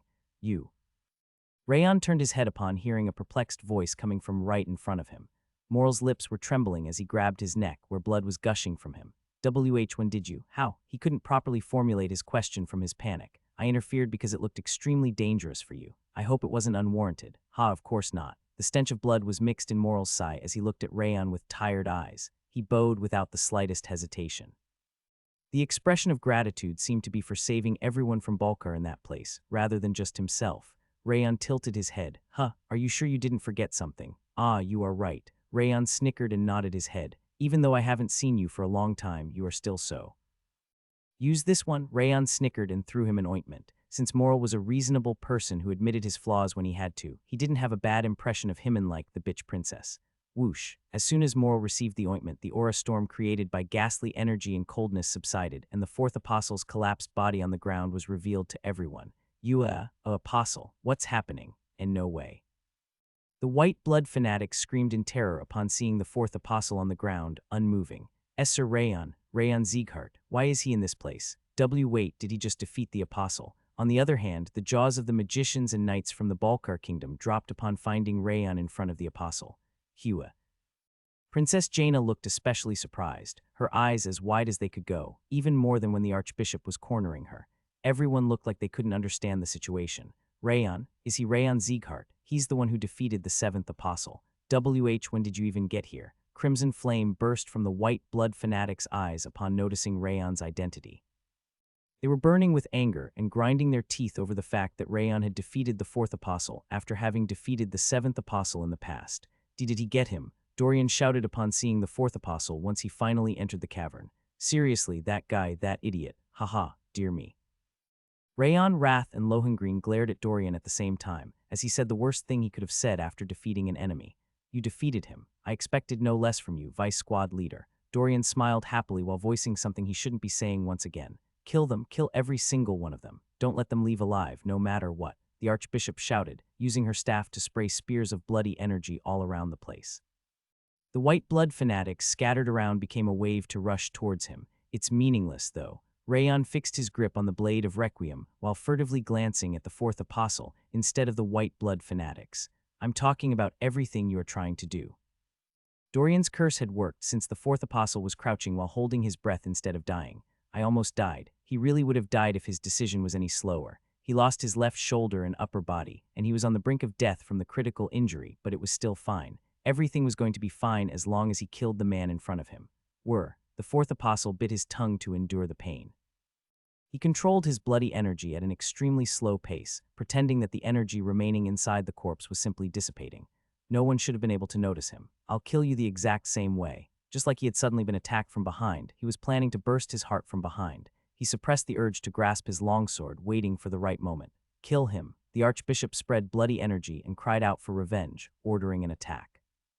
The fourth apostle could feel the turbulent bloody energy as the fanatics rushed towards Rayon. Thud, Rayon's footsteps could be heard. He had turned around to charge towards the archbishop. Now is the time. The fourth apostle stood up while exploding all of the bloody energy he'd been gathering. He pulled back his longsword in order to pierce Rayon's heart in a single strike. However, why is he watching me? Even though Rayon Sieghart should have been looking at the archbishop instead, he was looking straight at him instead. Are you done playing dead? Goosebumps appeared on his skin upon seeing the soaring corners of Roan's lips when he spoke in a low voice. He knew about it all along. Before he could thrust the longsword he had pulled back, Rayon's dagger flashed by his neck. Strength left his body alongside a cold sensation. Why? The fourth apostle's chin was trembling as he used his only hand to grasp the red line drawn on his neck. You already know the answer. Rayon chuckled as he watched the fourth apostle collapse onto his back, because a beast is the most vulnerable to attack when it is hunting its prey. The fourth apostle used his regeneration skill by swirling the bloody energy that couldn't achieve its objective. Even though he focused everything he had on regeneration, the torn flesh and the wound on his neck weren't recovering at all. Why is the regeneration? White spirit aura was even capable of regenerating a wound caused by astral energy, yet he couldn't regenerate the wound created by that dagger for some reason.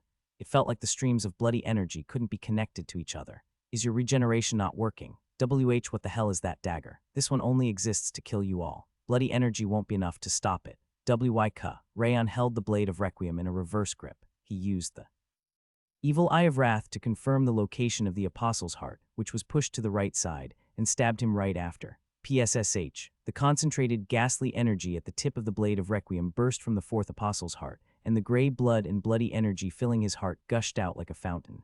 The vitality in the fourth apostle's eyes started to wither, with the blade of Requiem sucking out all of the white spirit aura that he'd been accumulating in his heart. His life couldn't be saved even if the white blood religion's leader himself were there. Wow, he was alive.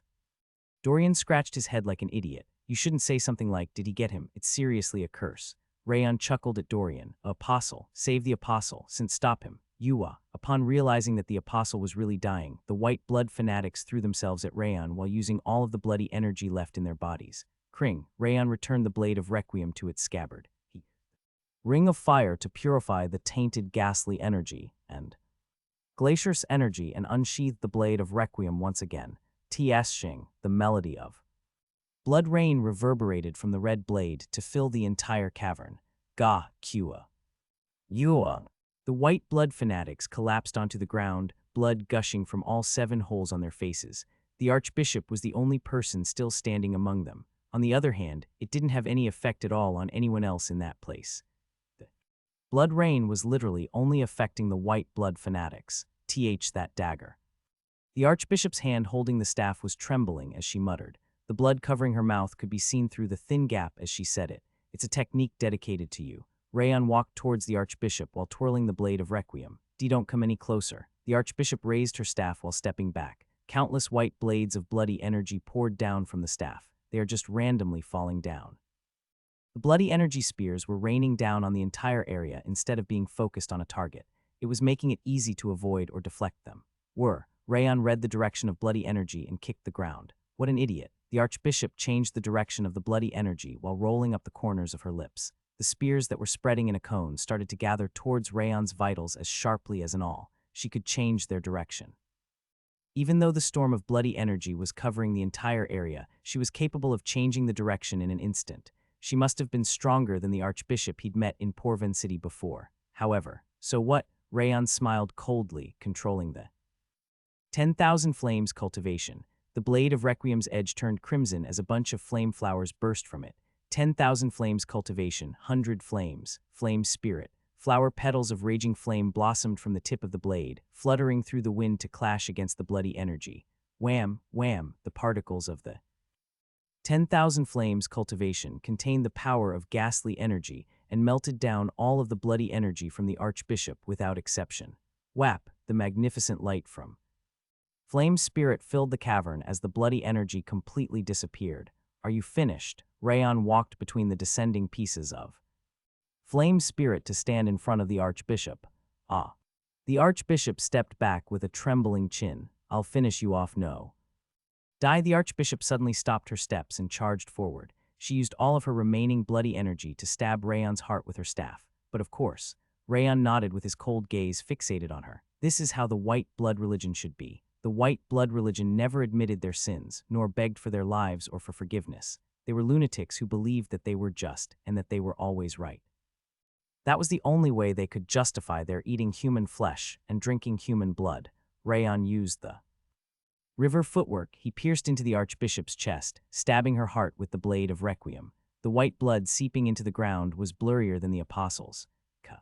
The archbishop's eyes rolled, filled with frustration instead of resentment as she collapsed. The blade of Requiem has absorbed a tremendous amount of bloody energy. The blade of Requiem is purifying the bloody energy. The blade of Requiem started to vibrate powerfully. I have never obtained so much bloody energy before. Since he'd absorbed the bloody energy from both an apostle and an archbishop, he couldn't even begin to guess how many stats he'd gained from that. I'm looking forward to how much I'll get. Don't you agree? Shut up. You are taking them away from the King of Essence. Wrath bit his lip. He was apparently already worrying about it. Rayon raised his head after shaking the blood off of the blade of Requiem. The cavern was completely silent. That's crazy.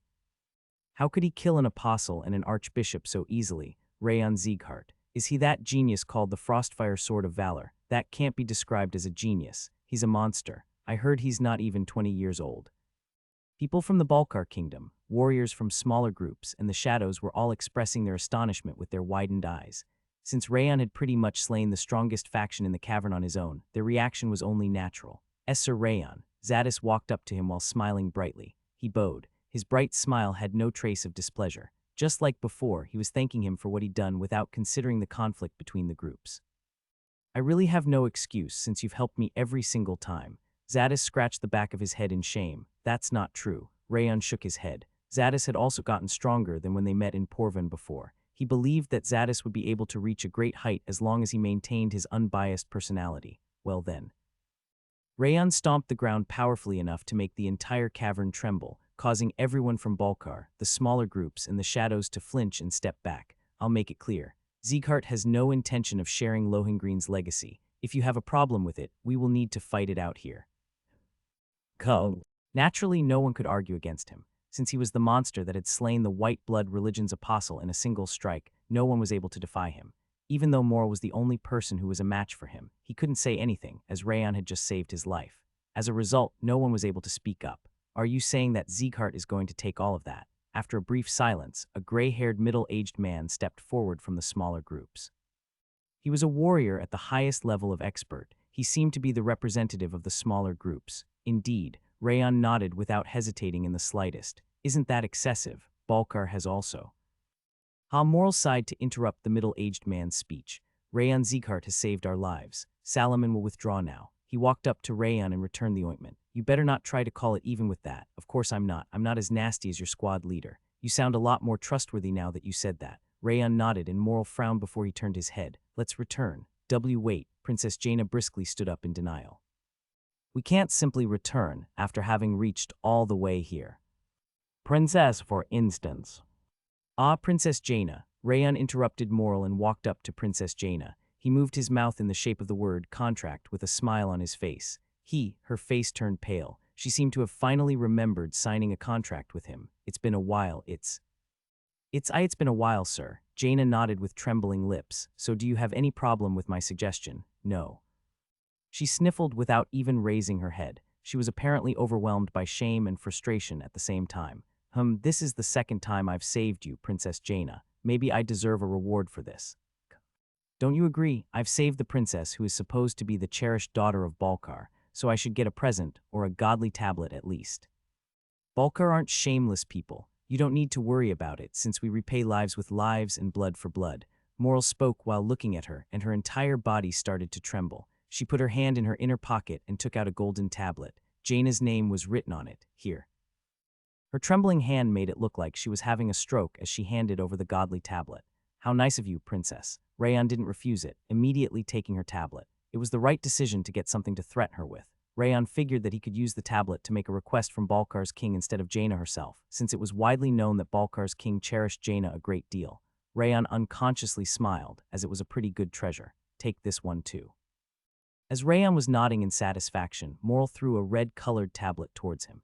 It was a hexagonal tablet with a snake engraved in the center. What is this? That's mine. You should use it when you need it. Aren't you going to try refusing? Why would I ever refuse a treasure? That's true. Moral chuckled and turned around. Yes, the female knights supported Jaina upon hearing him. Moral stopped before leaving the cavern and turned around. Rayan Sieghart, I'll make sure to repay this favor.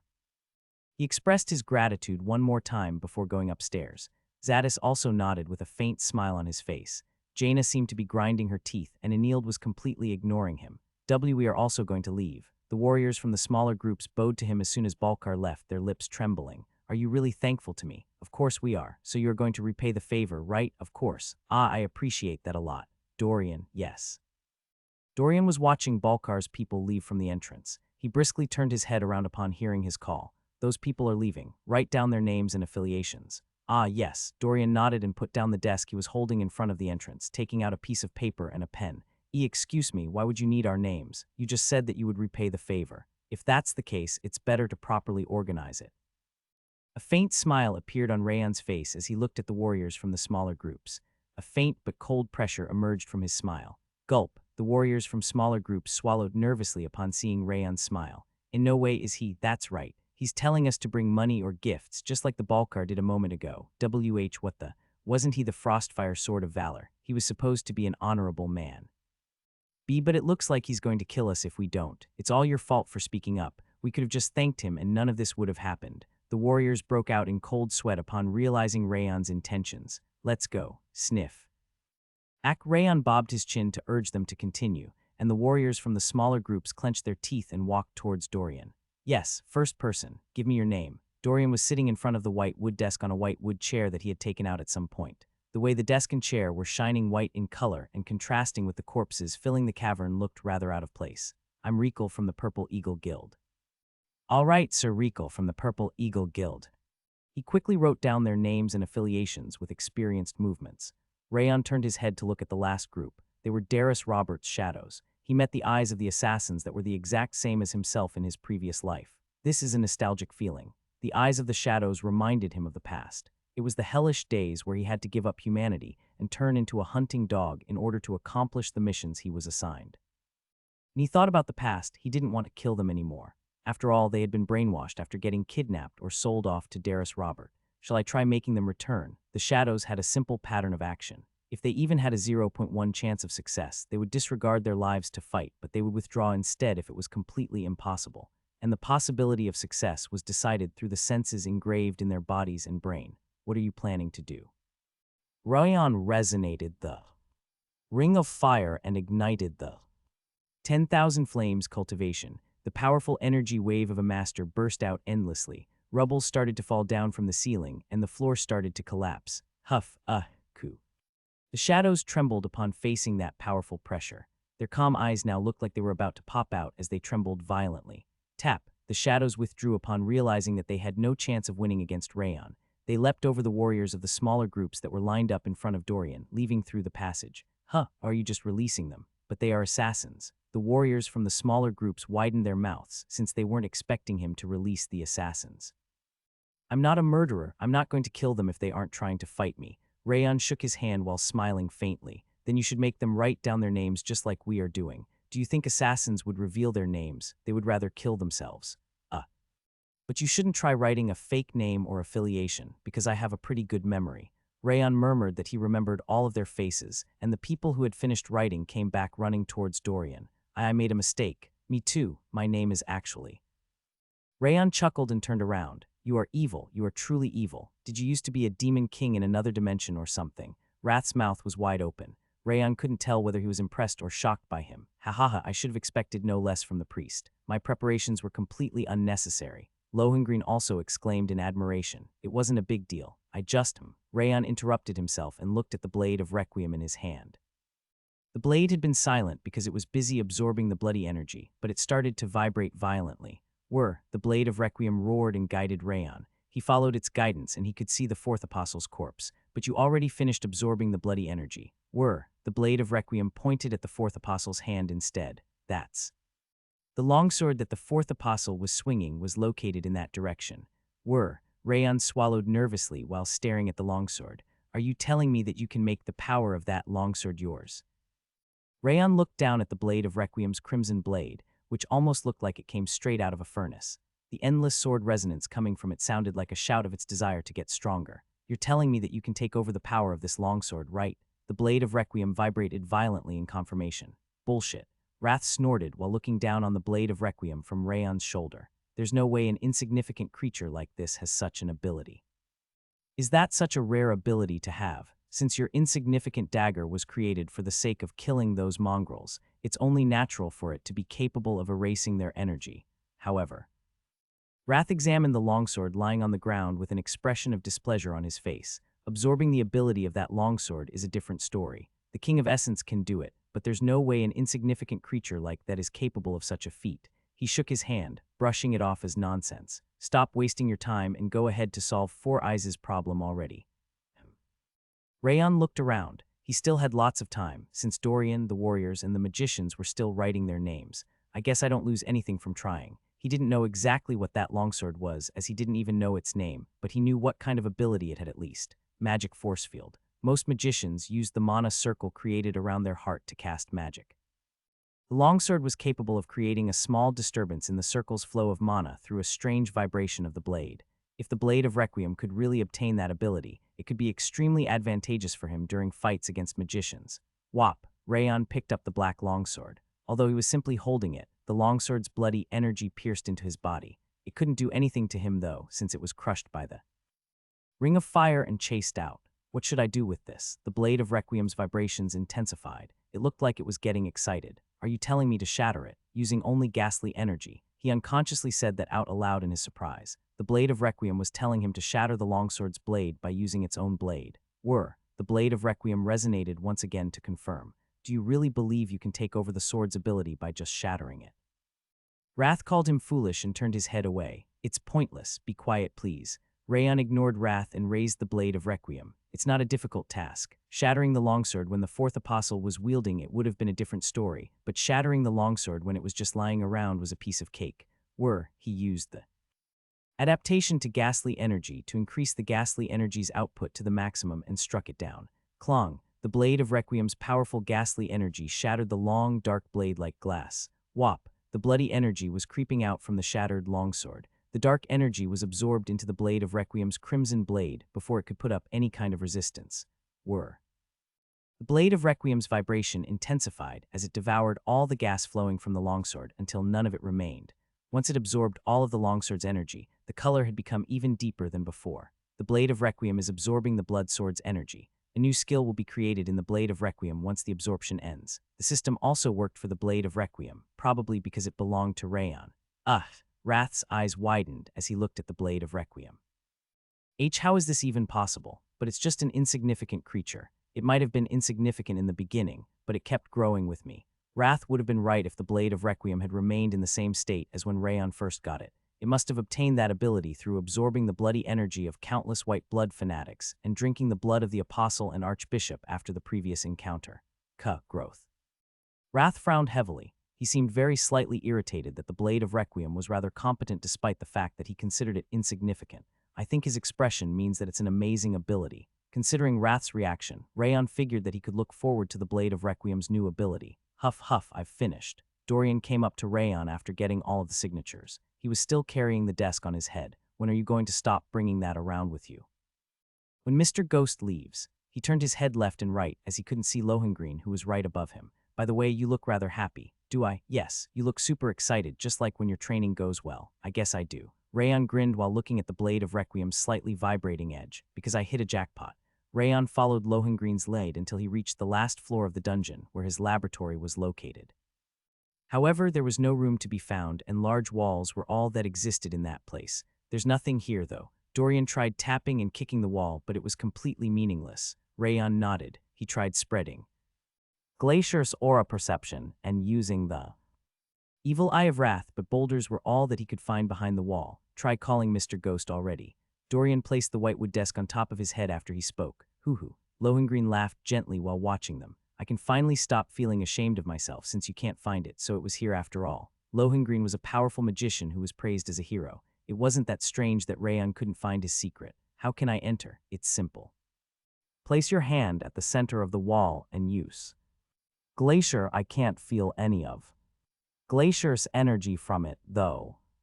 That's because it's hidden. Just try it. Rayon nodded and placed his hand on the wall. Then he used Glacier, rumble. The blue coldness permeated into the cracks between the boulders, and the wall split in two to reveal a white room behind it. It worked. He didn't expect the wall to open, because he couldn't feel Glacier's energy from it at all. I've used the coldness like the earth attribute.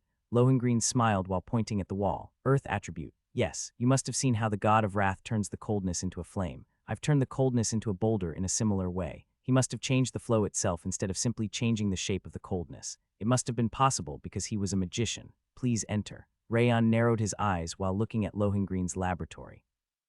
This is a bit different from what I expected. Unexpectedly, his laboratory wasn't that large. It was also completely clean, without a speck of dust to be seen. He figured that cleaning magic must have been applied to the room. It was a relief, since it meant that the elixirs and artifacts should have been properly preserved instead of decaying. Books filled the wall on the left side, and plenty of unknown artifacts and materials were displayed on the right side, and at the center.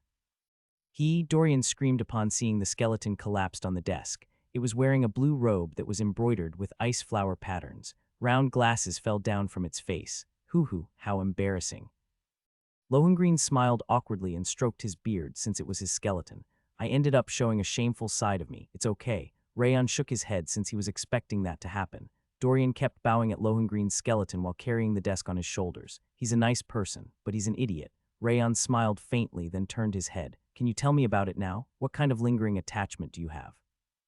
Even though he looked around the laboratory, he still couldn't figure out what kind of lingering attachment he had. He needed Lohengreen to tell him about it personally. Since it will be a long story, let's achieve your objective first, esteemed priest. He asked him to take out a golden bead and a wooden box from the middle of the display. That bead is an artificial energy center. An artificial energy center. Yes. It's an artifact created for those whose energy centers are broken, or those who don't have any energy centers. Once it is connected to the mana circuits, it can be used like a real energy center. Rayon licked his lips. This will be useful. Since Rimmer's energy center was already broken to the extreme, he figured creating a new energy center with that artifact would work. The drawback is that they have to start all over. Since the energy center is going to be entirely switched, they will need to accumulate the aura inside the energy center all over again. It wouldn't be a big deal for novices, but experts are going to have a hard time, even though it won't take that long. Indeed, filling the energy center with aura wasn't an easy task. Since Rimmer's level was extremely high, he should have been able to gather the aura a lot faster than others, but he would also have an extremely hard time in the meantime. Then what is this one? Rayon pointed at the wooden box. That contains the elixir of eternal flow, which can recover damaged mana circuits. Mana circuit. Yes, a torn or distorted mana circuit can be recovered with this. I see. Rayon finally felt relieved since those two items were capable of recovering Rimmer's condition. However, he wanted a bit more than that. Do you know how to create those two items by any chance? He asked desperately, since he also wanted to recover Sylvia's in addition to Rimmer's. I do know how to make the elixir of eternal flow, but I don't know about the artificial energy center, since I'm not the one who made it. I just happened to obtain it. I'm sorry. No, that's enough. Rayon shook his head. That much was enough. Since he learned that such an artifact existed in the world, he figured he could recover Sylvia's condition one day. Now, please tell me, what lingering attachments do you have, Sir Lohengreen? Lohengreen scratched his forehead and hesitated. I'll have to tell you about my past before talking about it. He smiled faintly while looking at his skeleton. Merlin the witch and the monsters she controlled completely destroyed the city called Remia over a single night. My mother, who always patted my head with a smile, my kind-hearted father, who only looked scary on the outside, and my friends who used to play with me in the mountains and fields every day had all been fed to the monsters right in front of my eyes. The knights who protected the city were turned to ash by Merlin's fire, and the kingdom's magicians who hurriedly came to their rescue were also annihilated by the witch's spells that fell down on them like starfall. Are you curious how I managed to survive? There was no special reason. Merlin just wanted to brag about it. I got too excited. There wouldn't be anyone to tell my story if I killed everyone. That crazy bitch told me to let the continent know that she had destroyed Remia City before she left. I was enraged. I cursed the witch, enraged by the fact that I was left alone, that I couldn't die with everyone else. I desperately screamed that I was fine with selling my soul to a devil if it allowed me to take my revenge against that crazy bitch. And that was when that person appeared. I couldn't even tell whether they were a man or a woman. No, I should have been more worried about whether he was a devil or a god, as his huge presence descended upon me. He asked me what was wrong, and my mouth opened by itself regardless of my will.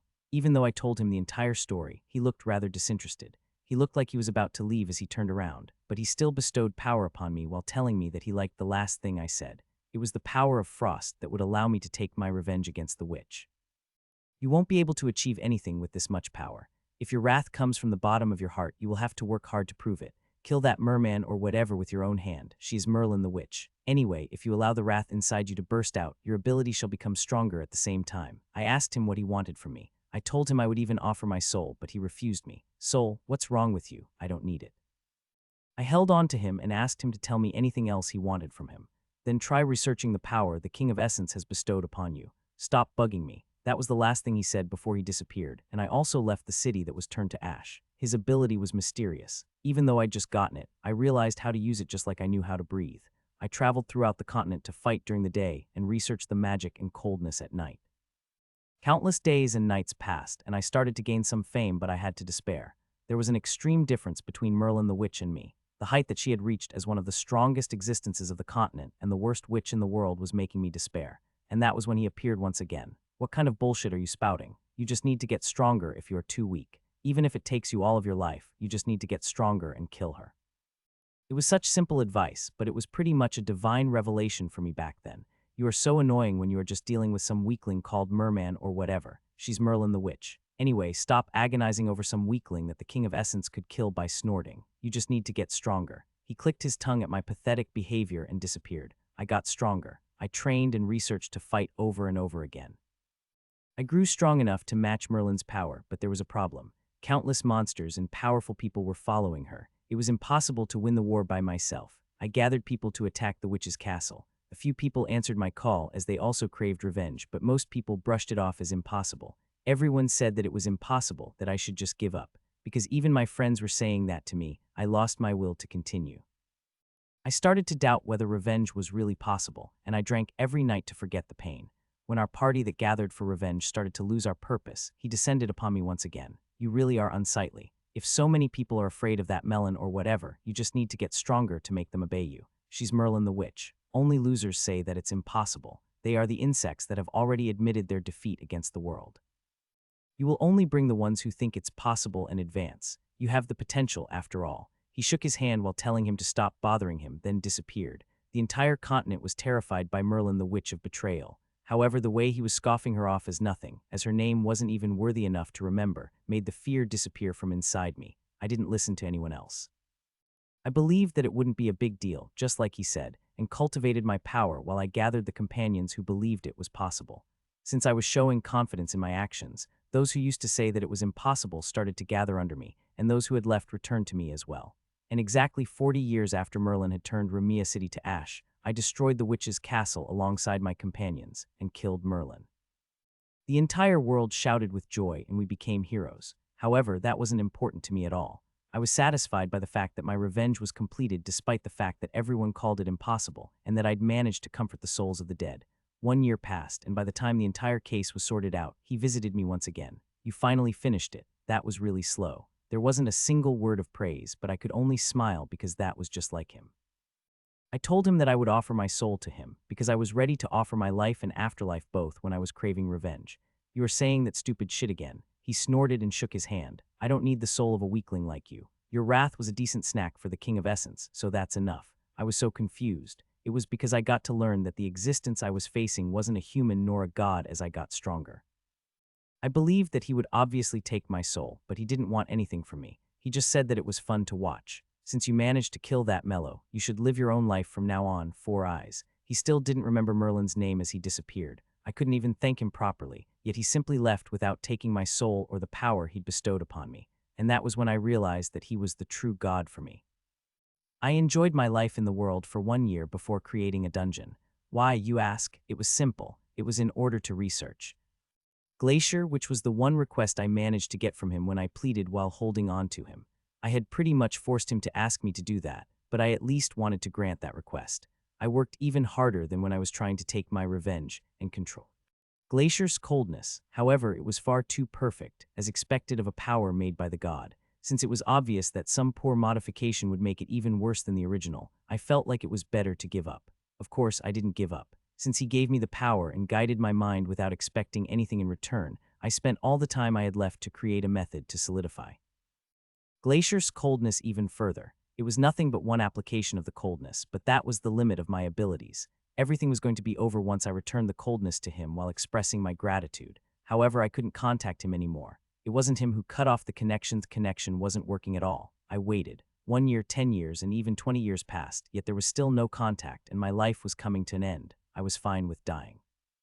I didn't mind that all of my research came to naught, either. My only regret was that I couldn't express my gratitude to him before I disappeared.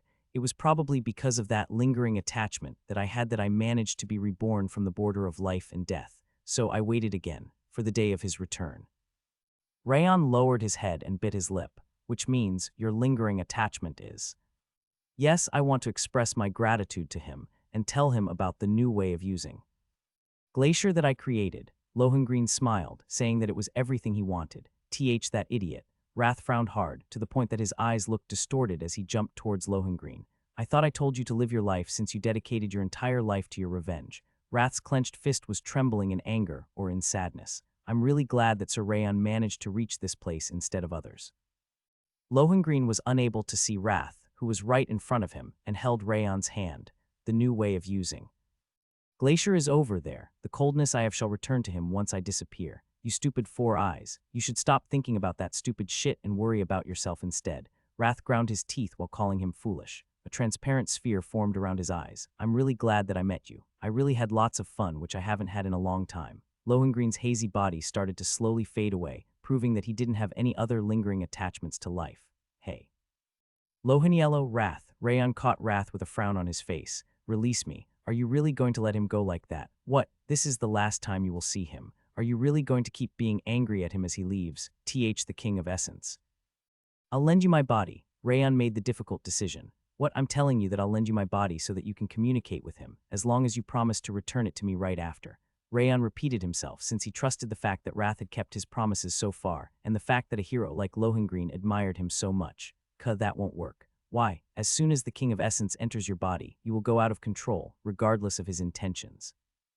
Rayon bit his lip. Wrath did mention before that it would go out of control because his soul had been separated from his body for too long. Instead, Lohengrin could feel the warmth entering his body. He felt like his heart was pounding, with blood flowing through his veins, just like when he used to be alive. It really is time for me to go. He was tired. It was the first time he felt tired after he had entered that state. He had the feeling that he wouldn't be able to open his eyes ever again if he closed them. He was about to close his eyes while looking at the priest, who looked similar to him for some reason. Whop. Blue flames of wrath were burning on top of Rayon's shoulders, his entire body. His eyes suddenly widened, because the wrath was almost similar to the venerable one when he first met him. What an idiot. Why you are. He was certain that the noble yet vulgar speech he had just heard was definitely coming from him. Dear Wrath, the King of Essence already told you to live your own life. Who asked you to do something so stupid and annoying? Ha ha ha. Lohengrin could only laugh. He knew that Wrath would tell him something like that. What's so funny? You Four Eyes, my lord. I'm sure this isn't what you wanted, but this is my way of living my life. You've always been so pathetic, even from the first time I met you, you idiot. Lohengrin simply smiled despite being insulted. His smile looked like he was enjoying the moment. But I was happy to meet you, my lord. Wrath didn't say anything for a moment. He raised his head with a faint smile on his face. A small warmth was glowing inside his enraged gaze. Were you really happy? That's fine. Wrath simply shook his hand. Loheniello, you did a good job. See you later. Yes, Lohengrin immediately nodded with a smile filled with extreme happiness. He slowly sank to the ground, blue frost fluttering around him like distant starlight. Once Lohengreen's frost completely melted, Rayon finally put away the wrath that he had received from Wrath. "Are you satisfied?" Wrath nodded while expressing his gratitude, which was an extremely rare thing for him to do. His eyes were still staring into the air where Lohengreen had disappeared. He was really different from what a demon king should have been. "Then let's get the other items." As he was about to order Dorian to get the other items, messages appeared in front of his eyes. The abilities of Lohengreen's remnant of mind have been absorbed. Trait. Water affinity has been created. Lohengreen's knowledge of Glacier has been engraved. All stats have increased by 6. Rayon and Wrath tilted their heads at the same time. Why are you getting those? I don't know either. Although Rayon thought that Lohengreen's abilities would obviously go to Wrath's main body, they were coming into him instead. He could feel Glacier's energy inside his energy center getting even harder. Wait, how does this even make any sense? The King of Essence gave them to him, so they should return to the King of Essence. Why are you getting them instead? Even if you complain to me, you bastard. Who else would I complain to? Wrath started to scream as he couldn't suppress his anger anymore. Why are you devouring them all with that greedy mouth of yours? Wait, we were getting along just now. We just had a touching scene. Shut up. Rayon tried to calm Wrath down for a while as he rampaged inside Lohengreen's laboratory. It was so bad that Dorian even hid under his desk, asking whether Mr. Ghost had gone out of control. Have you finally calmed down? Silence. Wrath frowned, but he wasn't swearing anymore. The promise Rayon made about giving him shrimp pizza and pineapple pizza at the same time once they returned was apparently effective. Rayon chuckled, loading the messages back up since he hadn't managed to read them properly. So water affinity must be different from water resistance. The affinity trait he had gotten seemed to be more focused on offense, unlike the resistance he had before. It's exactly what the name implies. Wrath frowned. He still seemed to be displeased about the situation. While water resistance can block the coldness attacking you from the outside, water affinity can enhance the coldness inside you. Enhance, indeed. The power, speed, range, and intensity of your coldness are all going to be stronger than before. His hands started to tremble as he interrupted himself. What's the matter? Are you sick or something? I just thought about it and it made me angry again. I can't stand it anymore. Wrath started to rampage for the second time, but he fortunately calmed down faster than the first time. Ha ha. Wrath breathed heavily as if he had just finished sprinting. Rayon licked his lips while watching him. I should avoid talking about this for a while. He had the feeling that Wrath would start rampaging if he showed him the message, so he turned his body around to prevent Wrath from seeing the message. Lohengreen's knowledge. Lohengreen's knowledge about Glacier, as mentioned in the second message, signified the knowledge Lohengreen had from researching and using. Glacier, I can't remember all of it. He could remember the basics, but details were blurry. It seemed to be happening because he suddenly inherited someone else's knowledge, but this is already pretty decent. He would likely be able to remember other theories as time passed, but the theories and knowledge he already knew seemed to be enough to increase Glacier's power and intensity already. Rayon smiled, certain that he could improve. Frost Pond and Blue Rain even further. My stats have also increased. He checked the last message about the increase in stats. Rayon could guess that he got all of the energy that Lohengreen had left in him when he left, since he had received 6 whole points from him. Rayon was extremely thankful to him. And of course, the biggest harvest was the artificial energy center and the elixir of eternal flow. He didn't know whether Rimmer would decide to switch to the artificial energy center after breaking his current one, or to simply recover his mana circuits with the elixir of eternal flow, but he should be able to return to how he used to be either way. Rayon finally felt relieved. I came here for the sake of the squad leader, but I've gained even more for myself. Rayon smiled while patting the Blade of Requiem. Since the stats he would receive once the Blade of Requiem finished purifying the bloody energy was bound to be larger than the ones that he received from Lohengreen, he couldn't suppress his smile. Damn it. Wrath frowned heavily. He must have realized the same thing. By the way, why are you so bad at remembering people's names? What do you mean? Why do you keep calling Merlin by strange names like Melon and Mellow? HMPH, why would the King of Essence ever need to remember the name of some shitter? But you also met the witch wearing Merlin's mask when you were with me, even though she wasn't Merlin herself. He had encountered the old woman from Eden wearing Merlin's mask, first at Habon Castle and again when he was saving the saint. The King of Essence has never seen the real one before, so there's no way he would recognize her. How did you not even see her when Sir Lohengreen was fighting against her all along? There's no fun in watching some inferior fight like that. Enjoying the wrath coming from him was the whole point. Rayon narrowed his eyes. He's not the type of person to do that, though. Rayan was sure of it, as he had seen the way he sent Lohengrin off. Wrath was the type of person who took care of and protected whoever he decided was one of his people. There was no way he wouldn't have watched the fight just because it was a fight between weaklings. No way was he like a nervous parent. Back when he was a trainee, parents were sometimes allowed to observe the tests. Some of the parents would close their eyes or go outside to pray because they couldn't bear watching their children. Of course, it wasn't because they hated their children. It was because they loved them too much and hoped for the best, which made it difficult for them to watch. Rayan thought that Wrath must have been the same. By any chance, did you actually avoid watching Sir Lohengrin's fight because you were nervous? That would explain why you can't even remember her name.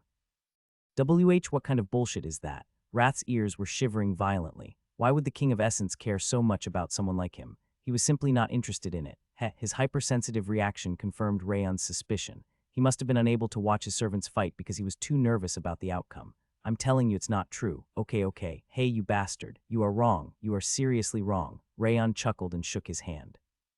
He was almost jealous of how much Wrath and Lohengrin were meant for each other. Is Mr. Ghost gone now? While Wrath was shouting at him, Dorian walked up to him. How did you know? The atmosphere, maybe. I felt like this space became warmer and colder at the same time. Warmer and colder at the same time. I know it sounds strange, but it feels somewhat lonely, even though the temperature has risen. Even though they'd been together for a short time, Dorian had noticed Lohengrin's disappearance. Yes, he's gone to a better place. Dorian finally returned the white wood desk to his belly pocket, then bowed at Lohengrin's skeleton. What do you want to do? Shall I gather his remains? You don't need to. Wrath shook his hand. He's always been a homebody who didn't like going outside. He would feel more comfortable here, so you've been properly watching over him after all. That's not true, I know. Rayan smiled faintly and straightened Lohengrin's clothes. Let's wrap it up now. Rayan clapped his hands and turned to look at Dorian. Dorian, pack up all of the books and items here. All of them. Yes, hell yeah. Dorian cheerfully bounced up, then started pouring all of the books from the bookshelves into his belly pocket. The fact that he looked so happy about it made Rayan think that Dorian had the perfect personality to be in charge of supplies. Why are you taking them now? They belong to Loheniello. Sir Lohengrin would be glad that we're going to make good use of them. He even gave his permission earlier. Rayan wasn't just saying that. Lohengrin had nodded with a gentle smile on his face when Rayan had mentioned that he would take all of the relics, but he didn't actually respond. Stop that mud already, he was grumpy. Wrath was just trying to bother him even though he was perfectly aware that Lohengrin would have allowed him to take them. In that case, I have a solution. Solution. Wait a moment. Rayan gathered his hands and closed his eyes. He stayed like that for a while before he opened his eyes and nodded. All right. What did you do just now? Wrath's eyes were trembling in anxiety. I talked it out with the owner. Talk it out with the owner? Yes, Sir Lohengrin told me to take them. What madness are you spoutin'? I asked him just now when I was praying. Rayan grinned while pointing towards the sky. You evil bastard. Bzzzt. Inside the wavering darkness, the space split open and the evil goat demon entered. He was wearing knight armor on his upper body, goat armor on his lower body, and a goat helmet on his head. Someone's blood was dripping from the dark greatsword he was carrying on his back. As the evil goat demon was about to walk inside, the space opened up on his left and a white hand appeared from it. It's been a while. A long nose, pitted with pockmarks, appeared after the hand. It was Merlin, who was wearing an ugly old woman's mask. Ah, indeed. We haven't seen each other since we went to that forest together, right? What was the name again? The evil goat demon chuckled with his arms crossed. Why did you come so late, even though I kept calling you? Merlin's voice was gentle, but a scary amount of coldness was coming from her as she spoke. I've been busy, of course. I still need to move in order to reach anywhere because I'm in the realm of humans. Please forgive me. The evil goat demon gathered his hands and smiled inside his helmet. Yes, that's understandable. However, Merlin's old woman mask floated in front of the evil goat demon. Why did you let Rayan go in that situation? I let him go. Why would I even do that? The evil goat demon shook his head in complete denial. I'm glad that you think highly of my abilities, but the saint was with him back then. I had to suggest that bet because it would have been dangerous if they attacked me together. Are you saying that you would have lost? Seriously, Merlin snorted coldly. Even if the saint were in his best condition, they would have been no match for your sword. Rayan becoming a master doesn't change that fact. I'm sure you could kill them in a single strike or even capture them. Why did you release them instead? I'm telling you that's not true. Moreover, I was only supposed to block the passage. Your accusation makes me sad when I even risked my life to block that passage. The evil goat demon tilted his head. He was still smiling, but a heavy pressure started to come from him. You must have seen something in that boy, just like I did. Merlin smiled while raising the chin of her mask. I guess it's natural, since he's a special boy. The evil goat demon stared at Merlin without responding. Did you just say you were going to prepare yourself? Yes. Merlin took a hexagonal box from her robe. It looked like a wooden box that usually contained an elixir, but strange horns were drawn all over its surface and a dark air was slowly rising from it. The evil goat demon exclaimed, losing his smile for the first time. Isn't that a relic that can only be used once? It is. Don't tell me you are planning to use it on Rayon. Of course I am. Merlin immediately nodded, implying that it was such an obvious question. What part of Rayon even made you decide to use the spirit orb? I knew your opinion about him differed from mine. What? I also thought in the beginning that he would be extremely helpful for our goal and nothing more. I wanted to have him at all costs because he managed to injure me. She slowly smoothed down her face inside the mask. However, I was mistaken about him. Rayon is a real deal. No one in this place can replace him. Merlin spread her hand to point at the entirety of Eden's headquarters. That much. I don't think you realized what kind of power dwells within that boy. She squeezed tightly her neck. She smiled brightly while cutting off her own breath. I'm the only one who realized it. The master of the shadow agents, Chad, was hurriedly running through the corridor of the Lord's manor. He never would have done that normally, but he had no choice because of the urgency of the matter.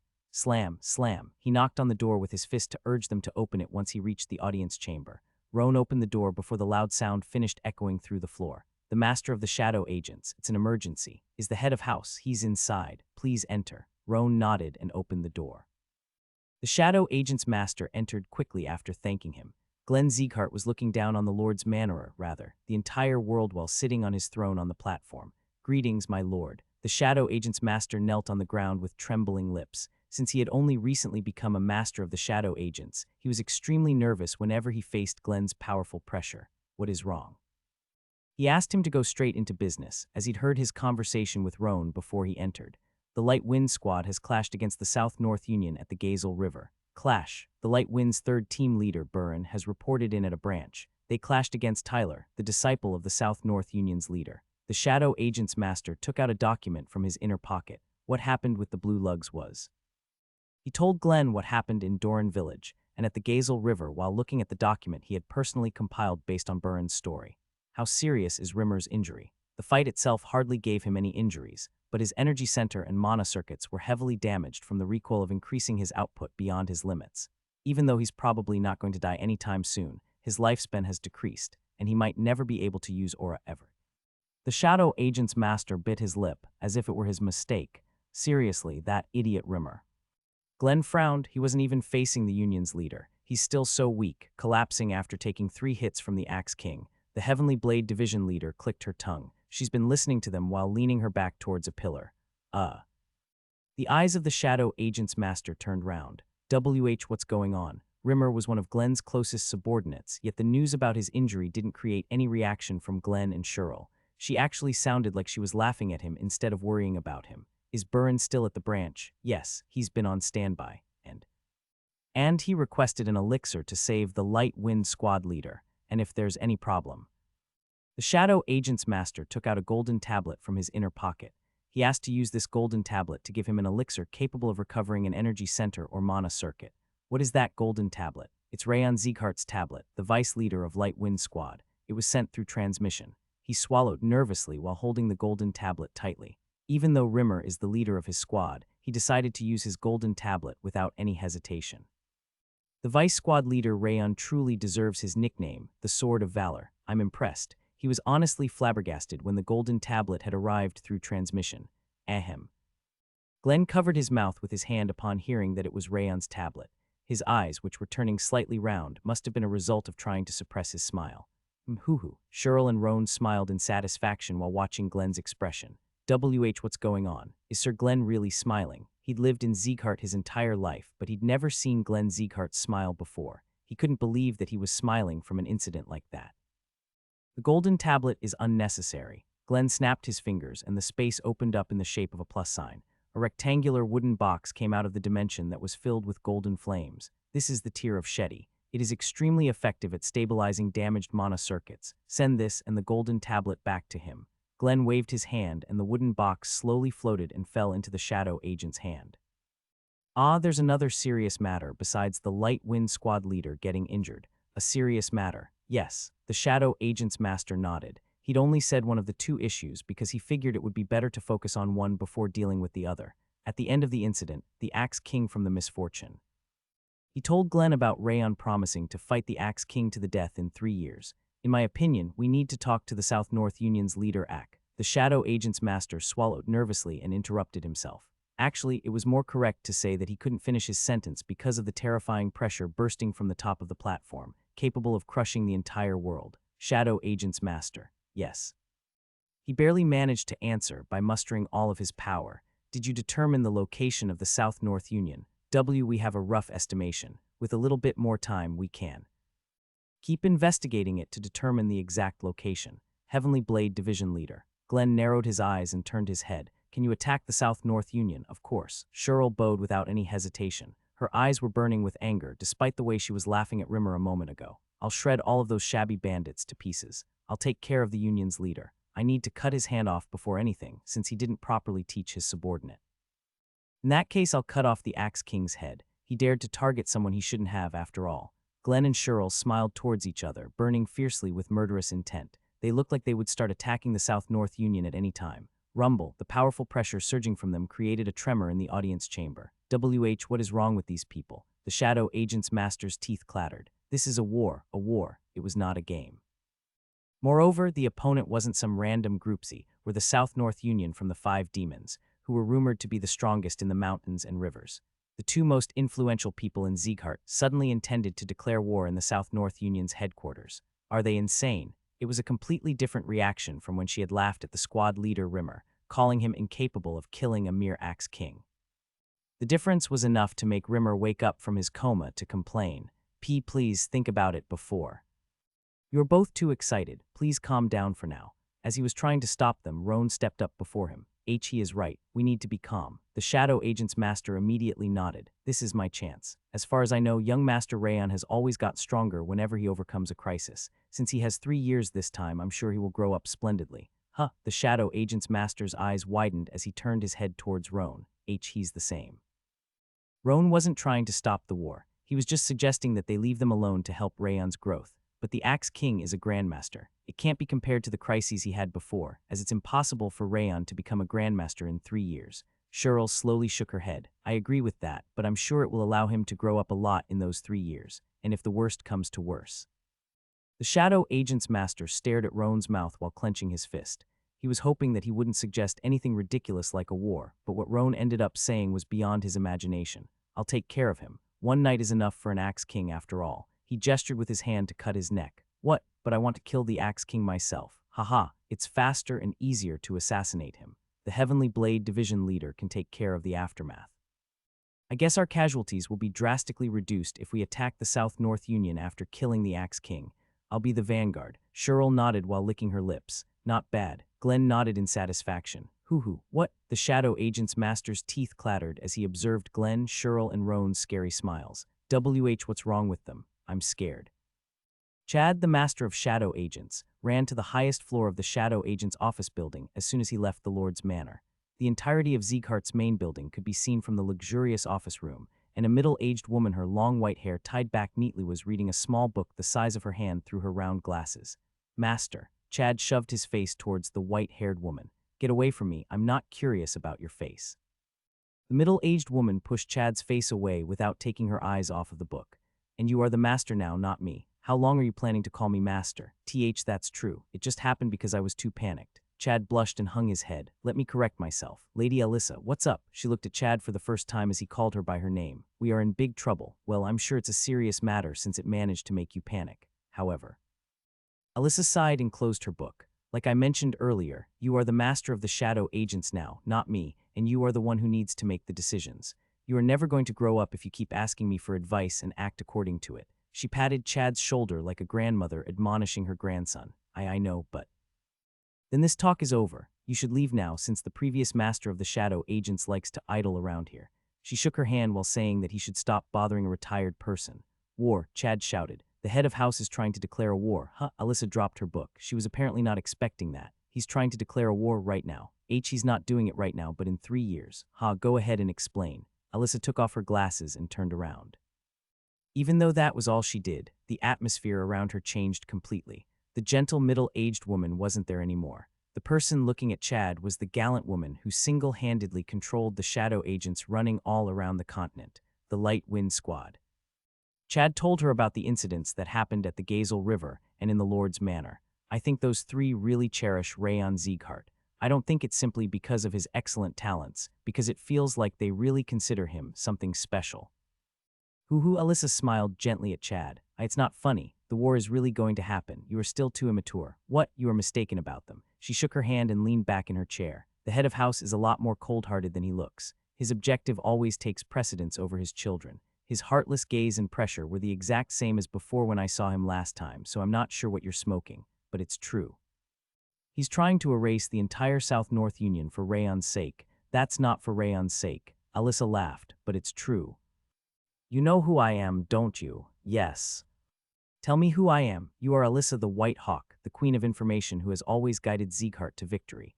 Chad straightened his back and shouted Alyssa's nickname. It looked like he must have done that many times before. Yes, I'm Alyssa. Do you not trust me? She wasn't talking like a gentle old woman anymore. It was how she used to talk when she was young. The reason the head of house, the Heavenly Blade Division leader, and Sir Roan are angry is the same. It's because the South-North Union scums didn't know their place and dared to try trespassing into our domain. They were just annoyed because Sieghart's name has been disrespected. That's what I thought in the beginning, but they are giving Rayon special treatment. Tusk, who am I again? Alyssa frowned and licked her lips. The queen of information. Alyssa the White Hawk. Yes, I'm Alyssa. Who do you think spent more time with the head of house? You or me? The White Hawk. Alyssa spent more time with him. Then who is correct in this case? I would have normally said that Lady Alyssa is correct, but this is really. Tusk the White Hawk. Alyssa is correct. Chad closed his eyes tightly and bowed. But it's really different. Glenn, Cheryl, and Roan's anger didn't simply come from the enemies trespassing into their domain. The terrifying atmosphere they had was exactly like the parents whose cherished child was beaten up by someone else. They really looked like they would completely annihilate the South-North Union, but Alyssa was unable to comprehend that. What now? But they looked completely disinterested in what happened to Sir Rimmer. Yet, they started getting angry as soon as I told them about what happened to Rayon. Ha, Chad, come on, Alyssa sighed. She was lamenting Chad's lack of insight. It's not just the head of house. The Heavenly Blade Division leader is also extremely cold-hearted. Even though they got close from doing a mission together, she's not the type of person who would say that she would take the vanguard just because of that. And the case with Sir Roan is even worse. He hasn't assassinated anyone for decades now. And yet, you're telling me that he volunteered for an assassination because of Rayon. How do you think that makes any sense? But Rayon's information has always gone straight to the Lord's manor. Of course they would be interested in Rayon. He is the youngest master after all, and he has excellent talents. However, it simply doesn't make any sense for them to declare a war because of that boy. Just use your common sense. She shook her hand while saying that it was completely impossible. Chad tried to suppress his groan. Common sense. Indeed, common sense was telling him it was impossible. There was no way they could declare war just because Rayon was offended. However, it was actually happening, no matter how ridiculous that was. Do you finally understand? But they are really. Seriously, you bastard. No, Alyssa the White Hawk is correct. Alyssa glared at him and Chad just nodded his head. War doesn't break out so easily, and Sieghart is especially unlikely to move. Is it because of the mediators? They are one of the reasons. Alyssa nodded. Anyway, war isn't going to happen because the South-North Union is going to stay low. What do you mean by them staying low? If you think about it, they should be trying to pressure us by now because of Tyler's death, yet they haven't done anything. They are staying silent because they are afraid of us. I know that much. Chad nodded. Sieghart was capable of completely destroying the South-North Union if they decided to. However, they were bound to take heavy damage in return since the South-North Union is one of the 5 demons. Damage, we will suffer a pretty big loss indeed. However, it's not as bad as you think. What? I don't think I ever told you about how powerful our upper echelon is. Alyssa decided to take that opportunity to tell him about them and smiled faintly. Sir Roan mentioned that he only needed one night to assassinate the Axe King Roman, right? Yes, he was exaggerating. Of course, I know he was. But he can do it for sure in about 4 days. Lady Cheryl must have also been exaggerating. However, the head of house is different. She pointed at the ceiling, or rather the sky above it, with a frightening smile on her face. The South-North Union will be annihilated if the head of house decides to act. Rayon returned to Doran Village after buying whatever Rimmer would need from a city nearby. Light Wind's second team and the villagers greeted him with a smile, which was a relief since it meant that nothing bad happened in the meantime. Rayon. Run-On jumped down from the tower and ran up to him. Her unfocused eyes were even more blank than usual. She must have worked hard. Considering the way her eyes were shaking like a tidal wave, she must have been mentally exhausted. Did you find it? Yes. Good job on guarding this place. Rayon praised her and an extremely small smile appeared on her face. She started nodding, then suddenly collapsed. Rayon caught Run-On and examined her condition right away. He couldn't feel anything like an injury. She must have been simply exhausted from spending stamina and aura beyond her limits. Run on, she didn't sleep at all. The second team's vice leader, Ebby, walked up to him and sighed. She hasn't slept since you left the village. She just kept guarding this place. I see. Rayon smiled while watching Run-on purr like a kitten. I wasn't asking her to strain herself so much. Even though he said that protecting the village was an important task, he didn't expect her to go as far as skipping sleep to stand guard. He patted her back lightly, as he felt thankful to and sorry for her at the same time. How about the squad leader? He hasn't woken up yet. He's in the exact same condition as before. It didn't get worse, nor did it get better. I'll take Run-on to bed before I go. Rayon placed Run-on on the bed inside her lodging before checking on Rimmer. Just like Ebby said, his condition was exactly the same as when he collapsed. This isn't good. Because he was staying in the worst condition, where his energy center was at the brink of destruction and his mana circuit was narrowed down to the extreme, his lifespan must have been continuously decreasing. Since it was necessary to wake him up before starting the treatment, Rayon had to inject vitality to his body through aura. Rayon used the 10,000 Flames cultivation to massage Rimmer's body and went outside. Martha and the first team were already back. I thought you would be back before me. Martha walked up to him with a frown on her forehead. How did it go? We couldn't find anything. We've searched 2 cities from top to bottom, but there was no elixir that could help him. She sighed, saying that it was so damn rare. On the other hand, we managed to find an artifact that can reduce the stimulus on the energy center and mana circuits. It should be at least helpful to that loser. Martha took out a golden bracelet. The large amount of energy he could feel from it implied that it was an outstanding artifact. It must have been at least a unique grade. Rayon nodded while accepting the bracelet. Good job. Such an artifact must have been difficult to find. The way she was talking suggested that it wasn't a big deal, but she must have worked really hard for it. Good job, my ass. Martha snorted and turned her head slightly. How did it go for you? I managed to find it. Really? Yes, ha. Martha sighed deeply as she sank to the ground. What a wellief. She said it with her mouth poking out slightly. Her pronunciation was a bit strange, probably because the tension left her tongue. What? You just said wellief. I never said that. You heard her too, right? Shut up. Martha shook her head violently in denial before running into the village. Are you going to the lodging? I told you to shut up. Her face was completely red as she raised her fist. She ran straight to her lodging after that. I've never seen the team leader being so cute before, she said wellief. She does speak like that sometimes. The first team's members burst into laughter at Martha's behavior. They all looked relieved that Rimmer could be saved. You have an extreme talent for making fun of others. Wrath licked his lips. Won't you try becoming the demon king of mockery? I'm sure the people in Devildom will have a blast. He blabbered that Rayon should definitely visit Devildom with him later so that the other demons could learn what a real fiend was. That evening, Burren reached the village. His hand was cradling the elixir that the head of house gave him. I got this one for now, but I don't know if it's going to be enough. He sighed while giving him the elixir and the golden tablet. It's okay. I've also managed to get the cure. Why you got the cure? Did you really go to the dungeon to obtain that? It was seriously amazing. Dorian came forward as he responded instead of Rayon, opening his hands. We met Sir Lohengrin, who turned into a ghost and even fought an apostle. The apostle from White Blood religion. Since Rayon only said that he got the elixir as if it wasn't a big deal, everyone's eyes widened in surprise. I can tell you now since everyone's here. Let me tell them. Dorian was panting like a puppy in front of food. He apparently wanted to tell them about what happened in the dungeon. Okay. Rayon nodded and Dorian stood in front of the Light Wind members with a bright smile on his face. I'll start with how we found the dungeon. Dorian told everyone about his experience in the dungeon, not missing a single detail. Wow. Fourth apostle, isn't he an intermediate master? Is it even possible to slay an apostle in 3 strikes? Are you a grandmaster or something? That's crazy. Really crazy. The Light Wind members couldn't close their mouths for a while after hearing that he killed the apostle in 3 strikes. Dorian sniffled, saying that he missed him. It was funny that he could say that after never letting go of that white wood desk until the end. That sounds even more mysterious to me than the way he slew the apostle. I know, right? How come even a ghost is helping him? I guess everything goes well for him. The Light Wind members gasped, surprised at how he managed to obtain all of Lohengrin's legacy. So it's possible to save the squad leader with the elixir you obtained there, right? Burren was unable to breathe when he heard Rayon slew the apostle, but he finally managed to recover and asked his question. Yes, it should return him to his previous state at least. I finally feel relieved.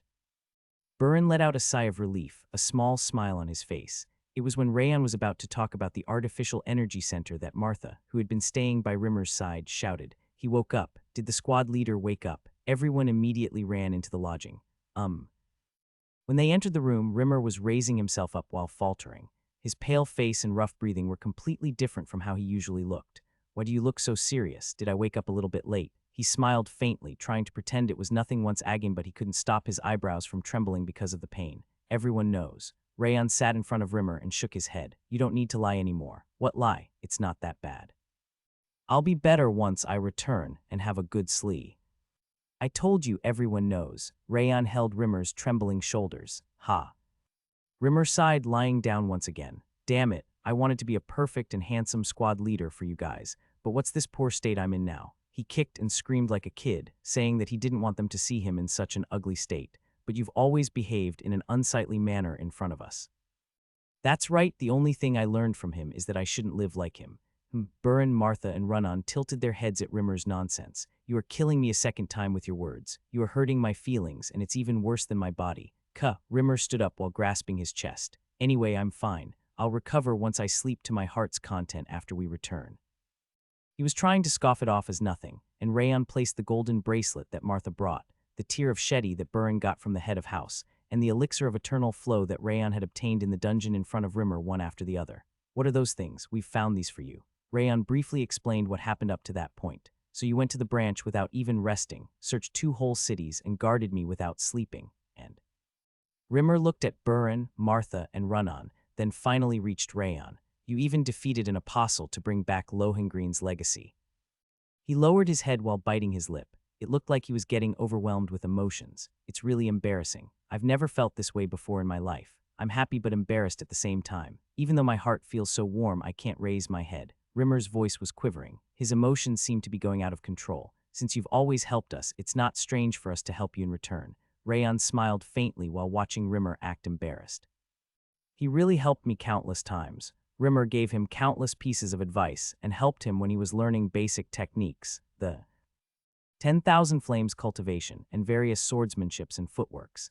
Since he had even saved his life multiple times in the past and even taught him about human emotions, Rayon felt like what he'd done for him was far from being enough to repay the favor. "Squad leader, you have to decide now. Decide. If you take the tear of Shetty and the elixir of eternal flow, they should recover your mana circuits and you should be able to return to your previous condition.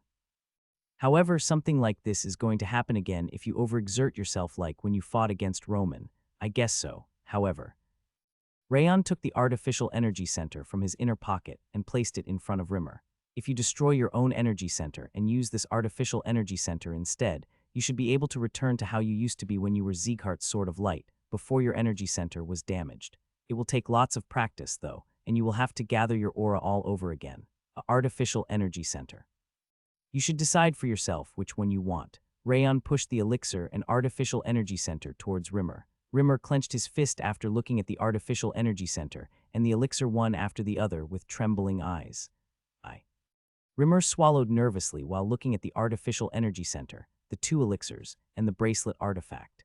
"An artificial energy center and elixirs that can recover the mana circuits. Can I return to how I used to be in the past if I use those?" His heart started pounding once he imagined fixing his energy center, where the aura was leaking like water from a bottomless pot, and his mana circuit that was giving him stabbing pains whenever he tried to use the aura. However, he couldn't easily take them. It wasn't because he doubted whether he could return to the past or not, but because he felt like he didn't deserve the artificial energy center and the elixirs. "The elixir from the head of house must have been reserved for me. The tear of Shetty that Burin received from the branch must have been prepared in advance by Glenn. He didn't mind taking that one, since it was meant for him to begin with, however." Rimmer sighed faintly, looking at the artificial energy center and the elixir of eternal flow. "Those 2 are different." Rayon risked his life in a dungeon in order to obtain the artificial energy center and the elixir of eternal flow. He couldn't easily take them because there was one more person in Sieghart who could use them. "This guy." Rimmer slowly raised his head to look at Rayon. He laughed bitterly upon facing his red eyes, as unwavering as the moon in the middle of the night sky. "Is he testing me or something?" Rayon's mother Sylvia also had a broken energy center and mana circuits. She would be able to obtain a new life if he gave those to her, so he couldn't understand why he was giving them to him. No, regardless of that, Rimmer closed his eyes. He chuckled while thinking about the light-wind swordsmen, who he was familiar enough with to read all their thoughts and emotions just from looking at their eyes. "I won't be able to protect them if I have to start all over." Recovering his previous might by using the artificial energy center was definitely a great thing. He could feel the pounding of his heart from the anticipation as he thought about it. However, it required a lot of time to recover his might. Even though he was an extremely powerful warrior himself, accumulating the aura all over again was an entirely different matter. Rimmer slowly opened his eyes. He smiled faintly while looking at his students one after the other, all of whom looked exactly like how he imagined a moment ago. It was regrettable for sure, but it couldn't be helped. He didn't want to entrust them to someone else yet, just a little bit longer. He wanted to stay by their side just a tiny bit longer if he could. He wanted to watch Runon's bright smile, Burin gaining Karun's acknowledgement, and Martha finishing her revenge to regain her mental security. And in the end, he met Rayon's eyes, which were glowing as calmly as before. I want to watch him become Sieghart's king. It was probably impossible, though. Rimmer made his decision while looking at Rayon's gaze. It might have been different if no one else needed it, but since that wasn't the case, he thought it was better for everyone to back down. The hell, it's going to take forever to accumulate the aura all over again. That sounds so annoying, I won't do it. I'm just taking the elixir. He refused and violently shook his head. Instead, let's sell this artificial energy center and the other elixir to the auction and split it 50-50 between you. Rimmer giggled, and when he extended his hand to grab the elixir, Rayon caught his wrist. Rayon, is that really your decision, squad leader? I'm asking whether that decision really comes from the bottom of your heart or not. Rimmer couldn't respond because Rayon's red eyes felt like he was reading straight into his soul. Rayon narrowed his eyes while holding Rimmer's wrist. I knew he would answer like that. Rayon had considered how Rimmer would react on his way back to Doran Village. Despite his carefree appearance, he was actually more serious than anyone on the inside. Since Rayon was aware of that fact, it was obvious how he would react. He's only going to take the elixir to recover his mana circuit, all so that he can protect us. It was bound to take a pretty long time to recover his previous might after using the artificial energy center. Since the Light Wind Squad wouldn't be able to fight without him for such a long time, he must have been trying to only take the elixir to recover his mana circuits. And he must have also remembered my mother. Sylvia's energy center was also broken. Rimmer must have backed down so that she could use the artificial energy center and the elixir instead. However, Rimmer was wrong on both accounts. Rayon, I'm a patient. Rimmer frowned while pointing at his wrist, which was turning red from his grip. Are you really choosing the elixir? No, but I'm pretty old, you know. It's going to take forever to accumulate my aura. It's so annoying, that's not the reason. Rayon shook his head without releasing Rimmer's wrist. There are two reasons, right? Rimmer's eyes widened as Rayon mentioned there being two reasons. I'll start with the first reason. Those two items can't fix my mother's condition. What do you mean? The artificial energy center should be able to replace her broken energy center, but the elixir of eternal flow isn't enough to recover her mana circuits. If Rimmer's mana circuits could be compared to a torn and dry hose from overexertion, Sylvia's mana circuits were a hose that was completely cut apart with scissors. Water simply could not circulate through such a hose. Even though the elixir of eternal flow could recover the condition of the mana circuits, it couldn't reconnect Sylvia's severed mana circuits. It's not good enough yet. In order to reconnect her mana circuits, it was necessary to improve the elixir by telling the saint how to produce it. And the second reason, Rayon released Rimmer's wrist, then pointed at the Light Wind members behind him. We are strong. No, we will become strong enough that we won't lose to anyone. We will be waiting for you, so you should follow your heart, squad leader. Rimmer was a warrior, and he had reached the highest level as a swordsman. Since it was impossible to reach such a height unless he loved swinging his sword, he must have desired the recovery of his energy center. He was just holding back for the Light Wind's sake and because he wanted Sylvia to recover instead of him. He's right. We can wait. It's because you always try to back down that you keep losing when gambling. Burin, Martha, and Runon nodded. They must have also realized Rimmer's intentions. Squad leader, aren't you underestimating us too much? Please recover completely and come back since we will be waiting. Squad leader, you are the one who gathered all of us together. You have to believe in us. The Light Wind members waved their fists and shouted, asking him to believe in them. Your Swordfield creation. Rayon looked straight into Rimmer's eyes while scratching the ground with his hand. You told me before that you created that technique in order to fight against powerful opponents without straining your energy center, right? I did, but you have to use your vitality to fuel that sword field. Moreover, it even reduces your lifespan. How did you realize? Rimmer's lips were shivering. We don't want to see our squad leader make such a sacrifice. Rayon clenched his teeth while meeting Rimmer's wavering green eyes. We want you to live properly. Squad leader. The Light Wind members behind Rayon agreed with him as they bowed to Rimmer. Seriously. Rimmer laughed bitterly while covering his eyes with his hand. His shoulders moved up and down for a while before he finally spoke. Can you really endure without me? Of course we can. Rayon nodded firmly. I won't allow anyone to die. No matter what, Light Wind Squad was his second family, with the first being the annex building. He was determined to keep everyone alive, even if he had to give up everything he had. All right, a teacher needs to believe in their students, I guess. Rimmer called them his students, which he hadn't done in a long time, and lowered the hand that was covering his eyes. A clear glow was radiating from his green eyes, which resembled a leaf. Then I'll take both the artificial energy center and the elixirs. When he extended his hand to grab them, Rayon took the artificial energy center before him. Eek! Rimmer dropped his jaw upon realizing that he had only caught the air. Why would you do that now? I'll give it to you, but we need to first confirm whether this artificial energy center can be duplicated or not beforehand. It wasn't very likely considering what Lohengrin had said, but he wanted to check just in case. Since Lady Encia is soon going to visit Sieghart, I'll ask her about it before giving it to you. You should equip the bracelet and use the Tear of Shetty to improve your mana circuit's condition first. Rayon returned the artificial energy center to his inner pocket after saying that. Why, you should have given it to me later if that was your plan. Why would you take it away when I was so ready to use it? I just realized that it's safer to use it after we return to the house. And I figured that it's better to check about the artificial energy center before using it too. God damn it, you should give it to me right now. I was so excited. I was looking forward to it so much. Rimmer floundered around on the ground like a kid, telling him to do something about his mood. Wrath nodded in acknowledgement from the top of Rayon's shoulder. That was a nice way of making fun of him, as expected of the king of mockery. I knew you were better suited to be in Deville. I'm not. Rayon helped Rimmer recover his mana circuits after taking the Tear of Shetty before climbing the tower located at the center of the village. The tower wasn't that high as he watched over Doran village, and it was completely peaceful. People's faces were brimming with smiles, and their conversations were full of kindness and hope. He felt relieved that he managed to protect their smiles and kindness. I was lucky. It was a close call once again. The encounter with Flumen allowed him to discover Tyler's true character. Rimmer's protection allowed him to survive the encounter with the Axe King Roman, and Lohengrin being Wrath's servant allowed him to bring back the artificial energy center and the elixir of eternal flow. There wasn't actually much that he did by himself. The fights in the future shouldn't be this way. He felt fear upon encountering the Axe King Roman. He wasn't afraid of his own death, but the death of the others. He was so scared that the Light Wind Squad might die, since they were his family and companions at the same time, that his excellent teacher Rimmer might die even though he acted like an immature brat, and that Flumen might die when he could finally get along with his tribe. It was a relief that Roman could be convinced to leave. If he was facing a grandmaster from Eden or the White Blood religion instead, Rimmer would have ended up dying and the Light Wind Squad most likely would have been annihilated as well.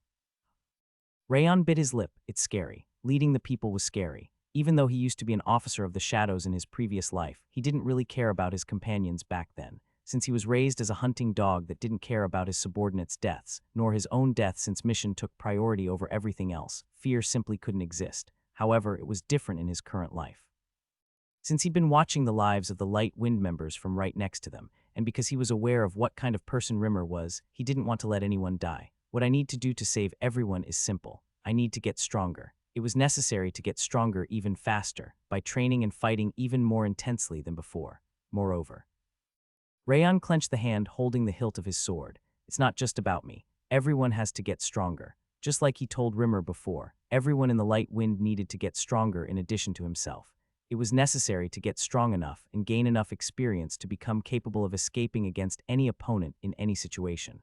The squad leader would have been fine after the last incident if we were strong enough. Rimmer had to overexert himself because the Light Wind Squad was weaker than the South-North Union. If he was capable of winning against Raptor, and the Light Wind Squad could defeat the pirates from the Misfortune, Rimmer would have never needed to push himself to the limits to drive Roman away. Everything was the Light Wind Squad's fault for being too weak. Rayon smiled faintly while looking back at the squad's lodgings behind him. You should rest as much as you want while you can. Because I won't let you sleep once we return. Since he was planning to do some excruciating training in order to prepare himself for the duel to the death against the Axe King that was going to happen in 3 years, he decided to make the Light Wind members train beyond their limits alongside him.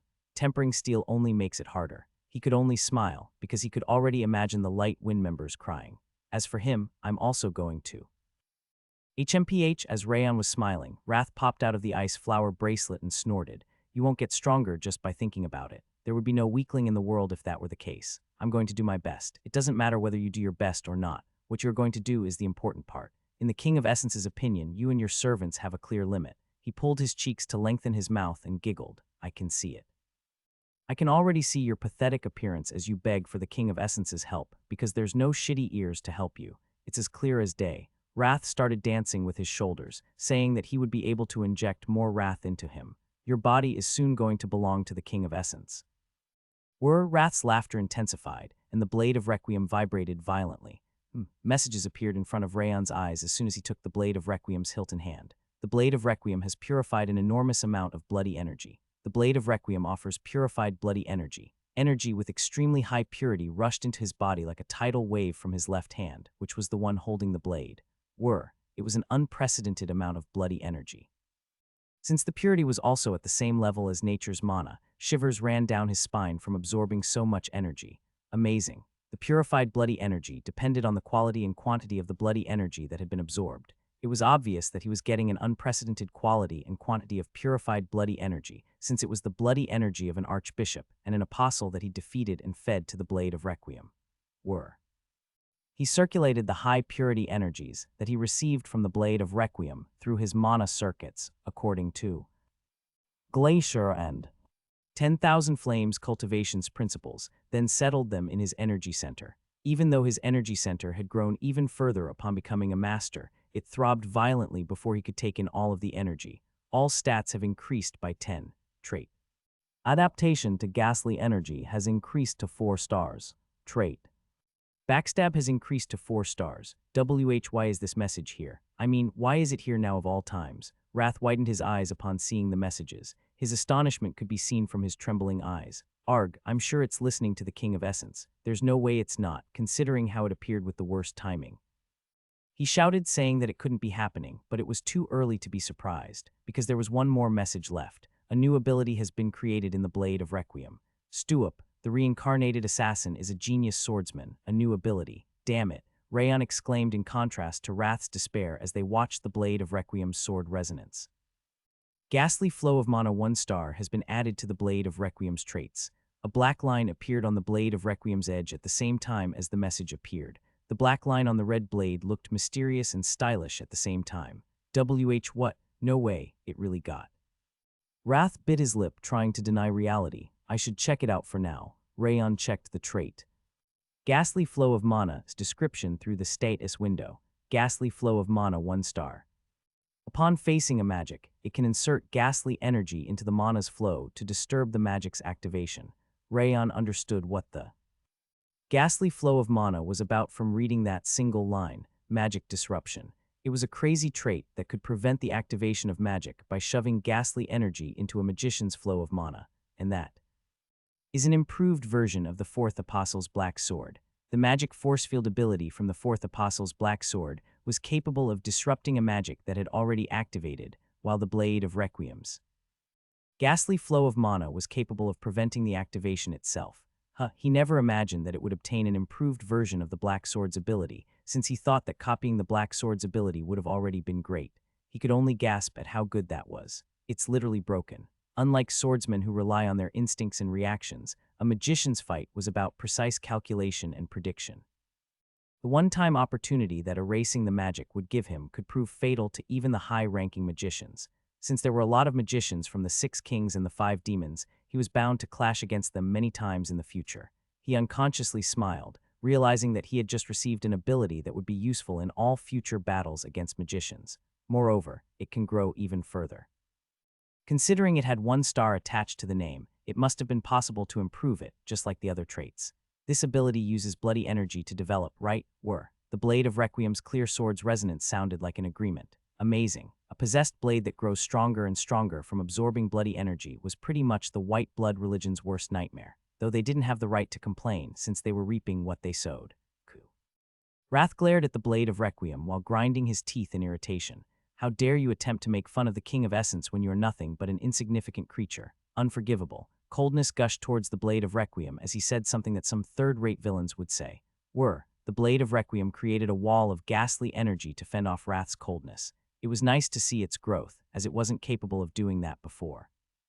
Rayon ignored them as they competed against each other with ghastly energy and coldness, looking at the message before the one about the Ghastly Flow of Mana. I got 10 whole stats at once, and Apostle's bloody energy must have been on a different dimension from the other white blood fanatics, since he got so many stats at once, even though part of it was because he was a lot stronger than before. I also got 2 rank ups from traits. Adaptation to ghastly energy must have increased because of the blade of Requiem getting stronger after absorbing so much bloody energy. And backstab must have increased because he'd incapacitated the fourth apostle by assassinating him. This is so efficient. The system increased the stats and trait ranks according to the owner's actions and achievements. He had to admit that it was a really well-made system, even though his other actions were rather questionable. Rumble. He turned around after checking the message. The blue coldness and yellow ghastly energy were still clashing against each other. Why, you bastard. Wrath wrinkled his nose, surprised at the fact that he couldn't easily win against the Blade of Requiem anymore. We're. The Blade of Requiem's sword resonance sounded like music. It must have been making fun of Wrath. Coo, you little shit. Wrath's eyes turned red. The King of Essence was just going easy on you. You need a thorough beating to learn your lesson. He started pressuring the Blade of Requiem by spreading the wrath and coldness he'd been accumulating. Rumble. Even though the Blade of Requiem had gotten stronger, it couldn't win against the wrath from Wrath. The yellow wall of ghastly energy was shattered in no time. I won't forgive you even if you kneel down and beg. Stop, both of you. Rayon used the 10,000 Flames, Cultivation, and Glacier to separate Wrath and the Blade of Requiem. Don't stop the King of Essence. You saw that the insignificant creature over there started this fight by making fun of the King of Essence, but you made fun of me before that. The King of Essence never did that. You said that I was obviously going to ask you for help because I wouldn't be able to surpass the clear limits I had. You even told me that you would obtain my body. Wrath widened his mouth. It looked like he finally remembered what he said. The Blade of Requiem got angry on my behalf because it considers me as its owner. The Blade of Requiem's faint sword resonance sounded like it was agreeing with Rayon. That wasn't even a big deal. Both the Blade and its owner are so narrow-minded. You are the narrow-minded one here. It was such a stupid thing to say, because the Mr. Demon King right there was the pettiest among them all. The Blade of Requiem resonated towards Wrath once again. What? You want me to apologize? Seriously? Are you really telling the King of Essence, the monarch of Devildom, to apologize to a mere human? Wrath showed his teeth while fidgeting his round fingers. In Devildom, an insignificant creature like you wouldn't even be allowed to look at the King of Essence. How dare you? Word, you go back to Devildom if I don't like it. How dare you? Since they couldn't physically fight against each other anymore, they started fighting with their mouths. It was almost unbearable how childish they were. Rayon sighed, pulling up the status window since it had been a long time. Status window. Name Rayon Sieghart. Title Youngest Sword Master. State none. Trait Wrath Sloth. Ring of Fire 6 stars. Water Resistance 6 stars. Perception of the Snowflower 4 stars. 10,000 Flames Cultivation 5 stars. Glacier 5 stars. Fire Resistance 5 stars. Bleeding Curse 1 star. Backstab 4 stars. Iron Will 3 stars. Adaptation to Ghastly Energy 4 stars. Focus 4 stars. Poison Resistance 1 star. Evil Eye of Wrath 1 star. Spiral Power 1 star. Water Affinity 1 star. Strength 225. Agility 220. Stamina 223. Energy 225. Perception 246. Wrath 45.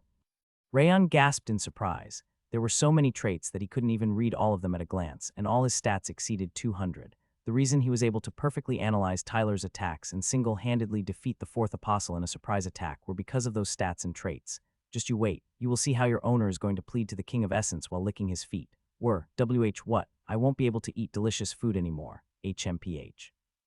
The King of Essence doesn't care about something like food. He doesn't need it, you stingy bastard. Rayon smiled while watching Wrath and the Blade of Requiem argue with each other. Rayon could ascertain it after checking the status window. Since the giving Dormatoops, the giving Wrath was with him, his limit was different from the others. He could keep growing endlessly. I want to return already to start training with everyone. Rayon rolled up the corners of his mouth while saying something that the other Light Wind members would have fainted upon hearing.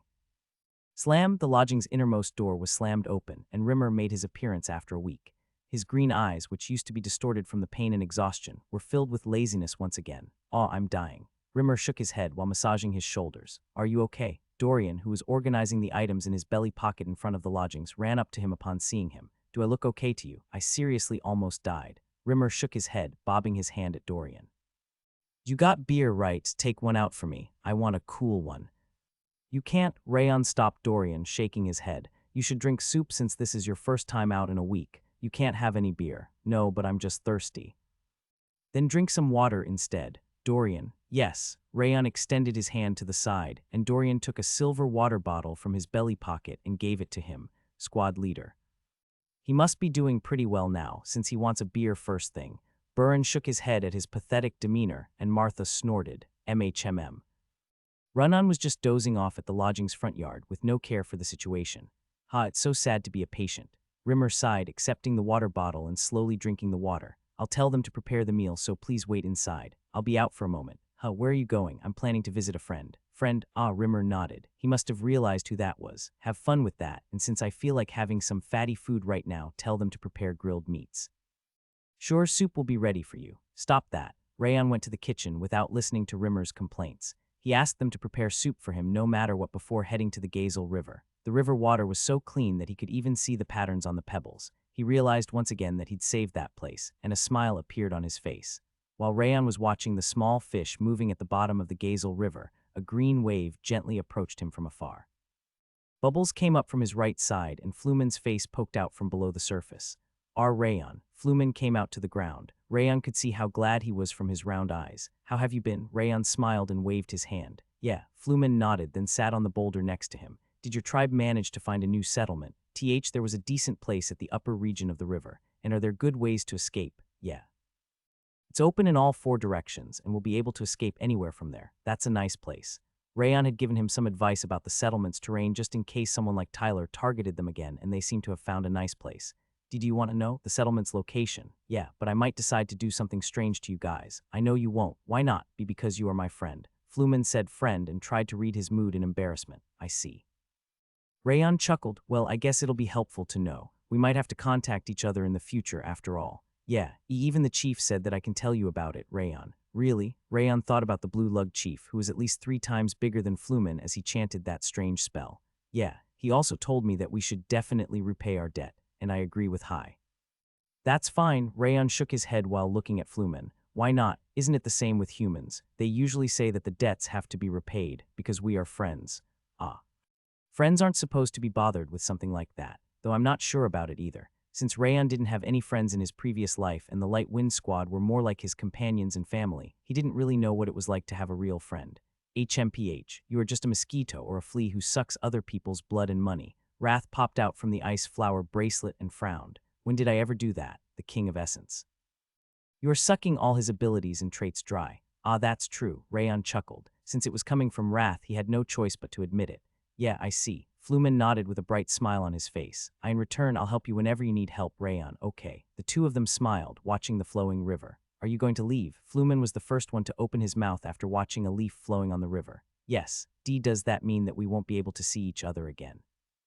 Flumen's shoulders drooped down like a wet towel. No, Rayon shook his head. I told you before that I'll protect this river under my name. I'll be back in order to protect the village and the river. I'll also want to see my friend. I see. Flumen gathered his hands and hung his head. Is there anything Rayon wants to do? Something I want to do, let's see. Rayon exhaled softly and stared at the river. There are a few things I want to do, but they are pretty difficult to achieve. I'm not sure I'll be able to do them. The objective with the highest priority was to recover Sylvia's position, and the second one was to reveal Darius Roberts' true nature to everyone before finishing him off. The first one was difficult to achieve, but the second one was pretty much impossible. He wasn't sure he would be able to accomplish them. I'll become stronger and become the chief. Chief. Rayon looked at Flumen because he said he wanted to become the chief out of nowhere. Flumen slowly raised his head, and the determination that could be seen in his blue eyes was completely different from before. I'm definitely going to become the chief. I'll do it to apologize to my tribe for what I've done and to be able to help you, Rayon. Help me. You said it's difficult to achieve. I'll definitely help you, and I'll get stronger for that purpose. Flumen raised his fists. It seemed he wanted Rayon to trust him. Rayon was about to respond that it was unnecessary, but interrupted himself and closed his mouth. A friend, I heard friends are supposed to be equals. From his knowledge, friends were supposed to be in equal positions. Flumen must have wanted to help him just like how he wanted to help Flumen. Regardless of whether he could be really helpful or not, a friend wasn't supposed to refuse that offer. All right. Rayon smiled and nodded his head. I'll be looking forward to it. Yeah. Flumen's answer was louder than any other time as he smiled. Sniff. Wrath sniffled while looking at Flumen. Even though he's so young, that's so nice of him. He bit his lip tightly, saying that it was praiseworthy that he'd made that decision by himself. It was such a mystery that a demon king could be so emotional. You should take good care of him. He's a nice guy. I know. He could have been the king of essence's servant if he gave him some food, though. Was giving food a necessary condition to becoming a servant? When Rayon thought about it, Dorian, Runon, Martha, and Yua had given him crackers, ice cream, beef, and pineapple, respectively. He was speechless from realizing that ridiculous fact. There was no way Wrath wasn't a demon king of gluttony, or rather the demon king of useless mouths. What's up? Nothing. Rayon simply shook his hand, since he figured Wrath would start rampaging again if he called him the demon king of useless mouths. Flumen, I went to a magician's dungeon recently, and what happened there? Rayon told him about what happened in Lohengreen's dungeon. Since Flumen was curious by nature, his eyes were sparkling as he listened to him. He told him about the dungeon and other stories, and the sun started to set. What he told him wasn't really interesting, but he felt comfortable just from talking with him. Pity was part of the reason he lent a helping hand to Flumen at first, but he felt like he'd become a real friend. BRRR. They were watching the surface of the river get darker after they finished talking, and bubbles surfaced from the center of the river. Flumen raised himself up upon noticing the bubbles. I need to go now. I still need to put things together. He walked towards the river but looked back after every single step. He must have really wanted to stay with Rayon for a bit longer. See you again. Yeah, Rayon raised his hand, and Flumen gave a big nod, to the point where his chin reached his waist.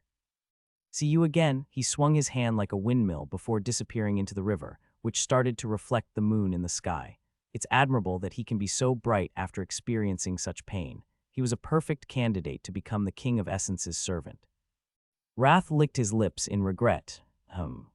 Rayon figured he would ask Flumen to bring him a fish or something next time. Since Wrath was a doormat by nature, he was bound to help him in the future. Are you going back now? Wrath asked the question while looking at the moon reflected on the river. Yes, since the squad leader woke up now. Since Rimmer had recovered decently and he'd finished telling the people from the branch what to do, it was time to leave. Rayon chuckled and turned around. The corners of his lips rolled up as he looked at Doran village, which could be seen from afar. I wonder if everyone's ready to suffer. The next day at daybreak, Rayon was checking on the Light Wind members as they prepared for departure. Since they'd managed to complete the mission without a single fatality, everyone's mouths were curved into slight smiles. Though Runon and Rimmer were exceptions, since they were too sleepy and their head switch were leaning against a wall were bobbing slightly. Squad leader. Rayon went to Rimmer and extended his hand. Do you want money from me? You've really become a... Rimmer shuddered. His eyes were blank because he'd just woken up. What are you talking about? Show me your wrist. Why do you want to see my wrist? I'd like to examine your condition. I'm fine though. I can't trust you anymore when you say that you are okay. Seriously.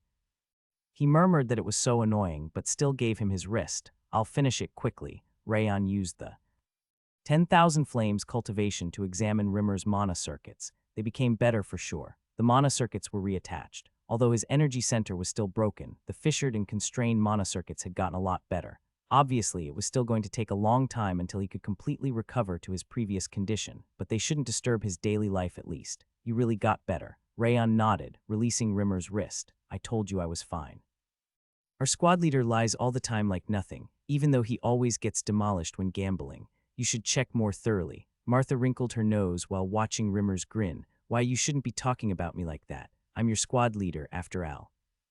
That's true since the squad leader has lied so many times before. Burin came next to Martha and nodded. There was a day back when we were trainees when every single thing he said during the day was a lie. It'd be more difficult to find him telling the truth. The other Light Wind members also sighed while looking at Rimmer. I'm so sad right now. Rimmer lowered his eyebrows while looking at the Light Wind members. Runon was sleeping as soundly as a baby, regardless of all the banter around her. I have a question before we leave. Rayon turned around to meet everyone's eyes once they got ready to leave. You were serious when you said you wanted to get stronger 1 week ago, right? Sure. Of course, I'll focus my life on training from now on. I can do anything as long as I can get stronger. Since they'd completed the mission and Rimmer had also recovered, everyone from the Light Wind squad nodded while telling him that they were serious about it. What a relief. Rayon smiled, then looked at Burin. Burin, was it difficult to use footwork until the branch without a single rest in between? It was difficult. I realized how difficult it was to go all out with aura for an extended period of time. It wasn't just difficult, but it was actually painful. But you must have been able to feel your growth after that. The amount of aura did increase slightly. Burin's eyes were trembling. An unknown insecurity must have struck him. You heard him right. Burin just proved that the simple action of running while using your aura to the maximum improves aura capacity, endurance, and physical ability. We won't have many opportunities to train during a mission like this. Which means... The Light Wind members' chins were trembling as they watched Rayon. You guessed it right. We will run to Zeekhart at full speed, starting from here. Rayon gave them a big nod. Arg, hey you crazy bastard. Burren freaked out, while Martha swore at him, which she hadn't done for a willing run-on, screamed as she woke up from her sleep. It's impossible. We felt like we were dying from running out of breath, and we were only going to the branch last time. I'm scared. Everyone's going to die if we do that. Everyone's going to die. The third team members who ran with Burren last time were shaking their heads like spinning tops. It's true that we are going to train, but... Yes, but we'll do that once we return, after resting a little. What are you talking about? Rayon narrowed his eyes while looking at the swordsman. You just said that you would focus your life on training. You said that you'd do anything in order to get stronger. That. The Light Wind members' chins were trembling as they met Rayon's nonchalant gaze. I'm screwed, that fiendish bastard. He must have asked that question in order to create this situation. I'm sure that was his intention all along. Since they had already fallen into Rayon's trap, they realized there was no escape from it. All they could do was bite their lips. Warm yourselves up first, because we need to run at full speed.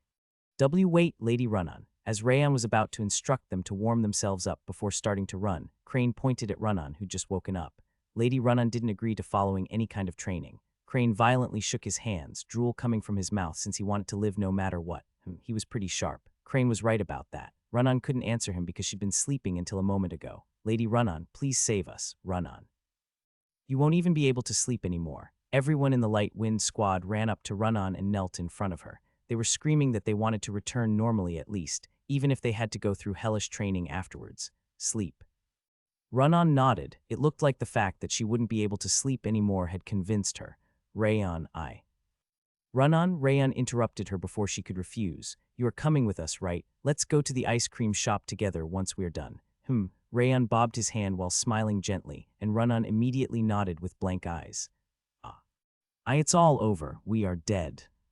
Light disappeared from the Light Wind members' eyes. Everyone has agreed now. Time to keep your promise. Get ready now. Rayon gestured with his chin to urge them to prepare themselves, a frightening smile on his face. Squad leader, please stop him. We are finally returning after perfectly completing the mission, so how could this be happening? The Light Wind members gathered around Rimmer since he was their last hope. Rayon, since I'm a patient and they've just completed the mission, let's take it easy.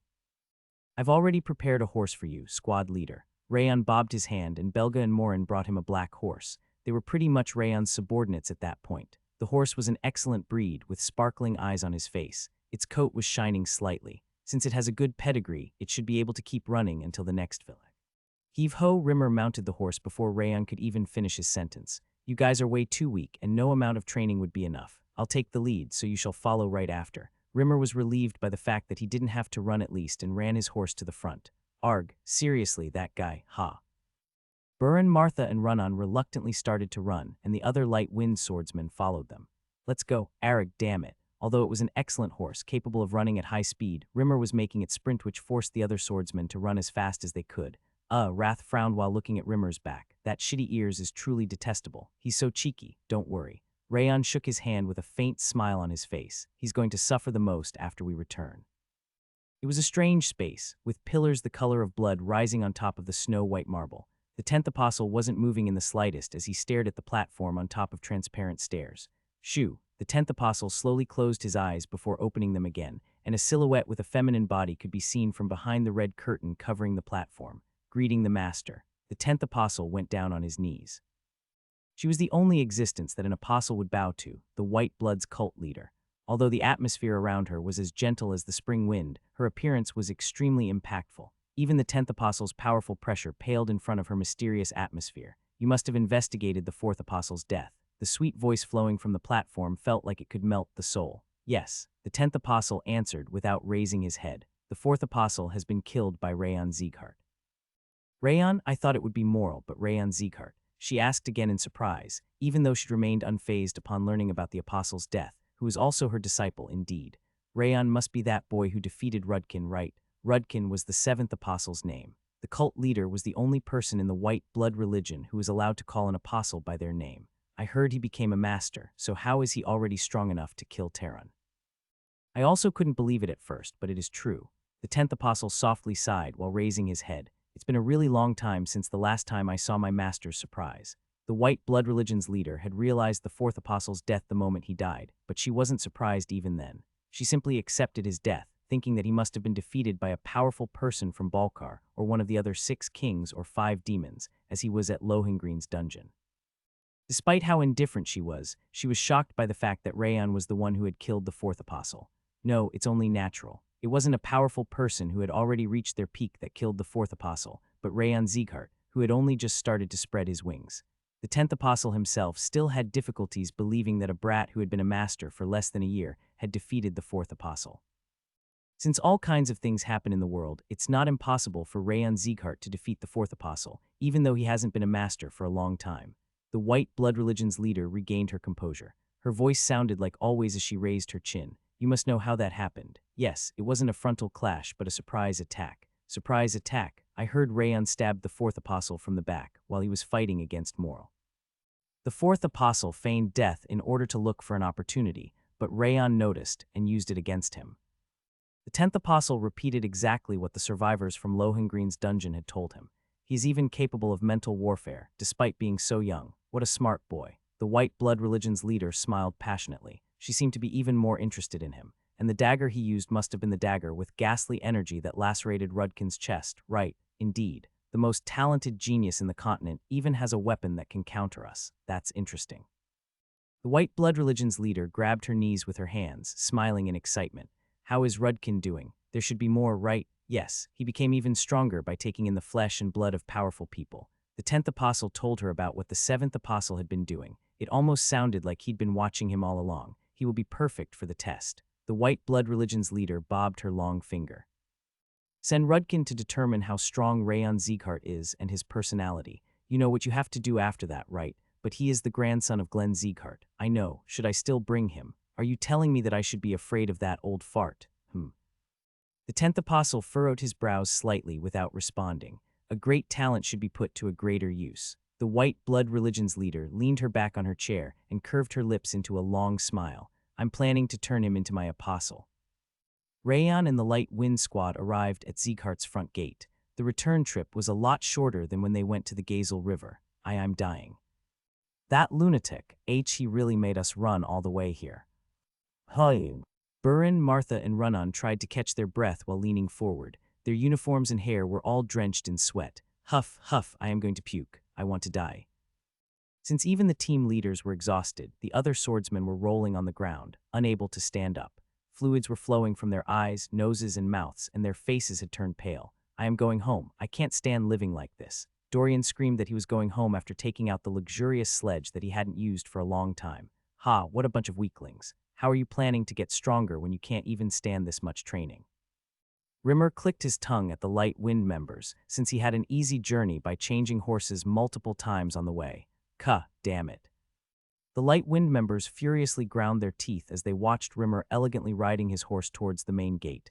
Seriously, that guy. I hate him. I hate him so much. I can't hate him any more than this. I shouldn't have comforted him when he was sick.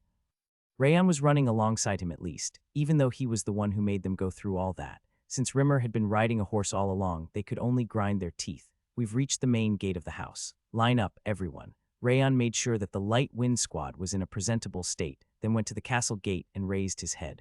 The Light Wind Squad has returned after completing our mission. As soon as he finished saying that, the castle got too large to be seen at a glance split into half with a majestic sound.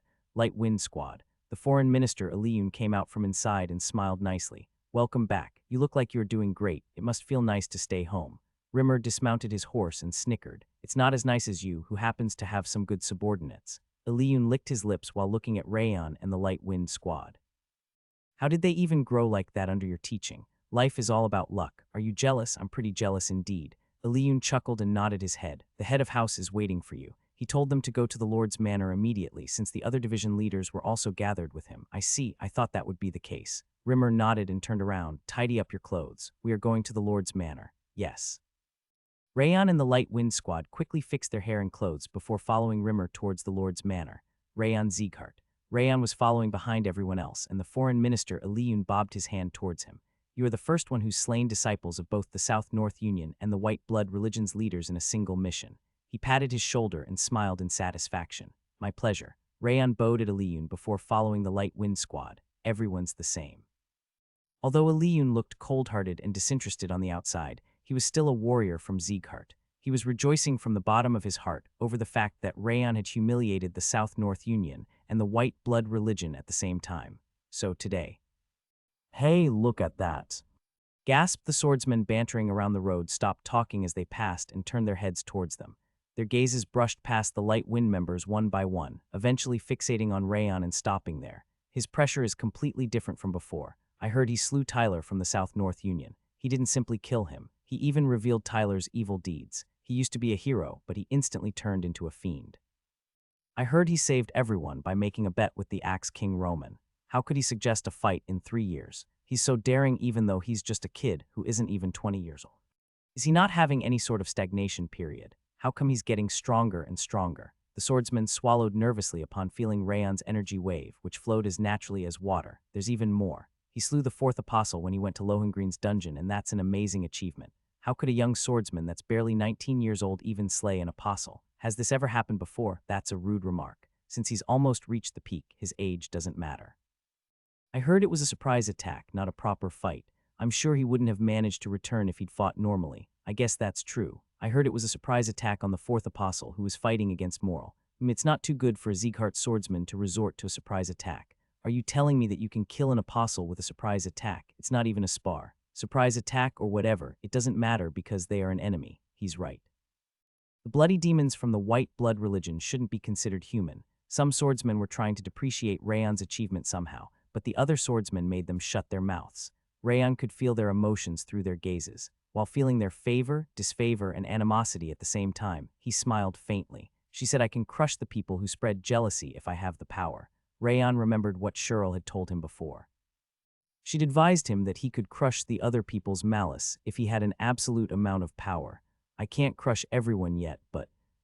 Rayon turned around. He spread his pressure while looking at the swordsman who called him unsightly because of his surprise attack. Gasp, ah.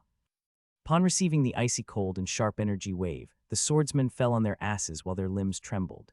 You should go home and rest if you aren't feeling well. Rayon looked down on their eyes, trembling in fear, and smiled. HMPH. Wrath emerged on the ice flower bracelet and nodded. It's been a while, but I like what you did just now. The ones who blabber and deride behind people's back need to have their limbs frozen. Is that so? Using wrath is the most efficient way.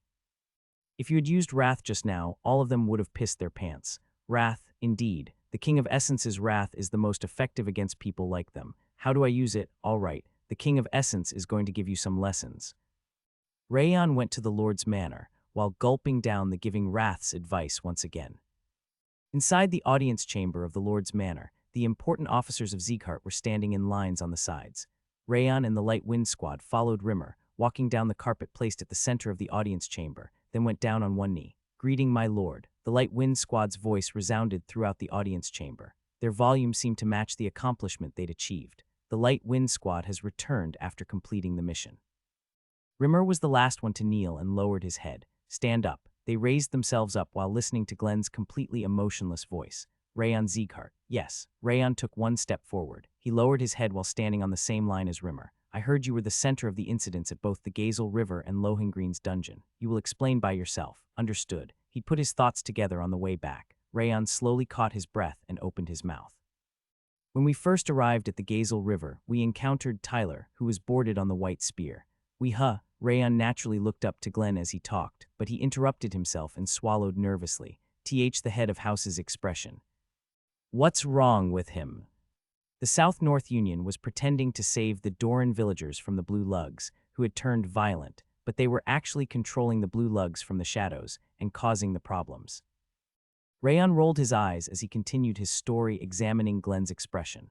What does that mean? His neck and shoulders were slightly crouched, his frowning eyes were shivering, and the corners of his lips were twitching like an earthquake. He wasn't smiling nor crying, nor was he exactly angry. The atmosphere and pressure around him were as composed as always, but his expression was completely incomprehensible. I don't understand why he's being like that. Even though he'd slain the disciples of the leaders of the South North Union and the White Blood Religion Tyler, and the fourth apostolind even obtained an item that could recover Rimmer's condition, Glenn didn't look that happy about it. The face he's making. Looks like he's trying to hold in his poop. Wrath's round face poked out of the ice flower bracelet. That expression is the face people make when they strain the sphincter. He snickered, saying that was the only explanation for his face. Rayon silently groaned. He didn't think that he was trying to hold in his bodily functions, but he did seem to be trying to hold something in. He can't even properly control the physiological phenomena. I knew he wasn't a match for the King of Essence. He should be an easy kill after around a few tens of thousands of strikes. Wrath shook his hand, saying that the outcome was quite obvious. Didn't you say thousands of strikes before? Rayon clearly remembered him saying thousands of strikes when he first saw Glenn, yet it had changed to tens of thousands of strikes. Easy kill after tens of thousands of strikes. It was such a strange thing to say, which was a result of his always honest personality and the way he loved to brag as the monarch of devildom. I promised to fight the Axe King Roman to death in 3 years in order to save the Light Wind Squad and escape the situation. After that, I went to Lohengreen's dungeon in order to save our squad leader. Once he started talking about Lohengreen's dungeon, the trembling in Glenn's eyes and mouth intensified even further. It almost looked like someone was grabbing his skin from the side to shake him. The fortunate part was the fact that he was the only person who could see Glenn's expression, since everyone else was looking at him. He honestly wanted to signal him to control his expression. Rimmer's laughter could be heard. He must have also realized the situation. It must be really urgent. You should make it short. You're right. Rayon slightly nodded and started talking faster. With the faster speed, Glenn's expression of holding something back seemed to relax a little. That's how I managed to obtain the artificial energy center and elixir from Lohengreen's dungeon.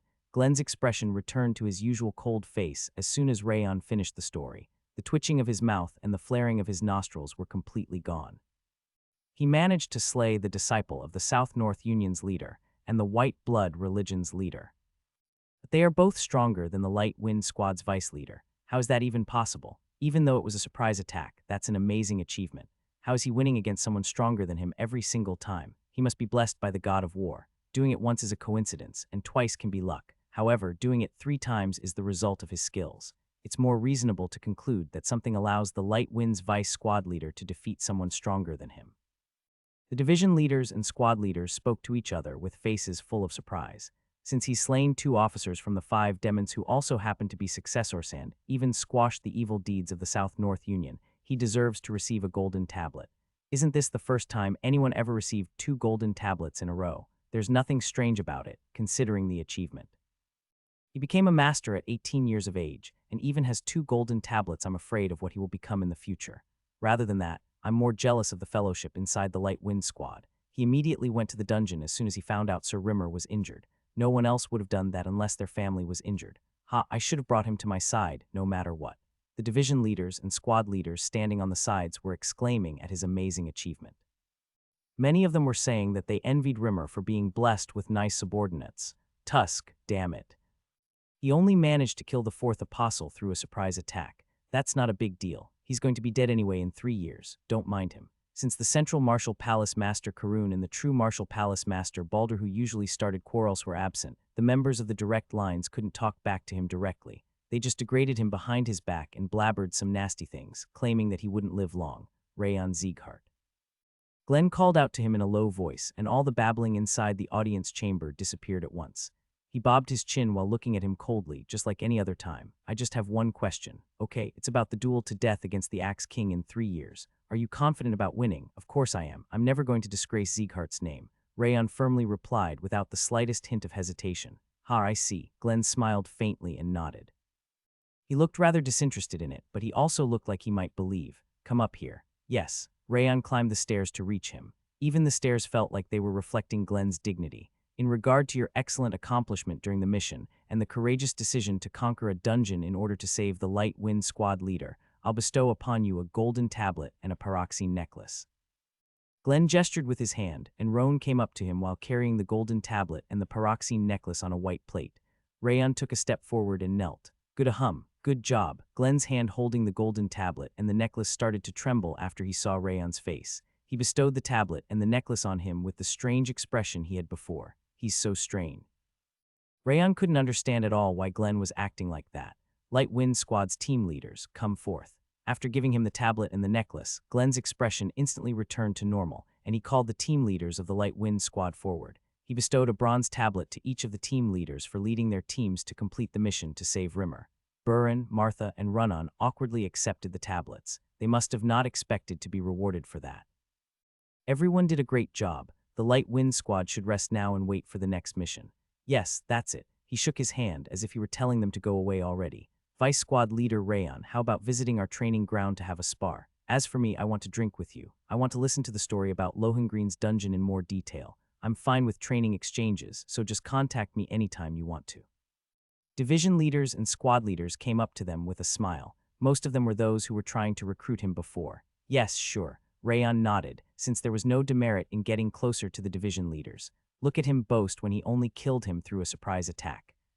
How unsightly. He's going to lose to the Axe King in 3 years anyway. Leave him alone. The members of the direct line looked at Rayon sideways with narrowed eyes as they left. They were pretty much cursing him to die. Rayon smiled slyly while watching them leave the audience chamber. You won't be able to talk behind my back for much longer. He would soon be able to make them shut their mouths, just like he made the swordsmen fall on their asses. He grasped the tablet while remembering every single face of the members of the direct line. Why are you not leaving? Glenn tilted his head as he saw Rayon and the Light Wind Squad staying in place instead of leaving. The Light Wind Squad was unable to leave because Rayon wasn't moving. I have a request. Rayon went on his knee once again and lowered his head. I'm listening. The Light Wind Squad leader is planning to completely shatter his fissured energy center to use the artificial energy center instead. Since it's going to take a pretty long time to gather enough aura to fight, I'd like to be the squad leader in his stead in the meantime. Why are you saying that? Rimmer crawled up to Rayon on his knees. He must have been really confused. I know being the squad leader takes lots of your time and places a heavy burden on you. You should focus on recovering your body for a while, squad leader. Rayon. His exclamation sounded like he just drank some beer. He must have been really impressed. That's true, I'll allow it. Glenn narrowed his eyes and nodded. Even though he was allowing it, he didn't look like he was too happy about it. I have one more request. Rayon looked up to Glenn White staying on the ground. Ever since my childhood, I suffered from the curse of frost, which made all my mana circuits freeze up. I have managed to overcome it now. Since the Light Wind Squad leader's symptoms are similar to mine, I'd like to oversee his rehabilitation. Glenn scratched his chin. The way he furrowed his brows looked like he was even more dissatisfied, but he nodded his head eventually. Fine, you shall do that. Rayon bowed to Glenn. Rayon, you are the only one who cares about me so much. Rimmer was moved to tears, but it was too early to celebrate. Rayon was indeed planning to help him, but he was also going to make him suffer to the point that he'd wish he were dead. Smile while you still can. Are you a lone shark or something? Although everyone else from the Light Wind Squad had left, Rimmer remained in the audience chamber. You were helped by the children instead of helping them. How pathetic. Glenn snorted while looking down at Rimmer. You shouldn't call yourself Sieghart's Sword of Light anymore. Ha, you should mind your own business. Rimmer ignored Glenn's mockery and sighed deeply. How dare you, your expression. He briskly stood up and put his hand on the sides of his mouth and eyes. My lord, did you realize your lips and eyes were shaking like a fly's wings because you couldn't hold back your smile when you were listening to Rayon's story? You looked exactly like this. Rimmer made the face Glenn had when he was looking at Rayon, showing him directly. There's no way I made an expression like that. It was actually even worse. I thought you were holding back your poop. He frowned, sounding like wrath. Do you understand why you ended up making that expression? It's because you've reached your limit. It's because you are reluctantly holding yourself back even though you are full of love towards your grandson. That's why you made a weird face like that. Rayon must have been completely shocked. Be honest, did you want to hug him while telling him he did a good job when you were giving him the golden tablet? Glenn's eyes widened with trembling lips. He must have hit the crux of the matter dead on. That's why I kept telling you that you will become a patient if you are too patient with it. You should just tell him about it now. Oh, my grandson is back. My kitten. Come here and sit on Grandpa's knee. That's what you should tell him. Rimmer grinned once again while making the strange expression that Glenn had made. Rimmer. Haha, did I go too far? Rimmer scratched the back of his head upon noticing the spark on Glenn's hand. Anyway, what I'm trying to say is that you should just show him how much you care about him instead of taking care of him from behind the scenes. He sighed and looked at Roan. The pyroxene necklace he gave to Rayon. It must not be an ordinary item, right? A pyroxene necklace was capable of protecting the body, but there was no way Glenn would have gifted such an average item to Rayon.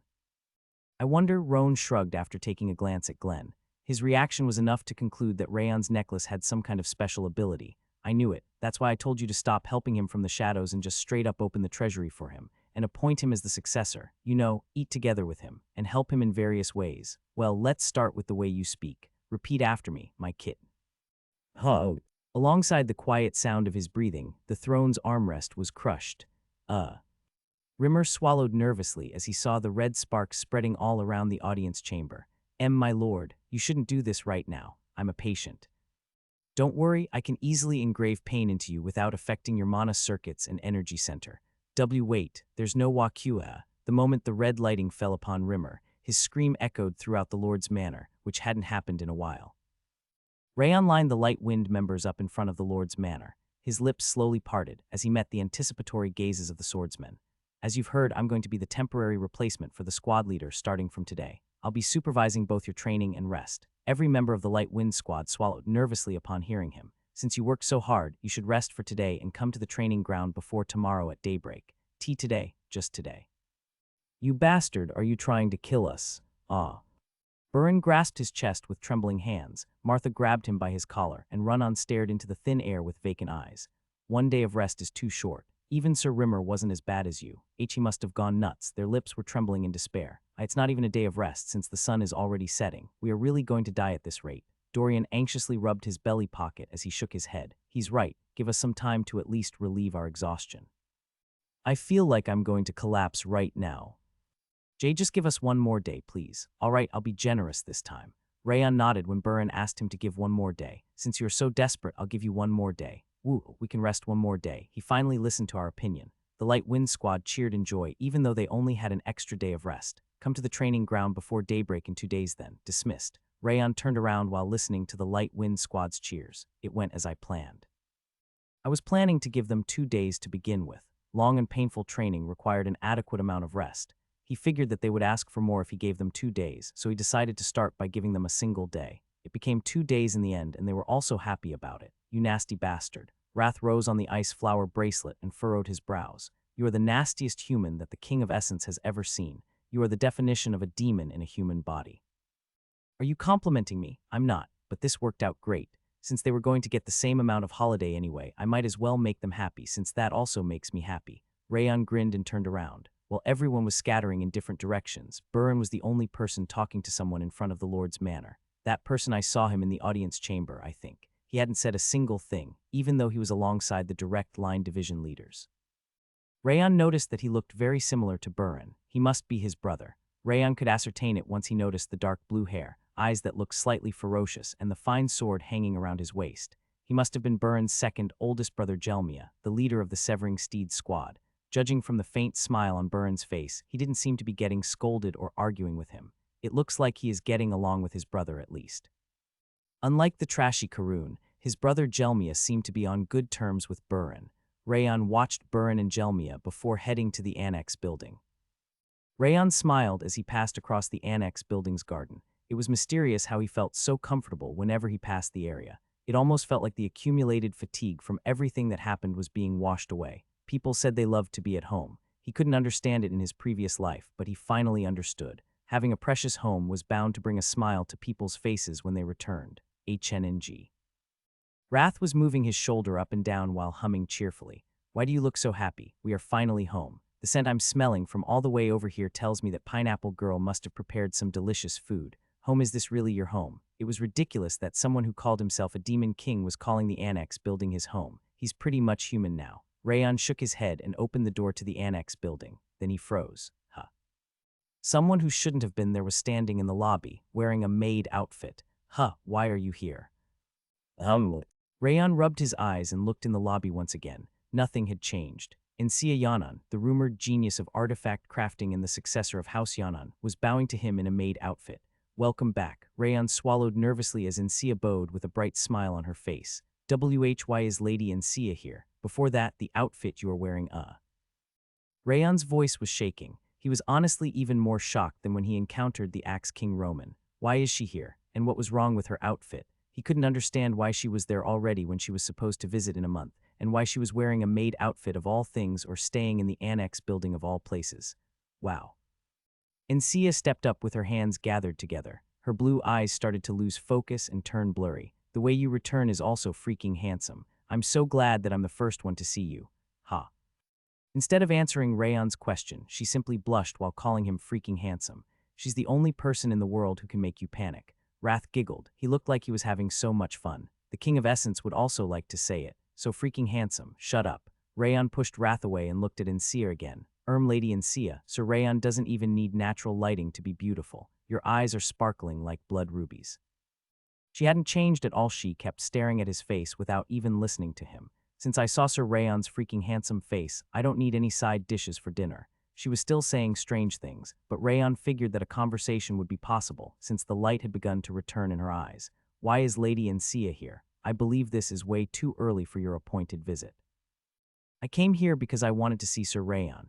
Encia's smile looked like she was wondering why he was asking such an obvious question. I see. In that case, how about the training artifacts that I requested before? I completed all of them. For every member of the Light Wind Squad, Rayon's lips parted. Since he had requested all those artifacts to be handmade, as they had to be specially suited for the Light Wind Squad, he couldn't believe that she had completed all of them.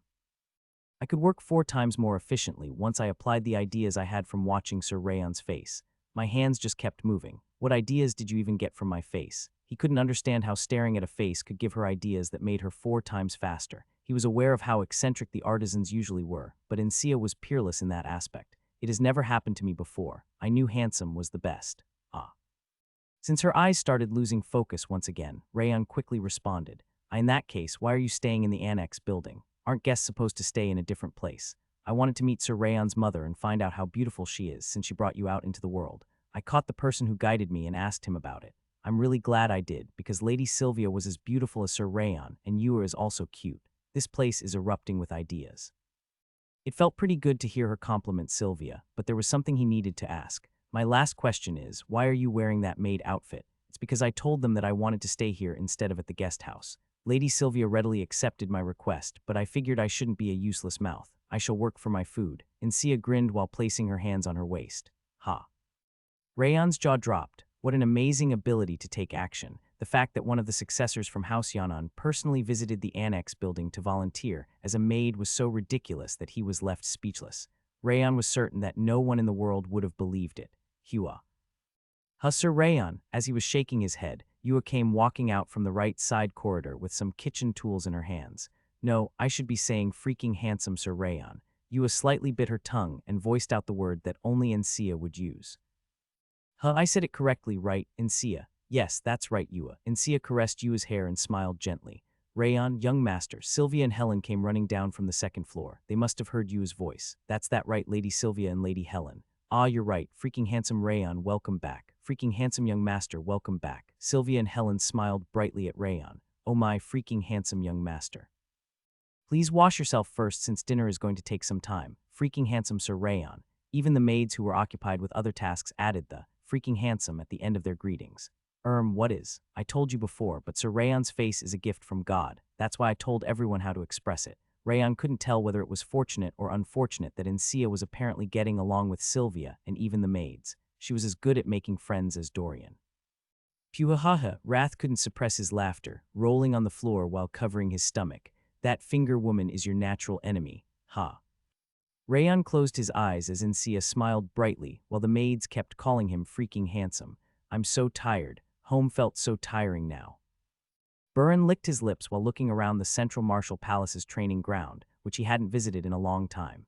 It feels a bit awkward. Even though he used to train there every day, he felt strange because it was his first time visiting since he joined the Light Wind Squad. Am I the one who has changed? He felt bitter because he felt alienated even though the wall scratched by his sword and the tree that used to shade him from the sun were still in the same places. Does it remind you of old memories because you are visiting here for the first time in such a long time? His second brother Jelmia, the squad leader of the Severing Steeds, walked up to him with a bright smile on his face. Yeah, I didn't expect to return here like this. He remembered his childhood, where the only objective in his life was to become a swordsman of the Central Martial Palace and be recognized by his father. He felt slightly suffocated from thinking about it because he belonged to the Light Wind Squad after getting kicked out of the Central Martial Palace. Would you have wanted it to be otherwise? Jelmia came up next to him and asked his question. For sure. You know that my dream was to be recognized by our father and follow in his footsteps. Burin smiled bitterly while touching the scratch on the wall that was made by his own sword. That's when he complimented me for the first time. He remembered how his father patted his head, telling him that it was a sharp strike. It was the first compliment he had ever received, and the only time he got a head pat. I'm fine now, though. Burin took his hand off the scratch on the wall and smiled faintly. Are you fine? Yes, it's because I belong to a place where people need me, the Light Wind Squad. Being with those guys who'd been with him for even longer than his brothers could even wash away the sadness of getting kicked out of the Central Martial Palace. The Light Wind Squad's lodgings felt more like his real home than the Central Martial Palace. It's a relief that you found your place. Jelmia smiled gently while patting Burin's shoulder. However, Burin, what would you do if I told you that you could return here? What? Burin's eyes widened and he looked back at Jelmia. What are you talking about? I'm asking what your decision would be if you had the right to return to the Central Martial Palace and join the organization that you wanted to. Jelmia's eyes were serious. He didn't seem to be joking in the slightest. What are you trying to tell me? If you can perform 2 tasks, I can let you join the Central Martial Palace. It won't be too difficult to achieve your dream of being acknowledged by father after that. Burin's throat violently wavered upon hearing that. You don't seem to be disinterested, at least. Burin bit his lip. Getting acknowledged by his father was still his dream and objective. Even though he joined the Light Wind Squad, his objective remained the same. My requests aren't too difficult to achieve. What are the requests? Burin nodded, since he figured that it wasn't a bad idea to check them out since he might decide to return there later. Rayon Sieghart's weakness. Brother, you must know since you've been with him ever since you were trainees. I want you to tell me his weakness. Jelmia was completely casual as he asked about Rayon, who was actually his younger cousin, and his weakness.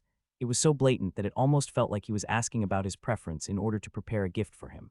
Is it strange? Jelmia snickered. Burin, you know, Rayon's rate of growth is unprecedented in the continent. He is an absolute monster. Are you planning to let him stay like that? His eyes turned diamond-shaped like a snake's. If we don't deal with him properly right now, you will have to fall behind him for the rest of your life.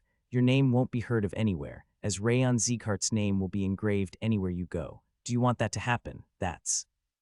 Burin bit his lip. I know. He knew it better than anyone. It was shameful to admit that he couldn't even tell him that he would catch up to him anymore because the difference in might between them had grown too large. You just need to secretly tell me his weakness and bring him to an appointed location.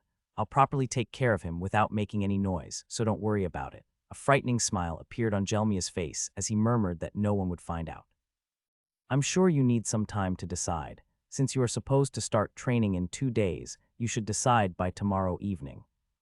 No, Burin clenched his teeth while looking at Jelmia. I refuse. He shook his head while firmly voicing his refusal. There's no way I can do that. It wasn't because he didn't know Rayon's weakness. Rayon was his benefactor who had enlightened him from his nasty way of thinking in the past and even saved his life. Even though that would allow him to achieve his objective and his dream, there was no way he could do that. He has no weakness whatsoever, and I wouldn't tell you about it even if he had won.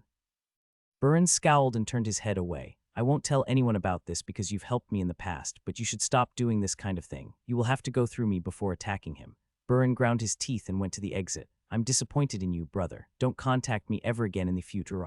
He turned around to give a final warning, but Jelmia wasn't there anymore. You are making this difficult. Darkness filled Burin's sight alongside Jelmia's quiet voice.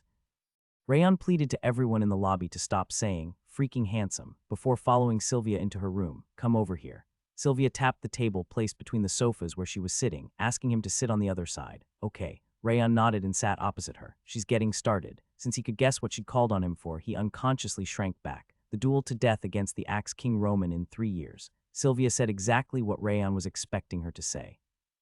His mouth felt dry because her voice was gentle yet sad. You made such a reckless bet in order to save the others, right? As Rayon was wondering how he should relieve her worries, she smiled faintly. Mom, after everything you've achieved and shown me, of course I know that much. Sylvia smiled even more gently as she grabbed Rayon's hand. You must be still remembering what I told you when you first took up your sword.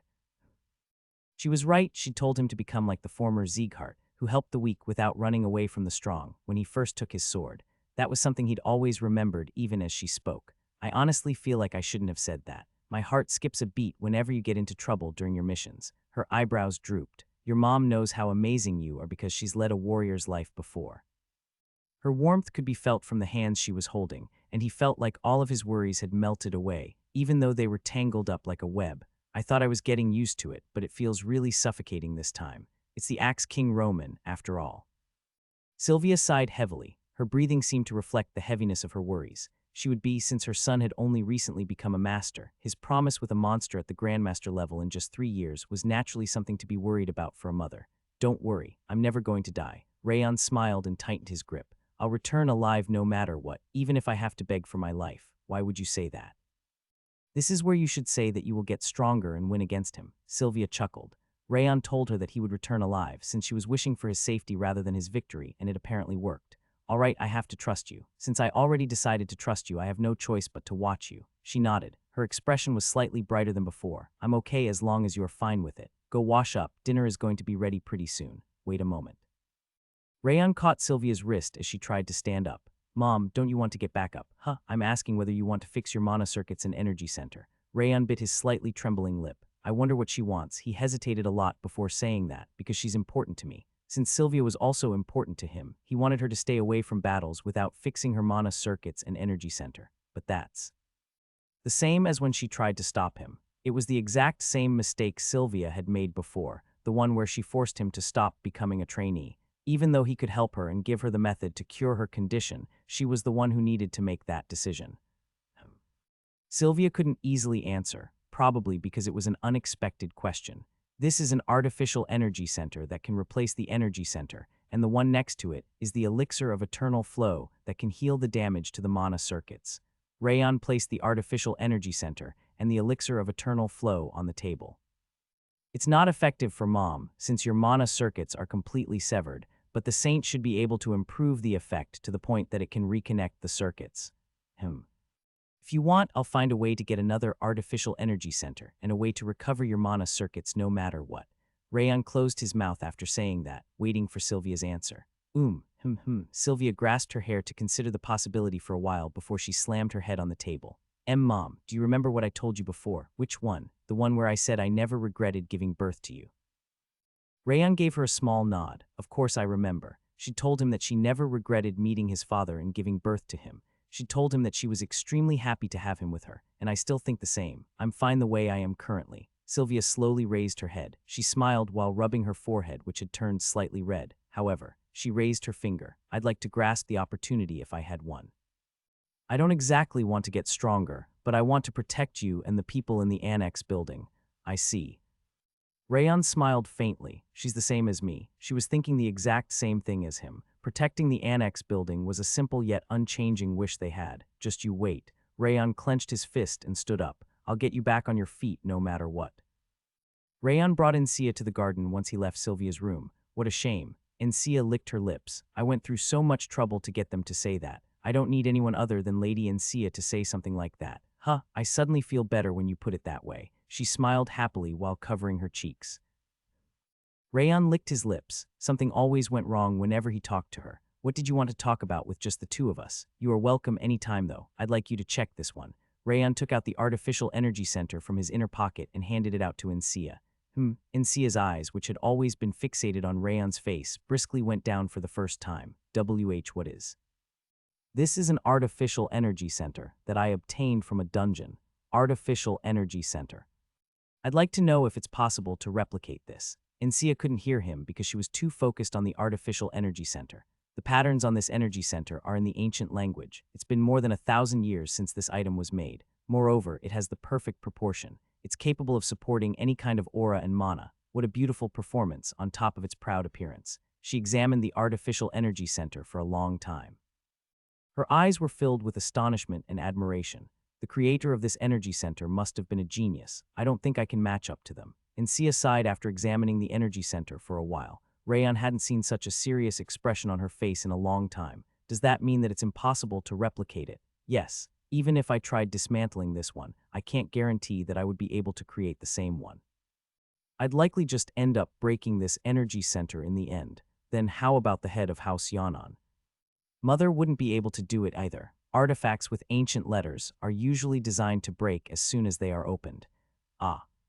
Rayon frowned. He did hear about how the items created from the previous era tended to break as soon as people tried dismantling them, because replication prevention measures were applied to them. However, I think I can make something similar. What? It will have a different shape and performance from that one, but I think I'll be able to create an artificial energy center. Really? Yes. Watching Sir Rayon's face in this artificial energy center's perfect proportion gave me so many ideas. She said she should be able to do it while licking her lips as she looked at the artificial energy center, though it's going to take an extremely long time, and I'll need lots of materials. That doesn't matter. Rayon came close to Encia and grabbed her hands. Encia's face turned red in an instant upon seeing Rayon's face up close. It's possible. Of course, Encia's lips were trembling as she watched Rayon's face. He's way too handsome. His skin was as white as ceramic, while his eyes looked like brilliant gems and his nose ridge looked as proud as the moon in the sky. Please do this for me. Encia couldn't refuse upon hearing Rayon's silvery voice. Yep. The next morning, Rayon got the artificial energy center back from Encia and went to the highest floor of the Light Wind's lodgings. There was only one room up there, and it was used by the previous head instructor, current Light Wind's squad leader. Slam! Rayon kicked the door after checking the presence inside. The door burst open, and the scream coming from the inside sounded like a rooster crowing. Key, Rimmer came out while screaming, hair completely disheveled. What's going on? Did you just destroy the door? No, I just opened the door. Rayon pointed his finger at the shaking door. Who even opens a door so violently? The entire building's going to blow up if you tried opening 2 doors. But this is what you did every day, Sir Rimmer. Rimmer's jaw dropped. Since he'd kicked the training ground door open so many times before, he was unable to refute it. Whatever, the door doesn't matter. Why did you come here so early in the morning? We should get started. Rayon took the artificial energy center and the elixir of eternal flow from his inner pocket. Did you want to start that today? There's no reason to wait. We should strike the iron while it's hot. I'm Mia-an. We just returned yesterday. I didn't even manage to recover my stamina. You didn't even spend any stamina